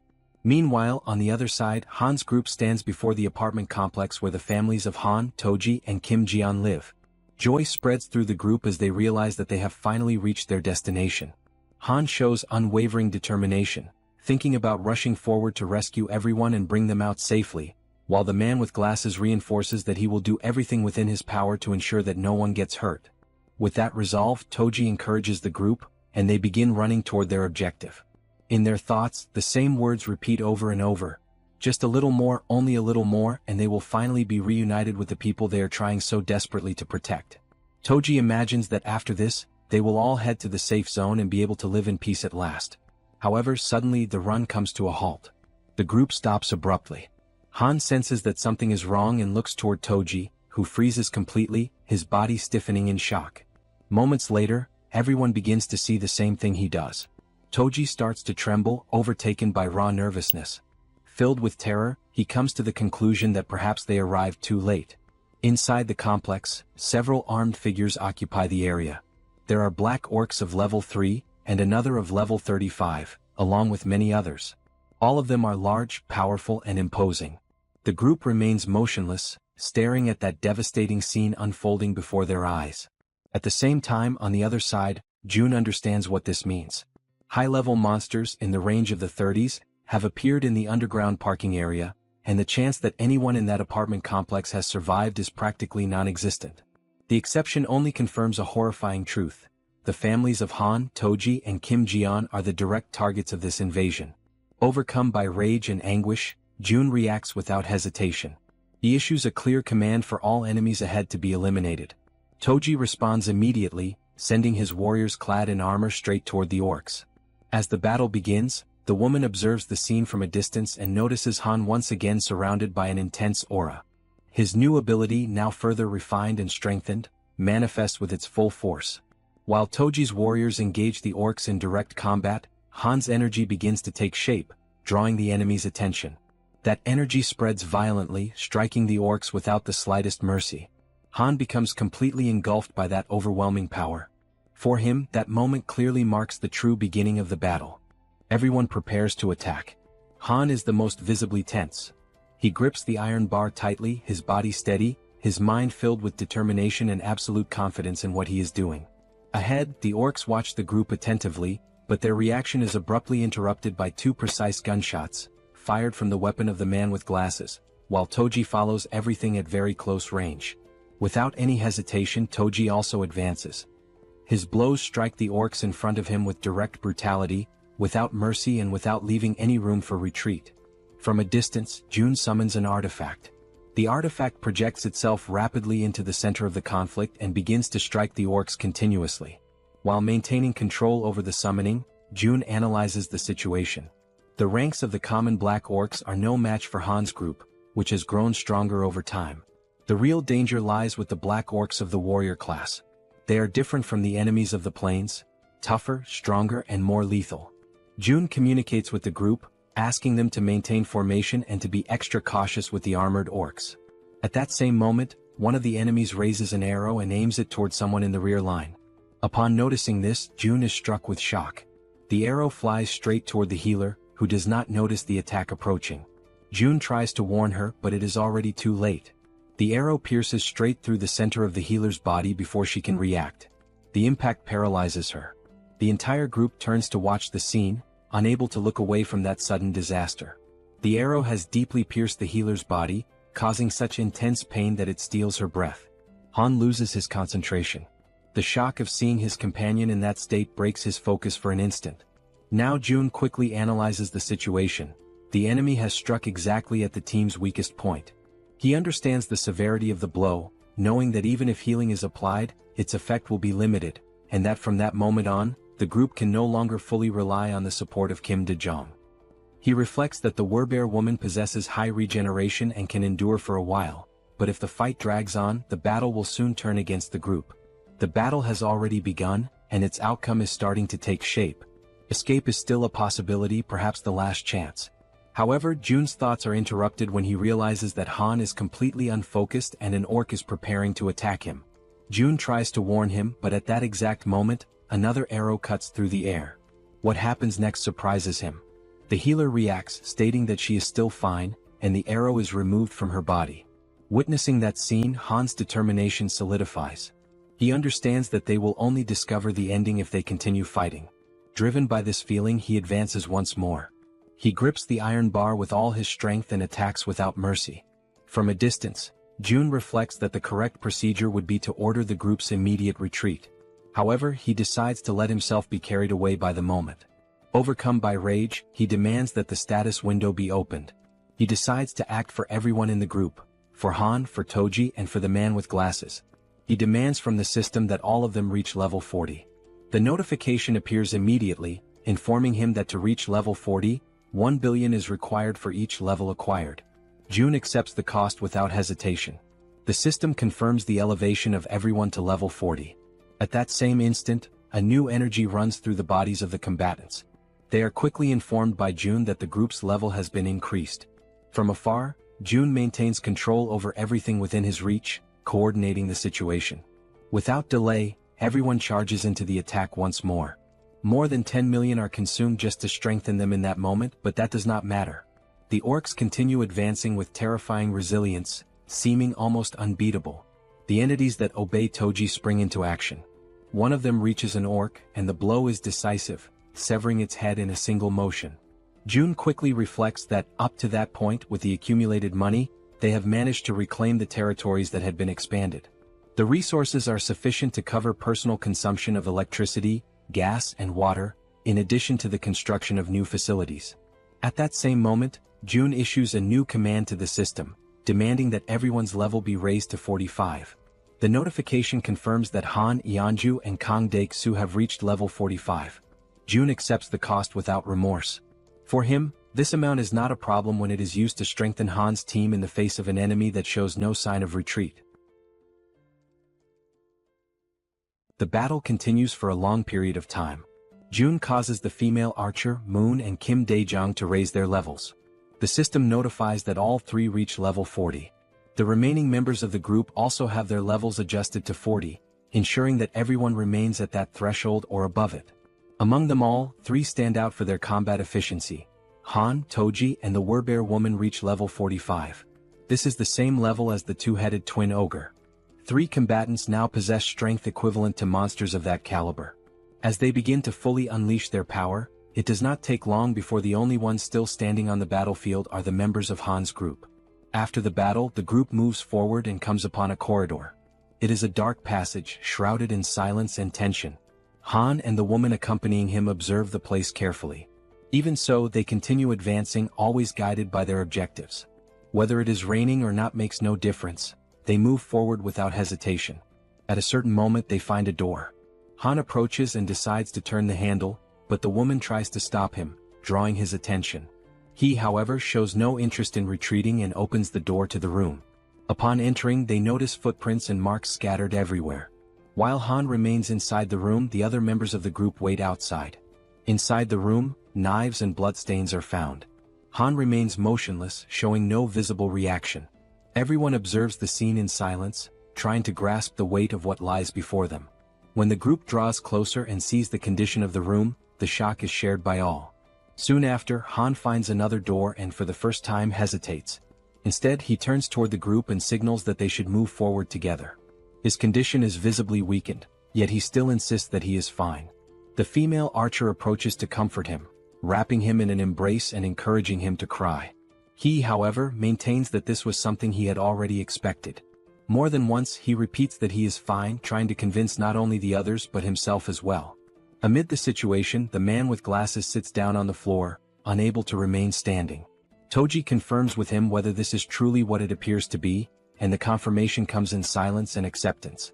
On the other side, Jun watches everything closely. He reflects on the group's failure.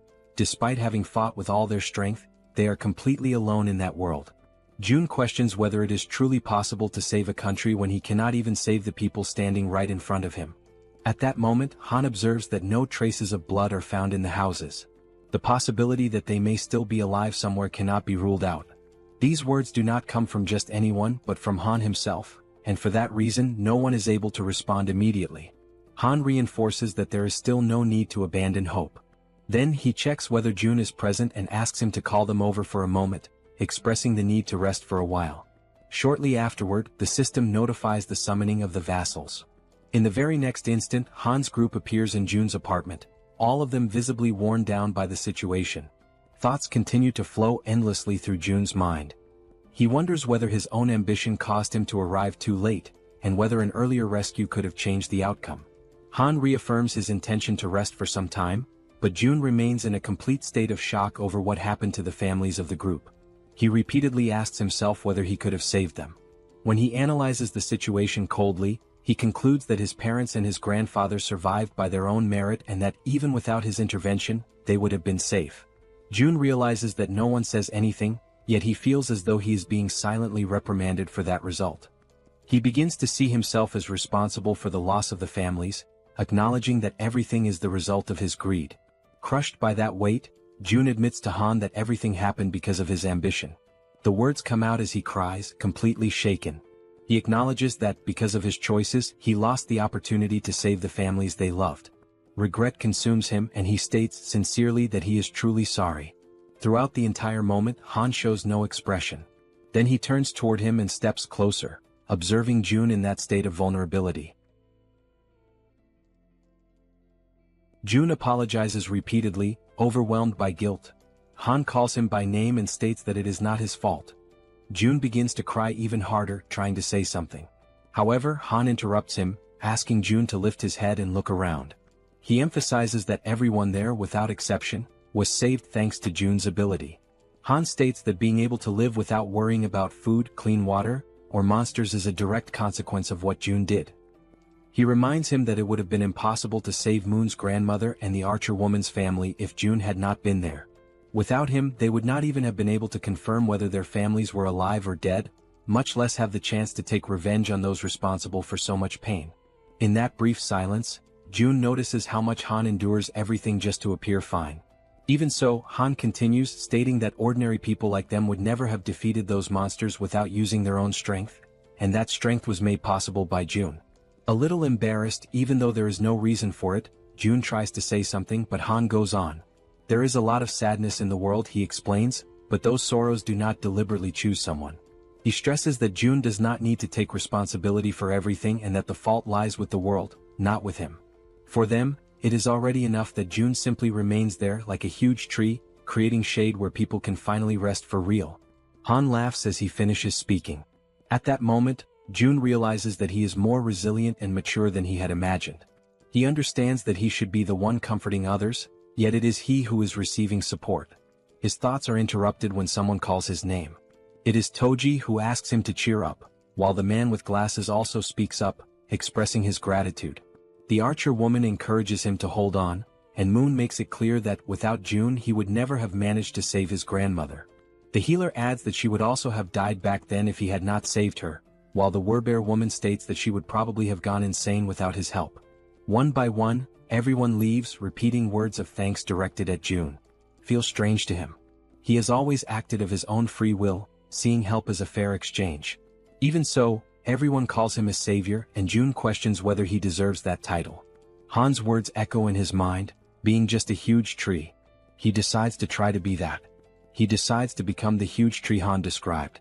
Until then, the goal of saving all of South Korea had existed only because the power he received seemed like too great a burden without a purpose. He did not desire it desperately, nor was he sure he could fully devote himself to it. He merely believed that he could continue hunting monsters, evolving his abilities and expanding his territory. Now he abandons the grand objective of saving all of South Korea. Instead, he decides to become a huge tree, a place where people who enter under his shade can rest. At that very moment, the system notifies that the trust of the citizen Han reaches 100%, granting June the throwing ability. At the same time, the loyalty of Kim Dae-jung also reaches the maximum value and is officially registered as a vassal. As a result, June's vassal limit increases. Shortly after Han's group leaves, Lee returns to the house accompanied by several people. He explains that June had asked him to bring everyone, which is why they came together. The door opens, revealing June, who thanks everyone for coming. Lee reacts immediately, stating that there is no need for thanks and asking what request June wanted to make. June asks that everyone head to another place first. He makes it clear that only vassals may enter his house, while the others must remain near the door. As soon as they cross the entrance, surprise spreads through the group. Lee states that this place is their home. The red-haired girl shows disbelief at what she sees. The system notifies that Lee's trust increases, along with her loyalty. The same happens with Shin, whose trust and loyalty also rise. Jun confirms to himself that, as expected, the most direct way to increase trust is to clearly demonstrate his ability. Next, he announces that, from that moment on, he will present his proposal. Lee shows readiness to listen. Jun begins by saying that he wants everyone there to sign a contract with him. The group reacts with a certain amount of suspicion toward the idea of a contract, but even so, acceptance happens immediately. They kneel while Jun raises his hand over them. The girls ask whether, since they are the last ones, that means everything is finished. Jun confirms it and praises the work that was done. He reflects that negotiating with many people at the same time is exhausting, but acknowledges that, with this, the preparations are finally complete. Lee then asks him to get straight to the main point. Jun explains that, with the recent expansion of his territory, the entire Wangyang mountain has now become part of it. Lee shows surprise upon realizing that it is the mountain located right behind them. Jun confirms this and adds that, apparently, a dungeon has appeared in that location. He then asks Lee and the others to explore that dungeon, questioning whether they can accomplish this task. Lee accepts promptly, thanking him for the trust placed in the group. At that moment, through the communication ability, someone calls Jun by name. It is Dabin, informing him that everything that had been requested is already prepared and that he can go there. Jun heads toward the elevator. As the mechanism descends, he reflects in silence. With Lee agreeing to take part in the dungeon incursion, the matter enters a brief period of calm. Even so, something draws his attention. After the subordination contract, Lee's abilities do not change. According to the system, he remains at level 40, holding the title of 12th Servant, Viscount Mage. In the group led by Lee, the main members are Shin and Kim, who were classified as B, while most of the others fall between D and C.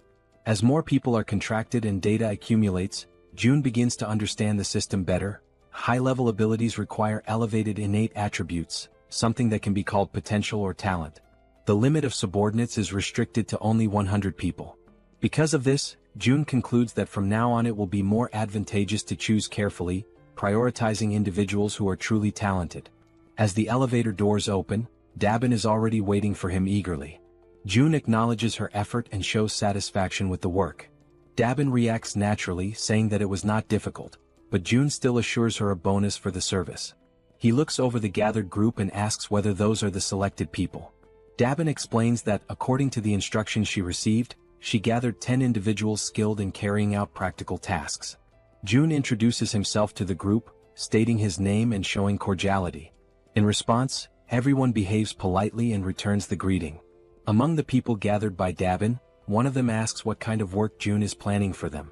Jun replies that he intends to explain everything and reveals that he is considering granting everyone the same position held by Dabin, a managerial role. The reaction is immediate. The group shows enthusiasm and apprehension at the same time, questioning whether that is truly serious. Jun reflects that even with the significant growth of the population, there are only a few people in managerial positions. Among them are Lee Sungmin, leader of the medical team, and Baek Sungmin, responsible for the replacement team. One of the young men states that, if given that responsibility, he will work diligently. Jun reflects again. There are still 12 managerial slots available which could be distributed, but not for free. He informs them that there are conditions, generating curiosity and tension within the group. He explains that, with the constant arrival of new people into the territory, countless problems will arise, and the position will be granted only to those who present concrete solutions. After asking whether everyone agrees, he extends his hand and invites those interested to speak up, one by one. For quite some time, the candidates for manager present proposals on topics such as waste disposal and road maintenance, most of them satisfactory.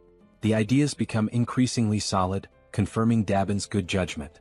At a certain moment, a blue-haired man raises his hand.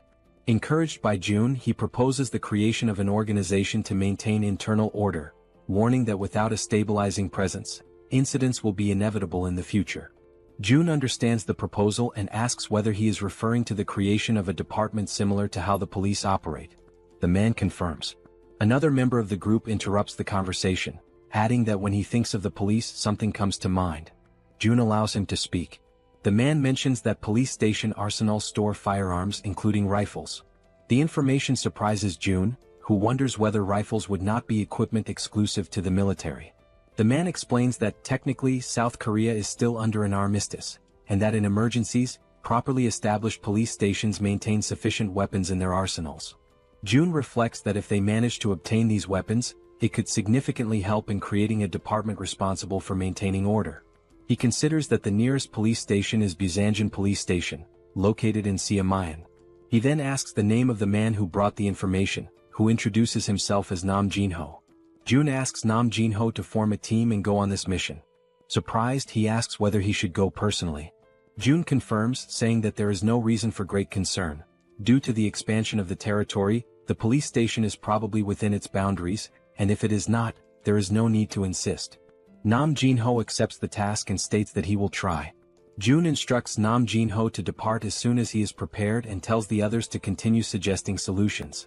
The following day, after the successful completion of the mission, Nam Jinho returns. He had gone in search of firearms and, indeed, manages to bring them back. June confirms everything using the Supreme Eyes and registers the items in the system shop without difficulty. The result does not meet expectations. They recover only 2 rifles, 3 bullets and empty cartridges. The quantity is not the problem, since June can acquire more ammunition later. The real issue arises next. Most of the weapons from the arsenal had already been taken. Judging by the size of the storage, June estimates the existence of a heavily armed group of survivors somewhere. This realization immediately turns into a headache. Even so, June reasons that such a large and well-armed group would hardly go unnoticed. If they were nearby, news would certainly have already reached the territory. This leads him to conclude that, at least for now, that group is not in the vicinity. June decides to leave this problem for later and activates ultimate ears, expanding his perception.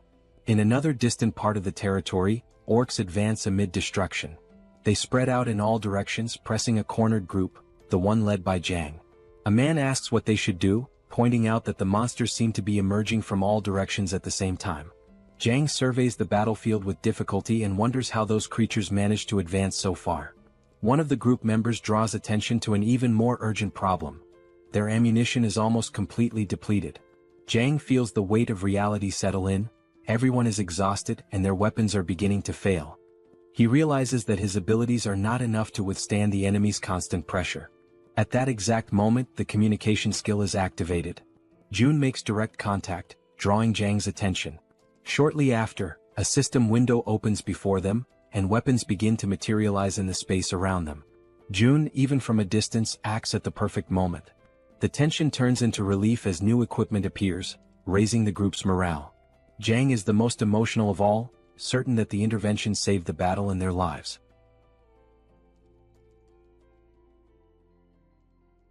Jang immediately grabs a pistol and prepares to fire. He checks whether everyone is ready. The group responds affirmatively, showing complete readiness for the attack.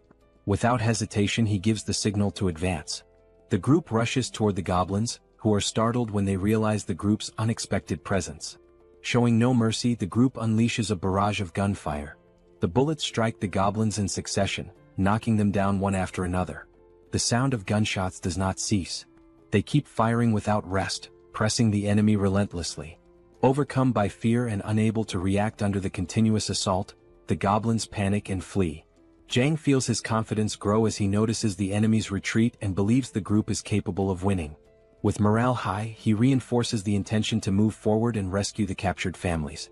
June observes the entire scene from a distance, using his ability. The system notifies him of the hunt of yet another orc and the addition of wands to his wallet. As he watches the massacre, June reflects on the true power of a rifle. Even without the use of special abilities, relying solely on firearms, the horde of common monsters is completely crushed. He concludes that by mastering even the basics of firearm production, it is possible to generate enough destructive power to deal with enemies of this level. Because of that, he understands that Jang's group will not face major difficulties for quite some time and decides to entrust them with the remainder of the mission. His thoughts then turn to the other group. Lee's group finally reaches its destination. The system announces the discovery of a dungeon called Lizard Man Swamp. Lee positions himself at the entrance, while everyone notices that the interior is completely flooded. Heinken shows concern, judging that advancing in that state seems impossible. Lee, however, remains calm. Using his water control ability, he shapes the liquid ahead, creating a solid path resembling a bridge. With the passage opened, he checks whether everyone is ready and leads the group into the dungeon. The system then notifies that this is the group's first entry into that location, granting double experience and rewards, since it is an unknown dungeon filled with unpredictable dangers. June had provided rifles to both Jang's group and Lee's group. As a result, Lee's group also possesses considerable firepower, indicating that clearing the dungeon should not be impossible. Still, June is intrigued by an item of information displayed by the system alongside the dungeon's formation. 0 out of 10. At first, he assumes it refers to a capacity limit, but soon realizes that this hypothesis does not seem correct. He decides that the answer will only come after completing the dungeon. Inside, Heinken observes that the water stretches all the way down, giving the sensation of being inside a massive aquarium. The red-haired girl agrees with the impression, comparing the place to underwater tunnels. At that moment, something draws Heinken's attention. He notices movement ahead and identifies enemies approaching. Based on their position, he calculates the exact direction and alerts the group. 3 enemies emerge, advancing straight toward them. Everyone prepares, alert to the imminent danger, while doubt arises about how those creatures are able to move underwater. Soon, the enemies reveal themselves as high-level lizard men with long, sharp fangs. Lee reacts immediately, positioning himself to defend the group while attacking at the same time. In a swift motion, he eliminates one of the enemies. The group is informed that only 2 remain and begins an intense offensive, firing their rifles even underwater. The projectiles cut through the liquid and strike the creatures, but the difficulty is evident. The lizard men move with extreme ease in that environment, making the shots less accurate. One of the members comments that if they could force them out of the water, the situation would become far more favorable. As the confrontation continues, Lee takes full control of the situation. He declares that water is his domain and orders concentrated fire. Next, he manipulates the surrounding flow, opening a large empty space in the middle of the water. Through that opening, the gunfire becomes precise and lethal, striking the enemies directly. The system then notifies the elimination of additional lizard men, with levels ranging between 20 and 22. June observes everything from a distance and reflects on the situation. They were lucky. Normally, in an environment like that, the lizard men would hold the absolute advantage. Inside a completely flooded dungeon, even moving would be extremely difficult. Creatures capable of moving freely through dark, low-visibility waters would become true reapers. However, Heinken's presence completely changes this scenario, as he awakens the Minimara ability, capable of identifying terrain within a 100-meter radius and distinguishing allies from enemies. Added to this, Lee Junhyuk shows a remarkable ability to handle adverse situations, completely reversing the group's disadvantage. Because of that, June concludes that there is nothing more he needs to support at that moment. With Lee and Heinken, and only a few allies providing covering fire, that is more than enough to conquer the dungeon. The group continues advancing and approaches the area where the inscriptions left by the defeated lizard men are located. Shortly afterward, Lee identifies the critical point and realizes they have reached the dungeon boss room. The door before them opens and Lee's entire group enters cautiously. As they cross the boundary of the room, something immediately draws attention. The environment is completely dry. There is no water at all. The absence of that element feels strange, especially considering the entire path taken so far. The suspicion arises that reaching that location may be a prerequisite for clearing the dungeon, while Heinken reflects that whenever something seems too simple, a sudden change usually follows. Soon after, an unsettling sensation spreads.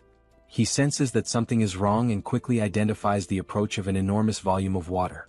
In a matter of moments, water bursts violently into the room. The group is startled but remains alert, ready to react. Lee focuses and uses his abilities to observe what emerges from that sudden torrent. When he finally sees it clearly, he is taken by surprise. Before them appears a creature never seen before.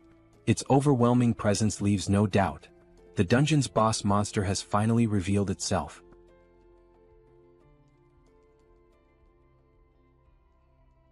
The group faces the creature that emerges before them.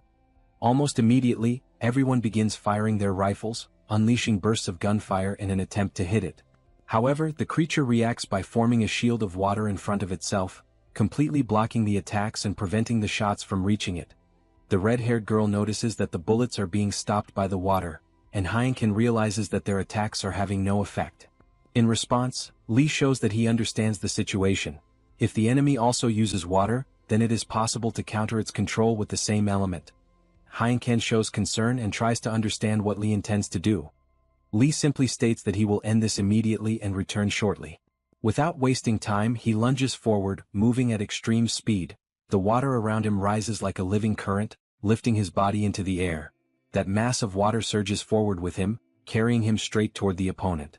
As he closes the distance, Lee focuses deeply, gathering every bit of power possible into his hands and taking control of all the water within reach. He then releases his power, launching a water attack at the enemy. Even so, the dungeon boss defends calmly, raising its own water to block the strike. Observing the way the enemy reacts, Lee understands the limitation of that control. That if the boss is blocking the attack in a physical manner, that means it cannot move the water that Lee already controls. With this certainty, Lee begins controlling a sphere of water that forms around the dungeon boss's head. In a decisive instant, the compressed water explodes from the inside out. The dungeon boss's head is destroyed along with the violent water blast, leaving the group completely shocked and panicked by the sudden and brutal scene. After the attack, the water that had been supporting Lee in the air dissipates gently, returning him to the ground. Calmly, he states that the dungeon has been cleared. At that moment, the system issues notifications. The Lizard Man boss has been defeated, values are deposited into the wallet, and experience is added. Next, the system reports that Lee has eliminated the territorial leader of the Lizardman's domain and that 10 crystals have been received as a reward. After the group leaves the dungeon, its description undergoes a slight change. The system announces that, from now on, the Lizardman Swamp Dungeon has a classification of 1 out of 10. This number represents the limit on how many times the dungeon can be cleared. June reflects on this and concludes that there are still 9 incursions remaining. If all of them are completed and the crystals are gathered, it will be possible to perform a mystical draw. In other words, this represents the chance to obtain another divine item, such as a communication ring. Using the communication skill, June contacts Lee and checks on his current condition. Lee responds that, although he is a bit tired, he is fine.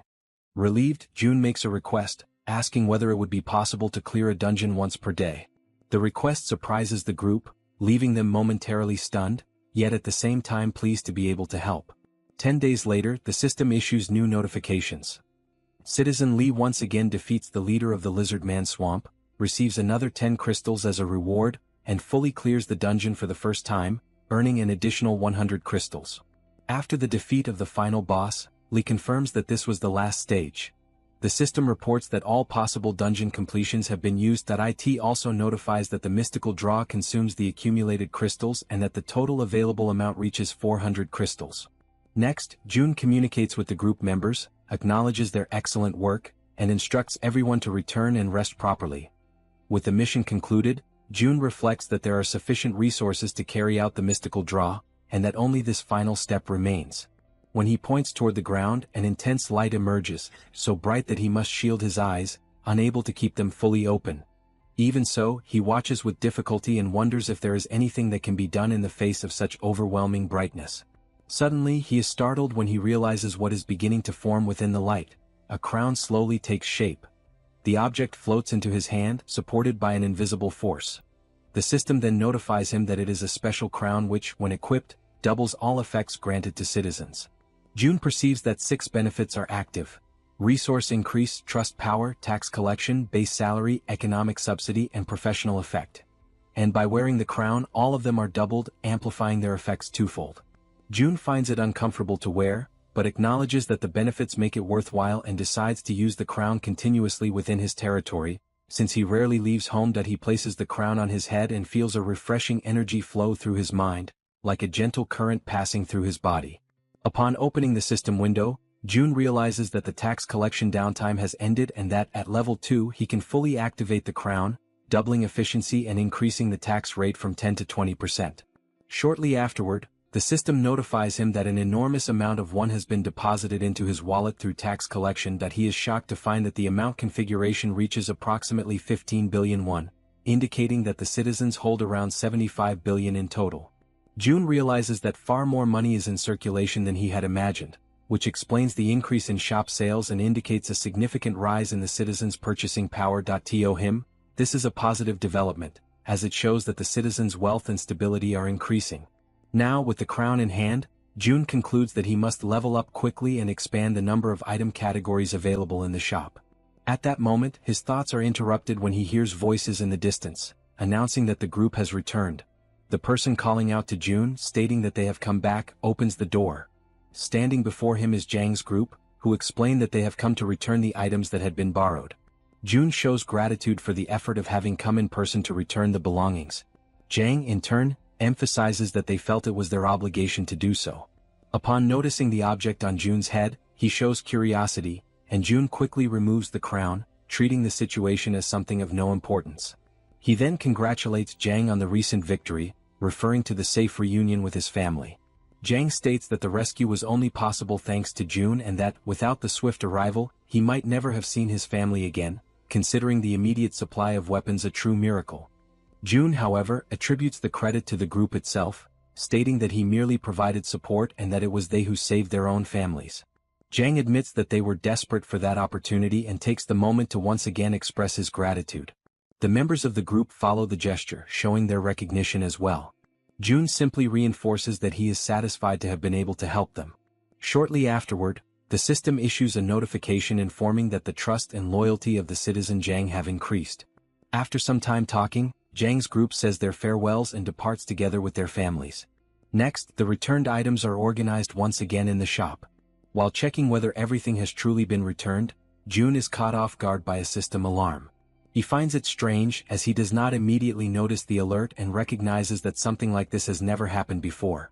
The alarm intensifies, accompanied by countless successive notifications, which report, one after another, the deaths of several citizens. June stands frozen before the notifications, completely beside himself. He tries to understand what is happening and realizes that, in a single instant, more than 10 people have died, something unprecedented until then. With urgency, June begins navigating through the system in search of answers. Soon, a notification appears.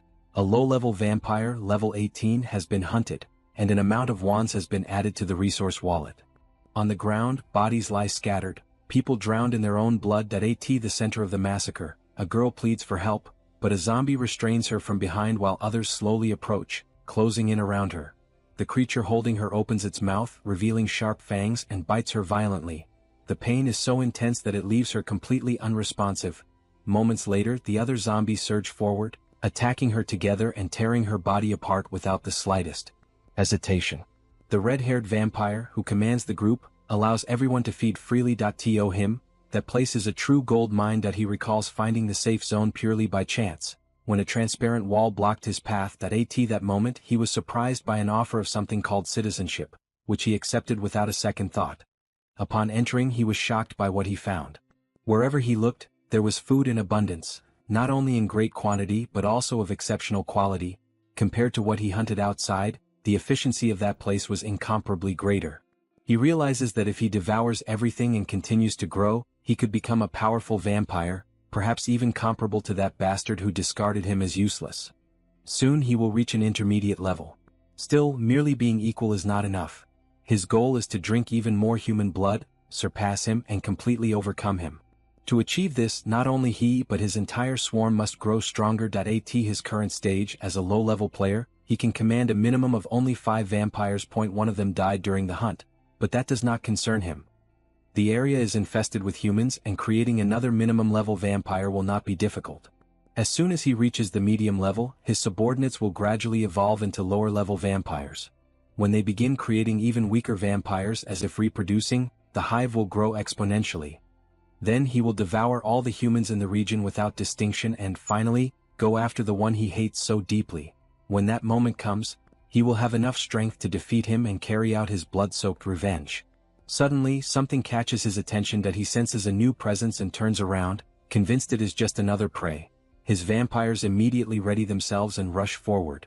However, in the blink of an eye, everything changes. The red-haired vampire is left in shock, completely stunned and unable to react. Without any warning, without a fight or resistance, his entire swarm collapses to the ground, annihilated in a single instant. He tries to understand what just happened, but his mind refuses to accept reality. Even so, one thing becomes clear: that human is a monster, something impossible to comprehend at his current level. Fear overwhelms him, and the only option that comes to mind is to flee. Standing before him is June, staring at him without the slightest trace of mercy, his face serious and devoid of any emotion. the system activates and an invisible hand forms from Jun's arm, surging forward to tighten around the vampire's neck. The enemy's body is lifted into the air, strangled as he desperately tries to beg for mercy, unheard. He understands that he will die there, a hollow and meaningless death, without even managing to take revenge. His body is eventually thrown to the ground, where he falls gasping, struggling to catch his breath. From that moment on, Jun makes it clear that he will only remain alive if he answers the questions as best as possible. As he listens to the explanation of how he entered that territory with such ease, Jun feels a headache beginning to form. The system message that granted citizenship made no mention of humans, and that contradiction starts to raise new suspicions. Jun reflects that he never imagined citizenship could also be granted to monsters, much less to creatures that feed on humans. He continues the interrogation and discovers that the red-haired vampire was originally an ordinary human. His transformation began after being bitten by a vampire named Sanghyok. Jun connects this information to the granting of citizenship and concludes that the human origin may have been the determining factor that allowed the system to accept him. Urged to continue, the vampire reports that during the few days he existed as a lowest-level vampire, his memories were confused and fragmented. Only after consuming humans did he evolve into a lower-level vampire. Jun understands that the vampiric hierarchy is rigid. The lowest levels resemble beasts, guided almost entirely by instinct, retaining only the minimal intelligence necessary to follow orders. Lower-level vampires, on the other hand, gradually regain consciousness and a sense of human identity, in addition to acquiring the ability to create and command a swarm. Jun then focuses on Sanghyok and seeks to understand his position within this hierarchy, where it becomes clear that he was a mid-level vampire. He reflects that Jae-gal, the red-haired vampire, is currently a low-level vampire at level 28. From this, he deduces that an intermediate-level vampire must be, at the very least, above that threshold.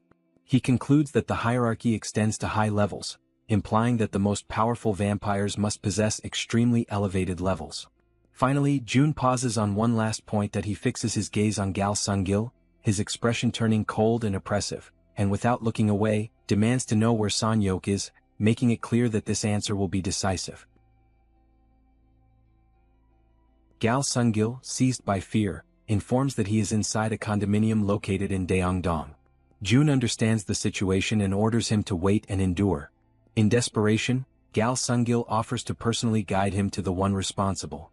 He screams and begs for divine punishment to fall upon the bastard he considers the root of everything. At that moment, the system notifies that the loyalty of the citizen Gal Sungil increases. This loyalty is born purely from the instinct to survive, regardless of what may happen next. To Jun's eyes, this is repulsive. Whether human or not, there is no need for the loyalty of a monster that devoured its own citizens. Jun states that he has already heard everything he needs to know and concludes that he has no intention of taking him in. Even so, the system displays a mission with the objective of killing Sanghyok within a 24-hour limit, offering a small amount of experience as a reward. In case of failure, the penalty is death. As the mission is created, Jun questions why Gal Sungil does not do it himself, making it clear that he has no intention of sparing him either.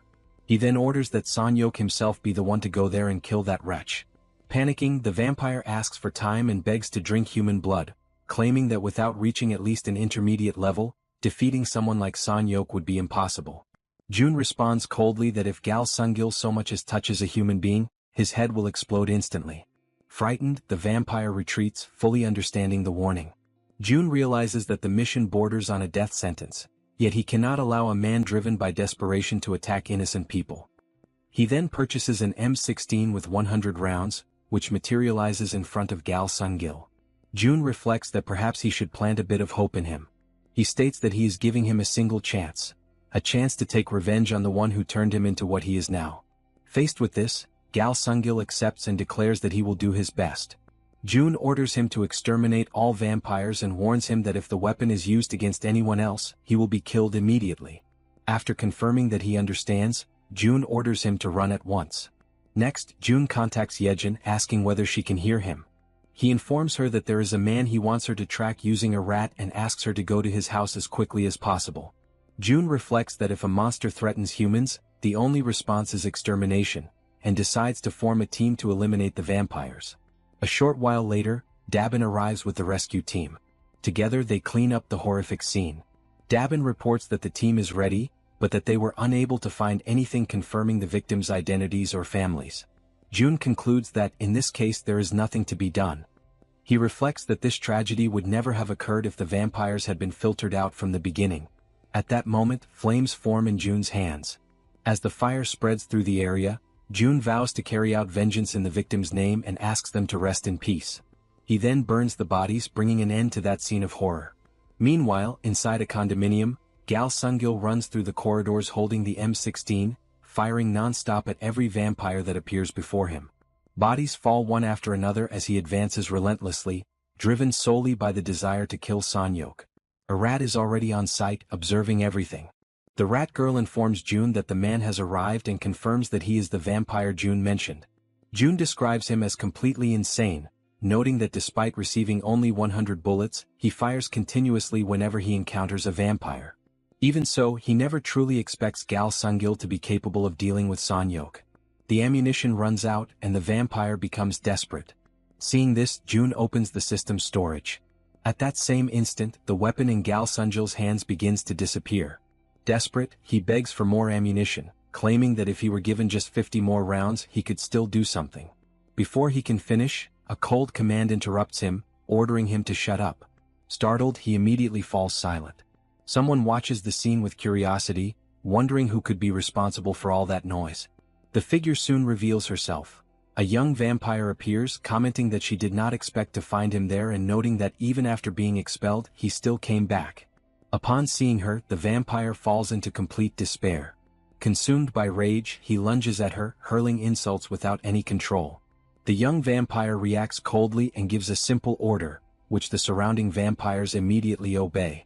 Gal Sungil is slammed to the ground and restrained, pressed down by the bodies of low-level vampires. The girl watches the scene with boredom and states that all of this is extremely tedious.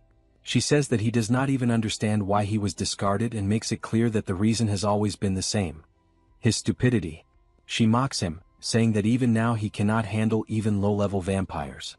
Gal Sungil responds with curses, spitting words filled with hatred, completely out of his mind. The vampire demands that he be honest. She points to the marks on the walls and the earlier noise, saying she wondered where he found the courage to come back. She then notices something wrong and asks where he hid the weapon he brought with him. In response, Gal Sungil spits in her face and resumes insulting her. The vampire states that this is exactly why idiots do not live long. Without hesitation, she gives the final order. The vampires advance immediately. Gal Sungil screams in pure terror as they attack him.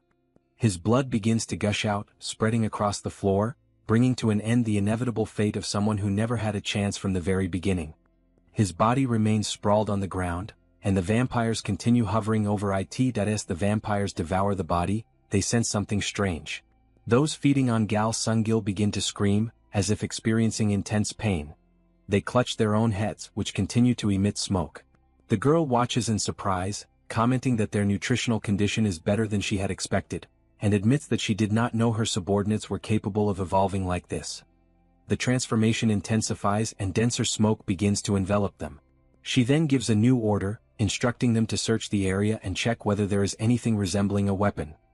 The vampires immediately obey and spread throughout the building, rummaging through the environment according to the command received. Meanwhile, the girl senses something strange in the air and wonders what that smell is. From another location, June begins to prepare and issues the necessary command. Yejin responds affirmatively. While the vampires are focused solely on searching for possible weapons that might pose a threat, this creates the perfect opening for the operation. The second floor of the building begins to be completely filled with gas. The girl realizes what is happening and falls into despair, attempting to react, but it is already too late. June then orders Yejin to execute the next stage immediately. Yejin carries out the summoning command, causing the paper to burst into flames. Within moments, the interior of the building begins to glow intensely. The flames spread rapidly, engulfing the entire area. The system begins notifying the successful hunt of vampires of different levels. Faced with this, June feels somewhat more at ease and realizes that the vampires were far closer than he had imagined. If he manages to level up quickly and expand his territory, there is a good chance that this area will be included. He considers it a positive outcome to have discovered their existence now and decides that he will eliminate each one before they are absorbed into his territory. Later, Yejin asks whether it is possible for creatures like those to exist within the current territory. June confirms that it is and explains that this is precisely why the situation is so problematic. As a result, Yejin suggests imposing general sanctions or assigning some kind of restriction to everyone. June immediately rejects the idea, stating that it would be far too extreme. He reasons that if people who are not vampires are included in these sanctions, resentment will be inevitable. Yejin understands the point. June reflects that such actions would cost him public support and could create unnecessary chaos. Furthermore, even with direct intervention, there is a limit to what he can do alone. He thinks that it would be ideal if there were a way to classify citizens according to their tendencies. At that moment, the system notifies that the total number of citizens has reached 30,000. Upon reaching this threshold, the achievement system is unlocked. Faced with the system window, June wonders what exactly this achievement system is. The sudden notification surprises him, which does not go unnoticed by Yejin, who asks whether something happened. The system then explains how achievements function. By creating a specific achievement, it becomes possible to grant a title whose effect can be defined by the administrator. June accesses the achievement settings, and the system requests that he define the achievement's content. He defines that the achievement will be triggered if someone kills a person with citizenship. The system confirms that the content configuration has been completed and requests the definition of the title and the effects granted upon completion. June asks whether he can remove a title whenever he wants. The system confirms this, and he concludes that this will allow him to personally handle inappropriate cases. He defines the title's name as Assassin. The effects include an 80% reduction to all attributes, both hands sealed, and the appearance of an assassin's mark on the forehead. The system informs him that both the cost to define the achievement and the cost to grant the title upon completion are high. June decides to proceed with the configuration. The system confirms that the achievement setup has been completed. June reflects that his greatest concern has been resolved. Just as with murder, he can now punish most violent crimes through the achievement system, labeling criminals with titles visible to everyone. He realizes that this is not limited solely to punishments. It will also be possible to create positive achievements, such as something similar to a monster hunter. Yejin comments that she had been thinking of another alternative. She suggests sending a direct notice requesting that the vampires voluntarily come forward. But June responds that he has just found a solution. Yejin appears visibly relieved and comments that she does not know exactly what he did, but states that June is truly incredible. June thanks her, visibly embarrassed. He realizes that he had been absorbed in his work, and upon noticing Yejin's beauty, he becomes briefly flustered and nervous. Before he can fully regain his composure, someone approaches and announces that they received the message and came as soon as they saw it. June responds that the door is open and asks the person to come in. The door opens, revealing a presence indispensable when it comes to dealing with large numbers of monsters. Even before the vampire extermination operation, June already knew that he needed to contact Yeren. He then asks them to wait a moment, stating that before continuing, there is something that needs to be done first. Meanwhile, inside the condominium, several vampires are seated around a table. At the center of the room, one of them announces that everyone must listen carefully and informs them that Shin-Saren is dead. Shock spreads instantly, and the vampires turn toward one another in alarm. One of them questions whether this is related to the traces of an explosion on the first floor. The vampire occupying the center, Sanyok, confirms that the entire corridor on the first floor has been destroyed. He adds that the low-level vampires nearby heard gunshots, indicating that it was most likely the work of those bastards. Another vampire reacts with fury, asking whether he is referring to the damned police. The response comes directly, yes. One of them states that because they were spared for a time, the humans forgot their place and argues that they should be killed immediately and their weapons seized. Another vampire intervenes, saying that the situation is more complex, since the enemies have firearms and a direct confrontation would be dangerous. The bald vampire agrees, stating that the sudden attack and the knowledge of their base raise many doubts. Sanyok reflects that they were aware of the vampire's existence, but a full-scale attack like that raises many questions. He wonders how the base was discovered and why the attack was carried out so suddenly. There are many things he cannot understand. The vampires interrupt his thoughts, urging him to make the call. He states that despite the uncertainties, what needs to be done does not change. They will attack. A female vampire reacts with enthusiasm, while another declares that this time they will wipe out every last one without exception. The leader explains that they will not confront them head-on in order to reduce casualties. The strategy is to exploit the enemy's limited supplies by infiltrating and bringing them down from within. The leader begins to assign responsibilities, but is abruptly interrupted. He turns around, confused, and asks what is happening. At that same instant, the door latch moves violently, followed by a dull thud that echoes through the room. Son-hyuk remains facing the door as he asks what is happening. On the other side, amid violent coughing, the creature at the door manages to warn that it is dangerous. With great difficulty and coughing without pause, he forces the door open and insists that everyone must leave immediately. The vampire inside the room questions the reason, but he replies that there is no time for explanations and orders them to get out at once. Through his coughing, his final words are almost lost as he mutters about a cursed rat. At that very moment, the rat appears and leaps forward. The vampire is startled at the sight of it, and the animal remains firm in its mission, spreading panic not only in him but also among those inside the room. Overcome by anger and urgency, the leader orders everyone to hold their breath and jump out the window while they rush to obey as quickly as possible. The system notifies that several vampires of different levels have been hunted. Even so, those who were inside the room continue fleeing. Through his vision ability, Jun locates the target and concludes that the vampire is Son-hyuk.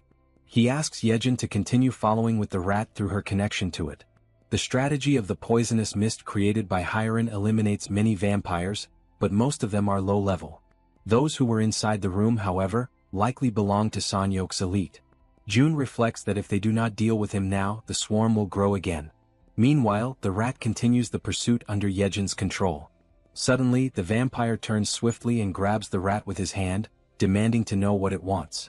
With extreme force he crushes it, causing the rat to explode. At the same instant, the violent pressure echoes through Yejin's mind. Jun asks if she is alright and she confirms that she is. He grows frustrated for not having eliminated the higher-ranking vampires before they discovered the strategy. Now they know that the poisonous mist is dangerous and that it is spread by the rats. Jun realizes they may retreat into hiding again or even relocate their base. Even knowing that Yejin suffers mental damage every time a rat dies, Jun asks her to check whether the group has moved somewhere else. She hesitates but agrees. He realizes that the poisonous mist strategy using rats will no longer be viable and that he will need external help. For this, the only group currently capable of handling the situation is Han's group. Jun then activates the Absolute Eye and begins searching for Han through his vision, passing through corridors and different areas until he reaches a gym. There he finds Han exercising. The archer woman approaches him and asks how the weight feels. Han replies that it feels much lighter than he expected. She is surprised to learn that it is 350 kilograms, but considers that it may feel light because he has been training a great deal. Han encourages her to try as well, but she refuses. Even so, he insists and reassures her, promising that he will help. Frightened and hesitant, she eventually sits on the bench to perform the bench press. He instructs her to stop immediately if it feels too heavy. When she lifts the bar from the rack, she prepares to exert a great deal of strength, but is surprised to realize that it feels lighter than she imagined. Confused, she asks whether he is helping because she cannot understand why it seems so easy. Han laughs and assures her that he is not interfering. After returning from Janggui Jangjindong, Han's eyes once carried deep sadness. Now, however, that weight seems lighter. Jun watches the scene and feels relieved to see that Han appears better. He realizes they seem ready. He then decides to check on Toji and, using the Absolute Eye again, finds his soldiers fighting orcs. He notices that, compared to the past, the soldiers' movements have become far more natural. Their coordination is more fluid and organic, as if they have evolved along with him. While Toji controls his soldiers on the battlefield, the man with glasses approaches him and calls him by name. Toji explains that he has been training relentlessly after a period of surrendering himself to drinking. The man with glasses says that he too has reached a new level, becoming capable of doing something different. At that moment, he changes his appearance, making Toji turn around in shock at what he sees. Now, the man with glasses displays traits that resemble Black, the crow that accompanies him. Dark feathers form wings on his back, and his body partially transforms into that of a crow. The system then sends notifications. The skill Crow Control has been upgraded to Crow Communion. Another message informs that the Crow Communion skill allows fusion only with targets whose affinity has reached level 100. Observing this, Jun reflects on the meaning of Crow Communion. He remembers that the man with glasses has a crow and that feathers cover his body when he transforms, concluding that abilities can evolve through personal effort. By merging with the crow, his reconnaissance becomes more efficient, and if he can fly like this, his range increases enormously. From the evolution demonstrated, he and Toji seem ready. Jun realizes that only one person is left. Moom. He directs his vision to find him, remembering that Moom recently bought a car and has been hunting in distant locations. Now, June sees him seated in the back seat of the vehicle, while two girls occupy the front seats. Moom asks them whether they believe Toji and the man with glasses are simply drinking again that day. Kim De-jong, who is driving, replies that they should leave them alone as they will overcome it in time. Watching the scene, June realizes that, among all the factions in the territory, that group receives the greatest investment and is also the most powerful. Through the ring, he greets them after some time without contact, asks if they have been resting well, and then announces that the time has come to deal with something that will change everything.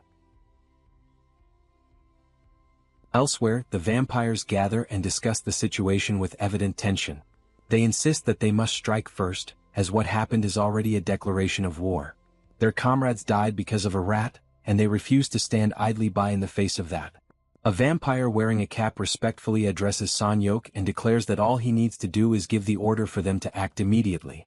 Another insists that the base must be relocated before anything else. However, the one in the cap argues that if the attacks continue in the same manner, they will all end up dead. Meanwhile, the other vampire counters that the enemies are merely a terrorist group accompanied by a rat and that there is no advantage in remaining in a location that has already been exposed. He then asks whether they even know who they are dealing with, to which the vampire in the cap responds irritably that it can only be armed police officers. Sanyok interrupts the argument and states that it is not the police. The two vampires stare at him and ask whether he knows who carried out the attack. Sanyok admits that he does not know who they are, but he is certain that no one in the police possesses those kinds of abilities, emphasizing the fact that after they died, the bodies disappeared. He recounts that, while fleeing through the window during the poisonous mist, he saw lesser vampires die and their bodies vanish. When his companion died, her body also disappeared, and he began to doubt that it had been destroyed in the explosion. Sanyok lists the events: gunfire, explosions, exploding rats, poisonous mist. There are far too many strange elements for it to be the work of the police, and if it is not the police, then it is an unknown group targeting them. Upon hearing him, one of the vampires declares that they must take the survivors and abandon the place immediately. He emphasizes that if they do not know who the enemy is, remaining there is far too dangerous. As he reflects, a memory surfaces in Sanyok's mind. In the past, someone asked whether that was truly his name and explained that he would be absent for a while. The vampire entrusted Sanyok with a mission: to devour everyone in that apartment complex, grow stronger, form a swarm and command it. In addition, he ordered him not to leave the place until his return. Sanyok expressed gratitude for the mission but questioned what he should do if something happened while his superior was away. The vampire praised his caution, then revealed where he would be staying and said that, if danger arose requiring his presence, Sanyok should seek him out. The memory fades and Sanyok utters the name Song Ji-won, stating that he is the fastest among them. Song Ji-won asks what he wants him to do. The leader then declares that they will remain there and will not move the base. He considers that, given the recent events, the enemies will likely attack again soon. Before it is too late, someone must deliver a message. He orders Song Ji-won to deliver a message to the one who created him, Lord Young-Young-hun. The message is clear: they need his help. Elsewhere, the ground is covered in blood. A faint voice begs for salvation, saying that he cannot breathe. Amid that scene, a vampire remains seated on the blood-soaked floor, surrounded by corpses, questioning the reason for such a situation. He recalls that they were accepted as vampires when they were on the brink of death and asks why that is now turning into punishment. Meanwhile, Young-Young-hun holds a vampire suspended by the neck, squeezing tightly. Calmly, he states that from a certain perspective, it might seem as though he accepts them as equals, but he suggests that the reality is different. The fallen vampire insists that they are of the same kind. As Young-Young-hun slowly approaches, he says that since they need to understand, he will explain. He then emphasizes that a vampire is, by nature, a monster that feeds on humans. However, he asserts that humans do not possess sufficient nutritional value for efficient growth. He then reveals something even crueler. If a vampire grows by consuming many humans and is later devoured by another vampire, the concentrated nourishment is absorbed all at once. After completely draining the vampire he holds by the neck, he lets the lifeless body fall to the ground. He then turns to the one seated on the floor and asks whether the situation now makes sense. He declares that there is no us, and that he alone is the true vampire. The vampire on the ground begs him not to approach, but Young-Young-hun continues advancing, calling him a bastard. Swiftly, he begins draining his blood, slowly extinguishing his life. As he consumes him, he thinks that perhaps he should visit a certain place soon. He believes enough time has passed for it to be at the ideal point to be consumed, yet he realizes he does not recall the exact location. At that moment, someone appears at the entrance, asking for permission to enter in a loud voice. The newcomer introduces himself as Song Ji-hwan, a subordinate of Sanyok. He reports that an unknown organization is carrying out a terrorist attack in the Daeng-dong area and that Sanyok sent him to request assistance. Jung Young-hun casts a sideways glance at the vampire at the door and suddenly laughs, stating that he now remembers the place. The newly arrived vampire notices the scene, reacts in shock as he observes the bodies, and understands what had been happening. Jung Young-hun asks how the attack occurred and grows furious upon realizing that his supposed food storage has disappeared. Later that night, Han's group arrives at the location mentioned by June. Han surveys the surroundings and wonders whether that is truly the indicated place. He then orders everyone to take up their weapons and prepare themselves. The group takes position, ready to face whatever emerges, as Han declares that they will exterminate every vampire in that place. Sometime earlier, Han's group was left in shock upon discovering that they would be facing vampires. June explains that this is precisely why he called them there. Han confirms the name of the location, Daeyun-dong, and asks whether the vampires are still there. June confirms that they have been monitoring them through Madame Yejin's rats and that there have been no suspicious movements.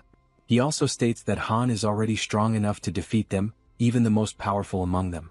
Even so, June shows concern and reminds him that those vampires were once human, and for that reason they differ from ordinary monsters. They can speak.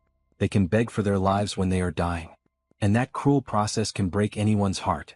So June asks whether Han is truly prepared for that. Han understands the concern but states that, in order to survive in that transformed world, it is an inevitable process. He emphasizes that the day may come when they are forced to kill real humans, not merely monsters that resemble them. Even so, he assures that he will not hesitate. Neither he nor the members of his team. Even if their hearts break, they will rise again just as they have done before. In a lighter tone, he adds that if the situation becomes too heavy, perhaps they will drown their sorrows in alcohol, as his two companions usually do. Hearing this, June sighs and admits that he worried for nothing. He says he feels safer having them by his side and asks them to rely on him once more. In the present, Sanyok remains seated at the table. He watches time pass and notices that they are late, as Song Ji-won should have already gone and returned. The vampire wearing a cap suggests that perhaps Song Ji-won ran away to save his own life. But Sanyok warns him to be careful with his words, for Song Ji-won is not that kind of vampire. Shin Ji-sik argues that too much time has passed without any sign of him. Perhaps he encountered a massive monster along the way and was killed. As he says this, he is suddenly interrupted by a spear that violently pierces through the room. The attack tears through the space, announcing the arrival of Han's group and leaving both vampires frozen in fear. The spear that cut across the room strikes the wall. It shatters the structure, exposing those inside to Han's group as they launch their assault. Han orders the battle to begin. Sanyok reacts immediately, commanding all the vampires in the complex to gather. They charge toward Han's group, outraged that they dared to invade their territory. Shin Ji-sik advances to attack but is struck by Toji's halberd. From a distance, Sanyok realizes that one of the strongest among the lower vampires has been killed with a single blow delivered by Toj, and he grows desperate.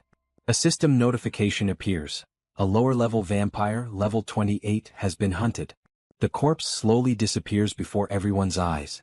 At that moment, Sanyok understands that the group standing before him is the same one responsible for the previous attack. He orders all vampires to fight with every means necessary and defend the place entrusted to them by Jung Young-hun. Declaring that they are the ones responsible for the recent act of terrorism against the clan, he demands that they be exterminated. Despite their numerical superiority, one of the vampires questions why the enemy displays such battle experience. Sanyok acknowledges the truth, they are no match for that group. He tries to devise a new plan, but before he can finish, Han's spear pierces through his body. The pain makes him grit his teeth. Han states that he will never defeat them, and that unlike the vampires who only take, they are the ones who have already experienced having everything stolen from them.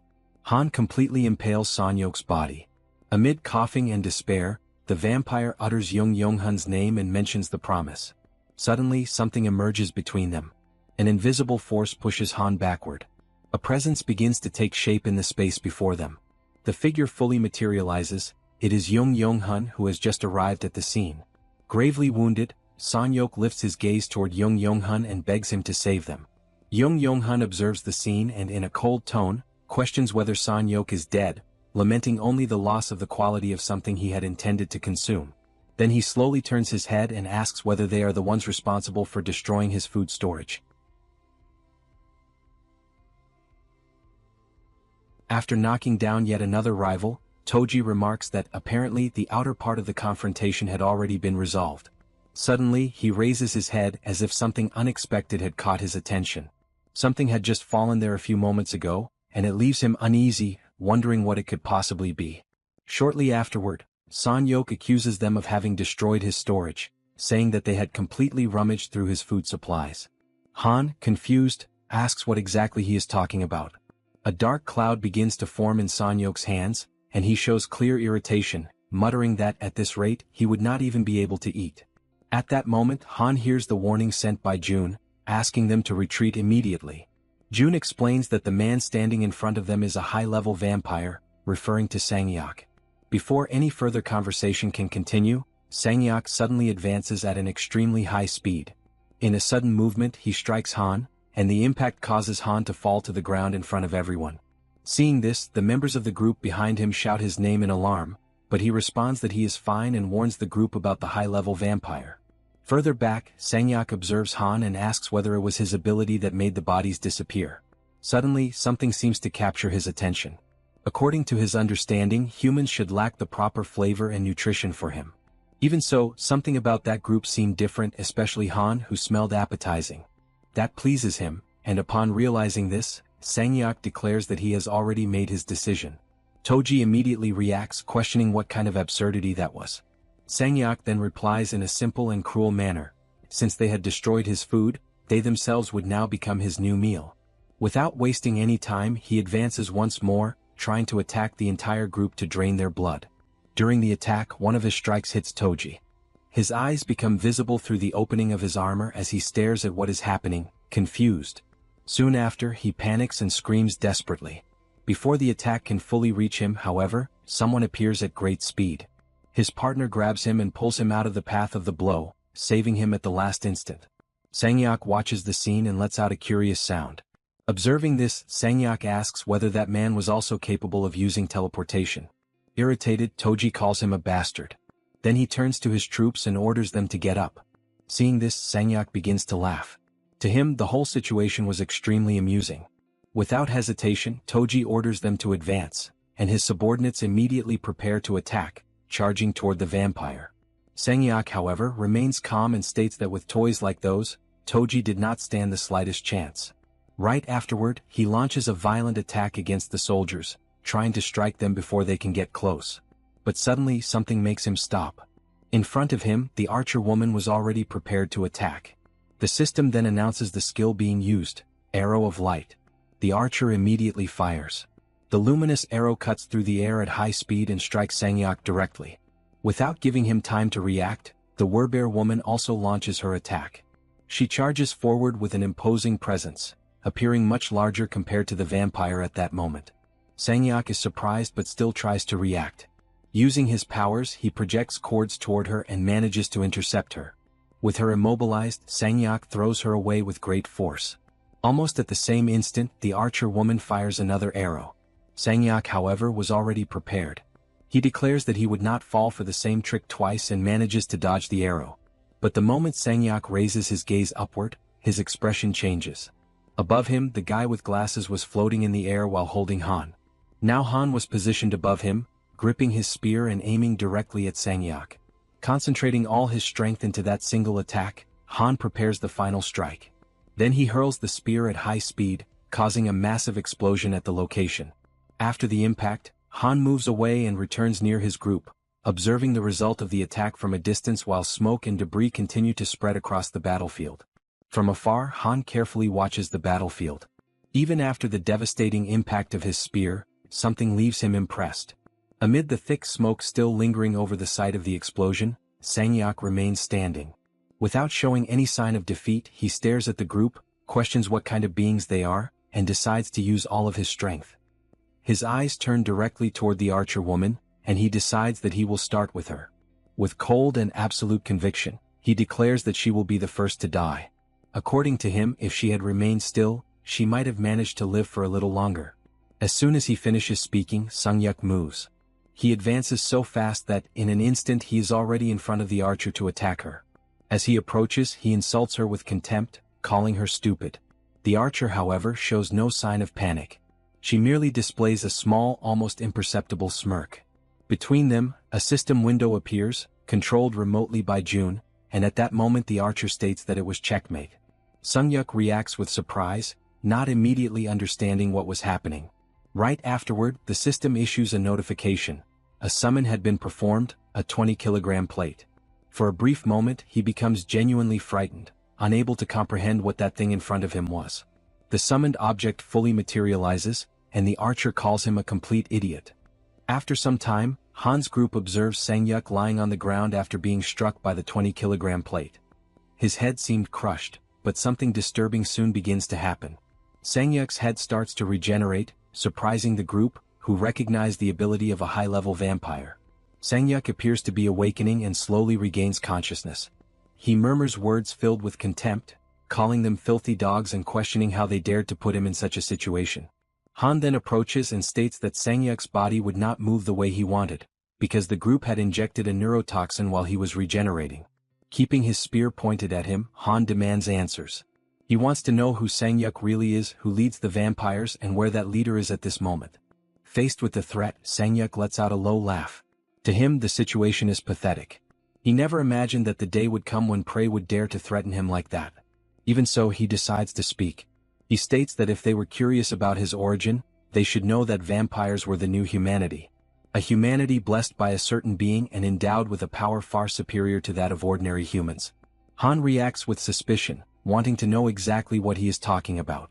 Sang-yuk then admits that, in truth, even he does not know who that being is with absolute certainty. However, there is something he does know, where the others are. Immediately, Han demands that he tell everything. Sang-yuk responds with disdain, questioning whether Han truly believed he could defeat them and reminding him that he was still nothing more than prey. Irritated, Han calls him a bastard and asks what he is trying to do. Sang-yuk begins to move his arm and pushes his own hand into his body in a disturbing gesture. While doing so, he states that exterminating vampires would never be easy and that he would not allow people like them to bring him down. Then he challenges Han to try. Almost at the same instant, the system notifies that a mid-level vampire had been hunted, and an amount in wands along with experience had been deposited into the wallet. Another notification appears. A high-level vampire, level 49, had been hunted. However, since the individual had died by his own actions, the reward value would be adjusted. The system reports that the leader of the Ion Pure Castle had been eliminated. With this, it would now be possible to build an advanced base in the Pure Castle Daeon apartment complex. Another message appears indicating that the skill level had increased. Next, another notification states that the chamber declaration had reached level 25, causing the territory to begin expanding. When the territory expands, June collapses to the ground, feeling intense pain as the area enlarges. Beside him, Yejin watches the situation and asks if the territory had expanded again, and June questions how she knew. The young woman explains that she had already noticed a pattern. Whenever the territory expanded, June ended up exactly like that. June reflects for a moment and realizes that Yejin usually happened to be nearby whenever the territory expanded. Soon after, June asks about the situation in Daendong, and Yejin responds that the area was clear and that all the vampires had been exterminated. At that moment, however, June hears something through his communication ability. On the other side, Han reports that they had finished searching the complex, but he does not believe there are any survivors. June replies that this was exactly what they had expected and then asks the team to retreat and rest. After ending the communication, he turns to Yejin and says that she had worked hard and could return now. She agrees and begins to walk away. But before leaving, she calls his name. Then she comments that resting was also important and asks him not to push himself too hard. June asks lightly if he really looked that worn out, thanks her for the concern, but says that he still could not rest. Soon afterward, he opens the achievement system. With the expansion of the territory, everyone inside it now becomes part of his domain, so June decides to create achievements to deal with vampires. June declares that the achievement had been defined. Right afterward, the system issues a notification asking him to describe the effects of that achievement. He defines that if a vampire obtains citizenship, their abilities will be restricted and a mark will appear on their face. As soon as he finishes configuring the rules, the system informs him that the achievement configuration had been successfully completed. Without wasting time, June decides to proceed to the next task. He remembers that he had received 3 new skill points and comments to himself that he had already decided where to use one of them. He accesses the shop upgrade, and the system informs him that it had been raised to level 6, allowing 1,000 items and applying a 30% discount on all products. However, while analyzing the information, something catches his attention. A new notification informs him that the enchantment function had been unlocked, allowing the construction of an enchantment workshop within the territory. June frowns, surprised by the enchantment notification, and accesses construction mode. The system presents the details of the new structure. The enchantment workshop would allow equipment to be upgraded or grant magical effects to them. Next, information about the construction cost appears, along with instructions to select an appropriate location. June reflects for a moment and concludes that, considering the required cost, it was fortunate that the building did not require much space. Therefore he decides to place it next to the shop. He chooses Unit 201 as the location and begins constructing the enchantment workshop. However, while analyzing the options, something else draws his attention. A new message appears indicating the possibility of immediate completion of the construction. The system informs him that, if he wished, he could instantly finish the construction by using 8 crystals. Another notification appears shortly afterward, asking whether he wishes to proceed with the immediate completion. June carefully examines the numbers. After reflecting, he realizes that each crystal reduces about 10 hours of construction time, but he decides not to use them, since he needs to save them for the mystic draw. The communication ability and the solution involving the crown had already proven extremely useful, so spending crystals there did not seem like the best decision. Thus he selects the option to cancel. The system confirms that the immediate completion had been cancelled. June decides to save the crystals for the mystic draw and also keep the 2 skill points to use later. After finishing the adjustments in the system, June walks to the balcony and looks out at the city before him.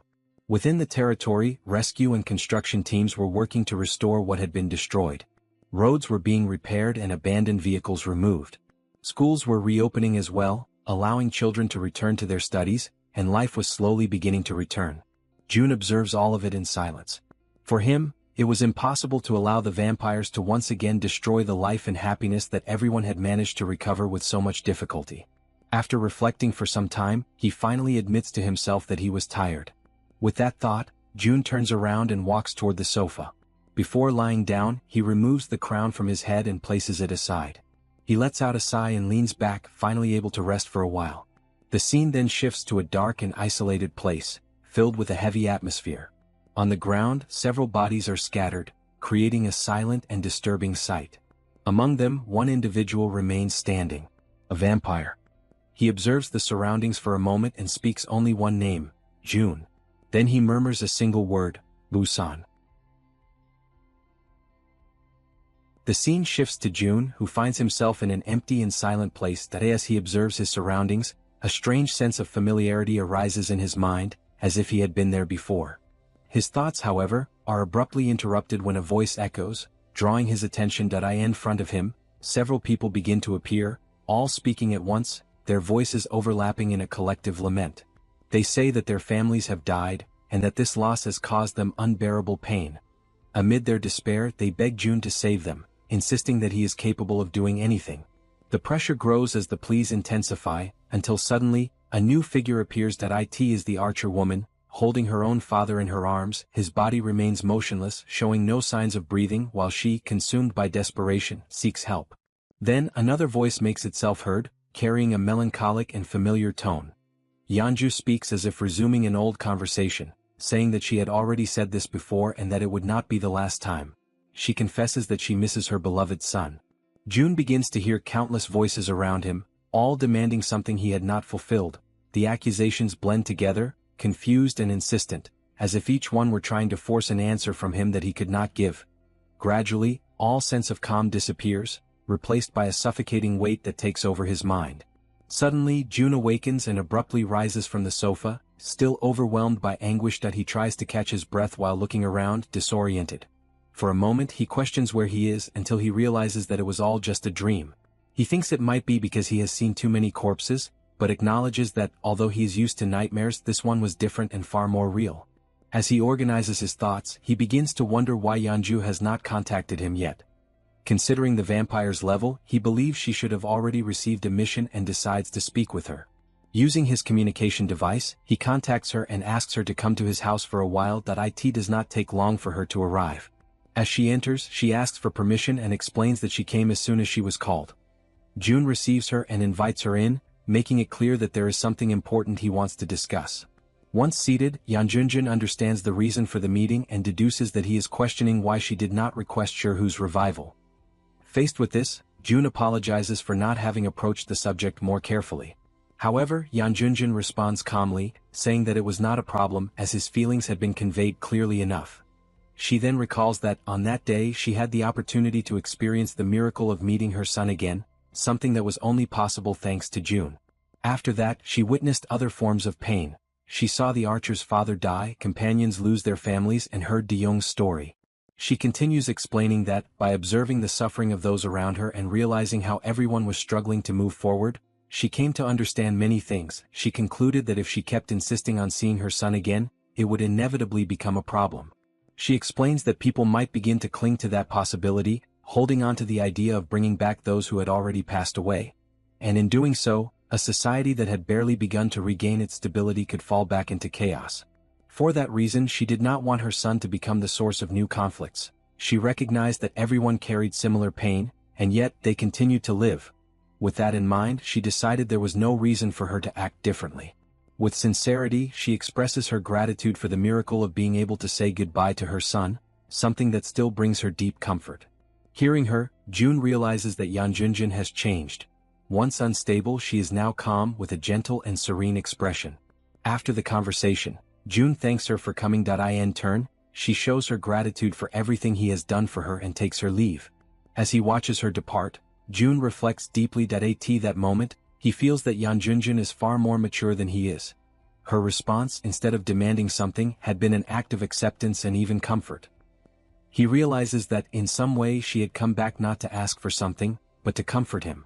With that feeling, he believes that if he were to go back to sleep at that moment, he would finally be able to rest in peace.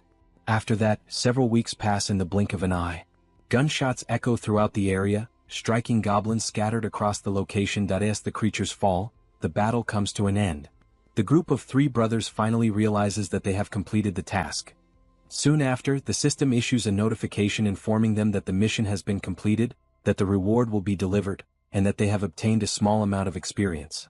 The red-haired young man shows satisfaction upon realizing he has reached his daily goal and asks how many targets the others still have left. In response, one brother says that he still has 5 remaining, while the one wearing a cap confirms he is in the same situation.